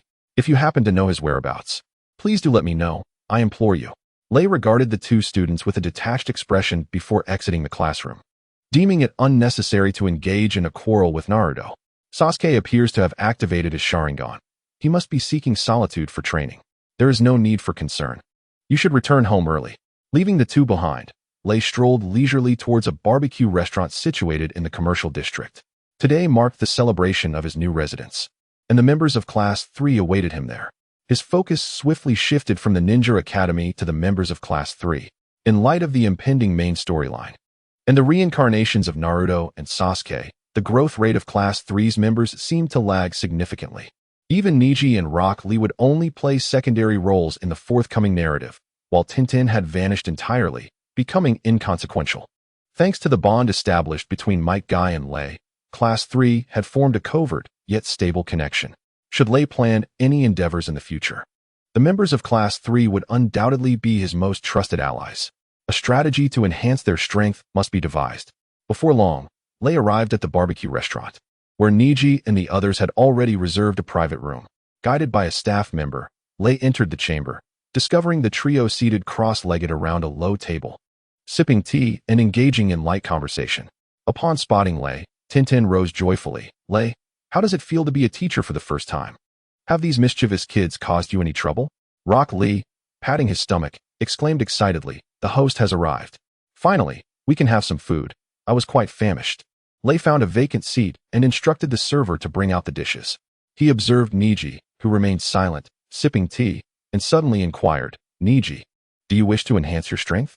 Neji's hand trembled slightly around the teacup as he cast a puzzled glance at Lei, responding, "What do you propose?" Lei nodded, hinting that he had a few ideas to share. "Please, do tell." Their conversation soon captivated the attention of Tintin and Rock Lee. Lei tapped his fingers on the low table, mentally organizing his thoughts. Neji's talent was indisputable, despite the untimely death of his father. He had self-studied to master techniques that were traditionally reserved for the main branch of the family, such as the heavenly spin. In terms of effort, there is nothing to criticize. The reason for Neji's inadequacy is not due to a lack of external aids, nor is it because he is not the protagonist, but rather the inherent flaws of the Byakugan and Gentle Fist itself.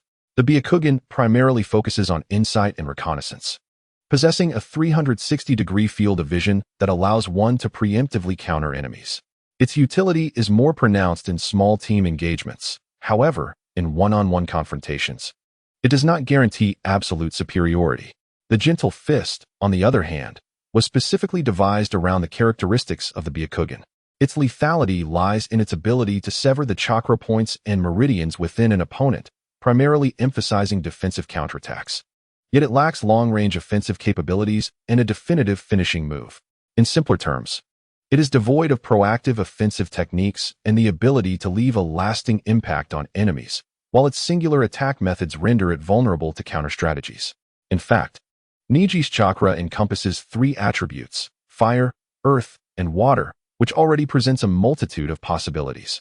To augment Neji's prowess, there are 2 potential avenues. One is to increase his total chakra capacity, as chakra is the wellspring of all power in the Naruto universe. With an abundance of chakra, Neji could adopt a hybrid offensive approach combining taijutsu and ninjutsu. However, this cannot be achieved in the short term unless Neji is assisted in comprehending sage techniques. The second approach is to enhance his existing taijutsu, amplifying his strengths while addressing the weaknesses within his martial arts repertoire.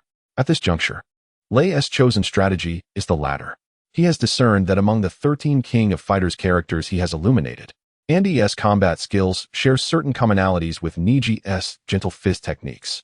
For a prodigy like Niji, who possesses both exceptional talent and a diligent work ethic, all that is required is a spark of inspiration. The remainder can be imparted through teaching. Lei rhythmically tapped his fingers on the table for a moment before uttering, "Attack. And one move shall alter destiny." What does this mean? Tian and Rock Lee exchanged puzzled glances. Niji repeatedly murmured these words, momentarily perplexed. Lei elaborated, "You lack techniques for proactive offense, a decisive finishing move, and long-range attack methods. Your 8 trigrams empty palm lacks sufficient power, with an attack range barely exceeding 10 meters. Henceforth, you should focus on perfecting this technique. The moment you can launch the empty palm swiftly and with great distance and potency, you will have compensated for your shortcomings. As for how to execute a decisive finishing move, we shall go to the grove after our meal, and I will personally demonstrate it to you." Niji nodded in agreement. The gentle fist was inherently designed to complement the Byakugan. Its success and failure stem from the Byakugan's uniqueness, which significantly constrains the combat approach of the gentle fist. This results in a reliance on reactive strategies, thereby limiting the Hyuga clan's combat philosophy to defense and counterattacks. Specifically, this means that their combat mindset is confined to reactive strategies.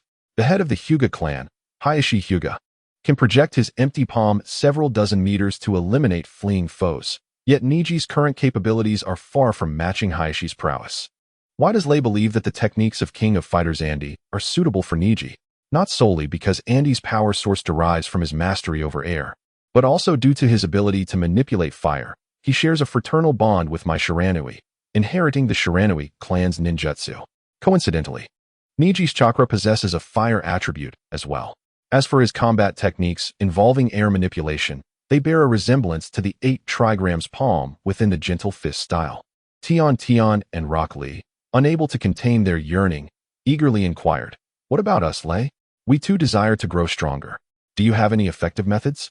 Following Lei's victory over Niji, his strength was ultimately recognized and accepted by several peers.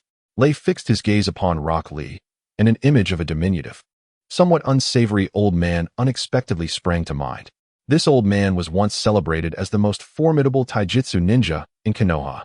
His name was Master Chun, originally Chun Baojun. Famed for his signature technique, the Konoha Dragon God. During the Third Great Ninja War, his sole disciple perished on the battlefield, leaving him disheartened and prompting him to erect a tombstone in Konoha's cemetery, opting for a semblance of death to retreat from the world. Later, he was resurrected through the impure world reincarnation during the Fourth Great Ninja War and even clashed with Might Guy, during which his ultimate technique, the Konoha Dragon God, was bested by Lee, who had opened all 8 gates.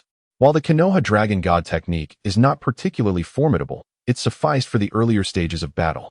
Moreover, it is crucial to note that the Konoha Dragon God is merely one of Master Chin's techniques. Having been bestowed the title of Konoha's strongest taijutsu ninja during the Third Great Ninja War, he himself is the true treasure, who dictates that he is only proficient in this one technique. At this moment, the old man still lives, concealed within the cemetery, receiving rice balls daily from his granddaughter.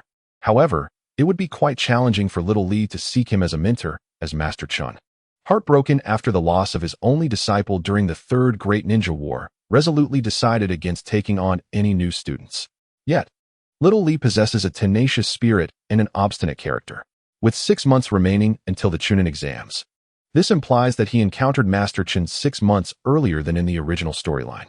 With this additional time for persistence, perhaps little Lee's stubbornness could sway Master Chun. Whether this endeavor will succeed remains uncertain, and Lei does not harbor absolute confidence. Just as Rock Lee and Tian were growing increasingly impatient, Lei finally spoke, articulating each word with care. "Are you familiar with this person, Master Chin?" Rock Lee and Tian exchanged bewildered glances, shaking their heads in confusion. Lei continued, "Before the Third Great Ninja War, he was Konoha's most formidable taijutsu ninja."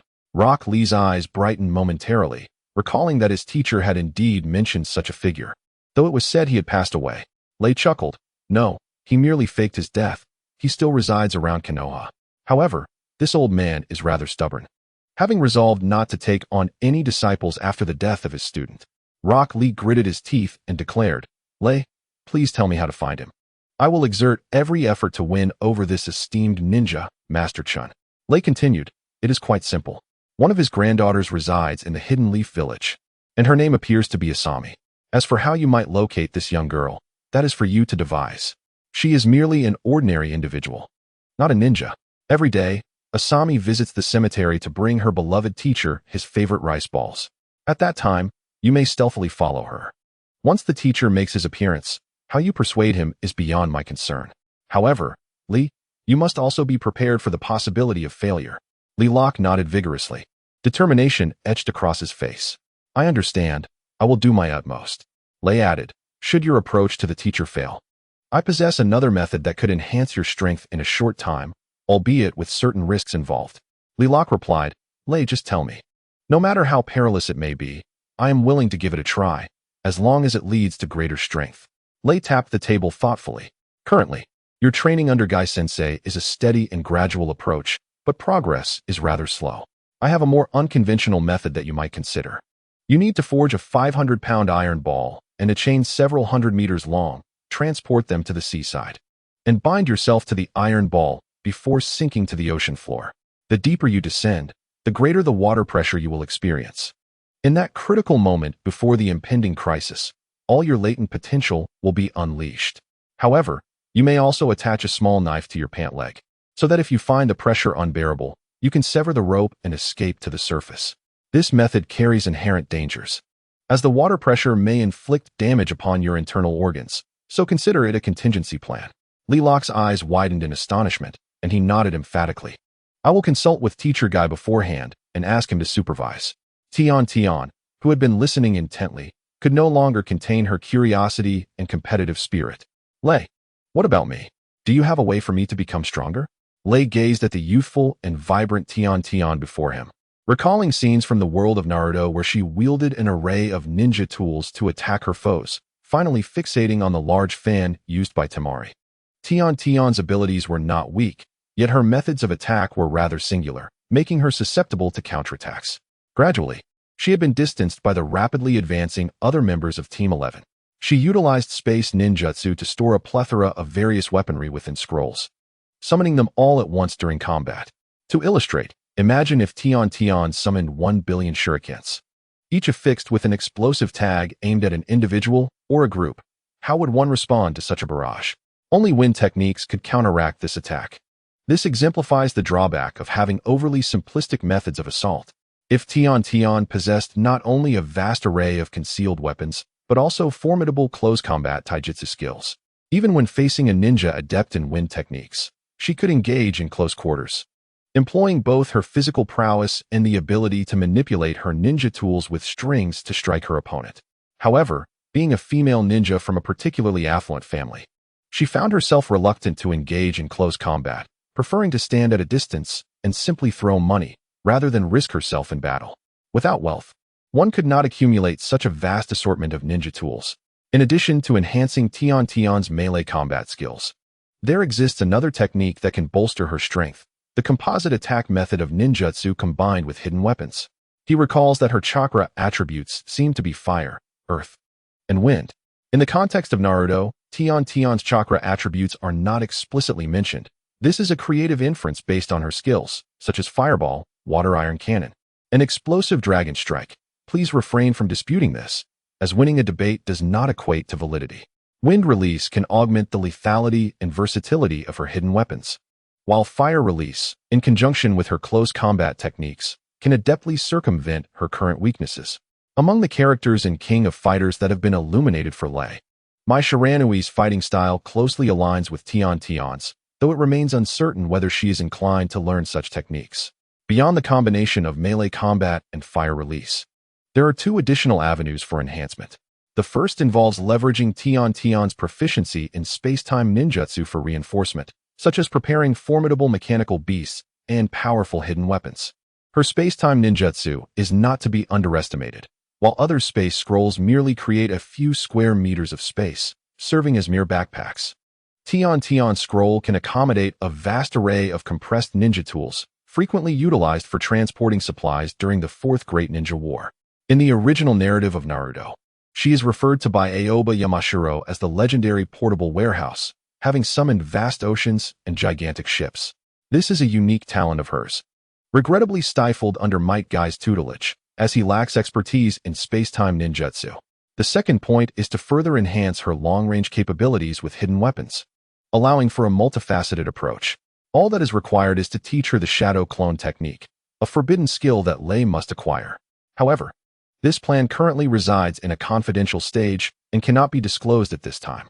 After contemplating the enhancement strategies, Lei, under the expectant gaze of Tian, slowly inquired, Tian, are you adept in fire, earth, and water release ninjutsu? How substantial is your total chakra? Tian, scratching her head in confusion, replied, Teacher Guy hasn't taught me any ninjutsu, so I'm unsure if I'm skilled in it, but my overall chakra is quite commendable, as Teacher Guy has praised me before. Also, my space ninjutsu is pretty decent. Lei continued his inquiry. Do you have an aversion to melee attacks? Tian's face flushed as she responded, I dislike close combat. What if I were to sustain injuries and become disabled? Lei found himself momentarily speechless. Among female ninjas, those like Tsunade and Sakura Haruno, who embody sheer ferocity, are indeed rare. The combat tenacity of female ninjas often pales in comparison to that of their male counterparts. It is also possible that Tian's affluent background allows her to rely on her financial resources to strike from a distance, bombarding her foes with hidden weapons, thus rendering close combat unnecessary. This is a matter of habit and perspective. Given these circumstances, it appears that the path of utilizing her financial prowess must be pursued to its fullest extent. Lei recounted his ambitious plan to create a multitude of mechanical beasts concealed within the confines of a scroll space. Tian's face lit up with delight as he remarked, This is an excellent approach. However, where shall we find a master skilled in the creation of such mechanical beasts? I will inquire with my family upon my return. After summarizing the trio's enhancement strategies, the time for a hearty meal arrived. With each of them preoccupied with their thoughts, the meal was consumed in relative tranquility. And soon after, the gathering came to an end. Ningxi, wearing a grave expression, turned to Lei and said, From here on, I entrust everything to you. Lei nodded in affirmation, Follow me. He led the group to a small grove near his newly rented residence. Having switched to the character template of Andy from the King of Fighters, Lei assumed a starting stance and addressed the onlookers. Pay close attention. This is a combat technique I have grasped during my travels. The extent of your understanding depends solely on you. He demonstrated all of Andy's defensive maneuvers, particularly showcasing his two S-Class ultimate moves, the Meteor Punch and the Super Split Shot.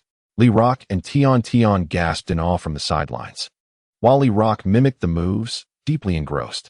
In stark contrast, Ningxi stood still, as if intent on etching every technique into his memory. After the group absorbed the demonstration, Lei repeated the performance at a slower pace, elucidating as he went along. Andy's combat skills encompassed mid-range advance attacks, aerial strikes, grappling techniques, and two devastating ultimate moves. This aligned with Lei's prior advice to Ningxi, to launch an offensive that could turn the tide of battle with a single strike.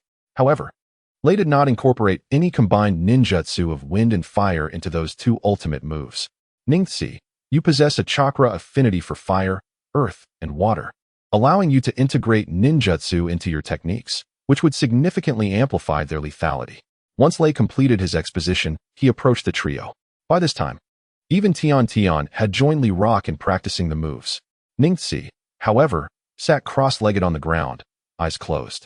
Lei observed Ningxi's unusual demeanor with a hint of admiration and promptly pulled Lee Rock and Tian aside. Let us practice elsewhere. We should not disturb Ningxi. Lee Rock remarked. Lei, I had no idea you were this formidable. Lei humbly replied. Regardless of how intricate the techniques may be, the true essence lies in the wielder. He added, Tian, should you ever feel inclined to train in close combat techniques, do not hesitate to seek me out. Tian, hesitating, replied, I have yet to make a firm decision. I will first ask my family to help me find a master of mechanical beasts. Lee Rock suggested, Tian, would you accompany me to the cemetery tomorrow to seek out Teacher Chin? Sure, she agreed. Once the group departed, Lei glanced back at Ningxi and noticed that the latter had slowly risen to his feet. The following morning, Lei returned to the ninja school for theoretical classes. Upon entering the classroom, he found every seat occupied, and to his surprise, Sasuke, who had abruptly left the previous day, was back in his seat. A quick glance revealed a hint of crimson in Sasuke's eyes. It seemed that his Sharingan had fully awakened. What astonished Lei even more was that not only was the classroom filled to capacity, but the corridors and the windows were also crowded with people, including many familiar characters from the storyline. Might Guy, accompanied by Rock Lee and Ten, waved at Lei through the window and subsequently gave him a thumbs up. Lei's body trembled. How did they get here? Conversely, there was no sign of Niji. Unbeknownst to Lei, after his lecture content was sent to Sarutobi Hiruzen's office yesterday, Hiruzen immediately convened Danzo and 2 other elders to discuss the matter. They ultimately concluded that Lei's lecture was surprisingly more detailed and specific than the information possessed by the village, which left them quite astonished. Consequently, a non-mandatory order was issued, recommending that all Jonin remaining in the village attend Lei's class. Today, an additional Umbu ninja was dispatched to record the proceedings, leaving Lei feeling overwhelmed, especially when the ominous figure of Danzo loomed in his mind. Dear students and esteemed seniors, I did not anticipate such a large turnout today. I must clarify that the information regarding these figures originates from a pamphlet found among my spoils. I cannot guarantee the absolute accuracy of the information I present. However, I believe it to be of significant importance and potentially true. Thus, I decided to broaden these children's horizons. Lei first provided a disclaimer for himself. Among the crowd outside, one individual crossed his arms and replied, "We will discern the truth ourselves. You may speak freely." Upon glancing at this person, Lei was taken aback to discover that it was Hayashi Hyuga, the clan leader of the Hyuga family, and Niji's uncle, the current sole head of the clan. He was surprised that such a prominent figure had come as well. Could it be because Hinata Hyuga was also present? Steeling himself, Lei began organizing the content of today's lecture. Under the silent gaze of the audience, he turned and wrote 3 names on the blackboard with chalk: Kisame Hashigaki, Sasori, and Obito Uchiha. Upon seeing Obito Uchiha's name inscribed, Kakashi, standing outside in the corridor, trembled, an expression of disbelief flickering in his eyes as he muttered repeatedly, "How is this possible? How can this be? He was supposed to be dead." Obito Uchiha, a member of the Uchiha clan from the Hidden Leaf Village in the Land of Fire, was a student of the 4th Hokage, Minato Namikaze, and had once been a classmate of Kakashi Hitaki and Rin Noara. During the Battle of Kanobi Bridge, he had been mortally wounded, crushed by rocks while saving Kakashi. In his final moments, he entrusted one of his Sharingan, his left eye, along with his unrequited love for Rin to his dear friend, Kakashi. In truth, Obito was not dead but had been saved by the former leader of the Uchiha clan, Madara Uchiha. Subsequently, under Madara's sinister machinations, he witnessed Rin's death at Kakashi's hands, which plunged him into despair and led him to believe that Kakashi had betrayed him. This despair ultimately drove him into darkness, becoming the executor of Madara Uchiha's will in the world. Aside from Kakashi's intense reaction, Sasuke in the classroom was momentarily taken aback as well. He had heard of Uchiha Obito, knowing him to be one of his kin who perished in the previous Ninja World War. But he was astonished to learn that a member of his clan still existed outside. Another Umbu ninja, noticing Kakashi's distracted demeanor and possessing some knowledge about the relationship between Kakashi and Obito, suggested in a hushed tone, "If you have any doubts, you may as well ask him directly." Kakashi inhaled deeply, attempting to calm his emotions, and approached the classroom door. "Sensei, may I inquire whether the Uchiha Obito you mentioned is truly alive?" After a moment of contemplation, Lei nodded. "If the contents of the booklet I previously obtained are accurate, then indeed, Obito is still alive." An Umbu ninja behind Kakashi interjected, "What about that booklet of yours?" Lei replied, "It has been burned." Following this, a brief silence enveloped the room.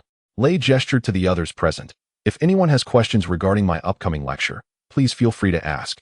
He then proceeded to write on the board the ninjutsu and unique abilities possessed by the 3 ninjas he had introduced. Beside Obito's name, he wrote, "Master of Fire Release Ninjutsu and Jinjutsu, possessing a Mangekyo Sharingan with spatial abilities." Behind the name of Kakuyo, he noted, "One of the 7 ninja swordsmen of the mist, the second wielder of the sword, Samahata. Physical traits, resembling a shark. Abilities, proficient in water release. Possessing tremendous chakra, with Samahata capable of absorbing chakra." Finally, he wrote about Sasori, a rogue ninja from Sunagakure, the grandson of Chiyo.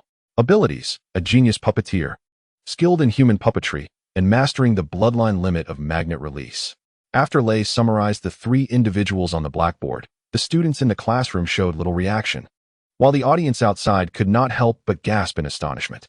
The capabilities of these three individuals were undeniably formidable, on par with those of the two introduced the previous day, and two among them possessed bloodline limits, while the third, Kuksu, boasted remarkable chakra and samahata. In summary, they were all formidable adversaries. The value of this information was indisputable. At that moment, a listener outside could not restrain himself and asked, "Are these three also S-rank rogue ninjas?" "Indeed," Lei affirmed. S-rank rogue ninjas are typically categorized between elite Jonin and Kage levels. Lei cast a glance at the questioner, whom he did not recognize, but his attire suggested he was a Chunin. Another voice arose. "You mentioned that Sasori possesses magnet release. Is that verifiable? Additionally, where did his magnet release originate?" "As far as I know, the bloodline limit of magnet release is exceedingly rare. I've only heard of the third Kazekage mastering it." Lei responded once more. "The magnet release that Sasori possesses comes from the third Kazekage. He merely transformed the third Kazekage into a human puppet after slaying him." "What?" "The third Kazekage was renowned for mastering the bloodline limit of magnet release and was celebrated as the strongest Kazekage. After a mysterious disappearance in the Sand Village, the village fell into disarray, resulting in chaos and desolation throughout the nation. It was utterly unexpected that this demise was caused by the Scorpion. This news was met with incredulity, marking the first time such a revelation had surfaced. The significance and caution surrounding the S-rank renegade ninjas introduced by Lei, each possessing the prowess to individually vanquish a shadow-level warrior, surged among the crowd. Given the peculiar relationship between the Sand Village and the Leaf Village at this time, this information constituted a considerable diplomatic incident. At that moment, an Umbu ninja beside Kakashi cast a heavy glance in his direction and remarked, "This news is far too critical. I must report it to Lord Hokage at once." With that, he vanished from sight. Hinata Hizashi inquired, "Teacher Lei, you introduced 2 S-rank renegades yesterday and 3 more today. Do you have any knowledge of the whereabouts of these 5 renegades?" This was a matter of great concern for everyone. Should they inadvertently encounter these renegades while on a mission, or if these renegades were to unite and launch an assault on a particular ninja village, it could spell disaster for any single village. Even if they were to repel the attack, the losses incurred would be incalculable. Advanced knowledge of these ninjas' whereabouts could facilitate preemptive strategies. After a moment of contemplation, Lei replied, "If the information contained in the pamphlet I received is accurate, I believe these 5 renegades will eventually appear within an organization known as Akatsuki. As for the purpose of this Akatsuki organization, it remains unclear. Additionally, the pamphlet I obtained originated from one of its members, Kakazu." A collective gasp resonated through the room. The worst-case scenario had materialized. So many S-rank renegades were destined to converge within the same organization, the power of which evidently surpassed that of most ninja villages. This constituted a formidable force capable of altering the very landscape of the ninja world. Suddenly, someone exclaimed, "This matter is too grave. We must seek an audience with Lord Hokage, and Teacher Lei must accompany us." Lei had anticipated such a day. In truth, the information he disclosed was merely the tip of the iceberg. Even so, it was sufficient to send ripples throughout the ninja realm. With this knowledge, one could only wonder if the Leaf Village would be able to mitigate some of its impending losses. However, he had no intention of revealing the forthcoming attack by Orochimaru on the Leaf Village. It was simple. The ordinary Jonin within the village posed no threat to him. Rather, they represented a force that could be harnessed. In contrast, Sarutobi Hiruzen had obstructed his path, as had Danzo. Even if Danzo did not seek him out, he would eventually confront him. Several hours later, the afternoon had arrived. Lei and Guy emerged side by side from the Hokage's office building. Just prior, all the Jonin of the village and members of the Elder Advisory Council had convened for a meeting. The discussion revolved around the content of Lei's lectures, during which they had inquired about the information regarding the members Lei was set to introduce next. This marked Lei's inaugural participation in the upper echelons of Konoha's collective assembly, wherein he assumed an indispensable role, leaving a significant impression upon all the high-ranking officials and Jonin present. In that moment, sentiments were mixed. Some rejoiced while others were plagued by anxiety. Kai, ever the optimist, found himself engulfed in worry despite his usual carefree demeanor. Upon exiting the conference room, he discerned that the ninja world might soon be engulfed in turmoil. The assembly of such formidable ninjas within the Akatsuki organization raised pressing questions. What were their intentions? Who orchestrated their gathering? Could it be that the fragile piece of the ninja world was on the brink of collapse once more? Lei. He conveyed with a sense of foreboding. I feel an impending storm brewing. Starting tomorrow, I shall formally instruct you in the 8 gates of Duanjia. A sense of urgency welled up within Kai, as he yearned to bolster Lei's strength as swiftly as possible. Having experienced the third great ninja war firsthand, he recalled that had it not been for Might Dai's timely intervention, he and his companions might have perished at the hands of the 7 ninja swordsmen of the mist. Regardless of the ninja world's fluctuations, the imperative remained. Enhancing one's strength was paramount. The following day, Lei resumed his lessons, focusing on 3 members of the Akatsuki, Deidara, Juzo, and Haiden. However, due to the prior day's revelations in the Hokage's office, the classroom was devoid of many eager listeners. As for the nominal leader of the Akatsuki, Pain, and Conan, Lei chose to withhold their identities for the time being. Why? He wished to preserve the original trajectory of the Naruto narrative, a significant advantage for him as a traveler. Any substantial alteration could diminish the information disparity he possessed, thus adversely affecting his judgments and interests. Consequently, he refrained from mentioning the impending assault on Konoha by Orochimaru, nor did he touch upon Pain's impending attack or the Akatsuki's objective to collect tailed beasts. These 2 impending events provided the perfect opportunity to eradicate certain conservative factions within Konoha, particularly among the Elder Council. After all, how could he ascend to power otherwise? The Konoha he envisioned must be under his command, not the current iteration. In this regard, his ambitions aligned closely with those of Danzo.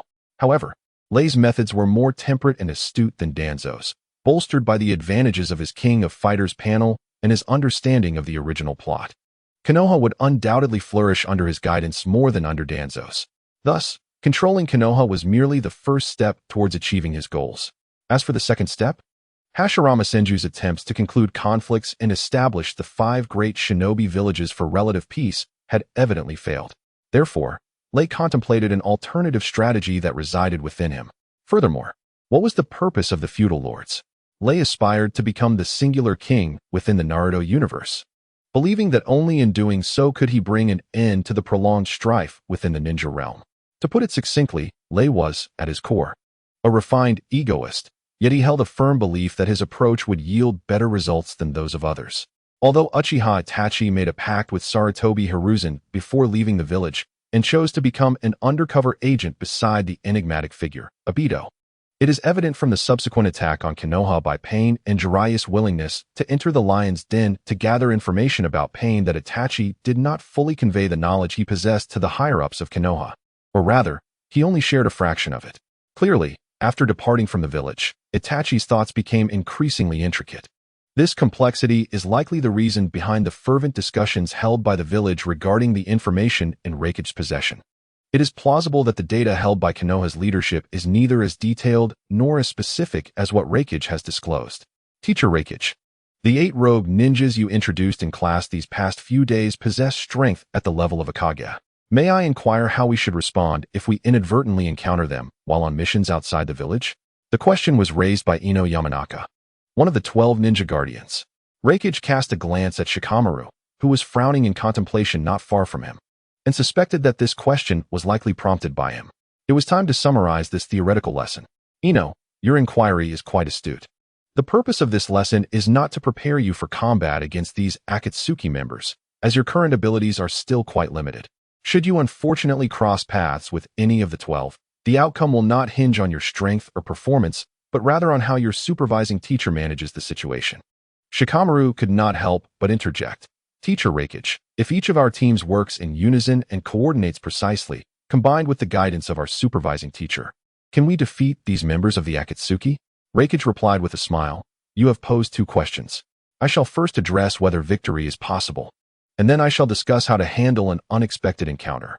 Primarily, Akatsuki members typically operate in pairs when undertaking missions. They do not act alone nor in large groups. Therefore, theoretically, with your supervising teacher's collaboration, you may have a chance to overcome them. Note that I emphasize theoretically, and this merely pertains to overcoming them, not necessarily killing them. This conclusion is contingent upon your understanding of the secret techniques and strengths of the Akatsuki members, as imparted in my lessons. The 12 Ninja Guardians are organized into teams of 3, each led by a supervising teacher, who is usually a Jonin or elite Jonin. This arrangement indicates that Sarutobi Hiruzen has great expectations for their future. Other Genin graduating from the Ninja Academy do not receive such an advantage. Thus, in the event that the 12 Ninja Guardians encounter members of the Akatsuki during missions, the numerical advantage would translate to 4 against 2. However, sheer numbers hold little value when the disparity in strength between a Genin and a Kage or elite Jonin is immeasurable. Shikamaru continued to seek clarification. Teacher Reikage, are you suggesting that if our team encounters 2 members of the Akatsuki, there is no possibility of victory, even with comprehensive knowledge of our adversaries? Lei responded honestly, no. Even the theoretical probability is minuscule. Shikamaru let out a sigh of relief, understanding the gravity of the situation. Lei then turned his gaze towards Ino Yamanaka and continued, now, I shall address the question raised by Ino. Suppose you encounter 2 members of the Akatsuki outside in the future, how should you react? My suggestion is to turn and flee. Your supervising teacher will engage one of the Akatsuki members, allowing you to split up and increase your chances of escape. At least one of you should be able to return with valuable information for the village. Ino's face turned pale, her expression a mix of turmoil and conflict as she asked, but abandoning our supervising teacher temporarily seems morally questionable, doesn't it? Lei shot her a glance and replied, staying would only distract your teacher, hindering his efforts and placing him in a dire predicament. Without your burdensome presence, he may have a better chance of escape. Although the truth was harsh and brutally candid, it was nonetheless reality. While courage is often a virtue, in certain circumstances, it can manifest as sheer folly. The atmosphere in the classroom grew heavy. Naruto, unable to contain himself, exclaimed, damn it, are we merely burdens waiting to be slaughtered? Lei smiled and replied, at present, yes. But that will change. Until you advance to the rank of Chunin, your odds are nearly non-existent. Even once you all become Chunin, along with your supervising teacher, the probability of defeating 2 Akatsuki members remains below 50%. Therefore, my dear students, seize the time to enhance your abilities. Sakura suddenly raised her hand playfully. Lei-sensei, I have a question. If you were to encounter Akatsuki members, could you defeat them? Lei feigned mystery with a smile. What do you think? Sakura's face instantaneously contorted with a comical expression of constipation. Today's lesson served not only to enlighten them about themselves and their adversaries, but also to establish a target for them to aspire toward. It subtly etched Leia's personal imprint deeply within the minds of these future ninjas. Lei clapped his hands, setting down the chalk, and stated slowly, I have nearly concluded the theoretical portion of our lesson. As you prepare for the upcoming graduation exam, I wish you all the best of luck in obtaining your Genin headbands swiftly. Sakura inquired once more, Lei-sensei, will you be present at tomorrow's graduation exam? Lei paused and replied, that, I cannot say. It depends on how the other 2 teachers arrange it. Just then, Iruka seemed to have timed his entrance perfectly. Knowing that Lei was about to conclude the class, he fortuitously blocked the doorway with a folder, calling out loudly, after Lei-sensei's class, please do not leave just yet. We will determine the content of tomorrow's exam through a lottery. Each of you must draw. Moments later, even as Lei returned to the classroom office, he could still hear Naruto's distinctive wail through the door crack. Why did I have to draw the transformation jutsu, which I'm the worst at? Teacher Iruka, I protest vehemently. Could you allow me to draw again? Within the office, Teacher Mizuki suddenly smiled meaningfully at Lei, inquiring subtly, Teacher Lei, you will attend the graduation exam in person tomorrow, won't you? After a moment's contemplation, Lei discerned Mizuki's intentions and shook his head. No. My time here has been too brief. The previous classes were solely managed by you and Teacher Iruka, so I shall refrain from joining this commotion and take the opportunity to rest at home. However, if you find yourself overwhelmed and require my assistance, feel free to summon me. Mizuki chuckled. Ah, Teacher Lei wishes to shirk responsibilities, I see. It seems that I and Teacher Iruka will have to bear the burden instead. After class that day, Lei deliberately lingered a bit longer. Indeed, he spotted Mizuki and Naruto departing the school together, side by side. If his instincts were correct, their destination was likely Ichiraku Ramen. Mizuki was evidently attempting to forge a bond with Naruto in advance, facilitating his clandestine plans for when Naruto inevitably faltered in the exam. Lei could only inwardly lament, what a fool. Did this imbecile not realize that Naruto, being the host of the Nine Tails, held a significant position within the village? Such an important figure would surely attract scrutiny. Lei surmised that Mizuki was only partially aware of the situation. He had deliberately leaked the idea of stealing the forbidden jutsu scroll to Naruto, leveraging Naruto's eagerness to master the transformation technique and obtain his Genin qualifications. Akin to a mantis stalking a cicada while a hidden bird awaited. The forbidden scrolls were targets of intense scrutiny in any village. Even adept elite jonin would find it challenging to pilfer them. Yet, Naruto was different.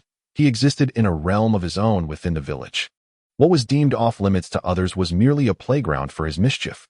He could daub graffiti on the monumental busts of the 3 deceased Hokage with impunity, something that would lead to severe repercussions in any other household. Moreover, Mizuki had accurately gauged Sarutobi Hiruzen's disposition. Upon learning that Naruto could not master the transformation technique and thus would fail the Genin exam, he would surely not remain passive. He would assist Naruto in devising a plan. The B-rank jutsu, shadow clone technique, sealed within the forbidden scroll, was tailor-made for Naruto. When Sarutobi learned of Naruto's intent to steal this technique, he might even redirect the guards, allowing Naruto to succeed in his theft.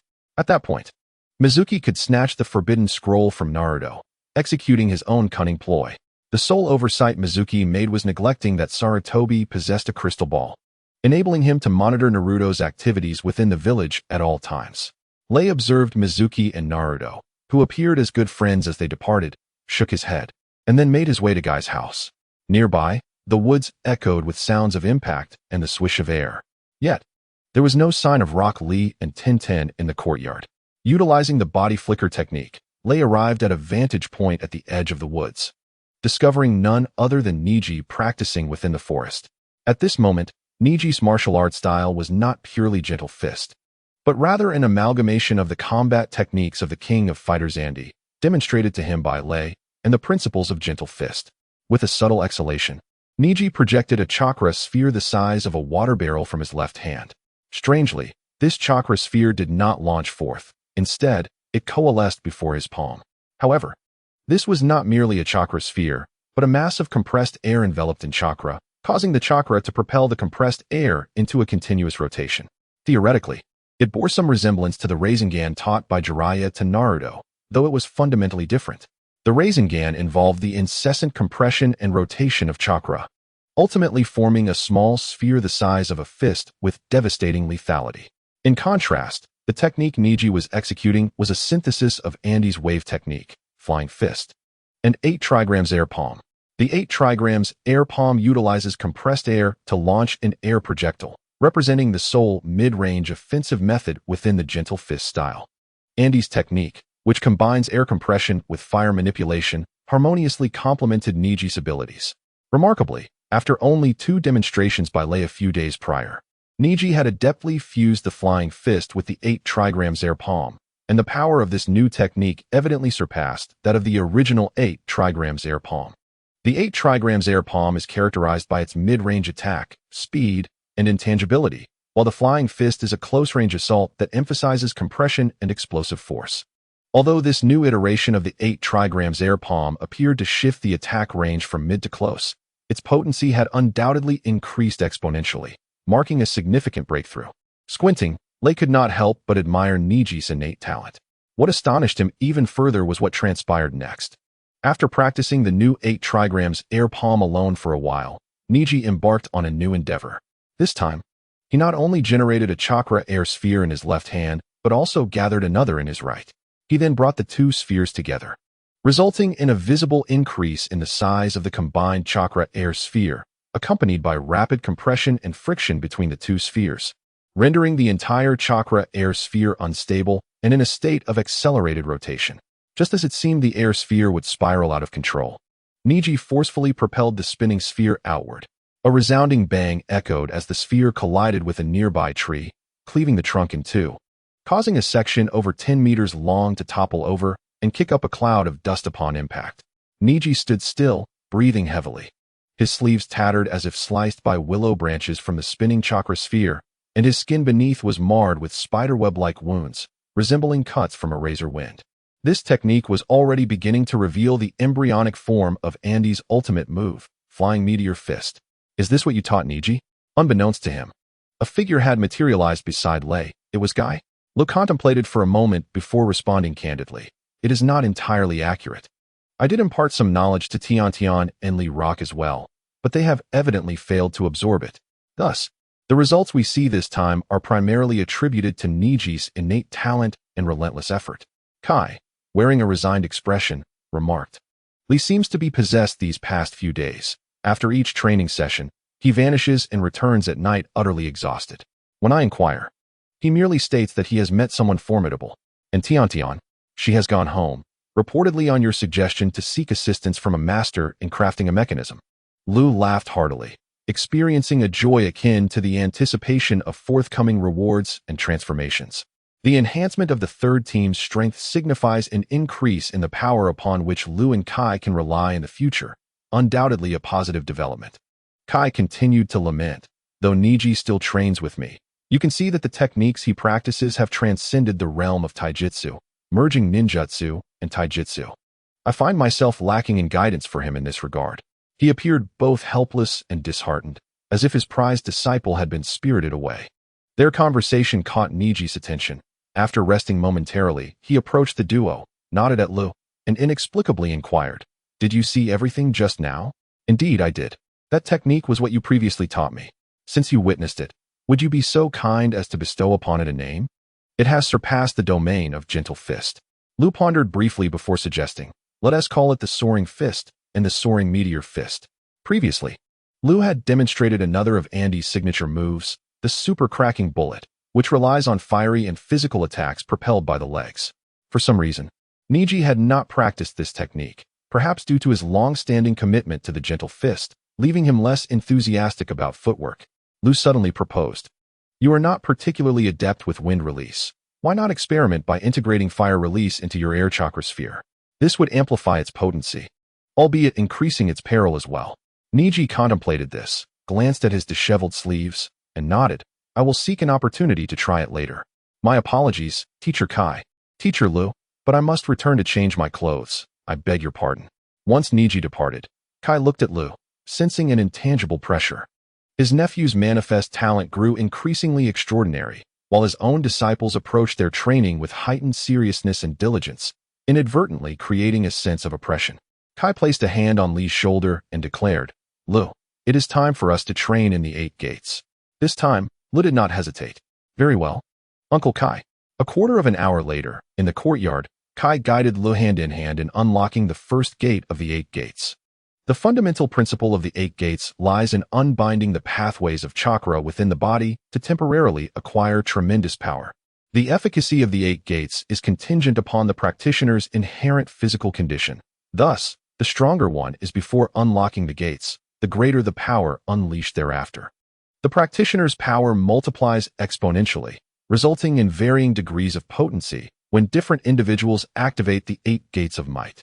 Within the intricate network of chakra pathways in the human body, there lie 8 gates: Open Gate, Rest Gate, Life Gate, Injury Gate, Drought Gate, View Gate, Shock Gate, and Death Gate, that regulate and control the flow of chakra.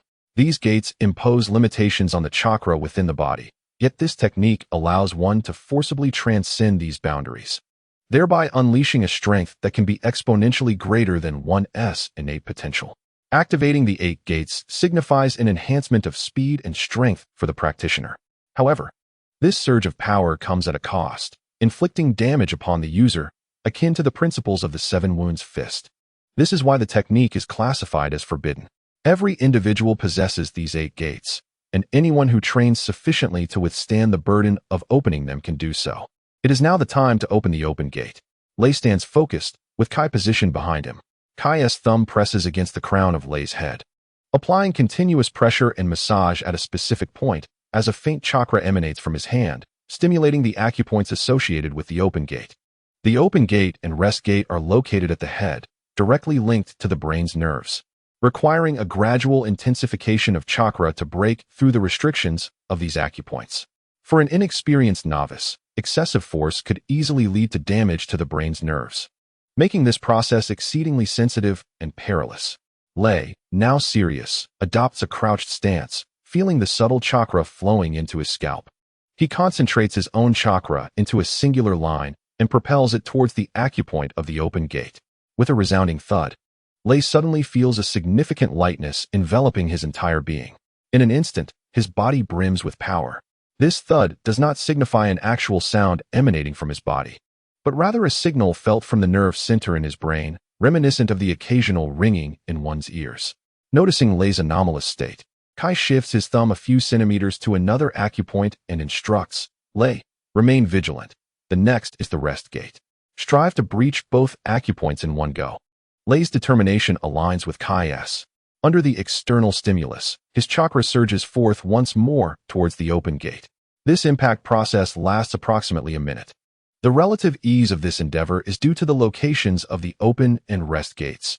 Activating them does not impose immediate overload on the body. It effectively dampens or significantly reduces the pain signals within, alleviating the fatigue limits, while simultaneously stimulating the continuous refinement of new chakra. Once these two acupoints are unlocked, it is akin to turning on a faucet for the flow of chakra.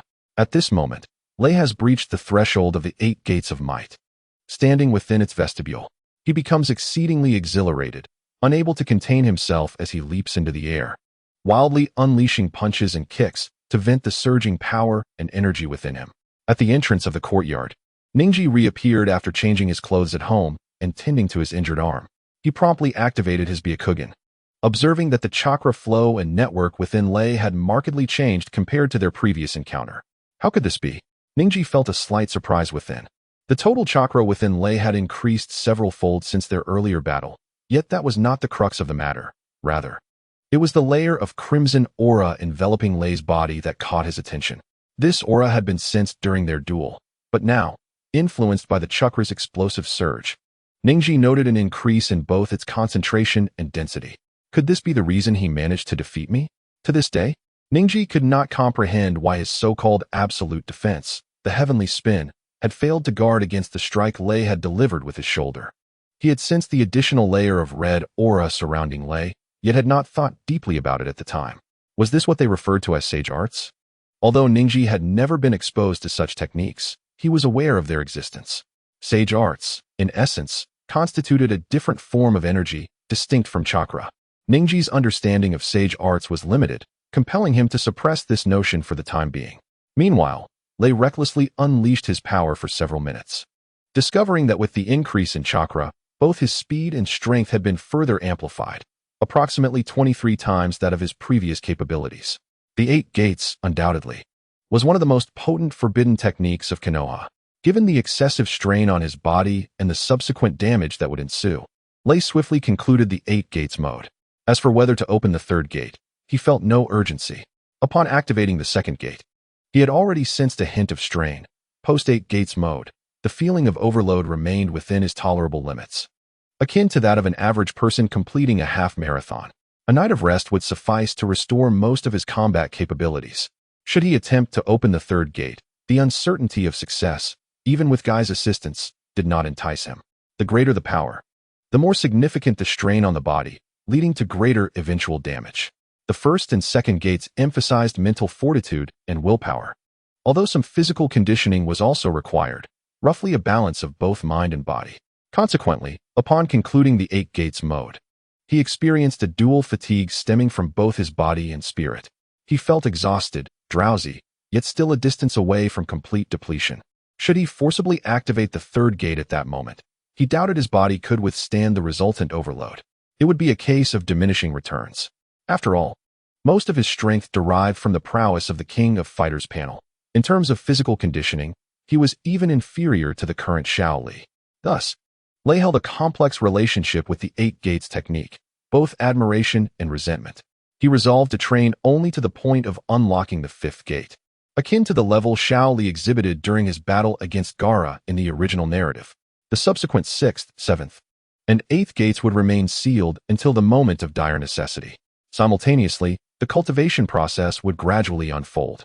Lei's focus of training remained steadfastly on the King of Fighters panel. Currently, his ultimate power had reached perfection, and his next objective shifted towards awakening the cosmic energy. Upon concluding his training, Lei engaged in a brief conversation with Kai before returning to his residence.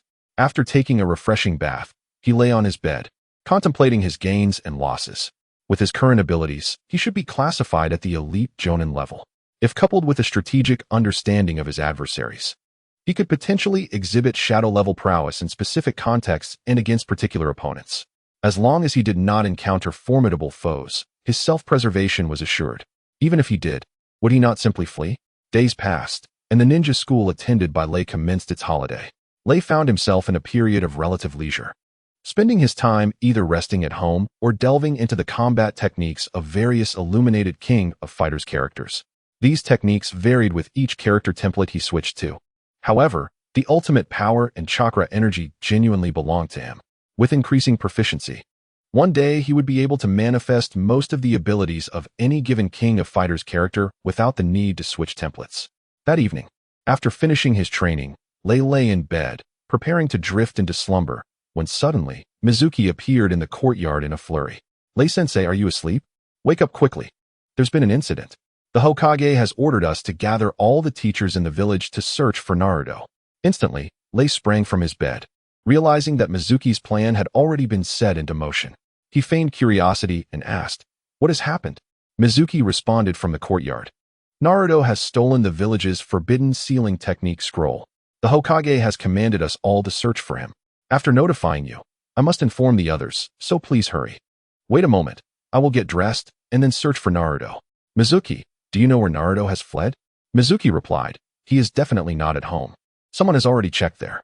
I suspect he has hidden in the woods outside the village, but the forest is vast, making it difficult to locate him in a short time.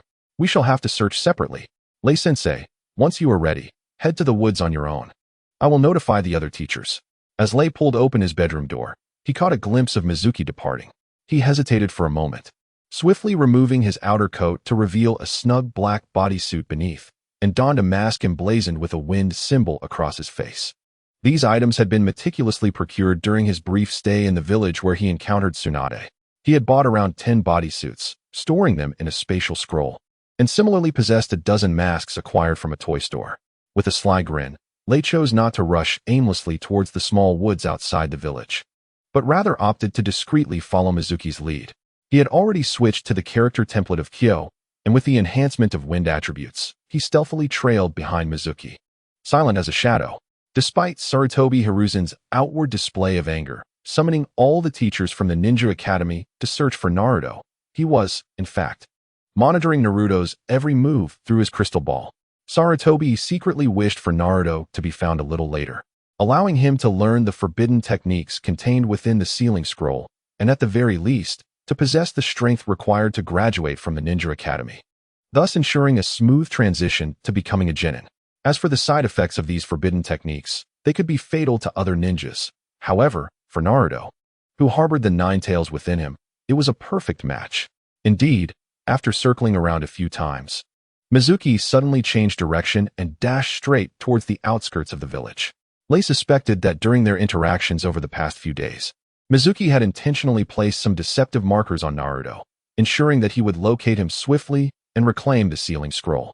In the brief window of time while returning the scroll, Mizuki could also glean a few forbidden techniques for himself. Let Naruto bear the blame. Mizuki would emerge as the hero of the day. As Lei observed Mizuki's retreating figure, he could almost sense the smirk of triumph that hinted at the success of his scheme. Lei maintained a distance of 20 to 30 meters from Mizuki to avoid entering the field of vision of Sarutobi's crystal ball.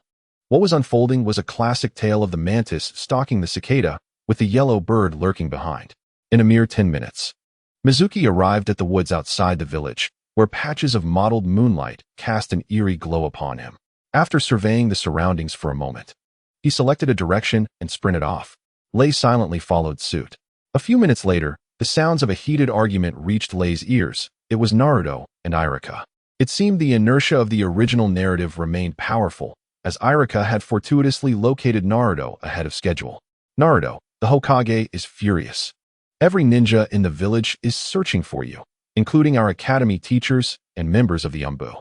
You cannot escape. It is only a matter of time before you are captured.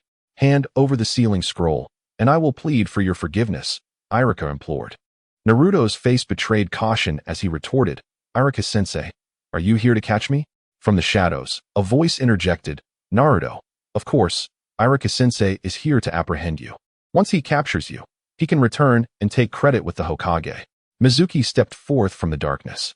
In an instant, the confrontation transformed from a two-way standoff into a three-way impasse. Naruto, on high alert, concealed the sealing scroll behind him and cautiously retreated a few steps. His mind was in turmoil, unable to discern friend from foe. At that moment, Lei was concealed behind a nearby tree, not far from Naruto. If he were to strike now, he had a 50% chance of seizing the sealing scroll, yet the risks were considerable. It would provoke a joint assault from the three and alert Sarutobi. He was certain that this standoff would undoubtedly be captured within Sarutobi's crystal ball. This hesitation led him to opt for continued concealment, biding his time for a more opportune moment to strike. If only Mizuki could seize the forbidden scroll from Naruto, and then Naruto could reclaim it from Mizuki, how splendid that would be. The atmosphere on site grew increasingly tense. Mizuki's appearance also raised Irika's vigilance, as Mizuki's demeanor was notably different from usual, seemingly intent on provoking a conflict between him and Naruto. "What do you mean, Mizuki-sensei?" Irika inquired. Mizuki chuckled. "And what do you mean, Irika-sensei? What are you pretending for? You often feign concern for Naruto, yet now you seek to take him back to claim credit. Otherwise, why did you obstruct his graduation during the Chunin exams?" This struck Naruto deeply. Were it not for Irika's disdain for his subpar shadow clone technique during the graduation assessment, Naruto would not be in this predicament of attempting to steal the forbidden scroll. Remembering Mizuki's recent kindness, Naruto found his trust wavering. Irika noticed Naruto's growing wariness, and a pang of sorrow struck him. He instinctively stepped forward, extending his hand toward Naruto to explain, "Naruto, I held you back for your own good. You are not yet capable of becoming a genin." In a fit of rage, Naruto shouted, "Irika-sensei, everyone else in the class passed the genin exam smoothly. Yet I did not. Do you know how they mock me?" Seizing the moment, Mizuki shouted, "Naruto, run ahead. I will hold him off." Mizuki brandished a massive shuriken, exuding a threatening aura toward Irika. Cautiously, Naruto assessed the two teachers, realizing he could not remain there any longer. He slung the forbidden scroll onto his back and fled. Behind him, the confrontation between Mizuki and Irika escalated to a razor-edge standoff. "Irika, let us speak plainly.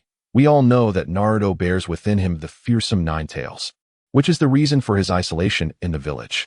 Who would not fear that the beast might suddenly emerge? Remember, the Nine Tails rampage years ago nearly obliterated the entire village." Irika interjected loudly, "Mizuki, have you lost your mind?"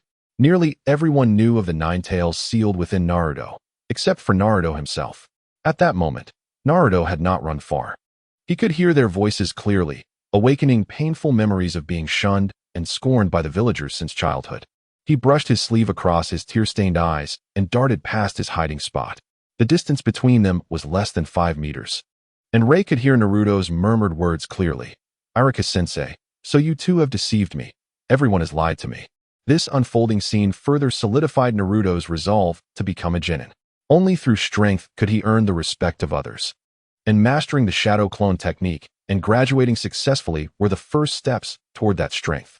Once again, Rei found himself presented with an exceptional opportunity. Yet, he refrained from intervening, instead retreating further behind the tree trunk. The gaze of Sarutobi Hiruzen was undoubtedly fixated on Naruto, and it was highly probable that his attention could only be directed towards him. Based on the narrative of the original work, it is surmised that Sarutobi Hiruzen had indeed taken measures within the confines of the village. Should one venture beyond a certain perimeter, the crystal ball technique would cease to function. Meanwhile, Mizuki and Irika had commenced their duel. Both were Chunin of Konoha and instructors at the Ninja Academy, their strengths being rather evenly matched. However, Mizuki was fully committed to this confrontation, while Irika, observing Naruto's retreating figure, was burdened with concern and hesitation, unable to strike with full force. As a result, he found himself at a disadvantage in the clash with Mizuki. After a moment, Mizuki had gained the upper hand in their skirmish, having inflicted a gash on Irika's thigh with a shuriken. Seizing the opportunity to push Irika back, Mizuki hastily pursued Naruto's fleeing form once more. Just as Irika sought to intercept Mizuki, a shadowy figure clad in black and wearing a mask suddenly lunged forth, delivering a swift and powerful kick to Irika's midsection. With a resounding thud, Irika, caught off guard, was sent crashing to the ground, stirring up a cloud of dust. Although the assailant did not employ a formidable technique, he still exerted a fair amount of force. Irika, being a lower-tier Chunin, was evidently no match for such speed, strength, or combat awareness. In that instant, he felt a numbing sensation in his waist, rendering him momentarily incapable of pursuit. After incapacitating Irika, the assailant wasted no time and continued to chase after Mizuki. In that fleeting moment, illuminated by the dim light of the moon, Irika caught a glimpse of a wind emblem embroidered on the mask of his attacker. In a fit of anger, he struck the ground with his fist, unable to contain his frustration and helplessness. It was infuriating. Even he recognized that Naruto's theft of the sealing book had been exploited by those with ulterior motives. And Mizuki's sudden betrayal was part of this scheme. Was it possible that external forces had infiltrated the village? This delay had caused a significant gap to widen between the assailant and Mizuki. Fearing he would fall too far behind, the assailant surged forward, abandoning any attempts to conceal his presence. At this juncture, Naruto was leading the escape, Mizuki was in pursuit, and the assailant lagged behind like a hound hot on the trail. Mizuki, while chasing, frequently glanced back and had already discerned the pursuer behind him. This was aggravating. With gritted teeth, Mizuki mistook the shadowy figure for Irika and hurled his oversized shuriken backward with great force. The shuriken whistled through the air, narrowly grazing the assailant's cheek.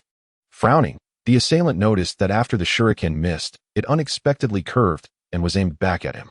In a bid to maintain his anonymity, he continued to sidestep, evading the projectile. Ever since awakening his ultimate power, the weapons wielded by these Chunin appeared to move in slow motion. Hitting him seemed nearly impossible. Ahead, Mizuki slightly slowed his pace, retrieved the shuriken, and resumed his pursuit. Through the recent boomerang strike, he discerned that the figure pursuing him was not Irika, but rather resembled a member of the Umbu from Konoha. This revelation was decidedly unfavorable for him. Should he abandon this undertaking? In a fleeting moment, Mizuki found himself engulfed in hesitation and turmoil. If an Umbu ninja had indeed trailed him, given his Chunin rank, he stood no chance whatsoever. Just as Mizuki grappled with his indecision, a shadow surged forth from the woods, colliding with him in a blur, catching him off guard. The two figures separated immediately, with Mizuki's form plummeting to the ground like a rotting peach, silent and unceremonious. This sudden turn of events left Lei momentarily astonished. The shadow glanced back at him from a short distance, the lenses of his glasses reflecting a glimmer of moonlight, creating a fleeting sparkle against the night sky. Subsequently, the shadow hastened forward, pursuing Naruto. Could it be him? A vision of a bespectacled young man with white hair surfaced in Lei's mind. This individual bore numerous monikers, including Konoha's foremost spy and perennial Chunin, as well as being dubbed the Double Agent, alongside titles like Medical Ninja and Genetic Research Fanatic, none other than the infamous Yakushi Kabuto. In his childhood, Kabuto suffered an injury that led to amnesia, subsequently being taken in by the orphanage director, Yakushi Nono. Due to his exceptional talents, he was groomed by Danzo to serve as a dedicated spy for the village. However, having acquired too many secrets, Danzo resolved to eliminate him, orchestrating a deadly confrontation between Kabuto and the masked Nono. Following the accidental killing of Nono, Kabuto believed he had lost his purpose in life, soon thereafter being seduced by Orochimaru, becoming his embedded spy within Konoha. Later, Orochimaru dispatched Kabuto to infiltrate Sasori's ranks, where he was discovered and had puppet insects implanted in him, leading to a reversal where Sasori sent Kabuto back to Orochimaru as a double agent. This was the origin of his dual allegiances. As for the title of Perennial Chunin, it stemmed from Kabuto's participation in the Chunin exams, where he applied 7 times during his tenure in Konoha, each time feigning utmost effort, yet lamentably failing to advance, all to closely observe the village's young reserve ninjas. Furthermore, Kabuto was a competent medical ninja, exhibiting formidable combat prowess, slightly inferior to Tsunade in direct confrontation, yet having defeated Shizune, a specialized medical jonin. Ultimately, once his identity was revealed, he returned to Odo, becoming Orochimaru's assistant in human experimentation. At this moment, Kabuto was likely still serving as Orochimaru's spy in Konoha. Was Orochimaru also coveting the Book of Seals? Lei's mind raced through possibilities, quickly dismissing this conjecture. The task assigned to Kabuto by Orochimaru, aside from gathering intelligence in Konoha, primarily focused on surveilling Uchiha Sasuke and Naruto. The former was regarded by Orochimaru as a prime vessel for possession, while the latter was significant due to the 9 tails concealed within him. Orochimaru could never have anticipated that Naruto would seize the Book of Seals. Thus, It was highly probable that this operation was a personal venture undertaken by Yakushi Kabuto. As Lei observed the frantically fleeing Yakushi Kabuto ahead, he quickened his pursuit. He had initially believed himself to be the lone yellow bird concealed at the back, unaware that he was not the only one vying for the sealing book. Kabuto's arrival introduced an additional variable to the equation. At this moment, Lei ceased to conceal his agility and speed, channeling all his chakra into his legs. Utilizing the advantages of Cheong's body technique, he chased after Kabuto with fervor. In a brief span, the two were hot on the heels of Naruto, who was desperately attempting to escape. Frustration welled within Naruto. Why could he not be afforded a single chance? Frequently glancing back, he assessed the situation behind him. Mizuki and Iruka had already fallen behind, replaced by Kabuto and Lei, rendering his position even more precarious. After stealing the sealing book, Naruto had discreetly observed some of the forbidden techniques contained within it on several occasions. The reason these techniques were classified as forbidden was either due to their extreme difficulty, such as the Flying Thunder God technique, or because their mastery often resulted in the practitioner's demise, like the Eight Gates technique and the Shadow Clone technique. Others transgressed the ethical boundaries of the ninja world, such as Edo Tensei and the Shiki Fujin. Naruto's earlier observations led him to select the Shadow Clone technique. Regrettably, he did not possess a particularly sharp intellect, and after only a few viewings, he had yet to attempt it himself. He feared forgetting the hand seals during the process. Thus, he resolved to continue hiding with the sealing book in a secluded corner, revisiting it until he had fully mastered the technique. Little did he know that the pursuers behind him were relentless. Why was the third Hokage so miserly? Each time he insisted it was for Naruto's own good. Did he intend to ensure that Naruto could not pass the graduation exam? Believing the two pursuing him to be members of the Konoha Anbu, Naruto hastily placed the blame upon Sarutobi Hiruzen. As their distance diminished, Naruto, in a moment of desperation, ceased his flight and settled in a relatively open area of the forest. Shielding the sealing book behind him, he swiftly formed hand seals and shouted loudly, "Shadow Clone Technique." Awkwardly, as his voice echoed, nothing happened. In a surge of panic, Naruto cursed aloud. Was it his hand seals that were incorrect? Frustration consumed him. Yakushi Kabuto glanced back at the pursuing figures, and in a flash, he lunged toward the grounded Naruto. A glimmer of white light flashing in his right hand as he activated his signature medical ninjutsu, the surgical chakra blade. Taken off guard, Naruto was struck at the waist. His body paralyzed as he lost his balance and collapsed to the ground. Kabuto seized the sealing book from the ground and turned to flee. In the ensuing moment, Lei arrived swiftly. Neither paid heed to the fallen Naruto as they immediately engaged one another. To maintain their anonymity, both utilized taijutsu. With a swift exchange, Kabuto was struck by Lei, who seized the opportunity to grasp the sealing technique and fled without a word. Unable to resist the allure of the sealing book, Kabuto pursued after him. Shortly after their departure, two figures from the Anbu appeared beside Naruto. One wore a white mask adorned with a bug insignia, while the other sported a cat-faced mask. The insect-masked ninja spoke in a deep voice. "You assessed Naruto's injuries. I shall pursue the two of them." The cat-faced masked ninja crouched down to examine Naruto's wounds, reassuringly saying, "Naruto, just stay here and do not move. In a while, the medical team will arrive to treat you. I will chase after those two thieves." Naruto, perplexed, asked, "Aren't those two your fellow Anbu ninjas?" The cat-faced masked ninja shook his head, "No." With that, he swiftly took off in pursuit. At this moment, there were two thieves, and if only one companion were to chase after them, it would be difficult to manage, risking the loss of one. The matter of the sealing book was of utmost importance and must be retrieved. Before long, the cat-faced masked ninja caught up with the insect-masked one, both speeding ahead side by side. They observed the insect-masked ninja releasing a swarm of tiny flying insects that quickly merged with the night. This individual was unmistakably a Jonin from the Oil Woman clan, renowned for their exceptional insect manipulation techniques, which proved unexpectedly effective in pursuits and reconnaissance. Seeing the two ahead separate, the Jonin swiftly declared, "I will pursue the one on the left. You take the one on the right. I will use the insects to guide you." Understood. The flying insects previously released were indeed intended for tracking purposes. Meanwhile, Lei also noted the relentless pursuit of the Anbu ninja behind him. Strangely, every time he managed to shake off his pursuer, the latter would doggedly reappear after a short while. This was also related to Lei's continuous circling nearby. After all, if he strayed too far, he would not be able to return to the village in time, thereby exposing his identity. It seemed necessary to repel the pursuing Umbu ninja, as he surely possessed some means of tracking.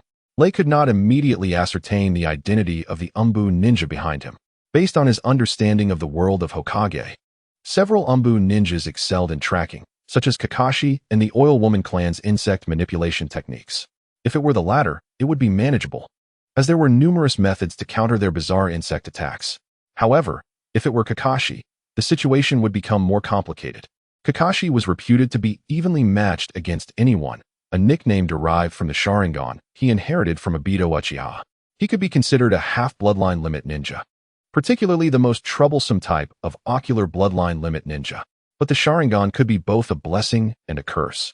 Because this Sharingan was derived from Obito Uchiha and not his own, its compatibility with Kakashi's body was always problematic. Additionally, activating the Sharingan imposed extra strain on his body, resulting in his inability to deactivate it, whether in combat or at rest. It remained perpetually activated, continuously consuming chakra, coupled with the additional physical burden.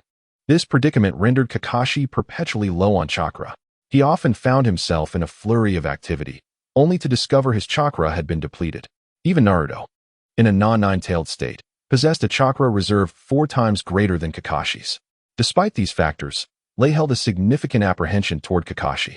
Though he prides himself on his current strength, claiming it rivals that of elite Jonin, one must possess a sense of self-awareness. Should he encounter several members of the Uchiha clan wielding the Mangekyo Sharingan, he would undoubtedly flee without hesitation.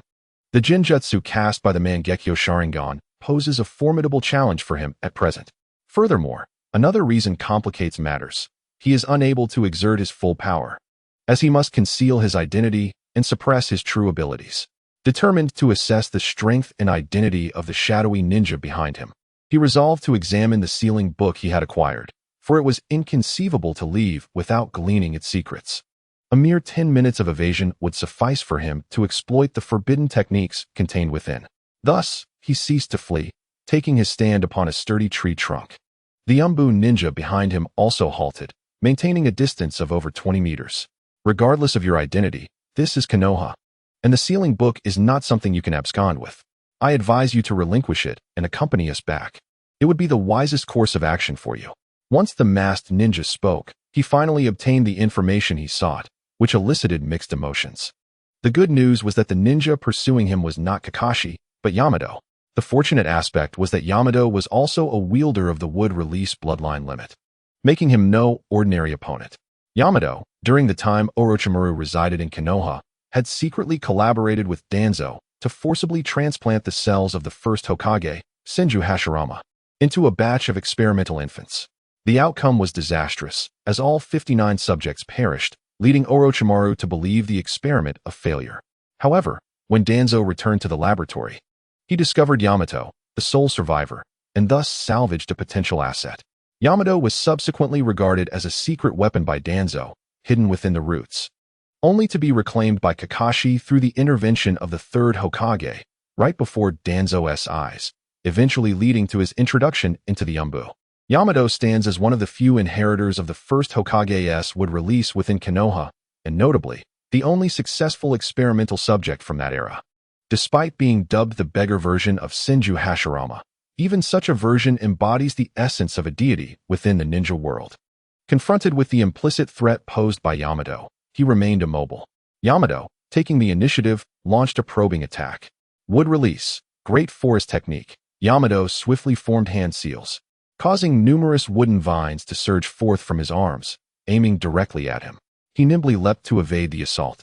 Yamato quickly discerned the exceptional agility of his opponent, surmising that he possessed remarkable taijutsu skills.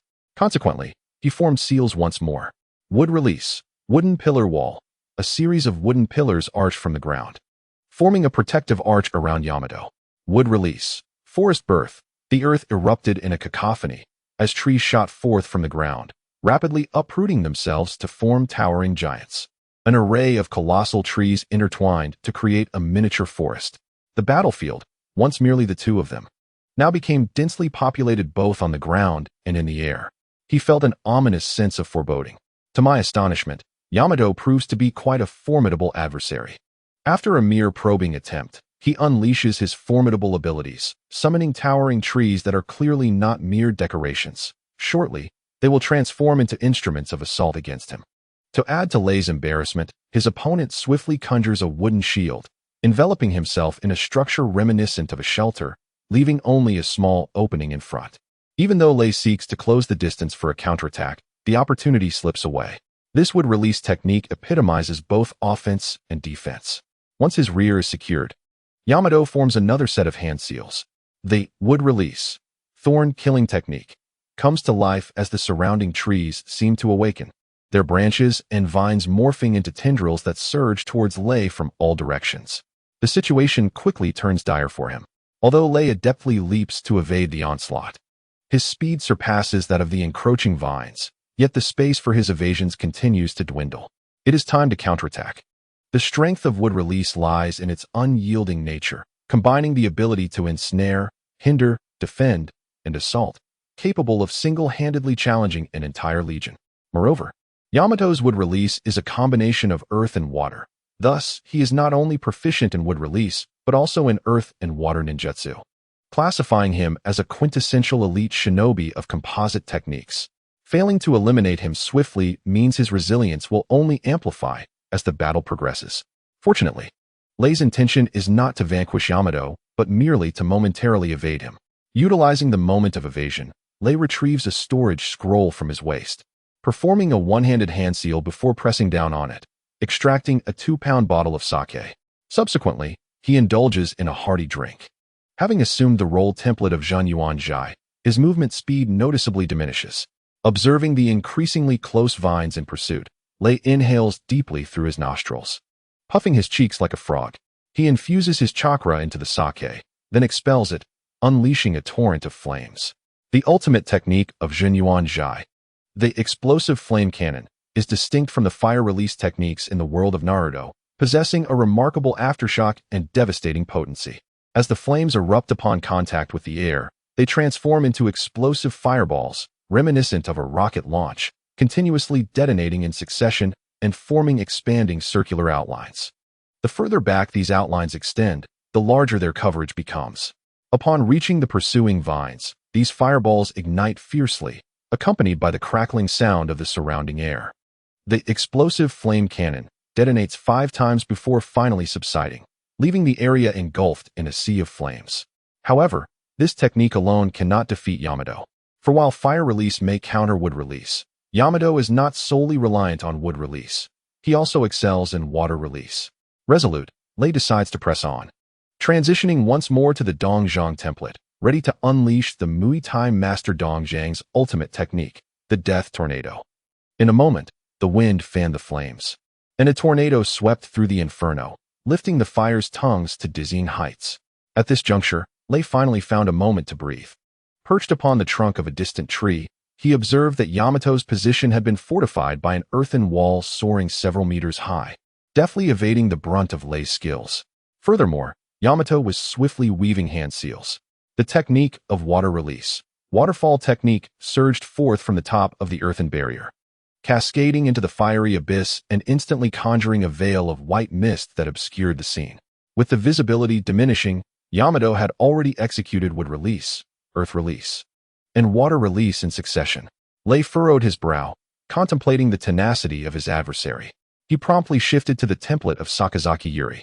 A thunderous roar resonated through the air as he unleashed the technique, Overlord's Roar Fist. With his hands shaped into palms, Lei strained to thrust forward, sending forth a sphere of crackling white energy, akin to the size of a basin, hurtling towards Yamato's position like a darting ping-pong ball.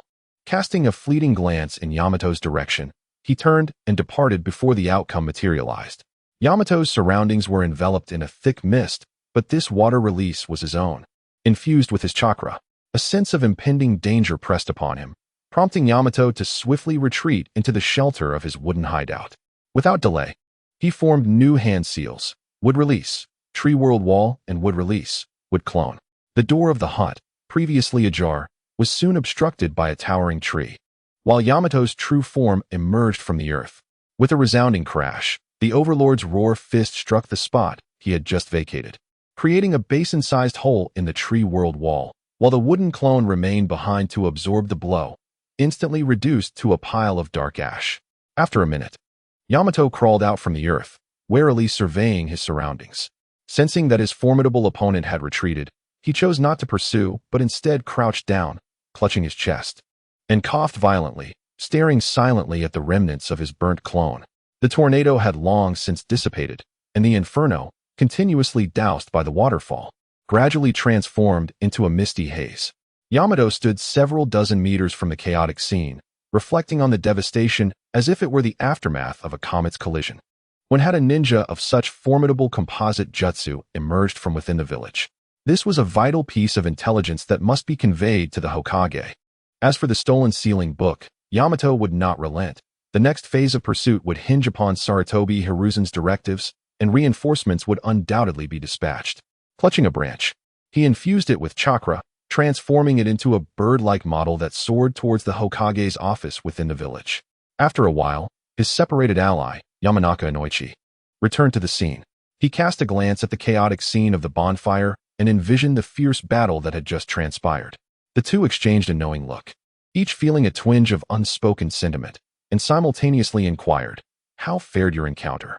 Yamato sheepishly scratched the back of his head and replied, "I regret to inform you that my adversary was exceptionally formidable, wielding a combination of wind, fire, and lightning techniques, alongside impressive taijutsu skills.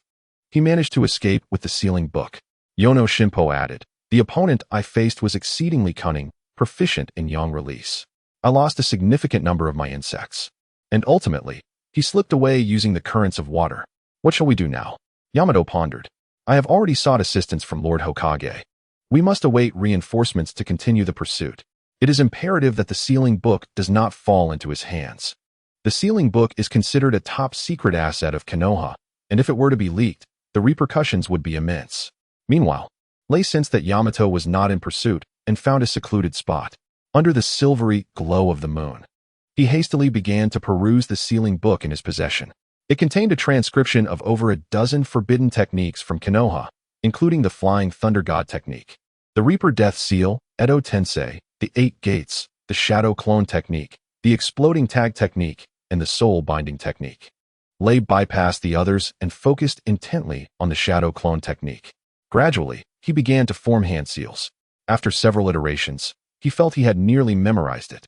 He then shifted his gaze to the other forbidden techniques. Having seized the rare opportunity to acquire the sealing book, he felt a pang of reluctance to simply return it. Stealing one forbidden technique is thievery. Stealing two is also thievery. Why not take a few more? While this reasoning held merit, the crux of the matter was that it was not merely a matter of desire. Mastering these techniques in a short span was a daunting challenge. Otherwise, forbidden techniques would be rampant in the world. Even though the location of the sealing book was heavily guarded, it was not infallible. Otherwise, how could Shizen master the Shadow Clone technique? And why could Orochimaru utilize Edo Tensei? Forbidden techniques are classified as such not only due to their immense power and cost, but also because of their steep learning curve. The Shadow Clone technique is already among the least challenging of the forbidden arts. Why, then, do some of Konoha's elite shinobi not pursue the Eight Gates? And why are only the fourth Hokage, Minato Namikaze, and the second Hokage, Tobarama Senju, proficient in the Flying Thunder God technique? The answer lies in its complexity. Moreover, techniques such as the Reaper Death Seal, which results in mutual destruction with the enemy, are only employed in dire circumstances. Once executed, the user's fate is sealed, leaving no chance of survival. Edo Tensei also has its limitations.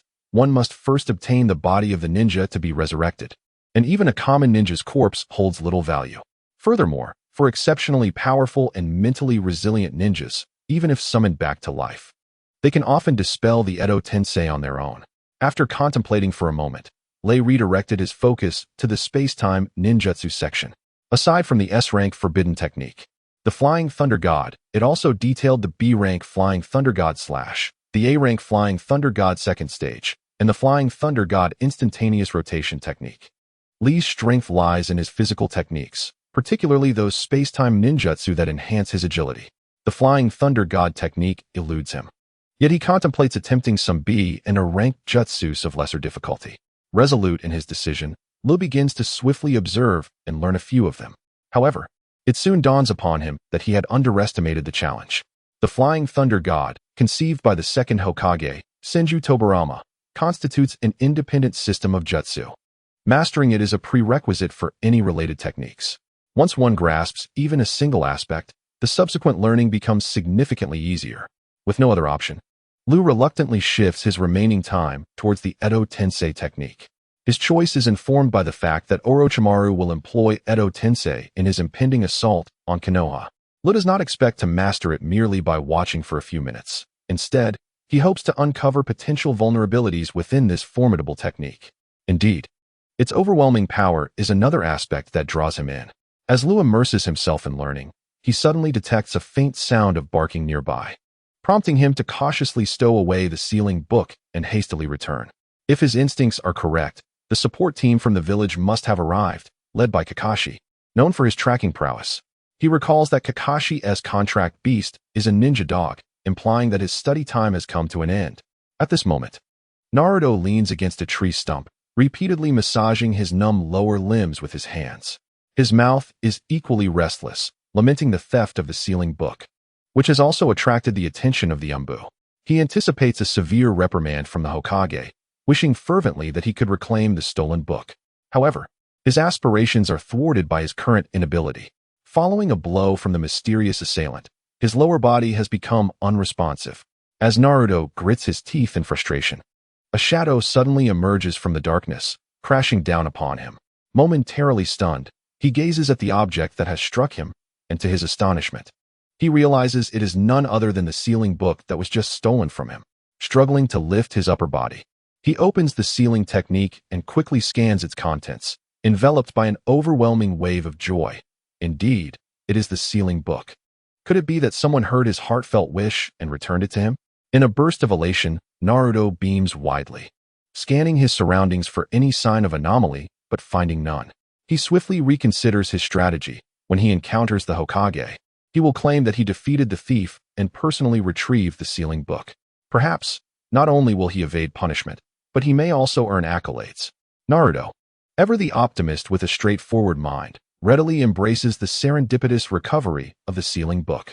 Minutes later, several medical ninjas arrive, bearing a stretcher beside Naruto.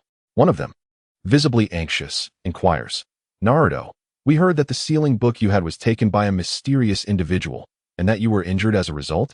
The Hokage is furious. "The trouble you've caused is considerable." Naruto opened his mouth wide and reached behind him to pull out the sealed book that had been supporting his back. He patted it and exclaimed, "Who said that? I merely borrowed the sealed book to take a look." The Hokage is making too much fuss over nothing, isn't he? Indeed. Someone attempted to steal the sealed book from me, but I managed to drive them away. The sealed book is right here. If you don't believe me, take a look. The medical ninjas present were left speechless by his words.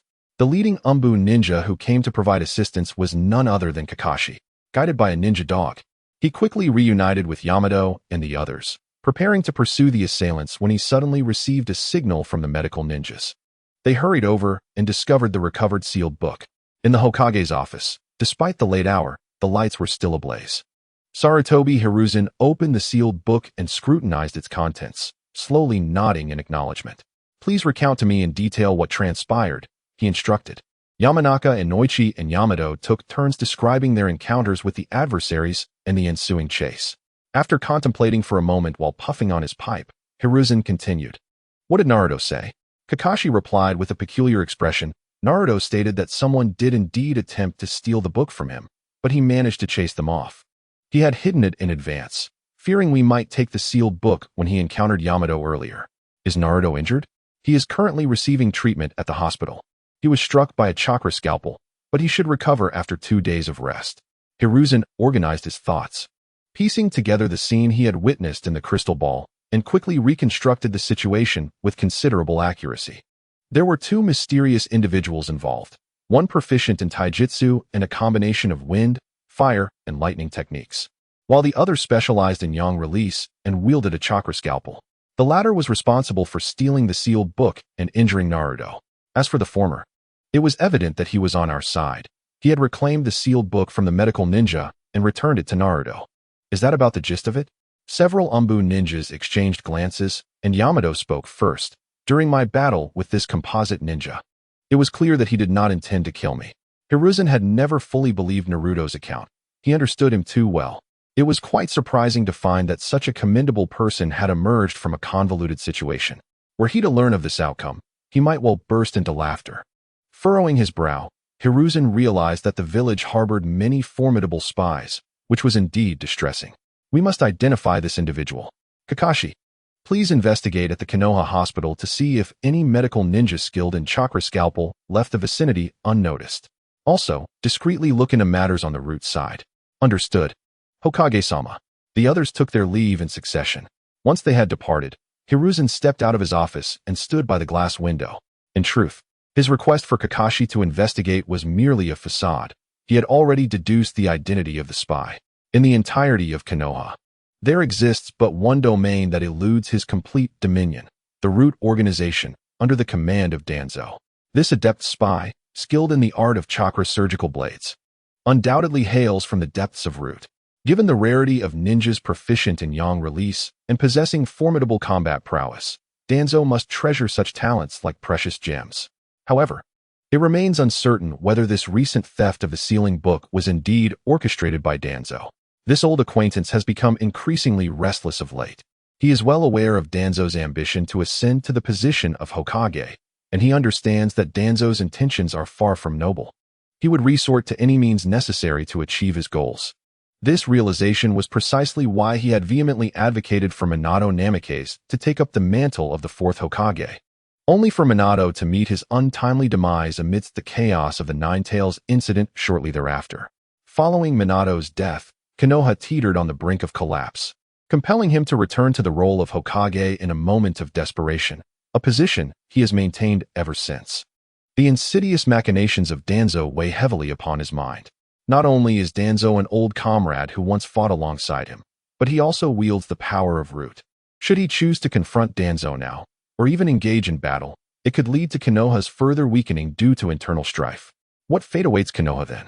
More critically, he finds himself in the twilight of his years, while the younger generation of Konoha has yet to fully mature. In order to safeguard the Hokage title and pass it to a trustworthy individual amongst the youth, he is compelled to adopt a defensive stance. He is uncertain how much longer he can endure. Sighing deeply, Sarutobi Hiruzen reminisced about his three once promising disciples, Orochimaru, who has betrayed Konoha and continues to conduct morally questionable human experiments, Jiraiya, who roams the world in search of the fabled child of destiny capable of bringing everlasting peace to the ninja realm, and Tsunade, who, plagued by the loss of her loved ones, has succumbed to a debilitating phobia of blood and self-destructive behavior. The burden of the Hokage position weighs heavily upon him. As he took a couple of puffs from his pipe, he recalled the other black-clad ninja revealed that evening, a master of taijutsu and adept in wind, fire, and lightning elemental techniques, who managed to repel Yamato and ultimately retrieve the sealing book from the hands of the yang-release spy, unexpectedly returning it to Naruto. This act suggests that this individual stands in solidarity with Konoha. But who could this remarkable ninja be? If they wished to remain concealed, it would be exceedingly difficult to unearth their identity. Fortunately, it appears that they are not an enemy of Konoha. After pondering this, Sarutobi Hiruzen jingled a bell, soon summoning a patrolling ninja into the room. He inquired, "Is the old man, Koharu, currently in the village?" The hesitated, responding with difficulty, "Lord Hokage, Elder Koharu has always maintained a low profile. I cannot ascertain whether he is presently within the village." Hiruzen reflected for a moment, displaying a look of astonishment. Indeed, this old companion has always been remarkably discreet, possessing the strength of an elite jonin, yet masquerading as a mere genin, tirelessly repeating the tasks of a lower-ranked ninja. However, Sarutobi Hiruzen is certain that whenever Konoha encounters a crisis, this old comrade will rise to the occasion. The current situation appears relatively peaceful, yet beneath the surface, turmoil brews. In such pivotal moments, Sarutobi Hiruzen places his utmost trust in his steadfast ally, who is sincerely devoted to Konoha, willing to become a mere ember in the flames of sacrifice. He also comprehends the depth of his intentions. It is now too late. He likely has already retired for the night. I shall pen a note, and you will personally deliver it to Koharu. Very well, Lord Hokage. After writing the note and folding it carefully, Sarutobi Hiruzen handed it to the ANBU ninja. Once the latter departed, he returned once more to the glass window. He intended to discreetly have Koharu investigate the formidable jonin concealed within the village. Regardless of the individual's allegiance, understanding their identity and motives is essential for peace of mind. Sarutobi Hiruzen did not plan to disturb him, he merely sought knowledge. This task could only be entrusted to Koharu, who, like a drop of water hidden within the stream, possessed the necessary discretion. Meanwhile, Lei bathed in a stream, erasing all traces of scent before changing his clothes and returning to Konoha, where others gradually gathered beneath the Hokage's tower. Numerous ninjas who had just returned from the search operation were already assembled here. Among them, Irika garnered the most attention, encircled by others as they listened to his account, eliciting astonishment from those nearby. They were taken aback to discover that Mizuki was such a person, inciting Naruto to steal the Book of Seals and then claiming the forbidden techniques for himself.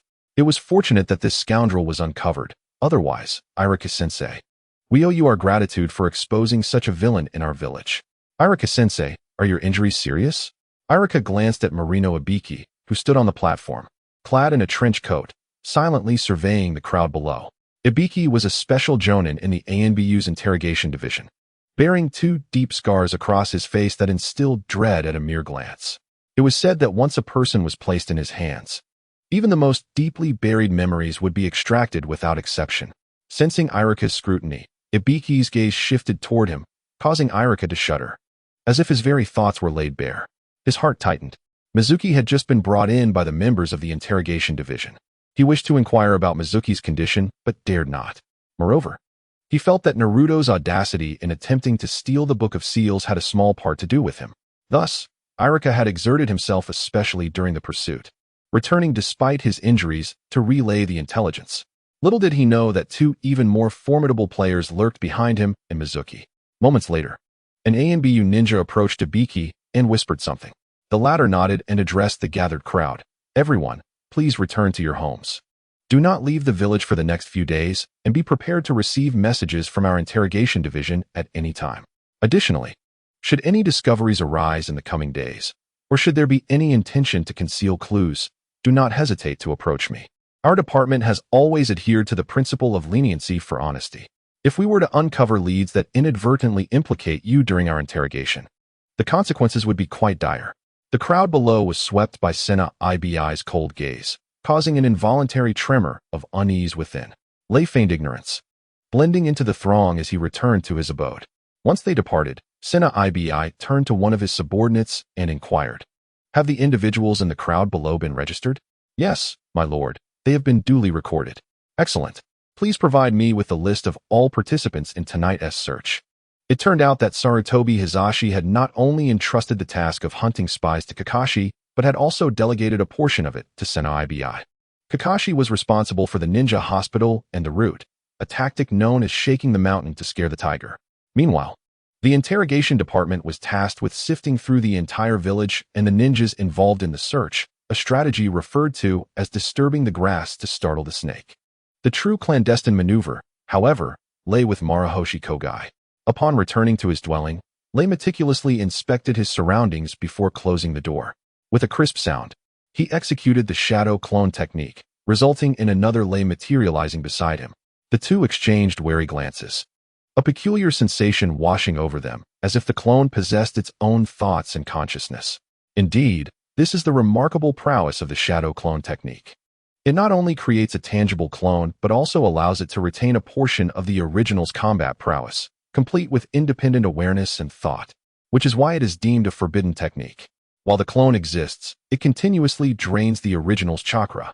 Upon concluding the clone's state, the memories within the clone's mind converge back into the original, potentially causing mental disarray if not handled carefully.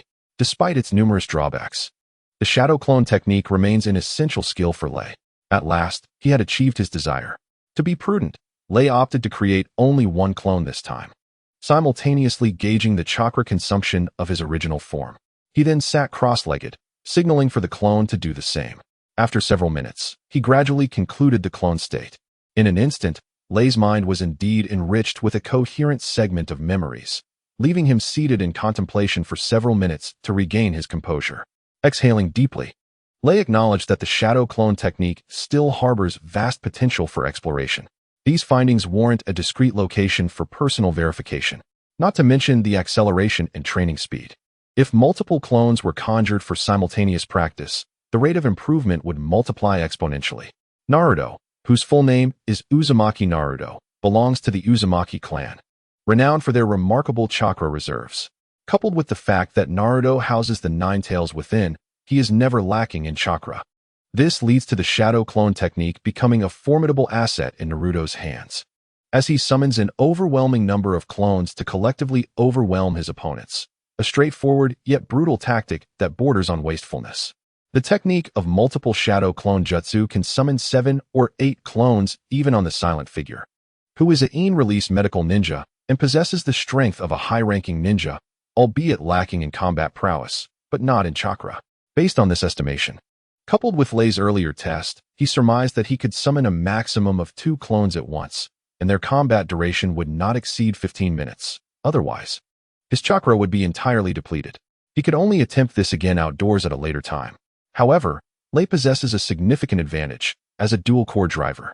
He retains combat capability even without chakra, complemented by his ultimate power.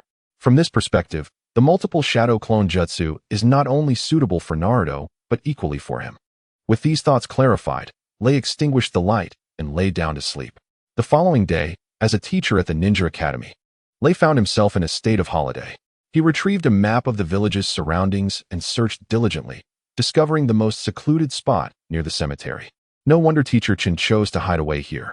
Alone, Lei ventured into the woods adjacent to the cemetery and summoned 2 clones, forming a triangular formation. Observing the other 2, Lei beckoned, "Come forth. Choose any King of Fighters character template and utilize any techniques to engage me in battle." The 2 clones responded in unison. "Then we shall not hold back." He needed to assess the clones' combat abilities, both in independent actions and in collaborative maneuvers. In an instant, the trio was engulfed in combat. Not far away, within the cemetery, another scene unfolded. Lee knelt before a tombstone, sweat saturating the ground beneath him, with sunlight casting a harsh glow that accentuated his hunched spine. At that moment, it was evident that Lee was in a precarious state. He had arrived early that morning, as he did each day, kneeling in solitude after his morning run, attempting to sway the reclusive Teacher Chun with his clumsy earnestness and unwavering perseverance. Unfortunately, he was met with an ancient sage, a veteran of the Third Great Ninja War, who had long since seen through the illusions of life, now in his advanced years. Their encounter became a battle of endurance. Teacher Chin's sole concern was that Lee's daily ritual of kneeling from dawn until dusk would ultimately expose the truth of his feigned death.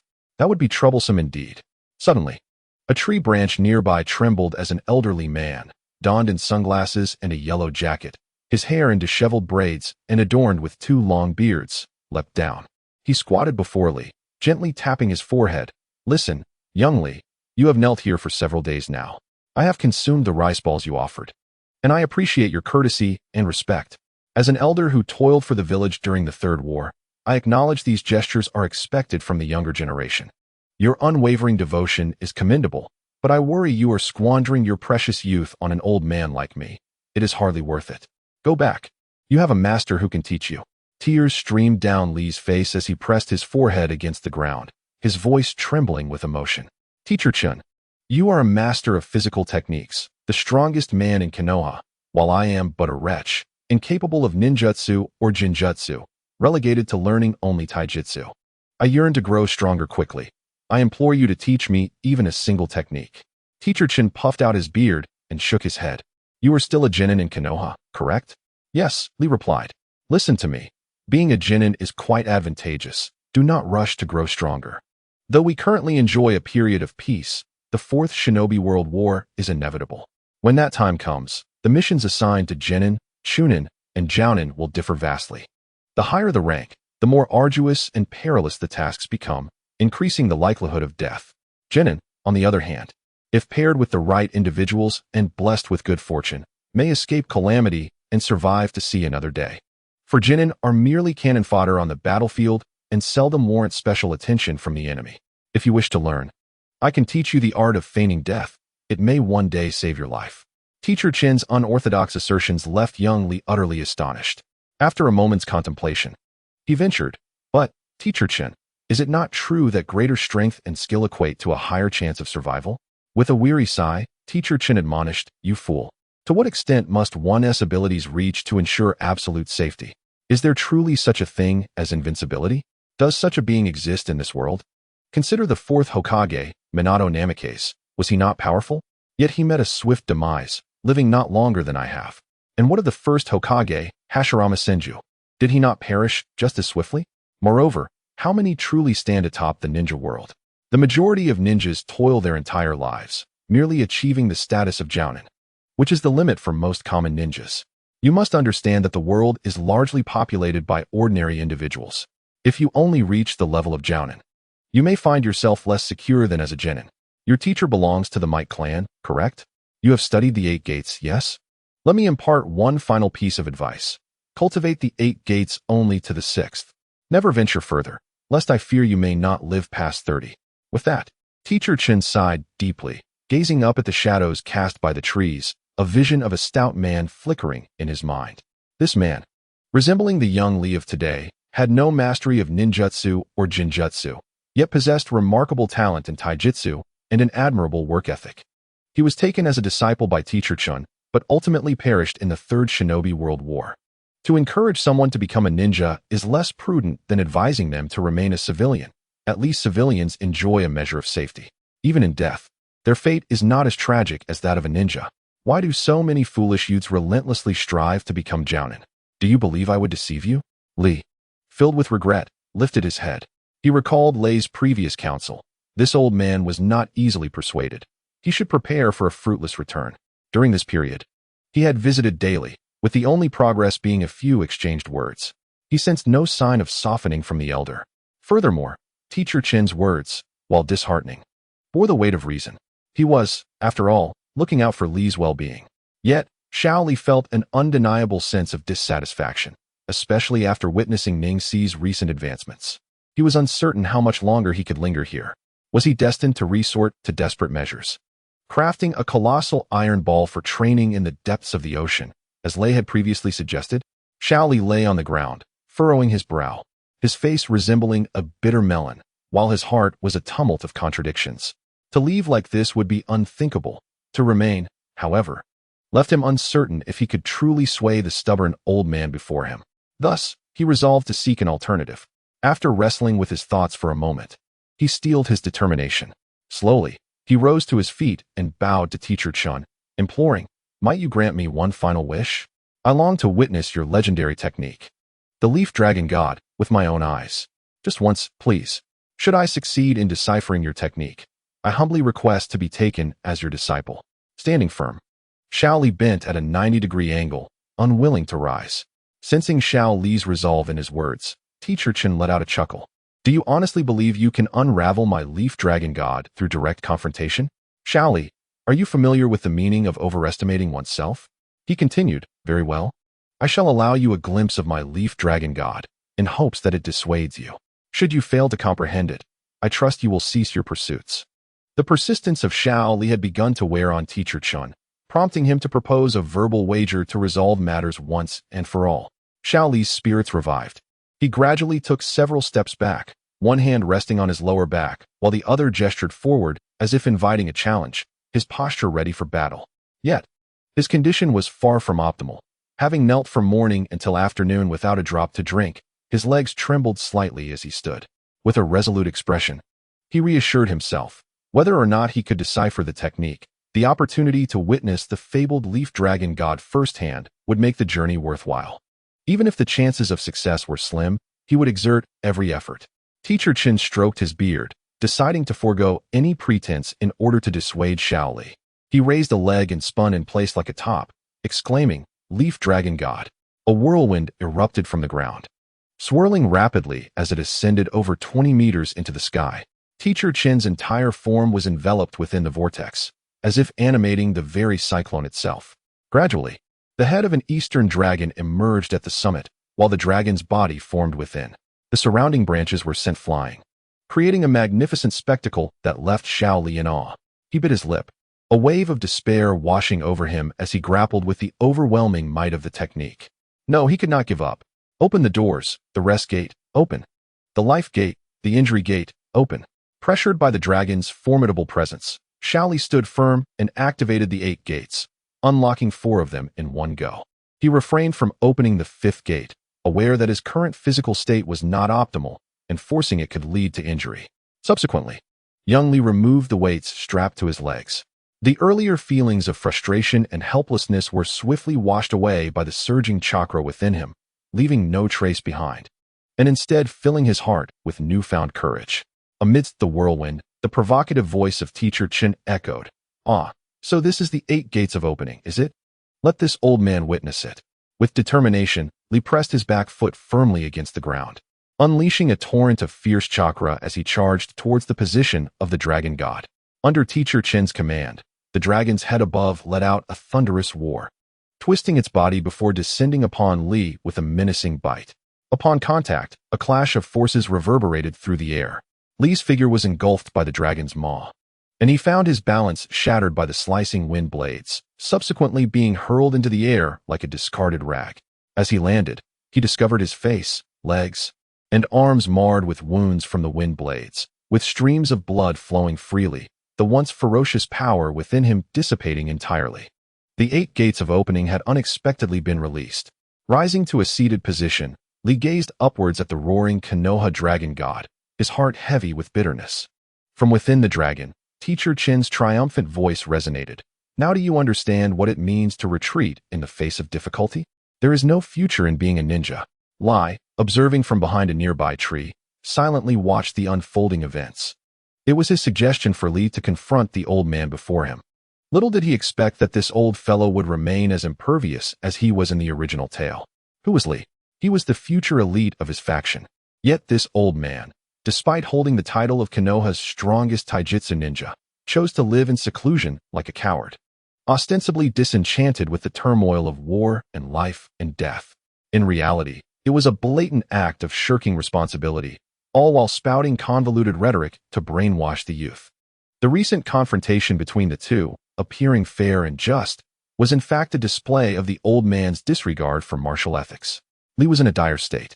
While the old man had been napping atop the treetops for a considerable time, shamelessly enjoying the rice balls Lee brought him daily. This behavior was no different from that of a callous scoundrel shirking responsibility.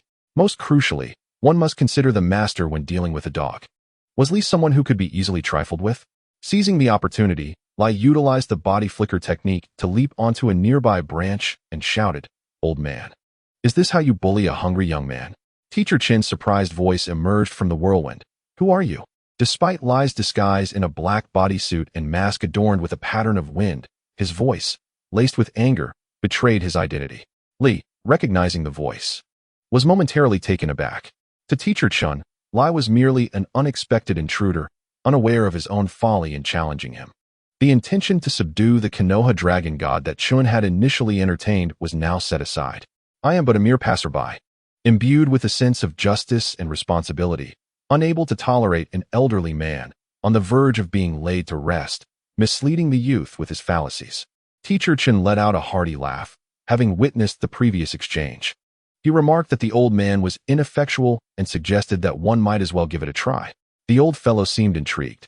Lei, with a nimble leap from the trunk, executed 2 swift kicks in the air. With a wind attribute, Xiong excelled in speed and agility. Yet her energy-based techniques paled in comparison to the might of the Konoha dragon god, failing to inflict any harm upon Teacher Chen. Before she could close the distance, several waves of energy were neutralized by the wind blades surrounding the tornado. Concurrently, 2 of Lei's clones burst forth from the woods, one imitating Shingo Yabuki and the other Goro Daimon. The latter, in particular, charged forward with such force that his feet struck the ground heavily, stirring up dust and leaves, creating an imposing display. Teacher Chen, caught off guard by the sudden appearance of the 3 figures in black within the tornado, hesitated momentarily. He directed the head of the dragon toward the clone of Yabuki. In Chen's discerning eyes, among these 3 shadowy figures, only one was the true entity. The first Lei was most likely a clone, designed to divert his attention, creating an opening for the 2 others. The one portraying Daimon, though seemingly fierce, was also a decoy. Only the silent figure, advancing as Yabuki, could potentially be the true form. Even if he misjudged, it would matter little. The Konoha dragon god possessed an impregnable defense. Unlike when Lee had previously opened the first 4 gates, the only way to breach it would be through a specific weakness, the knowledge of which resided solely with Teacher Chun, imperceptible to the cloaked figures.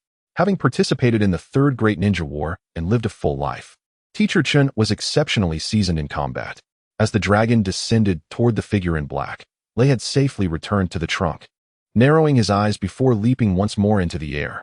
This time, he unleashed a combination of body flicker technique and the Tornado Whirlwind Kick.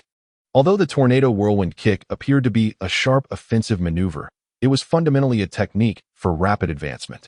The displacement from the body flicker technique, coupled with the movement of the Tornado Whirlwind Kick, allowed him to materialize above the dragon's body, plunging into its eye sockets. The Konoha dragon god had but one vulnerability, its dragon eye. As he burrowed inside, he discovered an empty passageway approximately 2 meters in diameter. Descending swiftly along the corridor, he soon spotted Teacher Chun at the base of the tornado. What was happening? At that moment, Chun sensed something amiss, raising his gaze to collide with Lei's eyes, his expression turning to one of astonishment. As Lei soared through the air, he seamlessly transitioned from Cheong's template to Dong Zhang's, his right fist thrusting powerfully forward, his entire form manifesting as a leaping steed. This was the Death Tornado, Dong Zhang's ultimate technique, striking directly within the confines of the Konoha dragon god, effectively executing a precise internal detonation. The fearsome Konoha dragon god, with fangs bared and claws outstretched, was swiftly compromised from within. On the ground, Teacher Chun reacted with commendable speed, spinning his body to summon the Konoha dragon god once more. Lei's shadow had already landed beside him. The uncontrolled death tornado quickly dissipated from the ground. With a derisive sneer, Lei remarked, "Old man, spare me your theatrics. If I could defeat you once, I can certainly do so again." This statement left Teacher Chun as deflated as a withered eggplant. He sighed heavily. "How did you discern the weakness in this technique?" Lei explained, "It's quite simple. Since you could remain unharmed within the tornado, there must be a hollow safety passage inside. The dragon's maw serves as a weapon, leaving only the dragon's eyes as a vulnerability." Teacher Chun's lips twitched as he retorted, "Even if you have breached my Konoha dragon god, it does not imply you can best me. I am a seasoned jonin from Konoha, having emerged unscathed from the Third Great Ninja War, the king of taijutsu." Lei chuckled derisively, "Old man, your self-aggrandizement holds no weight before me. While you were indeed a formidable taijutsu jonin in the past, that was a bygone era. As a martial artist ages, their stamina wanes. How much chakra do you have left in you? If my assumptions are correct, you are likely to pass away before the Fourth Great Ninja War, probably from illness or old age, only to be summoned later through Edo Tensei." At that moment, Teacher Chun appeared to be in the twilight of his years, possessing little more than a mouth capable of deceiving others. Moreover, "I cannot condone your behavior of hiding away in this graveyard, clinging to life. If you have no guilty conscience, you could straightforwardly request retirement from Lord Hokage and return home to cherish time with your granddaughter and family." Teacher Chun's lips twitched again as he feigned outrage. "Youngster, do not slander me. You lurk in the shadows, wearing a mask in broad daylight. Do you think you're an Umbu ninja?" Lei continued to speak bluntly. "For someone of your stature, who participated in the Third Great Ninja War, a dignified conclusion could easily be achieved. You could pass down your taijutsu legacy at the Ninja Academy, or simply retire to enjoy your twilight years at home. Yet, you choose to hide here like a gluttonous rat, waiting for your family's sustenance, while discouraging the young, aspiring ninjas in the village from contributing to the collective. Do you not realize that without a strong collective, how can one hope to survive? Without a powerful Konoha, how can your granddaughter live a tranquil and happy life like an ordinary person? Old man, I cannot endorse your character or actions." After admonishing Teacher Chun, Lei felt a sense of relief for Xiao Li, who stood nearby, astonished at the unfolding drama. Li's gaze fell upon Xiao Li, and his voice softened.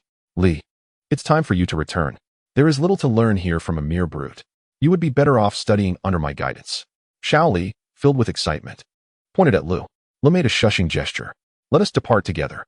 Behind them, Teacher Chun struggled in place for a moment, unable to contain himself as the two were about to leave. "Young man, it is not that I am unwilling to pass on the essence of my wood leaf dragon god technique. Rather, I have yet to encounter a young person who truly moves me. This thick-browed fellow, resembling a lumpy taro, is certainly not the one. He only knows physical techniques, lacking in illusions and ninjutsu, and will inevitably face hardships ahead. Moreover, he is trained in the 8 gates, which is a clear indicator of a short life. My previous warnings were meant to save him. Yet, your talent and strength are commendable. If you wish to learn, bring me some fine wine and rice balls tomorrow, and I shall teach you. Lu waved his hand dismissively. As for this defeated opponent, I have no interest in him. You may keep your techniques for your coffin. Teacher Chen fumed, puffing his cheeks in irritation. Once the two entered the woods, Shaoli could no longer contain his excitement and asked, Brother Lo, why don't you learn the wood leaf dragon god technique? It is something I have sought after for days without success. Lu chuckled. As for today's encounter, keep it confidential for me. I have no regard for that old man's technique, but for you, it could serve as a valuable enhancement. Bring me wine and rice balls again tomorrow. You may find unexpected rewards. Li's strategy was inspired by a story he had read online about the dynamic between a sycophant and a goddess. The sycophant ultimately ends up with nothing, which mirrors Shaoli's current predicament. However, when someone shatters the goddess's facade and pride, she may come to appreciate the sycophant, who might then transform into a warm-hearted companion. Such is the complexity of human emotions. Shaoli, still uneasy, asked, What if tomorrow? Lo pondered and replied, Continue to come for a week. If all else fails, resort to the other method I previously taught you. Changing the deeply ingrained beliefs of a stubborn individual like Teacher Chun is no easy feat. Lo felt that the chances had slightly improved but did not possess absolute certainty. If the previous odds were 10%, now they stood at a maximum of 30. Ultimately, one must do their best and leave the rest to fate. The reality is that Shaoli's options are rather limited. Training under Might Guy follows a gradual approach, solidifying his foundation before everything else falls into place. Achieving significant breakthroughs in a short time is nearly impossible. Furthermore, Shaoli's chakra attributes are null, rendering him nearly an insulator against ninjutsu. Though the wood leaf dragon god appears akin to wind release, it is not. It is purely a manifestation of physical prowess, similar to Might Guy's morning peacock.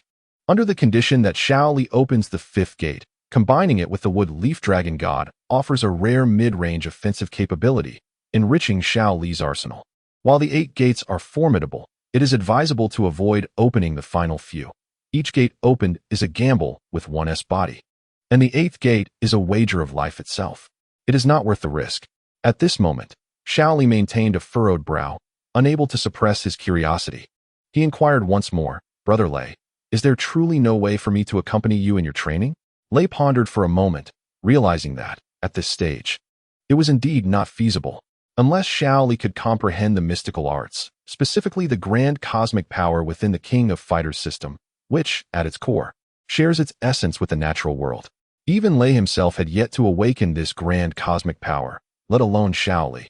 Regardless of how others perceive you, I firmly believe that your potential and future achievements will not fall short of those of Teacher Kai, Lei encouraged, placing a reassuring hand on Shaoli's shoulder.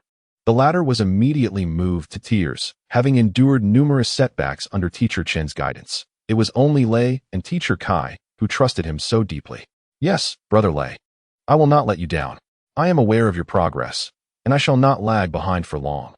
I will surely catch up. After paving the way for Shaoli, the two temporarily parted ways in the small grove. Lei remained in the nearby woods of the cemetery, searching for a suitable location to practice his shadow clone technique. The current site was too close to the graveyard, risking exposure. He had just vented his frustrations at Teacher Chun, and it was likely that his presence was already compromised. After searching the woods for a while without success, Lei found himself envious of those with keen instincts, such as contract beasts. If only he had Kakashi's Ninken or the secret arts and contract beasts of the Oil Woman or Inazuka clans, his search would be considerably simpler. Suddenly, he recalled that he too possessed a contract beast. Smacking the back of his head, he nearly forgot about his ninja hawk. Currently, his ninja hawk was still a fledgling, akin to a human child in kindergarten, being nurtured in Takinan village and was of no assistance at present. However, according to Teacher Kai's teachings, it was essential for ninjas and their contract beasts to interact frequently, fostering bonds and intimacy. With that thought, Lei formed hand seals and pressed one hand to the ground. With a resounding thud, a ripple of spatial ninjutsu manifested, and the figure of Xiao Hei appeared, looking around in confusion. Upon recognizing Lei's presence, it joyfully flapped its wings and rushed over, as if reuniting with its parents. Xiaohei, good, now that you've eaten. Help me find a place, preferably a cave or a secret hideout. After extracting some rations from his pocket and feeding Xiaohei, he issued his command. Xiaohei, filled with determination, soared into the sky, weaving through the gaps in the trees before ascending high above. Even at several hundred meters, the eagle's keen eyesight could discern the rabbit burrows below, a remarkable ability among all creatures. After more than 10 minutes, Xiaohei emitted a triumphant cry. Lei hurried through the woods, covering more than 20 minutes of ground before arriving at the edge of a valley. Before him lay a concealed cave, its entrance approximately 2 men wide and 1 man high, surrounded by a layer of sparse vines. Strangely, large mice, the size of cats, were seen entering and exiting the cave intermittently. Xiaohei had followed these large rats to discover this particular entrance. With a swift flap of its wings, it scampered forward a few steps, seizing a hefty rat in its beak, swallowing it whole with the glee of a chick devouring grain. It then turned its eyes towards Lei, signaling whether this newly found hole met his expectations. Lei, understanding the bird's intent, recognized it as a bid for recognition. He reached out to gently pat Xiaohei's head, urging it to venture inside. Picking up a dry branch nearby, he bound it with some grass and, utilizing a fire technique, fashioned a rudimentary torch before entering the cave, following closely behind Xiaohei. As they crossed the threshold, a putrid odor reminiscent of decay wafted from within. The darkness echoed with the incessant squeaking of rodents. Xiaohei, momentarily exhilarated, charged deeper into the cavern, wings partially unfurled, eagerly snapping up large rats as if they were delectable dumplings. Holding his nose, Lei pressed onward. After delving a few meters, the space opened up, revealing an astonishing sight. Scattered throughout were modern artifacts, such as steel pipes affixed to the walls and wooden tables and chairs, alongside shards of glass littering the floor. Could this be an abandoned secret base? A ludicrous thought flickered in Lei's mind, yet it bore a semblance of reason. The location was neither too far nor too close to Konoha village and was sufficiently concealed, ideal for clandestine activities. Previously, Orochimaru and Danzo had a penchant for establishing hidden bases, and this could very well be one they had once abandoned. Continuing his exploration, Lei meticulously searched the majority of the secret base, and his earlier hypothesis was soon validated. In one room, he stumbled upon rows of oval glass incubation tanks, along with a generator room housing stainless steel water pipelines. The foul stench he had detected earlier emanated from a poorly cleaned corpse within one of the tanks, now reduced to a ghastly white skeleton by the gnawing of rats. In a sealed chamber, Lei discovered heaps of unopened supplies, primarily consisting of easily storable canned goods and fuel like gasoline.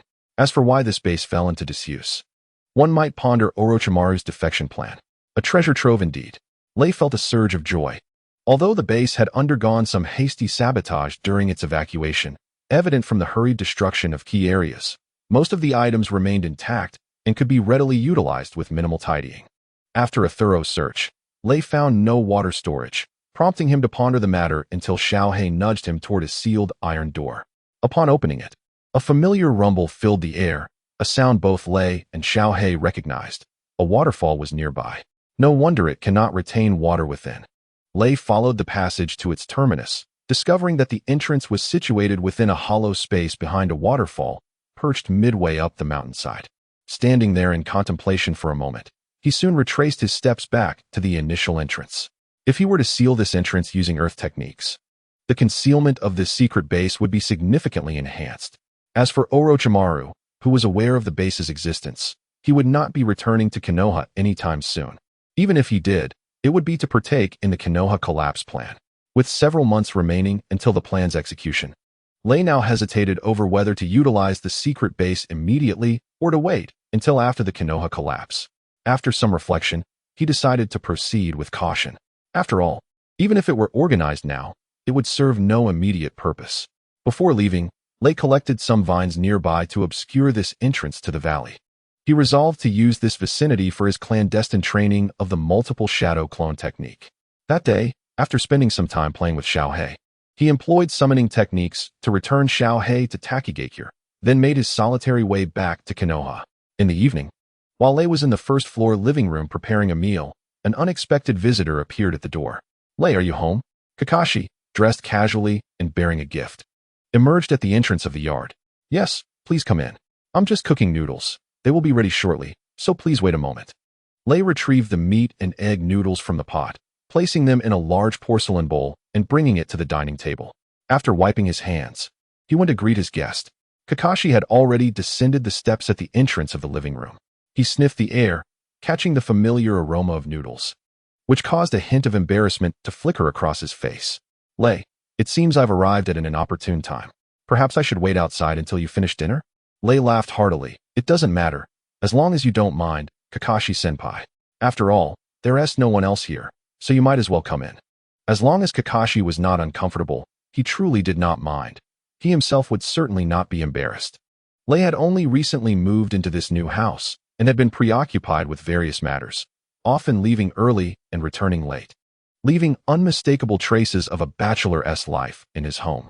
It wasn't that the place was unclean, but rather that the living room appeared somewhat disordered. This was a common drawback in the absence of a female presence, as many bachelor households shared a similar environment. Kakashi removed his shoes and stepped into the living room, ultimately sitting cross-legged at the dining table. Lei, without a shred of self-consciousness, began to devour his noodles noisily.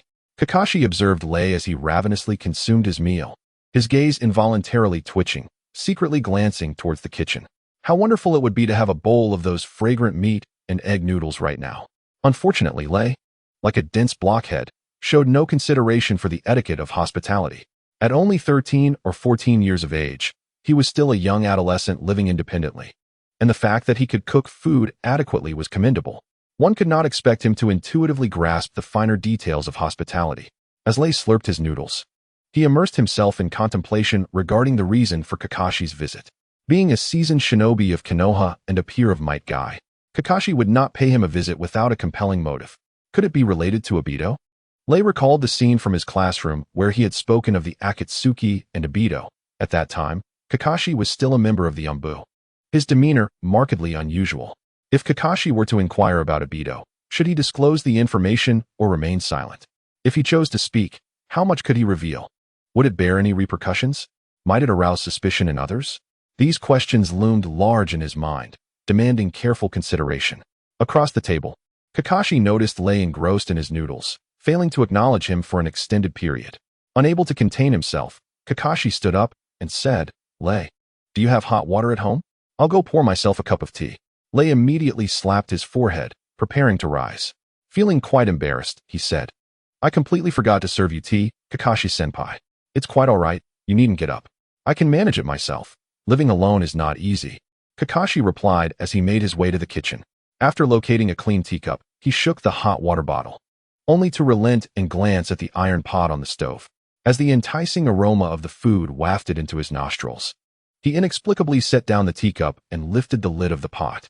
To his delight, he found a substantial amount of cooked noodles within, accompanied by shredded meat, eggs, vibrant green cabbage leaves, and chopped scallions. This young man was living quite comfortably on his own, certainly better than Guy did. Kakashi had witnessed Guy preparing noodles at home, where the noodles were merely boiled in water, with chunks of meat tossed in, large and thick pieces that could nearly fill one's mouth. The only commendable aspect was the bottle of chili sauce, which, when mixed with the noodles, added a burst of flavor. In terms of culinary finesse, it was clear that Lei had surpassed his uncle by a significant margin. After all, shredded meat was far more flavorful when cut into fine strips. Kakashi swallowed hard, grasped an empty porcelain bowl, and turned to Lei, jesting.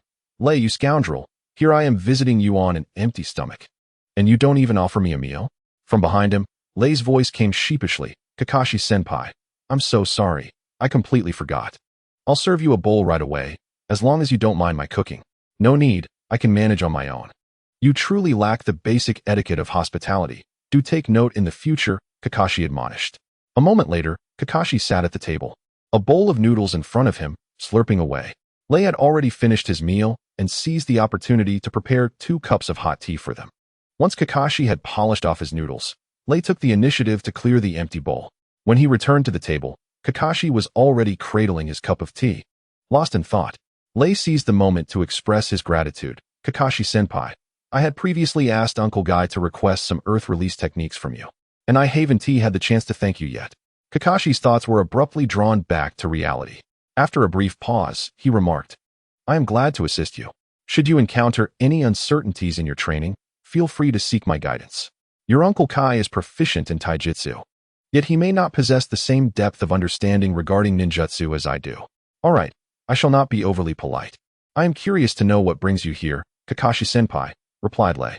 Kakashi raised his gaze to Lei, his expression grave as he said, I wish to inquire about any news concerning Obito. Lei countered, What specific aspects would you like to know, senpai? The more detailed, the better. Share with me all that you know about Obito. All knowledge. Lei was acutely aware that he could not divulge everything to Kakashi. Doing so would inevitably lead to exposure.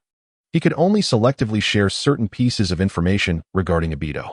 For instance, Obito is currently within the Akatsuki organization and serves as a key member. Known by the alias Toby, often seen wearing a wooden mask with a single eye. Additionally, Obito frequently returns secretly to the Konoha cemetery to pay respects at Rin Nohara's grave. Furthermore, Obito harbors a deeply negative sentiment towards Konoha, even displaying hostility. As Kakashi listened, his expression grew increasingly serious. He recalled the night of the Nine Tails rampage. The horrifying pattern of the Sharingan visible within its pupils, indicating that the Nine Tails was clearly under the influence of Jinjutsu. He also remembered visiting the cemetery to honor Rin, during which he had shared the news of a newborn in his teacher's family. This event unfolded on the eve of the Nine Tails upheaval. At that time, the Jinchuriki of the Nine Tails was Kushina Uzumaki, Naruto's mother, and it is well known that childbirth poses significant risks for Jinchuriki. When connecting these dots, an unsettling realization emerged. Could it be that the one manipulating the Nine Tails with the Sharingan that night was not a member of the Uchiha clan, but rather Obito, lurking in the shadows? The motivations behind Obito's actions ultimately traced back to Rin. Just before his demise, Obito entrusted Kakashi with the solemn promise to protect Rin, who was not only his comrade but also the object of his unrequited affection. Tragically, Rin met her end at Kakashi's hands, albeit his involvement was minimal. Unable to remain seated any longer, Kakashi quickly rose and said, Lei, I appreciate you imparting these secrets to me. I must take my leave now. Safe travels. No need for farewells, Lei replied, watching Kakashi's retreating figure from the steps. He surmised that Kakashi would likely seek out Sarutobi Hiruzen immediately, as the Nine Tails incident was intricately linked to the Sharingan and now involved the resurrected Obito, along with the Akatsuki organization behind him. If Obito was indeed the architect behind the Nine Tails chaos, the palpable animosity from the Akatsuki towards Konoha was undeniable. With such a formidable assembly of rogue ninjas, including the notorious Orochimaru, what were their true intentions? Once Kakashi departed, Lei turned to head back inside, but his gaze swept the surrounding yard, where he spotted a small figure crouched on a tree branch. The figure leapt down and approached the courtyard, stepping into the light. It was none other than Sasuke. Lu raised an eyebrow and admonished without reservation, What is it that you want? When dealing with the delusional members of the Uchiha clan, one must not engage with them through the lens of reason. The more kindness you show, the more they distance themselves from you. As long as you possess the strength to temporarily empower them, you could scold them like a dog, and they would remain steadfastly by your side, reminiscent of a masochistic archetype. In the original narrative, despite knowing that Orochimaru was far from a benevolent figure and was coveting his body, Sasuke nonetheless forsook Konoha and his comrades, unhesitatingly aligning himself with the Sound Ninja. He was acutely aware that Orochimaru held the key to augmenting his power, even if it meant embracing harmful cursed seals, playing the fool, or risking his very life.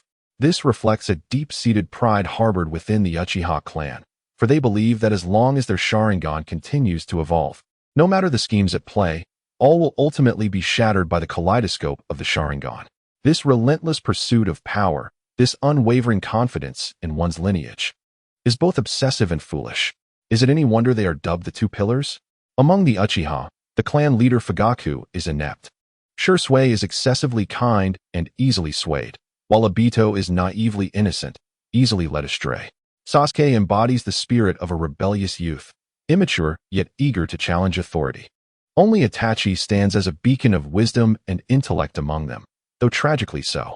Sasuke lifted his head, and within his starkly contrasting irises, two crimson tomo began to emerge, signifying the awakening of his Sharingan.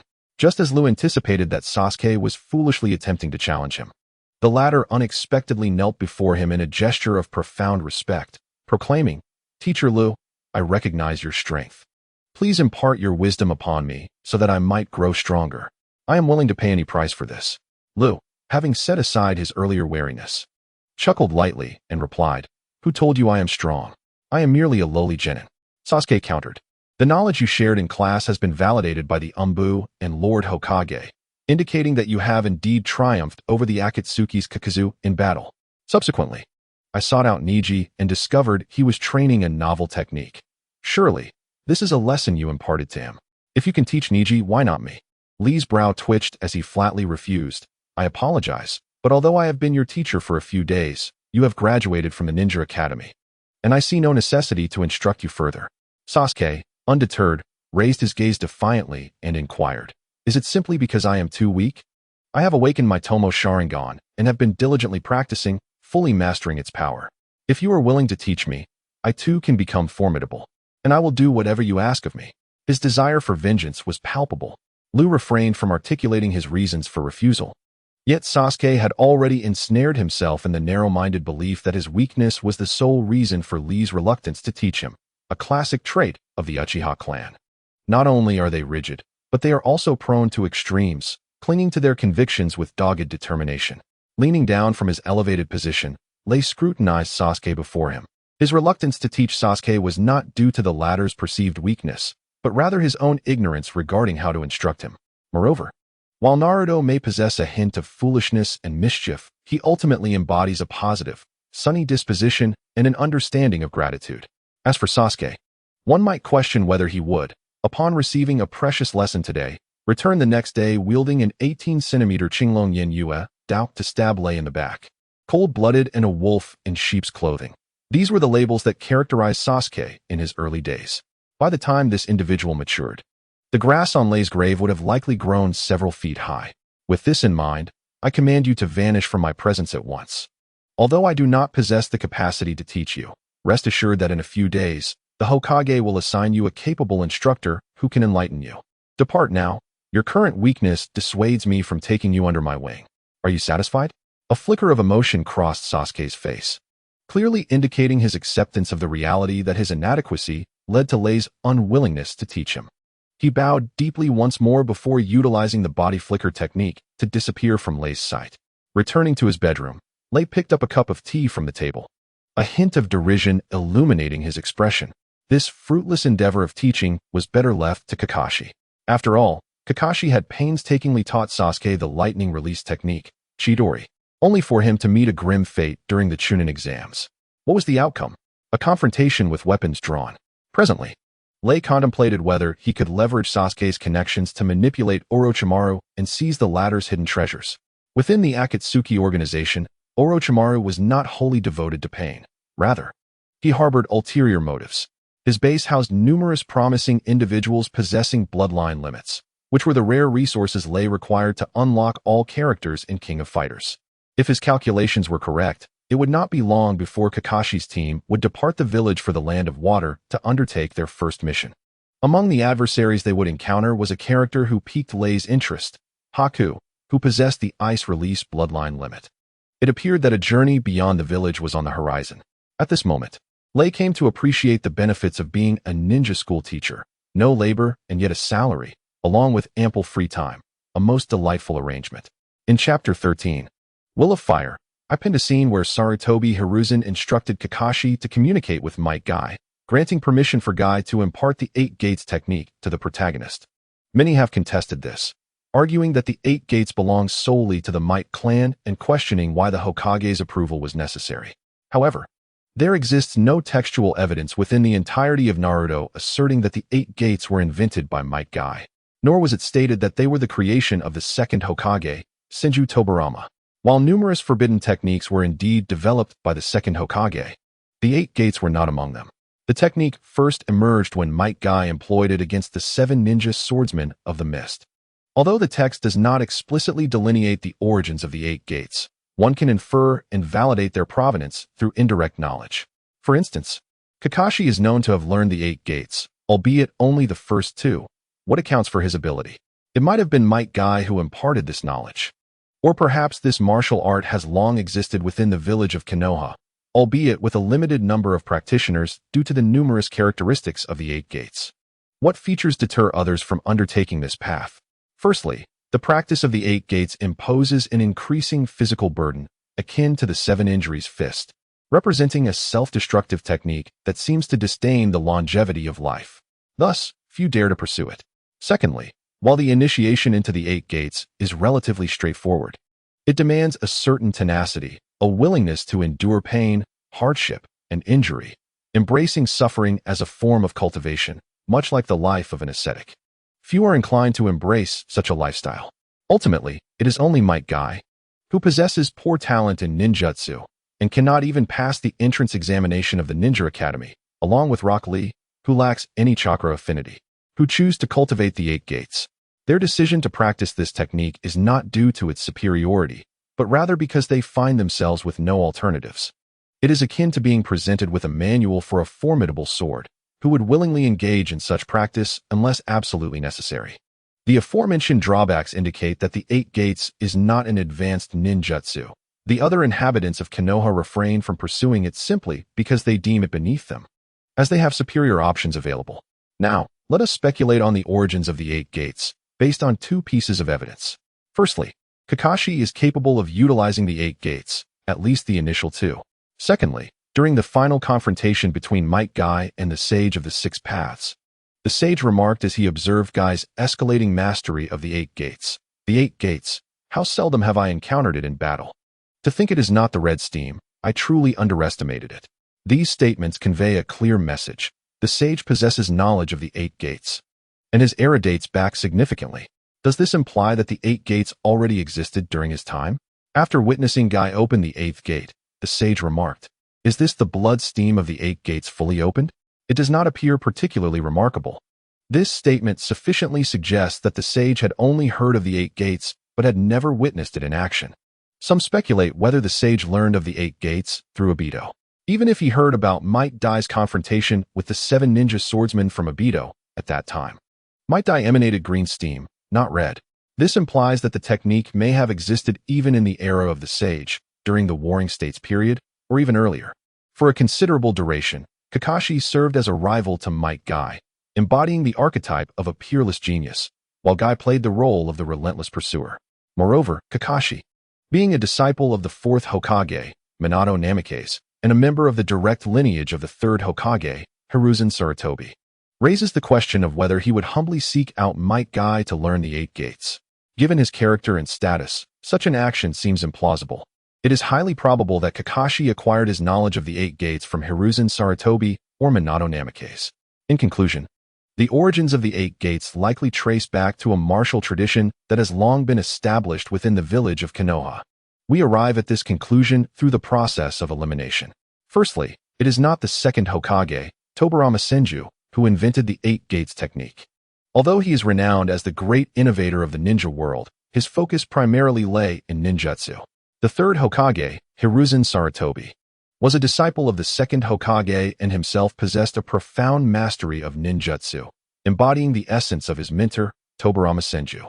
The 8 gates technique, characterized by its straightforward initiation but escalating difficulty, requires a level of physical training akin to that of an ascetic monk, which contradicts the demeanor of Tobirama Senju. Furthermore, in manga chapter 481 and anime episode 431, prior to Danzo's demise, he reflects on being ambushed by the Gold and Silver Brothers, during which the 2nd Hokage appointed the 3rd Hokage as his successor without any mention of the 8 gates technique. If Tobirama Senju had indeed mastered the 8th or 7th gate, he would have perished long ago without utilizing the technique, raising questions about its practicality. Hence, it is reasonable to conclude that Tobirama Senju did not learn the 8 gates technique, nor was he its creator. Secondly, the text fails to clarify that it was Might Dai who invented the technique. In Might Guy's recollections, he states that his father, Might Dai, had mastered a formidable physical technique. Note that he used the term mastered, not developed. This implies that the technique existed prior to his time. It simply lacked practitioners willing to train rigorously enough to unlock the 8th gate. It is plausible that Might Dai acquired this technique through contributions earned from completing missions. Thirdly, there exists a narrative inconsistency in Kishimoto's own setting. In subsequent interviews with readers, Kishimoto has not disclosed the originator of the Eight Gates technique. Many fans of Naruto revere Kishimoto almost as a deity, engaging in personal worship. However, it is worth noting that Kishimoto's standing in the Japanese manga sphere does not compare to that of Tang San in the realm of Chinese web literature. The latter surpasses Kishimoto in terms of identity, wealth, and influence, with the Dollwa comic enjoying considerable international popularity. If Tang San can make errors in his writing, why should Kishimoto be exempt? A fourth possibility, which I personally favor, is that the Eight Gates technique has existed in Konoha for a long time. Yet due to its distinct characteristics, few chose to pursue its rigorous training. The origins of this technique may lie within the archives or sealing scrolls of the Hidden Leaf Village, governed by the Hokage in power. Hiruzen Sarutobi's authorization for Kakashi to convey permission for Might Guy to teach the Eight Gates technique raises no logical inconsistencies. Since Kishimoto has not clarified the source of the Eight Gates, is it unreasonable for the author to create an alternate narrative? It does not defy logic. Rather, it merely challenges the understanding of a select group of readers. If, within this limited audience's perception, rice must be consumed raw to retain its nutritional value, does the author's portrayal of cooked rice invalidate their understanding? Naruto has captivated audiences for over a decade, and with countless plotlines explored, adhering strictly to the original narrative would yield little interest. Is it not natural for me to engage in creative reinterpretation? If I were to translate the original manga word for word, would anyone be willing to pay for it? As long as the reinterpretations maintain internal logic and coherence, why should they not exist? What perplexes me is that certain superficial readers seem to relish engaging in disputes with the author, as if their intellectual superiority can only be demonstrated through such antagonism. When the author crafts an uncertain narrative, considerable time is devoted to research. Yet, do these few dissenting readers ever take the initiative to verify this information? I fear the answer is no.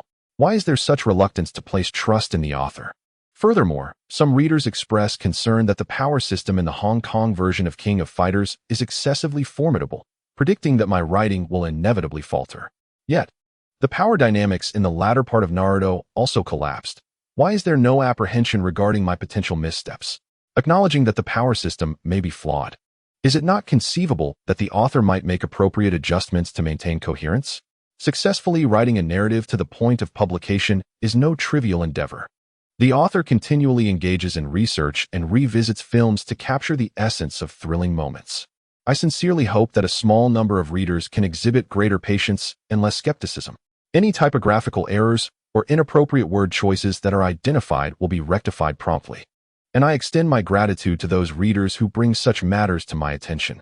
I am eagerly anticipating the day when my work can be published, at which point I will impose restrictions on fan interactions, allowing me to write in peace. It is quite challenging. Gujia's investigation has now persisted for 2 days. He initially conducted one-on-one visits with the two Umbu ninjas responsible for the pursuit that day, Yamato and Yamanaka Inoichi. After inquiring about the circumstances of their encounter, he then sought out Sarutobi Hiruzen. The specific directive received was to focus on repelling Yamato, particularly concerning the dark-clad individual who had shown goodwill towards Konoha. Presently, Konoha's strength has significantly diminished compared to the pre-Third Great Ninja War era, having endured the Nine Tails incident and the eradication of the Uchiha Rebellion, leaving the village in a state of vulnerability. Additionally, the younger generation of ninjas has yet to fully mature, resulting in a lack of continuity. The recent emergence of the Akatsuki organization, shrouded in mystery and power, poses a grave threat. Should their ambitions be directed towards Konoha, the village may face an unprecedented existential crisis. The spy adept in chakra surgical techniques is likely an undercover agent planted by opposing forces within the village, a fact tacitly acknowledged among the major ninja villages, as Konoha itself has also positioned spies in others. Conversely, what Konoha desperately needs at this juncture is a dose of confidence and encouragement, perhaps through the discovery of a budding talent within the village or the arrival of formidable external allies. From another perspective, should both individuals be spies, the one with greater strength would undoubtedly exert a more significant impact on Konoha. The immediate priority is to identify the dark-clad individual capable of employing fusion ninjutsu. Upon exiting the Hokage building, Gujia squinted one eye and gazed skyward. The surroundings had already succumbed to night, and through the light streaming from the windows, one could observe the deep furrows forming on Gujia's forehead, rivaling those of Sarutobi Hiruzen. In truth, his actual age surpasses that of Sarutobi Hiruzen. He has traversed through the tenures of the second, third, and fourth Hokages, eventually encountering the return of Sarutobi Hiruzen. During his youth, while on a mission, Gujia, driven by a desire for quick success, rashly commanded his team, resulting in the tragic demise of two comrades. In his remorse, he vowed to the second Hokage, Senju Tobarama, to forever remain a genin. In his middle age, while on a mission with the third Hokage, he unfortunately suffered a debilitating injury to his left eye. During the Third Great Ninja War, while executing a mission alongside the fourth Hokage, he sustained a severe injury to his left leg, with the fourth personally tending to his wounds. He is a man endowed with extraordinary survival instincts and an unwavering will of fire, dedicating his life to the village of Konoha. In the subsequent era of the fifth Hokage, he continued to watch over the village in silence. Beyond his illustrious resume and weathered visage, Gujia possesses a rather conspicuous trait. He is perpetually burdened with a cast-iron pot on his back. When embarking on missions with his teammates, the task of cooking invariably falls to him, earning him the playful moniker of the culinary ninja. Unfazed by these nicknames, his mind is solely focused on uncovering the identity of a mysterious figure. Gujia rubbed his remaining right eye and extended his hand to gauge the wind direction and temperature, swiftly setting off towards the cemetery beyond the village. As the saying goes, each creature has its own path. Gujia has his own connections, namely the few elder comrades still residing in Konoha. Sarutobi Hiruzen trusts him implicitly, as does he trust the dwindling number of his old associates, bonds forged through countless missions. Fortune favors Gujia. Upon arriving near the cemetery where Teacher Chun resides, he swiftly noticed anomalies among the broken branches and fallen leaves. Could there have been a battle here? Concealing himself nearby, he observed for a moment before placing his fingers to his lips and emitting a signal understood only by his peers. On the third call, an irate voice emerged from the nearby thicket. "Stop blowing that. I just fell asleep. I've been exhausted from training a foolish apprentice these past few days. By the way, you rarely come here, old man. What brings you?" Gujia scrutinized Teacher Chun and replied, "I wish to inquire about something." Chun raised an eyebrow, teasing, "If you seek my assistance, you must show some sincerity. What do you desire?" Gujia replied, "It has been far too long since I savored the delicious meals prepared in your iron pot. I fear if you proceed ahead of me, I may never again taste the flavors simmered within." A quarter of an hour later, a bonfire flickered amid the trees adjacent to the cemetery. Gujia set the iron pot atop a few stones, diligently tasting the broth with a ladle, subsequently adding various seasonings and ingredients. Finally, he covered the pot, and the air around them began to fill with the enticing aroma of food nearing completion. Teacher Chun, seated greedily by the fire, extended his hands toward the warmth. After a moment of silence, it was Gujia who first broke the stillness. "Have you taken on another disciple?" Teacher Chun grimaced, his face contorted with frustration and anger. "What disciple? Just a blockhead, lacking in ninjutsu and jinjutsu, only proficient in taijutsu. Even if he possesses some talent in taijutsu, he is likely to become cannon fodder on the battlefield." "Oh, who is your disciple?" Gujia inquired. "That lad from the Might family." "No, I mean Lee Rock, the student of Might Guy." Gujia nodded in realization. "So, the traces you found around the graveyard were left by Lee Rock during your sparring session?" Teacher Chun grinned. "You overestimate him. My Konoha Dragon God is not something just anyone can break through. It was someone else." Gujia narrowed his eyes. "Who?" "I don't know. He was cloaked, dressed entirely in black, and wore a mask emblazoned with a wind mark. From his voice, he seemed quite young, and it appeared he was acquainted with little Lee." Gujia felt a jolt of surprise. "Please elaborate on your encounter with him. This is precisely what I came to inquire about." "All right, but allow me a sip of hot soup first," Teacher Chun replied. The two old fellows chatted endlessly as they finished a large pot of mixed stew. Content. Teacher Chun retired to bed, leaving Gujia to tidy up the dishes.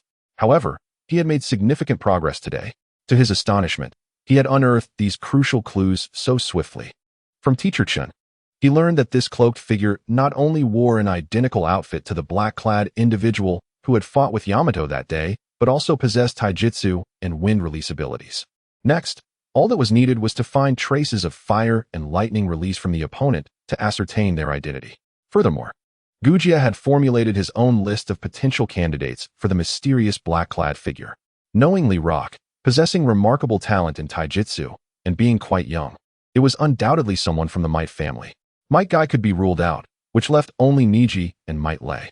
The likelihood of Niji being the one was slim, since he belonged to the branch family of the Hyuga clan, where life and freedom were under the control of the main family. If Niji were indeed the black-clad individual who fought Yamato, it would signify a significant shift in the stance of the Hyuga clan. That would certainly stir up trouble. Gujia felt that Might Lei was a more plausible candidate. He only knew that Might Lei was Guy's nephew, who had suddenly appeared outside Konoha village 6 months ago and had since set out on his own to train. Currently, he was a genin in Konoha, having received accolades from the 3rd Hokage, and now served as a teacher at the Ninja Academy. It was said that he had sparred with Kakazu. Thoughts raced through Gujia's mind as he soon finished cleaning the dishes. At last, he stood before the remnants of the campfire, its flickering light illuminating his murky eyes. Silently, he cupped a handful of earth in his hands, extinguishing the flames before dousing it with a bucket of water. After a brief moment, he chose to return to Konoha village, aiming to locate Lei's genin registration information in the archives. Earth-style chakra, a specialization in taijutsu, and having joined the village less than 6 months ago, he had even knocked out the proctor during the genin exam with a single kick. Gujia gazed at Lei's genin profile, murmuring to himself, a sly smile emerging at the corners of his mouth, reminiscent of an old hunter. On the surface, Lei's information as a lower ninja seems to starkly contrast with the formidable 3-element ninjutsu exhibited by the black-clad figure from that day, appearing to bear no flaws. However, the absence of any flaws itself constitutes a flaw. If this were not intentional, how could there be no hint of a weakness? Of course, it is also possible that he is entirely innocent. The method of investigation employed by Gujia is based on the presumption of guilt, and he has focused his attention on Lei. Considering that the concealed figure had not exhibited hostility towards Konoha in prior actions, Gujia's investigation is not urgent, but rather cautious and steady. Gujia discreetly approached the vicinity of Kai's residence. He had already discerned that several members of the 3rd squad routinely trained here. Taking into account the Byakugan's reconnaissance capabilities, Gujia halted several kilometers away from Kai's dwelling. He formed hand seals and pressed one hand to the ground. With a sudden puff, 3 inquisitive mice appeared. The largest among them, roughly the size of a kitten, donned a vest and stood upright, propping itself on its tail in a squatting, anthropomorphic posture. Its appearance bore the marks of age, with its whiskers having turned white. The 2 smaller mice flanking it were progressively diminutive. After being summoned, they curiously glanced around, exhibiting lively and energetic behavior. Gujia skillfully retrieved some provisions from his pocket, tossing them before the mice. He then locked eyes with the largest mouse for a moment, perceiving a glimmer of curiosity in its gaze. Gujia squatted down apologetically, explaining, "Old friend, I must trouble you once more. I need to track 2 individuals without being detected, as their strength may surpass my own. I require knowledge of their movements, as they are currently located not far ahead in the woods." The lead mouse nodded, prompting the 2 smaller mice to hasten their foraging efforts. The trio stealthily advanced. Yet intriguingly, the lead mouse jumped into Gujia's palm. He gently lifted it, placing it in mid-air, approximately 20 meters from his face. The mouse and Gujia exchanged glances, and gradually, the mouse's eyes widened, becoming increasingly vivid, almost bulging from their sockets. Remarkably, Gujia beheld 2 distinct images within the mouse's eyes, transmitted from the 2 smaller mice that had ventured forth. It turned out that these 3 mice possessed the extraordinary ability to share vision. Had Gujia not been blind in one eye, he too could have shared vision with his summoned beast. Alas, he had to make do with this arrangement. As Gujia scrutinized the images emerging from the mouse's gaze, his brow furrowed deeper. The figures within the scenes were exceedingly vague, rendering it difficult to discern the identities or actions of those observed. However, once the figures began to move, Gujia could easily identify the targets under observation. In the present moment, within the shared perspective of the mouse, 2 figures emerge. One is practicing martial arts amidst the trees, and from his simplistic postures, it is evident that this individual is Niji. The identity of the other person, standing not far away with arms crossed and facing Niji, remains uncertain for the time being. Following this, Niji unleashes the flying meteor fist once more, this time with both palms joined together, his body slightly leaning back, as if cradling a full moon. Upon contact with a nearby tree, a sharp crack resounds as it collapses. Instantly, an explosive force erupts from the moon-like formation, creating a fleeting blur in the surroundings, reminiscent of a minor explosion. The astonishment within Kokai grows. This does not seem to be the gentle fist of the Hyuga clan, yet the power exhibited is extraordinary. He recalls that the Hyuga clan possesses a technique called 8 trigrams air palm, which utilizes the principle of air bullets to inflict harm from a distance. But its potency pales in comparison to what he has just witnessed. Moreover, who is the figure standing beside him? Could it be Kai, or perhaps Lei? Kokai turns to his old companion and inquires, "Could we move a bit closer? The commotion here is considerable. They likely won't notice us." The gray-white whiskered mouse nods, closing his eyes momentarily before opening them, revealing moving images within his gaze. The two mice ahead are steadily advancing. As the scene draws nearer, Kokai finally discerns the identity of the other person. Indeed, it is Lei. Furthermore, the posture they adopt suggests that Lei is instructing Niji. This revelation further corroborates Kokai's suspicions. Who is Niji? A prodigy from the branch family of the Hyuga clan, now humbly seeking guidance from Lei. Moreover, the techniques Niji exhibited earlier may very well have been imparted by Lei himself. Contemplating this, the depths of Lei's concealed abilities become even more enigmatic. In the clearing, Lei nods and remarks, "I find your modifications quite commendable. Both power and safety have been balanced, and no issues appear at present." He continues, "The technique I demonstrated previously, the superfracture bullet, do you not intend to try it?" Niji shakes his head, then nods. "Let me fully comprehend these two techniques first. Perhaps I will consider it afterward." "Very well, you understand the principles, so I shall take my leave for now. My thanks to you." Niji bows respectfully to Lei. It turns out that Niji has been diligently pondering the flying meteor fist and flying fist techniques imparted by Lei over the past few days. The operational principles of these techniques starkly contrast with those of the gentle fist, which emphasizes defensive counterattacks and overcoming rigidity with softness. In contrast, these two techniques advocate for proactive offense and belong to the rare category of hard-hitting fists. Particularly, the flying meteor fist, surprisingly, merges the 8 trigrams air palm of the gentle fist into a formidable technique.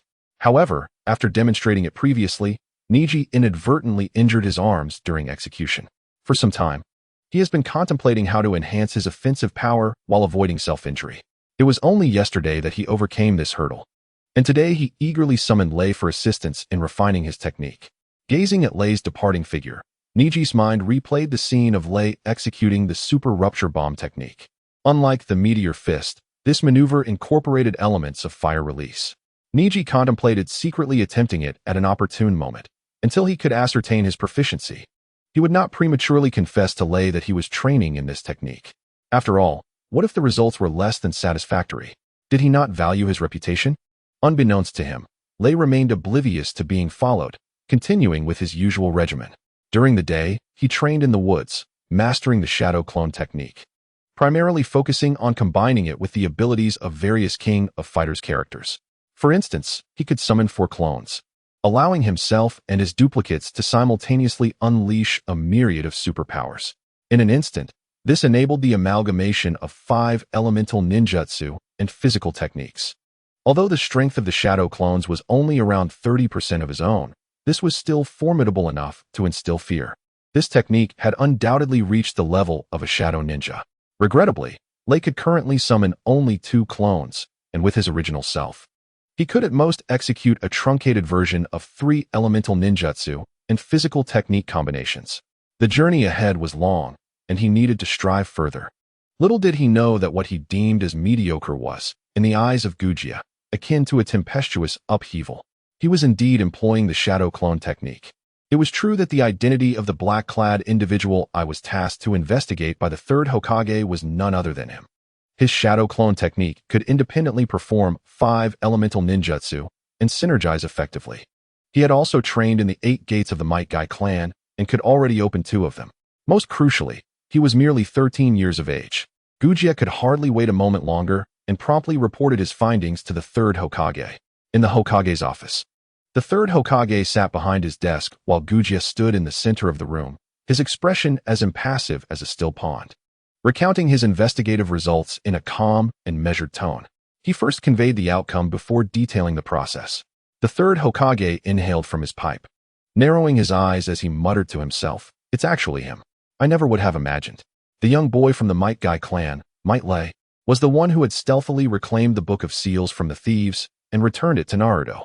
To be frank, had it not been for the investigator being his old comrade Gujia, the third Hokage might have found it difficult to believe and would have hesitated to accept this news immediately. He stepped out from behind his desk, handed Gujia a pouch of tobacco, and clapped him on the shoulder, saying, "Old friend, do not rush and do not overlook any detail. Relate to me everything you have witnessed." Gujia nodded, retrieving a pipe from his pocket, lighting it, and taking a puff. He then squinted as he meticulously narrated the results of his investigation over the past few days. Meanwhile, the third Hokage widened his eyes, taking a deep drag from his pipe, only to realize he had smoked through all the tobacco without noticing. This revelation was simply staggering. Additionally, a flicker of excitement stirred within him. To put it plainly, the shock stemmed from Lei's concealed prowess, which had evidently reached the level of a shadow ninja. His future prospects were limitless, and to label him as a genius would not be an exaggeration. Excitingly, the identity of the man in black turned out to be a ninja from the village, a member of their own. Reflecting on his previous attempts to win over Lei, a sense of reassurance washed over him.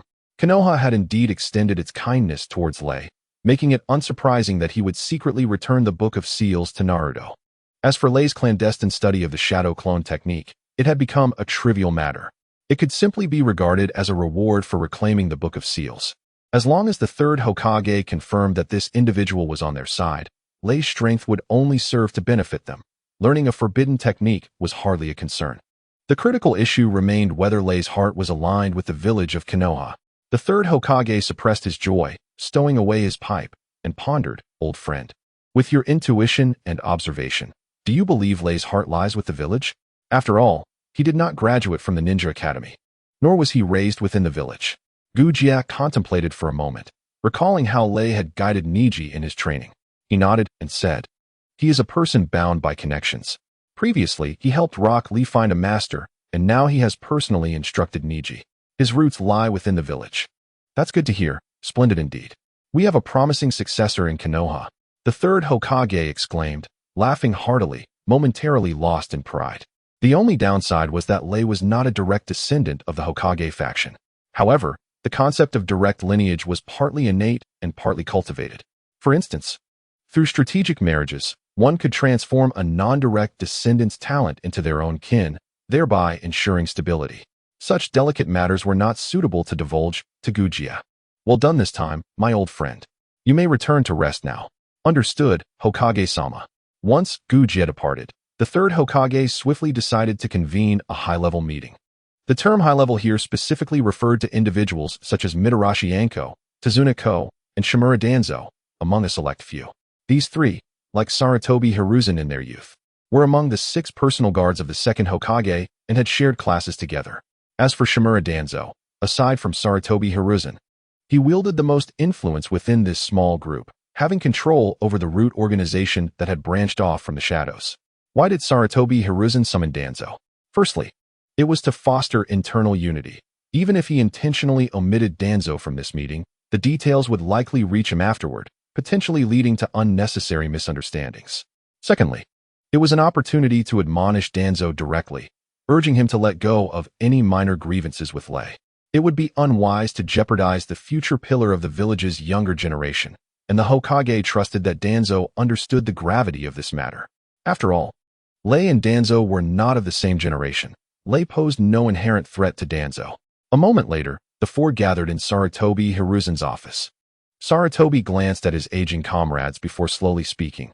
"I have summoned you all for 2 significant matters that require our collective discussion. The first concerns Danzo." Danzo, with an impassive expression, cast a sidelong glance at Sarutobi, his dark visage betraying no hint of emotion. As old comrades who have worked together for decades, Sarutobi Hiruzen could discern the intentions behind a mere opening of the mouth by his counterpart. He had long since become indifferent to honor and disgrace.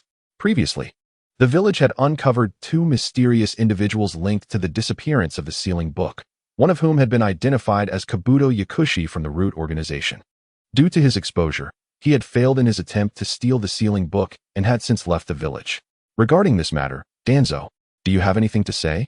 Mito Gate Kurenai and Tsurugi Koharu simultaneously turned their gaze towards Danzo.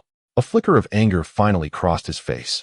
He struck his cane forcefully upon the floor and said, Hiruzen, are you insinuating that I directed others to steal the sealing book? Is that truly necessary?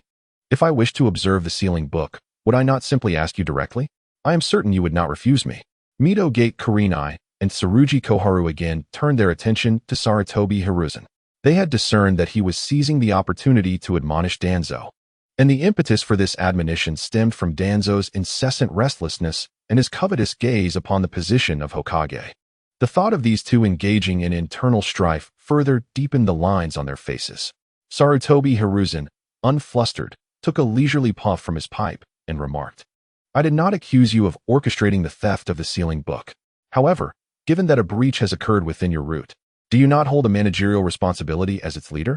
Perhaps it would be prudent to merge your root with the Umbu, would you not agree? Danzo's face turned a shade of iron as he forcefully defended himself. I have always regarded Kabuto's actions as suspect, merely casting a long line to catch a big fish. I suspect he is a spy deliberately planted within the village, gathering intelligence for others. Unfortunately, your large-scale search operation startled him, allowing him to escape. Hiruzen, I believe you owe me an explanation. Sarutobi Hiruzen was momentarily taken aback. He had not anticipated Danzo's counterattack. Mito Gate Kurenai and Tsurugi Koharu, wishing to avoid escalating the situation, proactively shifted the topic. You claim Kabuto is a spy deliberately embedded in the village. Who is his benefactor? Danzo calmly uttered 3 words. Orochimaru. The mention of Orochimaru caused the expressions of those present to shift dramatically. However, this time no one pursued the issue of Danzo's managerial incompetence. The blame had shifted once more to Sarutobi Hiruzen, given that Orochimaru had once been his prized disciple. Sarutobi Hiruzen's lips twitched as he silently cursed, this wretch. I spared him once, and yet he continues to linger on the affairs of Konoha. Seizing the opportunity, Danzo launched a counteroffensive. Hiruzen, you state that your disciple has secretly concealed a spy within my root. Is this a failing of mine, or a failing of yours? Sarutobi Hiruzen replied with a somber tone, let us put this matter aside. We shall now discuss the second issue, which also pertains to you, Danzo.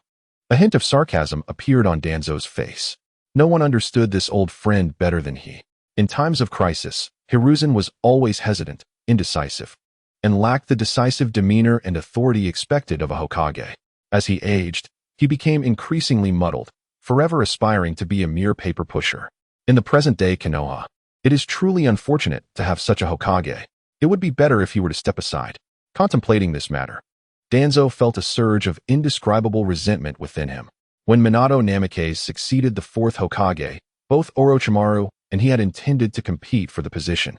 Yet Sarutobi Hiruzen directly appointed Minato, Jiraiya's disciple, to take over. Later, due to the chaos caused by the Nine Tails, Minato perished while sealing the beast. Surely, it was his turn now, yet Sarutobi expressed his lack of confidence in the village and decided to return to power. Never had he encountered such brazen audacity in a person, especially one whose abilities were so lacking. Had it not been for him and the Root organization, the Uchiha clan's rebellion might have long since torn Konoha asunder. No, he could not afford to wait any longer. Reflecting on these past events, Danzo's chest heaved with indignation, and his disdain for Sarutobi's petty maneuvers intensified. Were he in the position of Hokage, such trivial tactics would be unnecessary. Upon discovering any dissent among his subordinates, he would dispatch the Umbu to eliminate them without hesitation, even if it meant causing a rift. Decisiveness is a prerequisite for great undertakings. Regrettably, some individuals lack this quality.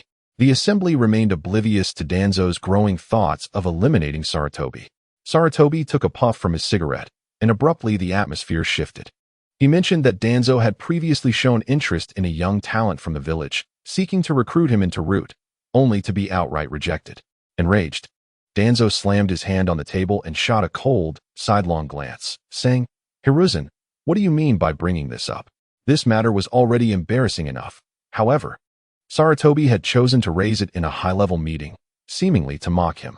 Was there no limit to what one could tolerate? Did Danzo not have any pride? Furthermore, his decision to cease pursuing Rei was influenced by Sarutobi's subtle hint that he had personally ordered Rei to teach at the Ninja Academy, indicating his intent to protect him. Danzo was incensed that he had shown Hiruzen consideration, only for the latter to use this incident to humiliate him. Sarutobi laughed heartily. Your interest in him indicates your discerning eye, and the second matter we are discussing today pertains to him. Danzo's anger slightly abated as he coldly inquired. What do you mean by that? Sarutobi replied. You are all aware of Naruto's recent theft of the sealing book, correct? Midogate and Tsunade nodded, saying, We have heard of it. You are too lenient with that child. Had you not deliberately reassigned the guards watching the sealing book? How could Naruto have managed to steal it?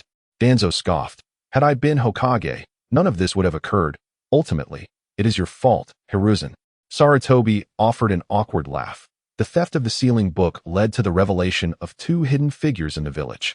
One of whom is the already exposed Kabuto Yakushi, while the other is the individual who retrieved the sealing book from Kabuto and returned it to Naruto. At this point, Sarutobi paused.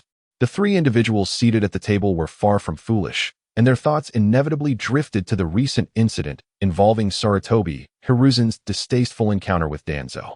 Are you suggesting that the black-clad individual who retrieved the Book of Seals from Yakushi Kabuto's grasp is none other than that lad from the Might family? Uzumaki-han remarked in astonishment. Mito Gaiden added, It is said that he even triumphed over Yamato in a direct confrontation. Danzo's expression abruptly shifted. The memory of that day when Reiku had spurned his invitation resurfaced in his mind.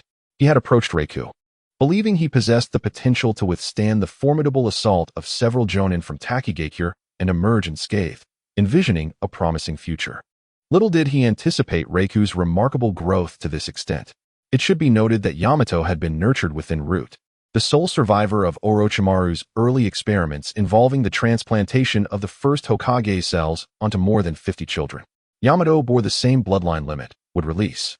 As Senju Hashirama, a man revered as the god of shinobi. In his time at Root, Danzo had regarded Yamato as a powerful asset, a future trump card. And had it not been for Sarutobi Hiruzen's coercive reminders of past events, Danzo would never have allowed Yamato to depart from Root. Danzo was acutely aware of Yamato's formidable prowess.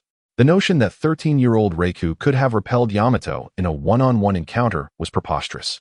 Danzo squinted towards Sarutobi Hiruzen, questioning the reliability of this information.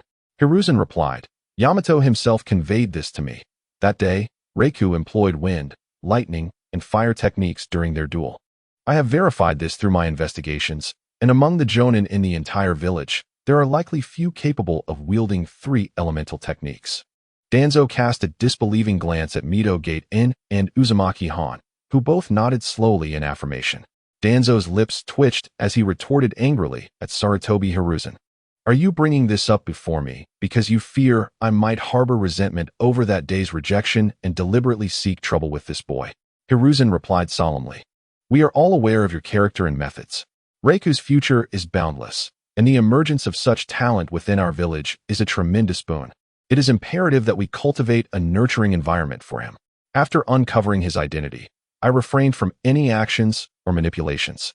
This was the significant matter I summoned you here to discuss. How to win over this prodigy and ensure he remains in the village as its future guardian. This is a matter of great consequence for the village's future, especially considering his tenure here has been less than 6 months, and his emotional ties to the village are still tenuous. Danzo's eyelids twitched, a flicker of anger and pain crossing his mind. Firstly, it was a lamentable loss to overlook such talent. Secondly, Hiruzen's cryptic remarks infuriated him. Was he truly the kind of petty individual who disregards the greater good of the village? Such insinuations were slanderous. Danzo's interest in the ongoing discussion waned. His thoughts consumed with how to recruit Reiku as his subordinate. It was not too late to act now. Mito Gaiden interjected. What if we were to promote him directly to Jonin? The ability to ascend directly from a genin to a Jonin is indeed a rare occurrence within the 5 great shinobi villages. Should one succeed, Lei would undoubtedly become the center of attention, potentially rising to the status of an idol among young ninjas.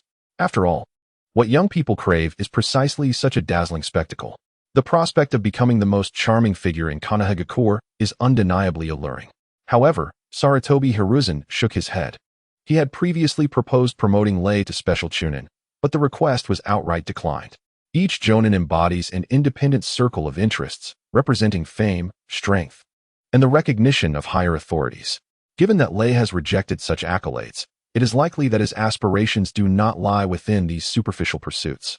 For a prodigious young ninja, the pursuit of strength likely takes precedence.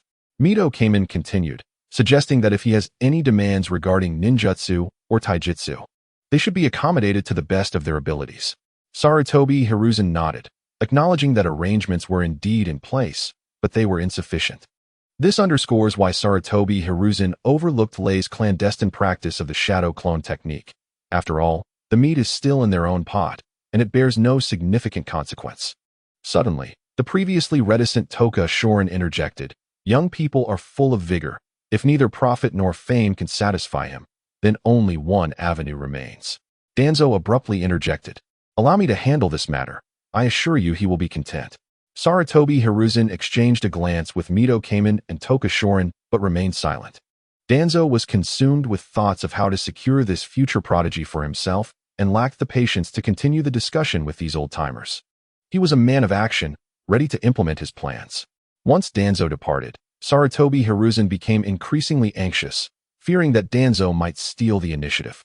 His desire was for Lei to remain loyal to Konoha, to him, or to the current Hokage, serving as a competent ally or tool, rather than becoming someone else's pawn. However, he faced a dilemma. His only female apprentice, Tsunade, was over 50, making any matchmaking impractical, especially since Jiraiya still harbored feelings for her. As for his own descendants, he regrettably had only 2 sons and 1 grandson, the latter named Konohamaru. Yuan Fei Asuma's unborn daughter likely remains a mere concept at this stage, so we shall not dwell on that. After exiting the Hokage's office, Danzo firmly tapped his cane against the ground, summoning 2 root ninjas to his side. With an air of authority, he commanded, "Go deliver a message to the head of the Hyuga clan, Hyuga Hayashi, stating that I shall pay a visit tomorrow morning concerning his daughter. Ensure that she is present." "Yes," one of the masked root ninjas responded, departing swiftly.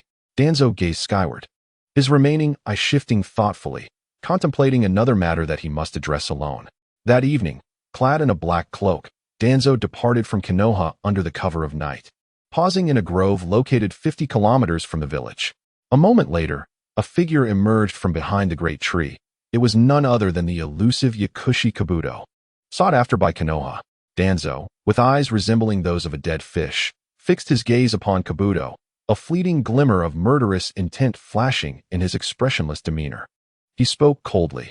"Go convey a message to Orochimaru.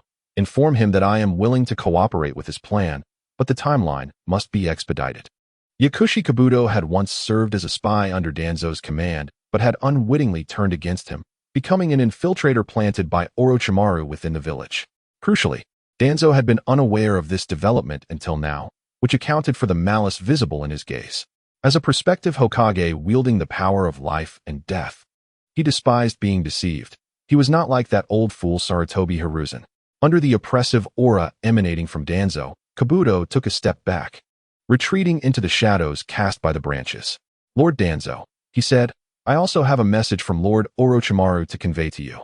The plan for Konoha's destruction is not only beneficial to Lord Orochimaru, but also advantageous for you. Wouldn't you agree?" Danzo, his displeasure evident, retorted, "What do you mean by that?" "My meaning is—" "Oh no, I misspoke. What Lord Orochimaru means is that you must demonstrate some sincerity, rather than offering mere empty promises." "And what sort of sincerity do you require?" "My master wishes to observe the Edo Tensei technique." Danzo's countenance shifted, and he admonished sharply, "Impossible.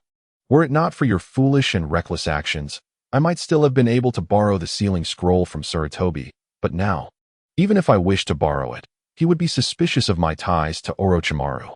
Kabuto laughed softly. "Lord Danzo, you stand second only to one in Konoha, commanding the power of the root. As long as you are willing to cooperate, there is nothing beyond your reach. If you cannot manage such a trivial matter, my master may begin to doubt your strength and resolve. To be frank, my master has already nearly completed his research on the Edo Tensei technique. Even without borrowing Konoha's forbidden arts, he could refine it given more time. The question is whether you can afford to wait." Danzo's eyes darted as he suddenly recalled that the Edo Tensei technique could be explored without seeking the third Hokage. Lu might suffice to achieve his objectives. He did not doubt that Lu, having studied the sealing scroll, must have researched Edo Tensei as well. This conclusion was drawn from the bits of information he had pieced together. Unaware of Danzo's thoughts, Kabuto continued, I shall await your favorable response. By the way, if Lord Danzo wishes to contact me, simply leave a mark here. Humph. Danzo accepted the invitation and turned to leave. In a sense, his goals aligned with Orochimaru's. While Orochimaru sought to eliminate Sarutobi Hiruzen, Danzo aspired to become the 5th Hokage of Konoha. With a little maneuvering, Orochimaru could become a sharp blade in his hand, assisting him in achieving his ambitions. This was the essence of Danzo's strategic acumen. Could it be that the likes of Sarutobi are comparable to me? After fulfilling the agreement with Orochimaru, Danzo pondered for a moment, not hastily returning to the route, but instead arriving at Lei's residence. A glance revealed that the light was still on in the wooden house.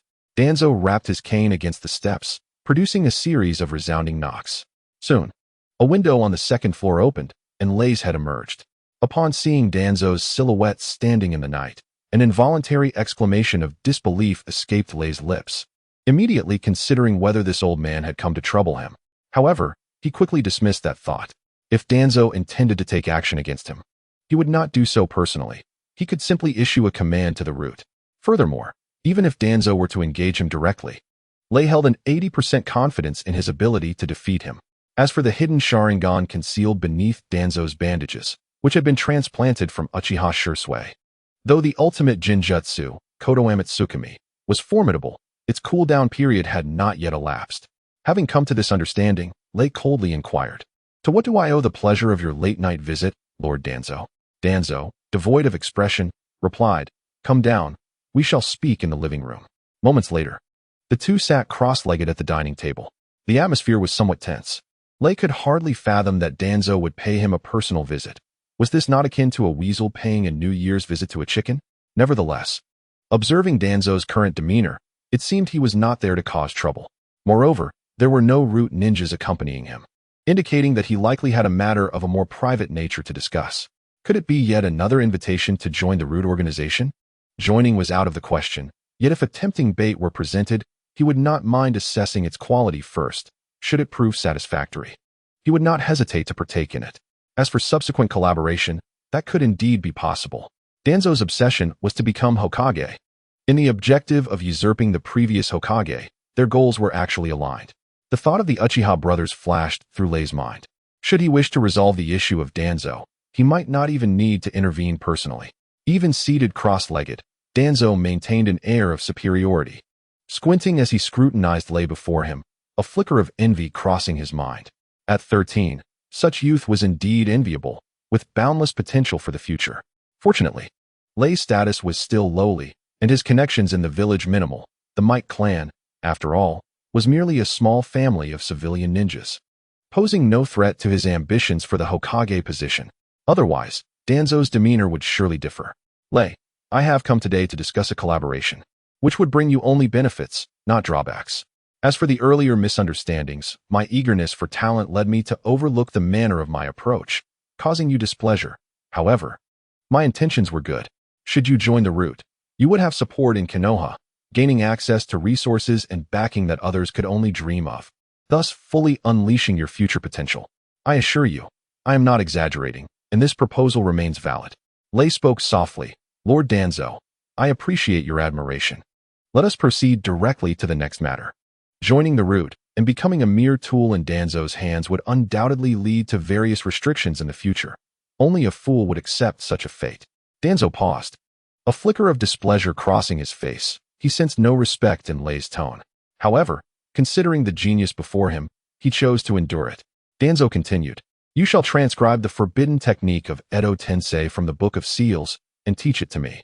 In return, I shall grant you a tremendous favor. Lei was taken aback. Lord Danzo, are you jesting? Danzo squinted, his gaze piercing through Lei, a hint of smug derision playing upon his features. You may believe your actions to be flawless, yet some things inevitably leave traces. Do not feign ignorance. I will not disclose this matter, nor will I allow the third Hokage to pursue any consequences against you. This much sincerity I can offer. There was no need for veiled language, regardless of your motives. As long as you have perused the Book of Seals, you must have observed the Edo Tensei technique. If you transcribe it for me, I shall reciprocate with a significant benefit. Lei's mind raced. Where had he revealed a flaw?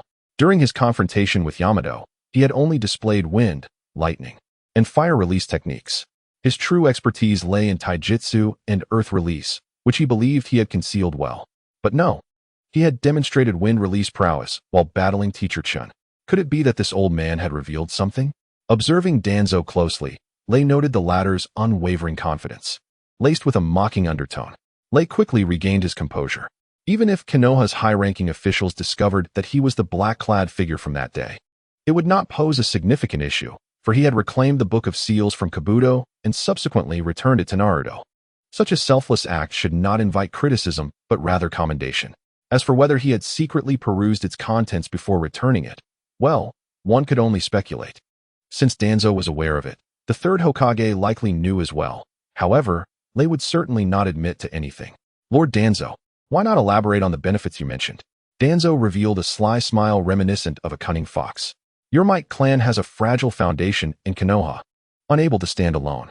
Despite your genius, you are not a direct descendant of the Hokage lineage, which is precisely why I extend this invitation to you to join Root. In the future, it is not impossible for you to become a part of the Hokage lineage. As for the benefits, I can facilitate a union with the esteemed Hyuga clan as heiress. With their support, you shall no longer be a drifting leaf without roots. Who knows? You may even have the potential to aspire to that lofty position. Danzo silently calculated the generational gap between himself and Lei. It spanned nearly 2 generations. Lei posed no threat to his position as Hokage. Rather, he might even have the potential to become his successor, depending on Lei's future choices. This offer was undeniably substantial. Lei was momentarily taken aback, his mind immediately conjuring the image of Hinata Hyuga, shy and demure. At this moment, Hinata was merely 11 years old, and marriage was still a distant prospect. This also explained why Danzo suggested a betrothal instead of an engagement. Shortly thereafter, the figure of Naruto flashed through Lei's mind. It seemed that Hinata had long harbored a secret affection for him, while Naruto remained blissfully unaware, behaving like a mischievous child. Conversely, Naruto had his sights set on Sakura Haruno, who in turn was enamored with Sasuke. The intricate web of relationships was indeed convoluted. As a time traveler, Lei was not particularly concerned about such juvenile infatuations, for in his past life, secret crushes were merely tucked away in the recesses of one's heart, gradually morphing into fleeting memories of adolescence. Ultimately, it is the person who stands by one's side in adulthood that becomes the true partner for life. In essence, Lei's concern did not lie in the identity of his betrothed, but rather in the potential benefits of the arrangement. How significant was the Hinata clan's support? Following the annihilation of the Uchiha clan, the Hyuga clan emerged as the sole noble ninja family in Konoha. However, due to the Uchiha's demise, the Hyuga clan lived in constant trepidation, adopting an exceptionally low profile. They were, overtly and covertly, subjected to suppression by the village's elite. If he could align his interests with those of the Hyuga clan, it would indeed be advantageous. After all, there is a saying, a strong man requires 3 allies. Much like a fence needs 3 posts, going solo posed too great a risk and was unnecessary.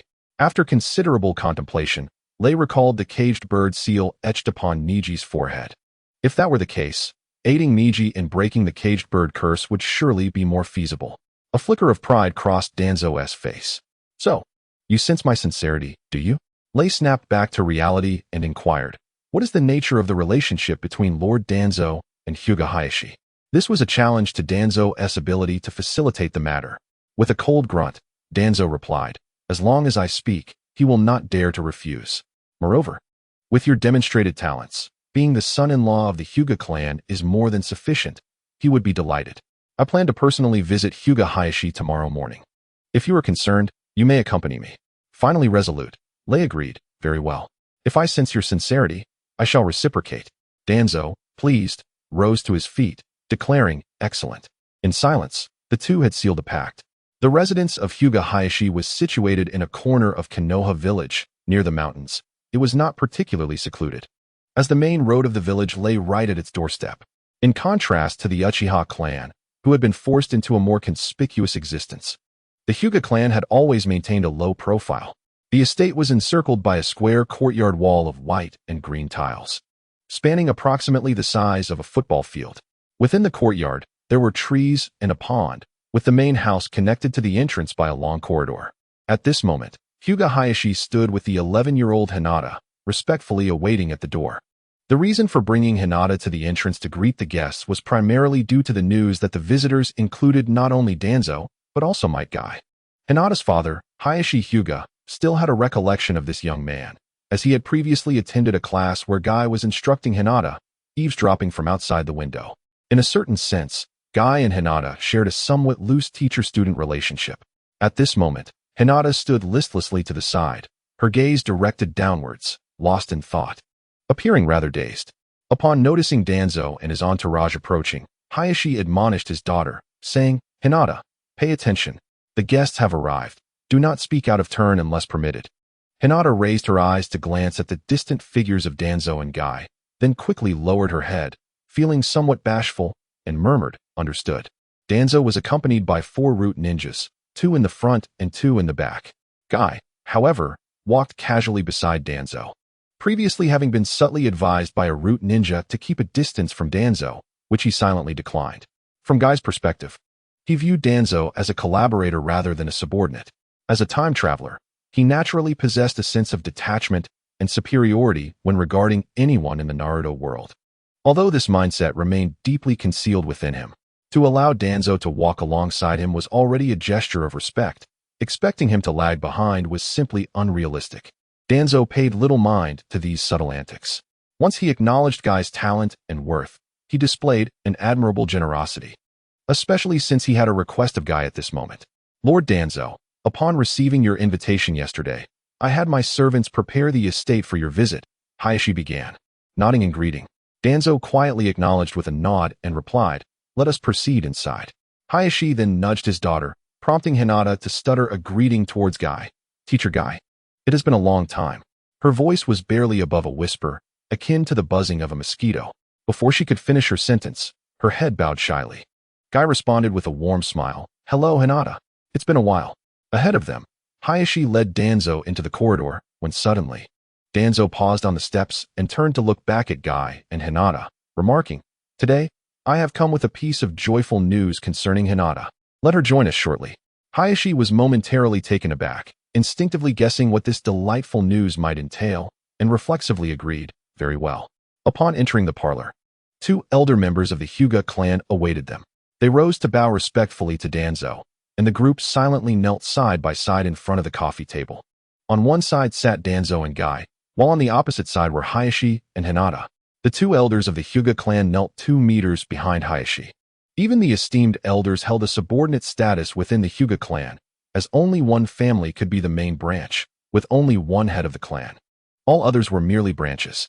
Between the branch family and the main family, apart from a scant few familial ties, what remains are the rigid family rules and the constraints imposed by the curse of the caged bird.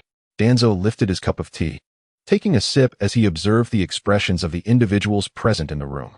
He spoke candidly. "This young junior by my side is Might Guy, merely 13 years of age, yet his displayed talent and strength have already earned the recognition of both myself and the 3rd Hokage. His potential is boundless, and he is destined to become a pillar of our village." Hinata Hizashi cast a fleeting glance at Guy, perplexed by Danzo's intentions. He chose to remain a passive observer. Truth be told, he felt a twinge of anxiety at Danzo's unexpected visit. Danzo was a high-ranking figure within Konoha, an old fox, and the mastermind behind the annihilation of the Uchiha clan. In short, he was someone that the Hyuga clan could not afford to offend at this time. As for the joyous occasion that Danzo spoke of, he could only lend an ear, for those who took it to heart would surely face defeat. A 13-year-old prodigy? The Hyuga clan had their own, albeit from the branch family. Danzo continued, "Hizashi, your eldest daughter Hinata is 12 now, is she not?" Hinata Hizashi was momentarily taken aback, instinctively nodding. "Indeed, Hinata has just graduated from the Ninja Academy and has become a genin of the village. She has indeed turned 12.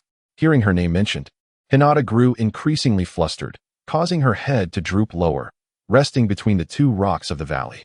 In contrast, Guy, holding his cup, scrutinized the room's decor, inadvertently locking eyes with the 2 elders of the Hyuga clan behind him. He offered them a friendly smile, yet the elders remained stern, frowning as they quickly averted their gaze. In the confines of the Hyuga clan, Guy's actions would be deemed irreverent.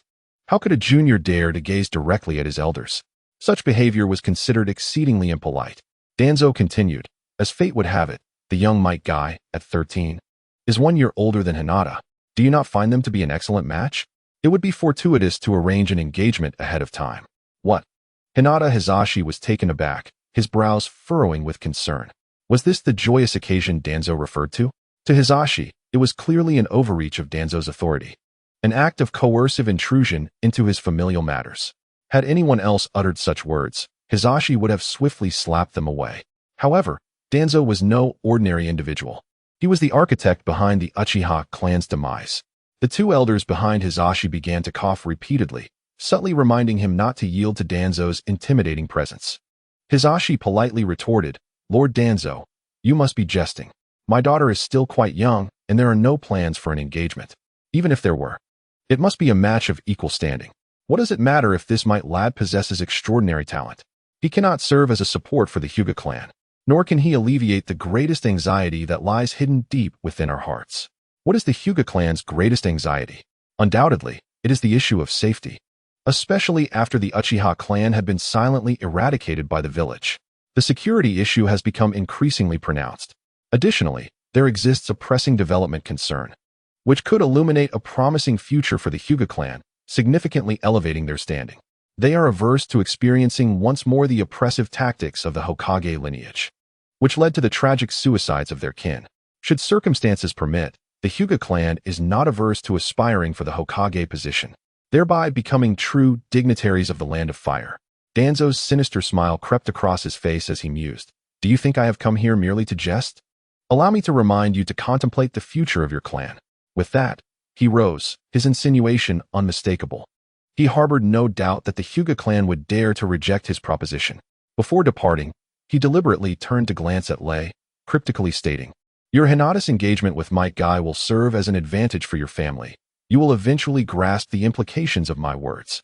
Lei, I shall await you at your residence. Do not allow others to underestimate you." With his cane in hand, Danzo strode away, leaving chaos in his wake. A flicker of panic crossed Hinata Hisashi's face as he cast a glance at Lei, still seated, and then at Danzo's retreating figure, responding with a conflicted demeanor, "Lord Danzo, this matter is of great significance. Please allow us to deliberate internally." Danzo replied in a low tone, "The answer you seek lies with Lei. I have deliberately left this young man here. Do not deliberate for too long. My patience is finite." As Danzo approached the entrance, he looked back, noting that no one had pursued him, and a smug smile crossed his face. This was the gratification that power bestowed, an addictive sensation. The esteemed clan of Konoha, trembling at his mere utterance, living in perpetual anxiety, such authority, such grandeur. Who else could wield it? Surely, Sarutobi Hiruzen, that old fellow, must be enraptured by the Hokage's power. Unable to extricate himself from his position, Danzo's expression darkened. "If you do not retreat, I shall take the initiative. At that point, the matter will be beyond your control." Lord Danzo, several root guards hastened to his side. He nodded, tapping his cane, returned to Might Guy's residence. Deliberately leaving Guy behind was also a test for him. If he could not manage even the elders of the Hyuga clan, then Danzo would need to reassess this prodigy's worth and potential. Not everyone merits his attention and effort. "Teacher Lei, we need to discuss this internally. Please proceed to the adjacent lounge and wait for a moment. I will send Hinata to keep you company," Hisashi stated, glancing between Lei and Hinata. "Very well," Lei replied. Meanwhile, Hinata remained in a state of shock, her hands nervously twisting the fabric of her pants beneath the table, her mind consumed with a singular thought. What about Naruto? "Hinata, Hinata." Hisashi's dissatisfied gaze fell upon her. Only then did she come to her senses, raising her head, her face flushed with embarrassment as she grappled with how to face Lei again. Hinata Hyuga slowly shook her head. To be candid, she was not particularly satisfied with her eldest daughter. In her interactions with others, she was always slow and sluggish, often slow to react. Most importantly, in the practice of gentle fist techniques, she lagged significantly behind Niji. Moreover, he felt that his eldest daughter was excessively gentle at heart, lacking a touch of decisiveness. While this might not matter for an ordinary person, as a ninja, such softness could hinder her from progressing far in the future. In battle, someone of her disposition would likely be viewed as an easy target and cannon fodder by enemy ninja villages. The crux of the matter is that Hinata was the eldest daughter of the Hyuga clan, a prominent candidate for the next generation's leader. The Hyuga clan could not afford to lose face or take such risks. How could someone with such a temperament lead the future of the Hyuga clan?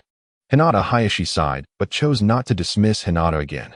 Instead, he signaled for a servant to close the door, commencing an internal meeting. The two elders of the Hyuga clan, who had been kneeling behind him, quickly returned to the table, one on the left and the other below, while Hinata continued to kneel on the right. Hinata Hayashi returned to the head of the table. After the servants re-entered with fresh hot tea for the group, Hinata Hayashi spoke again, though no one had the heart to savor the tea at that moment. You all heard what was said earlier. Please share your current thoughts. One elder glanced at Hinata and inquired, Young lady, you heard Lord Danzo's words. He mentioned that you and Rei are well matched in age and suggested that you consider an engagement. What are your thoughts? Hinata looked up in confusion, as if just coming to her senses. The two elders were already accustomed to Hinata's overly shy demeanor, so they shifted to another question. What do you think of Rei? Would you be willing to become engaged to him? At the age of 12, Hinata had gained a preliminary understanding of engagement and matters of love. In a flurry, she lowered her head, and the image of Naruto, lively and grinning, resurfaced in her mind. Gradually, beside Naruto's figure, the shadow of Rei emerged. Rei and Naruto were entirely different in nature. Rei was mature, confident, and exuded a calm demeanor in his every action. Furthermore, he was exceptionally handsome, with a tall stature and a resolute appearance, already embodying the essence of a future man. In contrast, Naruto remained a playful child, still naive to the intricacies of life. If other adult women were to choose a partner, they would undoubtedly select Rei without hesitation. However, Hinata was different from a young age. After Naruto rescued her from the clutches of bullies with his fists, she had secretly harbored feelings for him. In other words, Naruto had always been her unconfessed crush. On the other hand, she sensed the struggle and hesitation on her father Hinata Hayashi's face. For the first time, she grasped the weight of her status as the eldest daughter of the Hyuga clan. Hinata lifted her gaze to the elder and retorted, May I ask if Lord Danzo is an influential figure whom we, the Hyuga clan, cannot defy? The two elders present were momentarily taken aback. They could hardly believe that such a blatant statement had emerged from the lips of Hinata, a seemingly delicate girl. Without any hesitation, she cut straight to the essence of the matter, simultaneously unveiling the hidden truths of the Hyuga clan. Indeed, if the orders of Lord Danzo were to be unquestioned, what was there left for them to discuss? Hinata's father, Hayashi, cast a surprised glance at her, tapping his fingers awkwardly on the table before speaking up. It's not that we cannot defy him. We merely need a suitable and reasonable excuse. Although Danzo held considerable power within the village, he was not the Hokage. The implication was clear. Offending Danzo did not spell disaster. One could easily seek the protection of the Hokage, leveraging his strength to counterbalance Danzo's influence. However, such a statement carried an air of desperate justification. The painful memory of how the third Hokage had compromised to the point of driving Hyuga Hisashi to his demise still lingered in the hearts of the Hyuga clan as a deep-seated scar. Hinata was acutely aware of the inner turmoil and hesitations of those present. Her character, characterized by indecisiveness and shyness, often concealed a sensitive and perceptive heart. She sensed that her father's words felt hollow and lacking in conviction. After a moment of internal struggle, Hinata closed her eyes and continued to respond to the elder's inquiry. I think Teacher Lei is quite good. At least, I do not dislike him. With that, she stood and bowed to her father, saying, Father, I shall accompany Teacher Lei. As a guest, one cannot simply leave him unattended. That would be quite rude.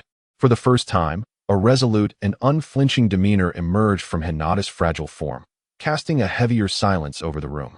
Once Hinata departed, Hayashi closed his eyes, and memories of his younger daughter, Hanabi, practicing gentle fist techniques alone in the training hall flooded his mind.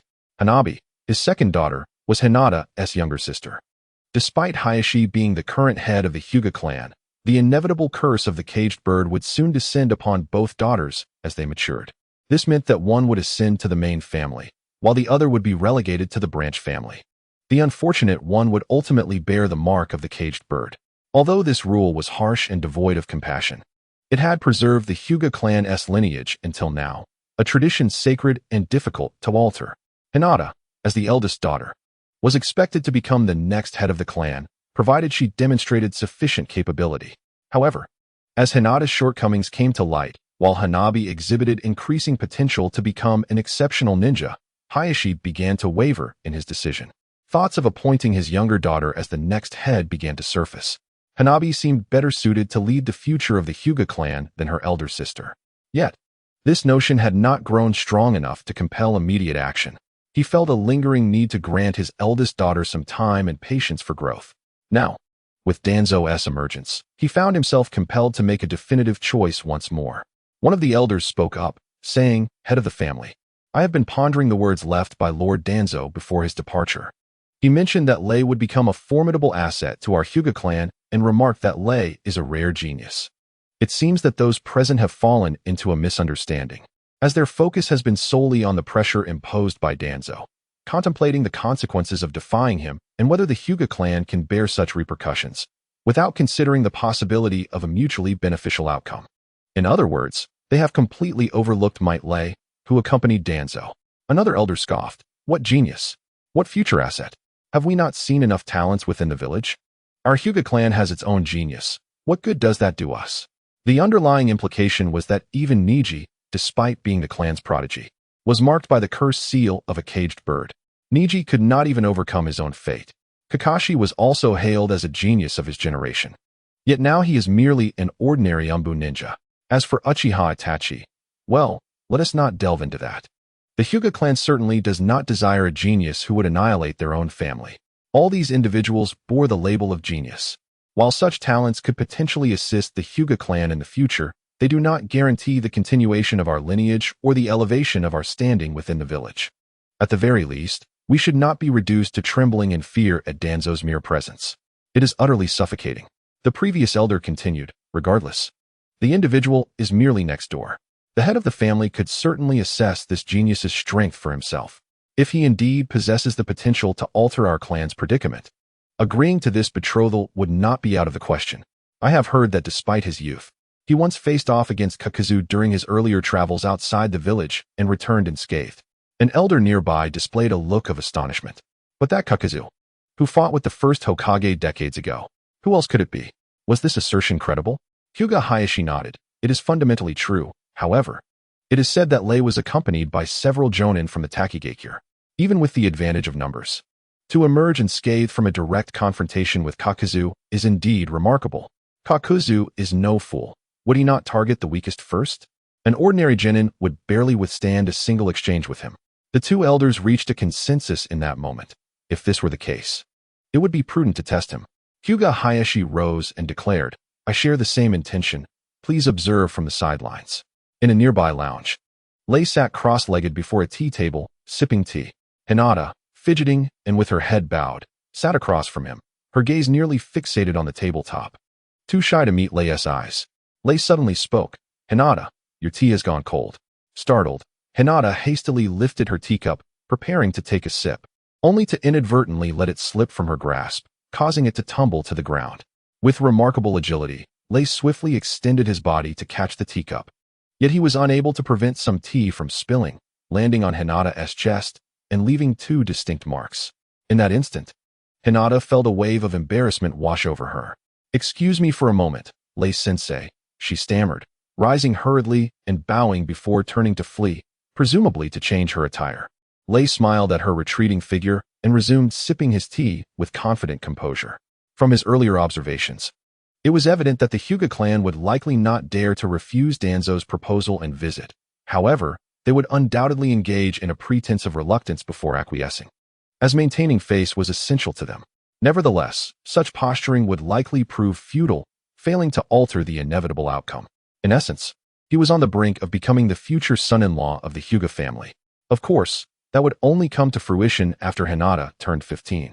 In the world of Naruto, due to the prevalence of chakra, maturity came early. Presently, Hinata had not yet experienced the trials of the Shinobi World War and remained a budding flower, yet to bloom. In the future, he felt assured he could nurture Hinata into the person he envisioned, adding a delightful layer of cultivation to their relationship. Among his contemporaries in the 12 Ninja, none seemed more suited than Hinata. After all, he would eventually marry someone, and this outcome was quite satisfactory. As for Naruto, let him indulge in his play with mud. Suddenly, the door to the lounge swung open, revealing Hinata Hizashi at the threshold. Lei, Lord Danzo speaks highly of you as a future genius and mentions you have crossed blades with Kakazu. Do you dare to let me witness your prowess? This might be the Hyuga clan's final struggle and hesitation. Should Lei perform adequately, the marriage proposal would likely be sealed. Rising slowly, Lei maintained an air of humility and confidence. Then I shall rely on you, Lord Hizashi. Hizashi nodded. Very well, follow me. The two swiftly made their way to the courtyard outside, where Hizashi gestured towards a nearby mountain wall, implying that they should engage in combat there. One after the other, they activated the body flicker technique, disappearing from the sight of the onlookers. Once they left, the courtyard buzzed with excitement. The servants who had been waiting at the door had overheard every word of the discussion within, and among them were some quick-witted individuals who had already scurried back to inform the matriarch of the Hyuga family, Hinata and Hanabi's mother. The matriarch, a poised and graceful woman in her 40s, appeared in the courtyard, holding Hanabi with one hand and Hinata with the other. The decision that had befallen Hinata today was of monumental significance to her. Beside them, Hanabi tugged at their mother's arm, exclaiming, "Mother, I want to go see too. Please take me along." At that moment, two elders emerged in the courtyard, raising their hands to quell the commotion among the servants, admonishing, "What transpires today must remain confidential.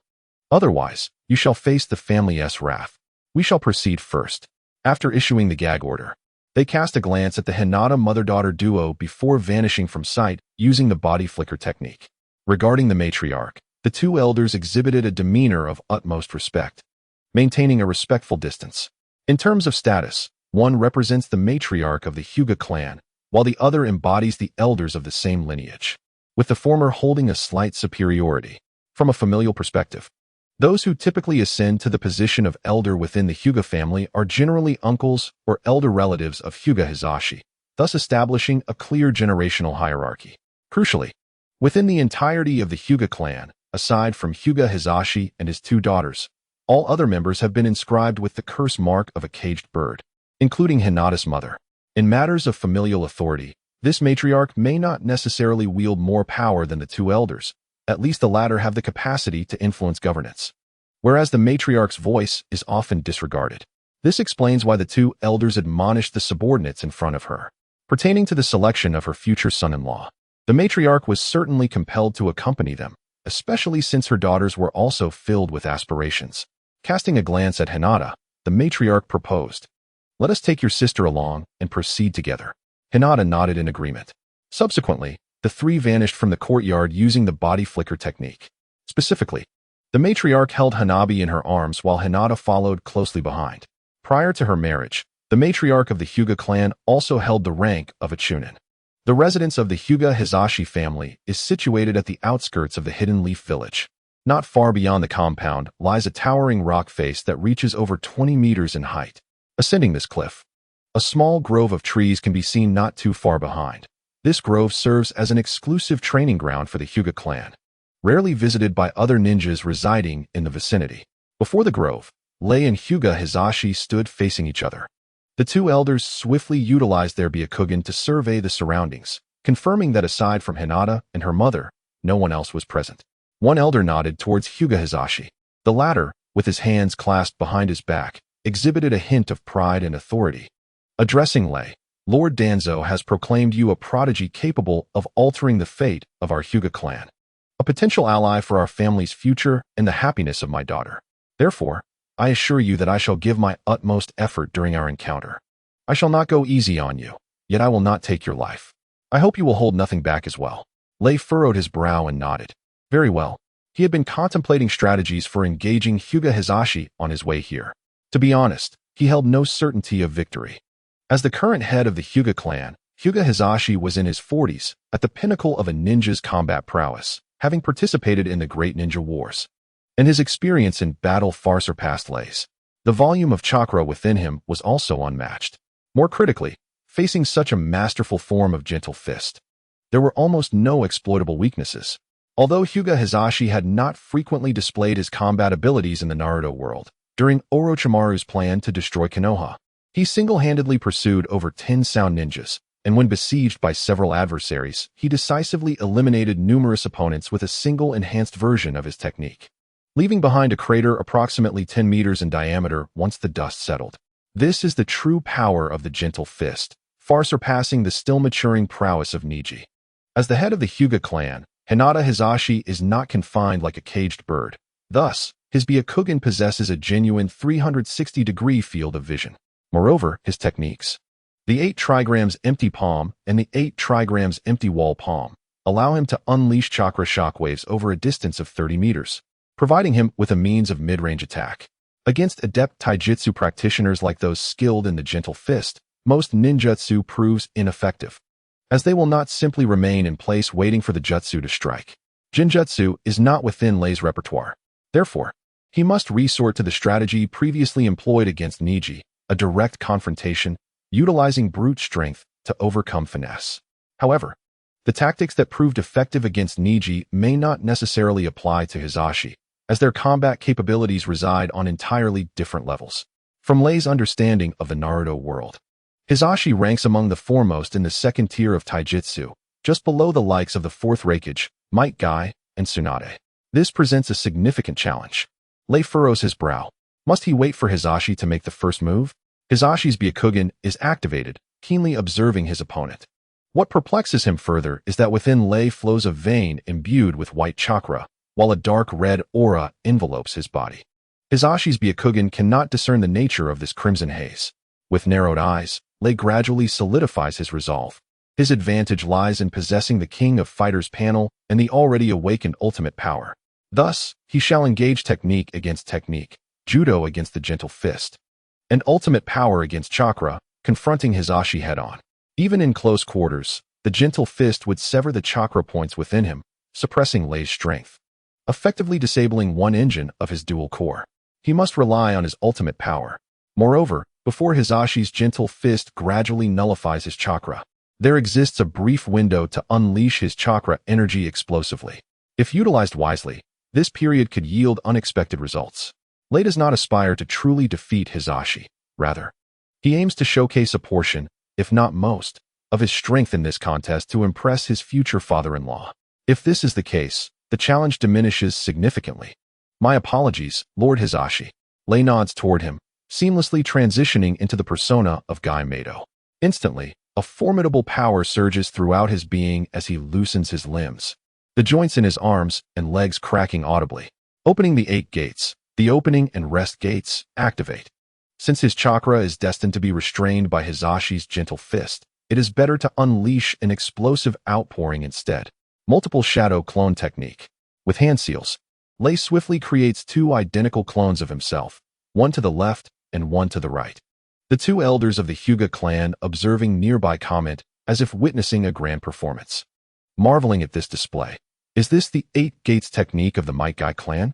Has he merely opened 2 gates? Is this the multiple shadow clone technique? How could he have learned such a forbidden jutsu? It appears that this young man is indeed determined to give his all. If these are merely his capabilities, I am not optimistic about his ability to withstand 20 rounds against the head of the clan. Perhaps he will find himself defeated in less than 10 rounds. Not far from them, Hinata and her mother were engaged in a hushed discussion. The matriarch inquired, "Hinata, is it true that this Might Guy is your instructor at the Ninja Academy?" Hinata replied, "Yes, Teacher Guy has indeed taught us, though it was primarily theoretical." Hanabi, ever the spirited child, chimed in excitedly, "Big brother is going to get a thorough beating from father, huh?" It seems she is not as naive as one might presume, recognizing that the scene unfolding before them is a competition for marriage. Upon hearing Hanabi refer to him as Big Brother, Hinata's face flushed crimson, and she instinctively lowered her gaze, unable to meet the sight ahead. Her hands intertwined anxiously, her thoughts a tumultuous mix of emotions. She yearned for Guy to triumph, yet simultaneously wished for his defeat. If he could sway her father and alleviate the pressure Toketsu poses on their family, then perhaps victory would be warranted. Hinata was deeply conflicted. The shadow of Naruto crossed her mind, and inexplicably, she felt enveloped by a heavy, complex wave of feelings. The matriarch, without hesitation, chastised Hanabi, "Child, how can you speak so? We must not allow others to mock the Hyuga family for lacking decorum. The term Big Brother is not something to be thrown around casually. At least not at this moment. Do you understand?" Hanabi, pouting defiantly, responded, "I understand." As Guy summoned 2 solid shadow clones, The trio rolled up their sleeves and charged toward Hyuga Hayashi in a formation reminiscent of a character from a tale. Their feet struck the ground, raising a cloud of dust, exuding an aura of sheer might. Hayashi, with his Byakugan activated, scanned the trio, noting that the two clones possessed chakra flowing through their meridians, albeit slightly less than the central figure. He recognized that they were utilizing the solid shadow clone technique, a forbidden jutsu of Konoha. Unfazed by the three-pronged assault, Hayashi prepared to execute a counterattack, but hesitated, concerned that Guy might struggle to withstand such a move. It was improper to employ a formidable technique against a junior right from the outset. Even without resorting to the counter, Hayashi remained unconcerned about being surrounded, as the Byakugan of the Hyuga clan grants a panoramic view of the surroundings. Before the three could close the distance, Hayashi deftly initiated an attack, executing 2 strikes of the empty palm toward the left and right clones. Both clones raised their arms defensively, absorbing the blows, yet their forward momentum was abruptly halted. Not only did they sustain minor injuries to their arms, but they were also sent reeling backward, sliding 2 or 3 meters across the ground. The coordinated assault was effectively dismantled. Guy's original form had already reached Hayashi's front. Extending his right arm, Guy aimed to grasp one of Hayashi's arms. Hinata Hizashi's eyes widened in surprise. This maneuver was somewhat unexpected. Just moments ago, when Lei charged forward with unwavering determination, he anticipated a grand technique, but instead, it was merely a simple tactic to ensnare him. With the assistance of the Byakugan, how could he possibly fall prey to such a ploy? Hinata effortlessly stepped back, narrowly evading Lei's grasp. Yet, to his astonishment, a flicker of crimson light glimmered from Lei's outstretched hand, and despite having evaded the attack, Hinata's body mysteriously lurched forward, his arm landing squarely within Lei's grasp. Hinata was taken aback. He had sensed a force of attraction emanating from Lei's glowing hand, inexplicably drawing his center of gravity forward. This was dire. He immediately felt a tremendous strength emanating from Lei's hand, propelling his body downward toward the ground. While still airborne, one of Hinata's palms struck Lei's arm, effectively sealing a chakra point. In quick succession, he twisted his waist, bending his legs to make contact with the ground, absorbing the impact of the strike. With a successful hit, Lei reached out again to grab.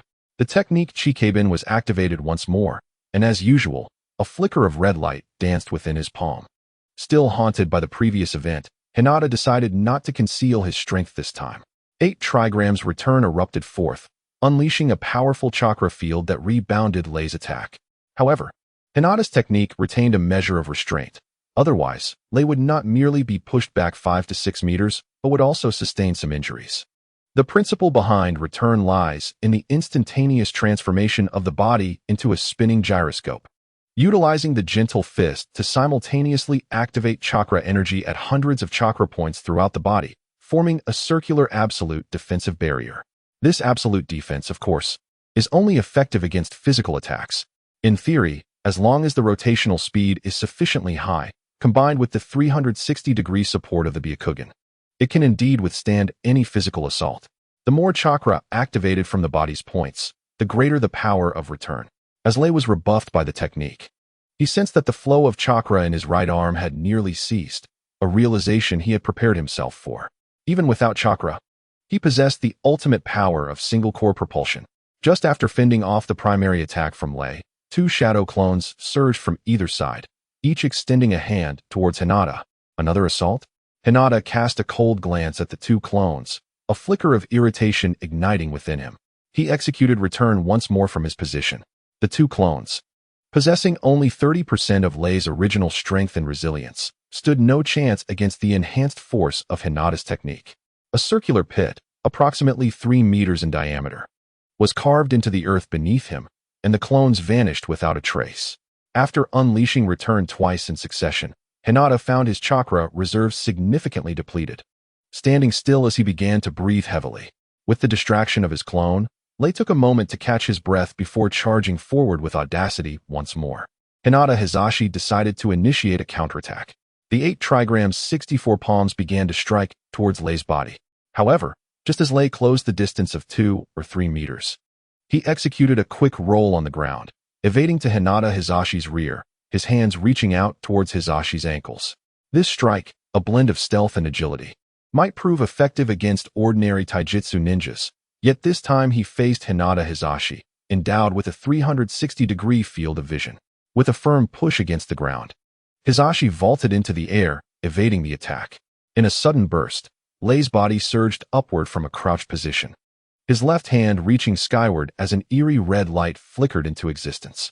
Remarkably, Hisashi's body, originally more than a meter away from Lei's grasp, was inexplicably drawn backward, momentarily beyond his control. Within Hisashi's heart, a tempest of shock surged.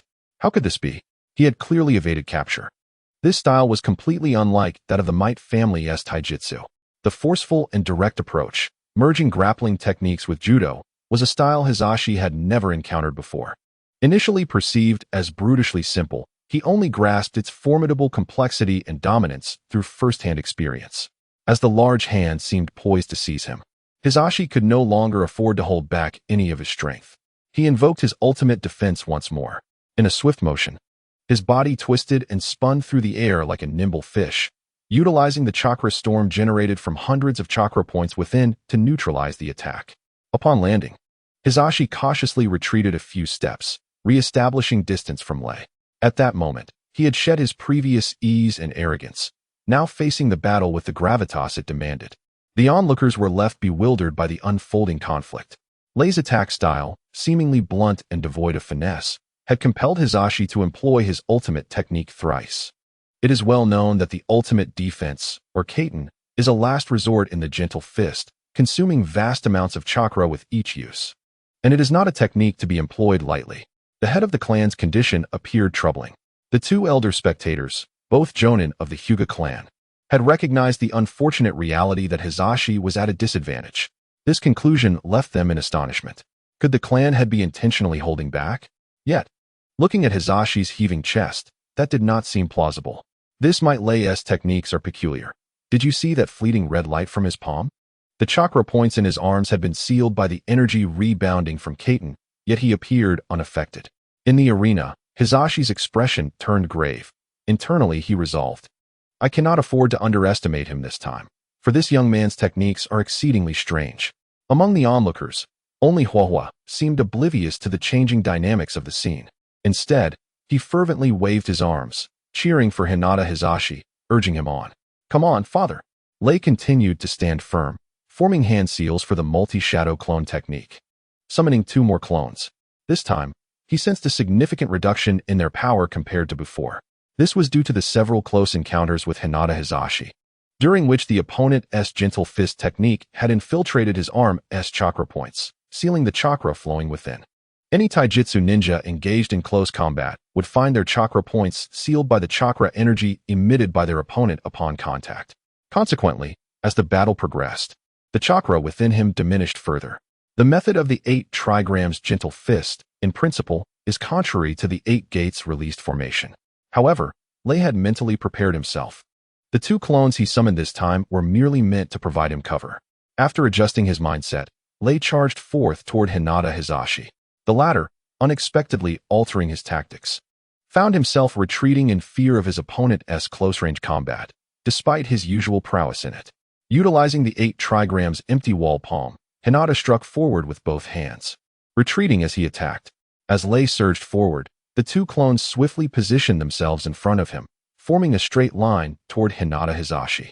The foremost clone pressed on relentlessly, interlocking its hands to absorb 2 strikes of the 8 trigrams empty wall palm, only to vanish without a trace. The distance between them had diminished by 1/3. Following closely, the second clone endured 2 more strikes before also disappearing, once again reducing the distance by another 1/3. Now, only Lei's true form remained, standing 4 to 5 meters away from Hinata Hisashi. Another 8 trigrams empty wall palm struck before him. With a powerful swing of his right arm, enveloped in a crimson glow, Lei thrust forward. A resounding clash echoed as the final 8 trigrams empty wall palm collided with his arm, creating a peculiar energy backlash in the air that interrupted Lei's charge. Now, he found himself less than 3 meters from Hinata Hisashi. With a swift maneuver, Lei executed a roll towards the ground, reappearing directly in front of Hinata Hisashi. This time, having learned from previous encounters, Hinata did not leap back to evade but instead assumed the stance for the heavenly return technique. However, Due to his repeated use of this technique in quick succession, a notable fluctuation in his chakra indicated it was running low, causing a slight delay in his execution this time. In that moment, Lei seized one of Hinata Hizashi's feet with one hand. Ultimate technique, Hell's ultimate descent.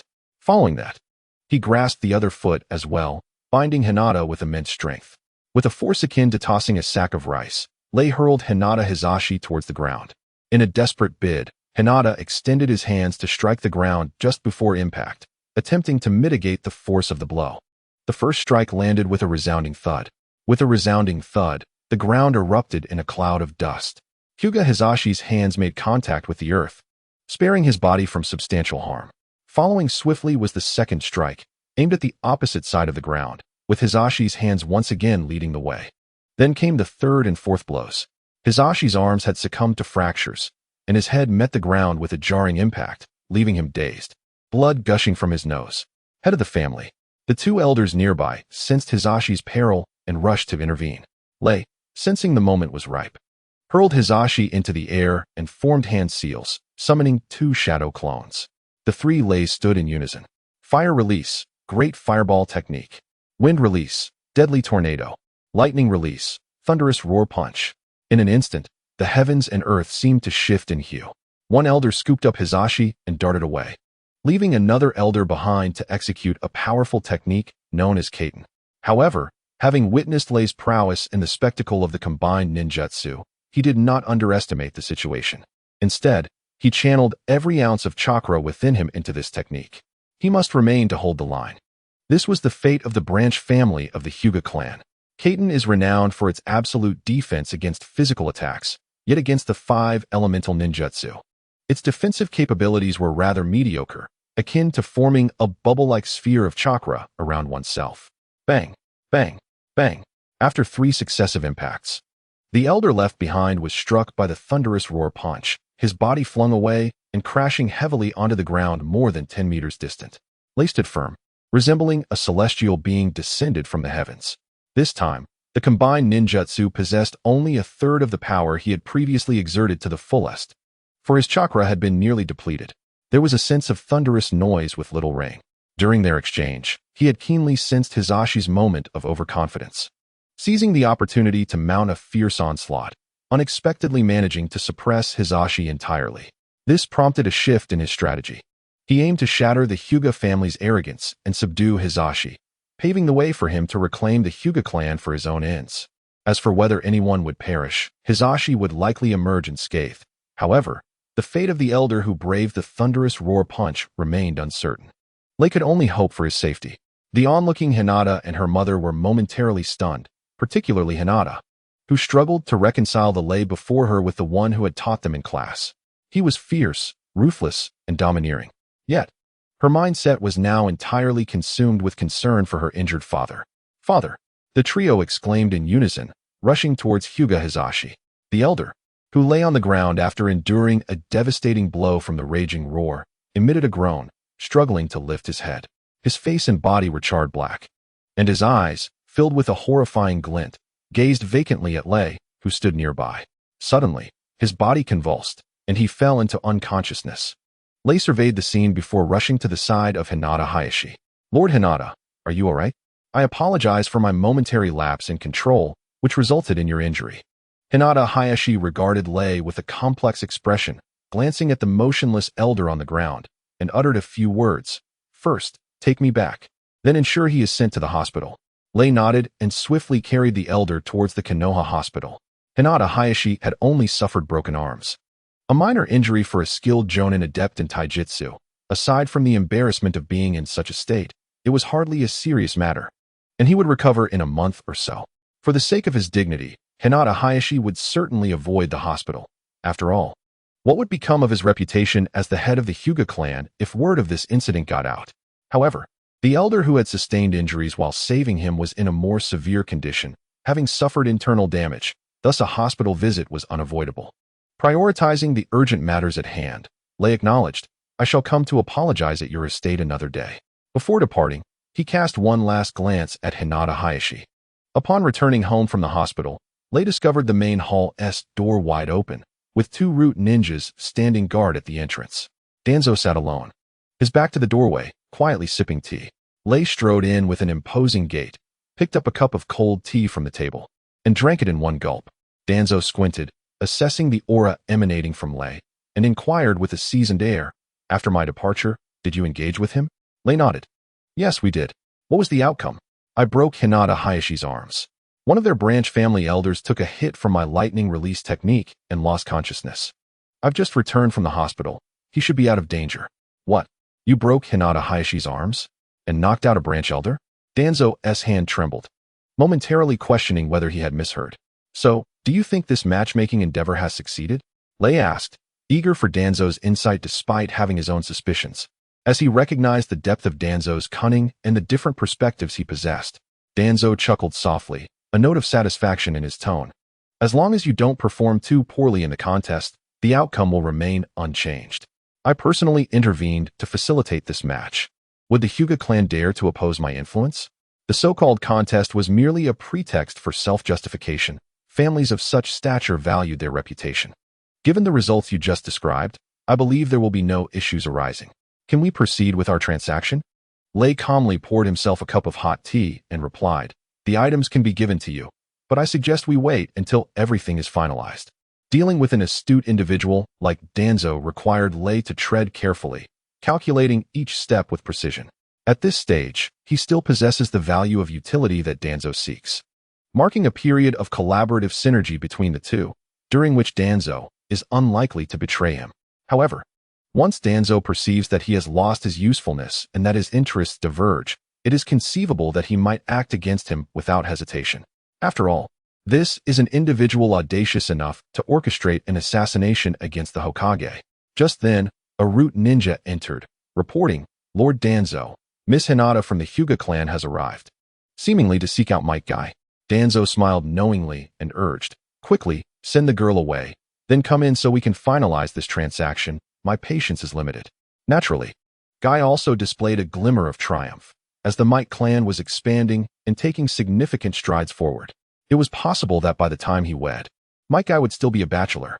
Given his uncle's lack of initiative, it fell upon him to ensure the continuation of the Might legacy. With determined strides, he approached the entrance and indeed found Hinata standing there, hands clutching a gift box, her head bowed. He boldly stepped in front of her, gently patting her shoulder, and greeted her. "Hinata, do you need to speak with me?" Hinata lifted her gaze to him, then quickly glanced at the two root ninjas observing them, despite their masks. The mockery in their eyes was unmistakable. At just 12 years of age, Hinata had little experience with such intimidation and promptly lowered her head again, her toes fidgeting nervously against the ground as her voice became stammered. "My father sent me to convey a message, asking you to bring your elders tomorrow for a visit, to discuss our matters privately." She raised her hands, presenting the gift box. Guy accepted the box and noticed Hinata's ears had turned a deep shade of crimson. He was about to speak when, unexpectedly, Hinata bent forward in a bow, hurriedly uttering, "I have delivered my message. I must take my leave now. Excuse my rudeness."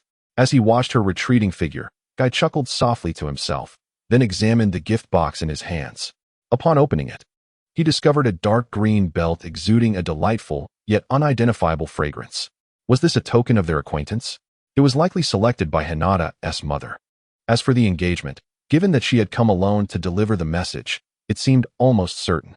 Tomorrow, he and Might Guy would visit to discuss the timing of the engagement and other related customs, akin to the exchange of gifts after a successful courtship. Considering that both he and Hinata were still young, the engagement ceremony, once held, would effectively solidify their status as betrothed. The Hyuga clan, being a prominent family in the ninja world, adhered to numerous customs. Once the engagement ceremony was completed, it would signify an announcement to the ninja community. This held considerable symbolic significance for both families. Returning to the hall with a heart full of conflicting emotions, Lei caught a fleeting glance from Tuanzo, who inquired, "So, are you satisfied with the marriage proposal I arranged for you? Can you now hand over the items?" "Please wait a moment." Having received a definitive response from the Hyuga family, Lei had no intention of reneging on the agreement. He turned and ascended the stairs, and after a short while, he returned with a scroll bound together by fine string in his hands.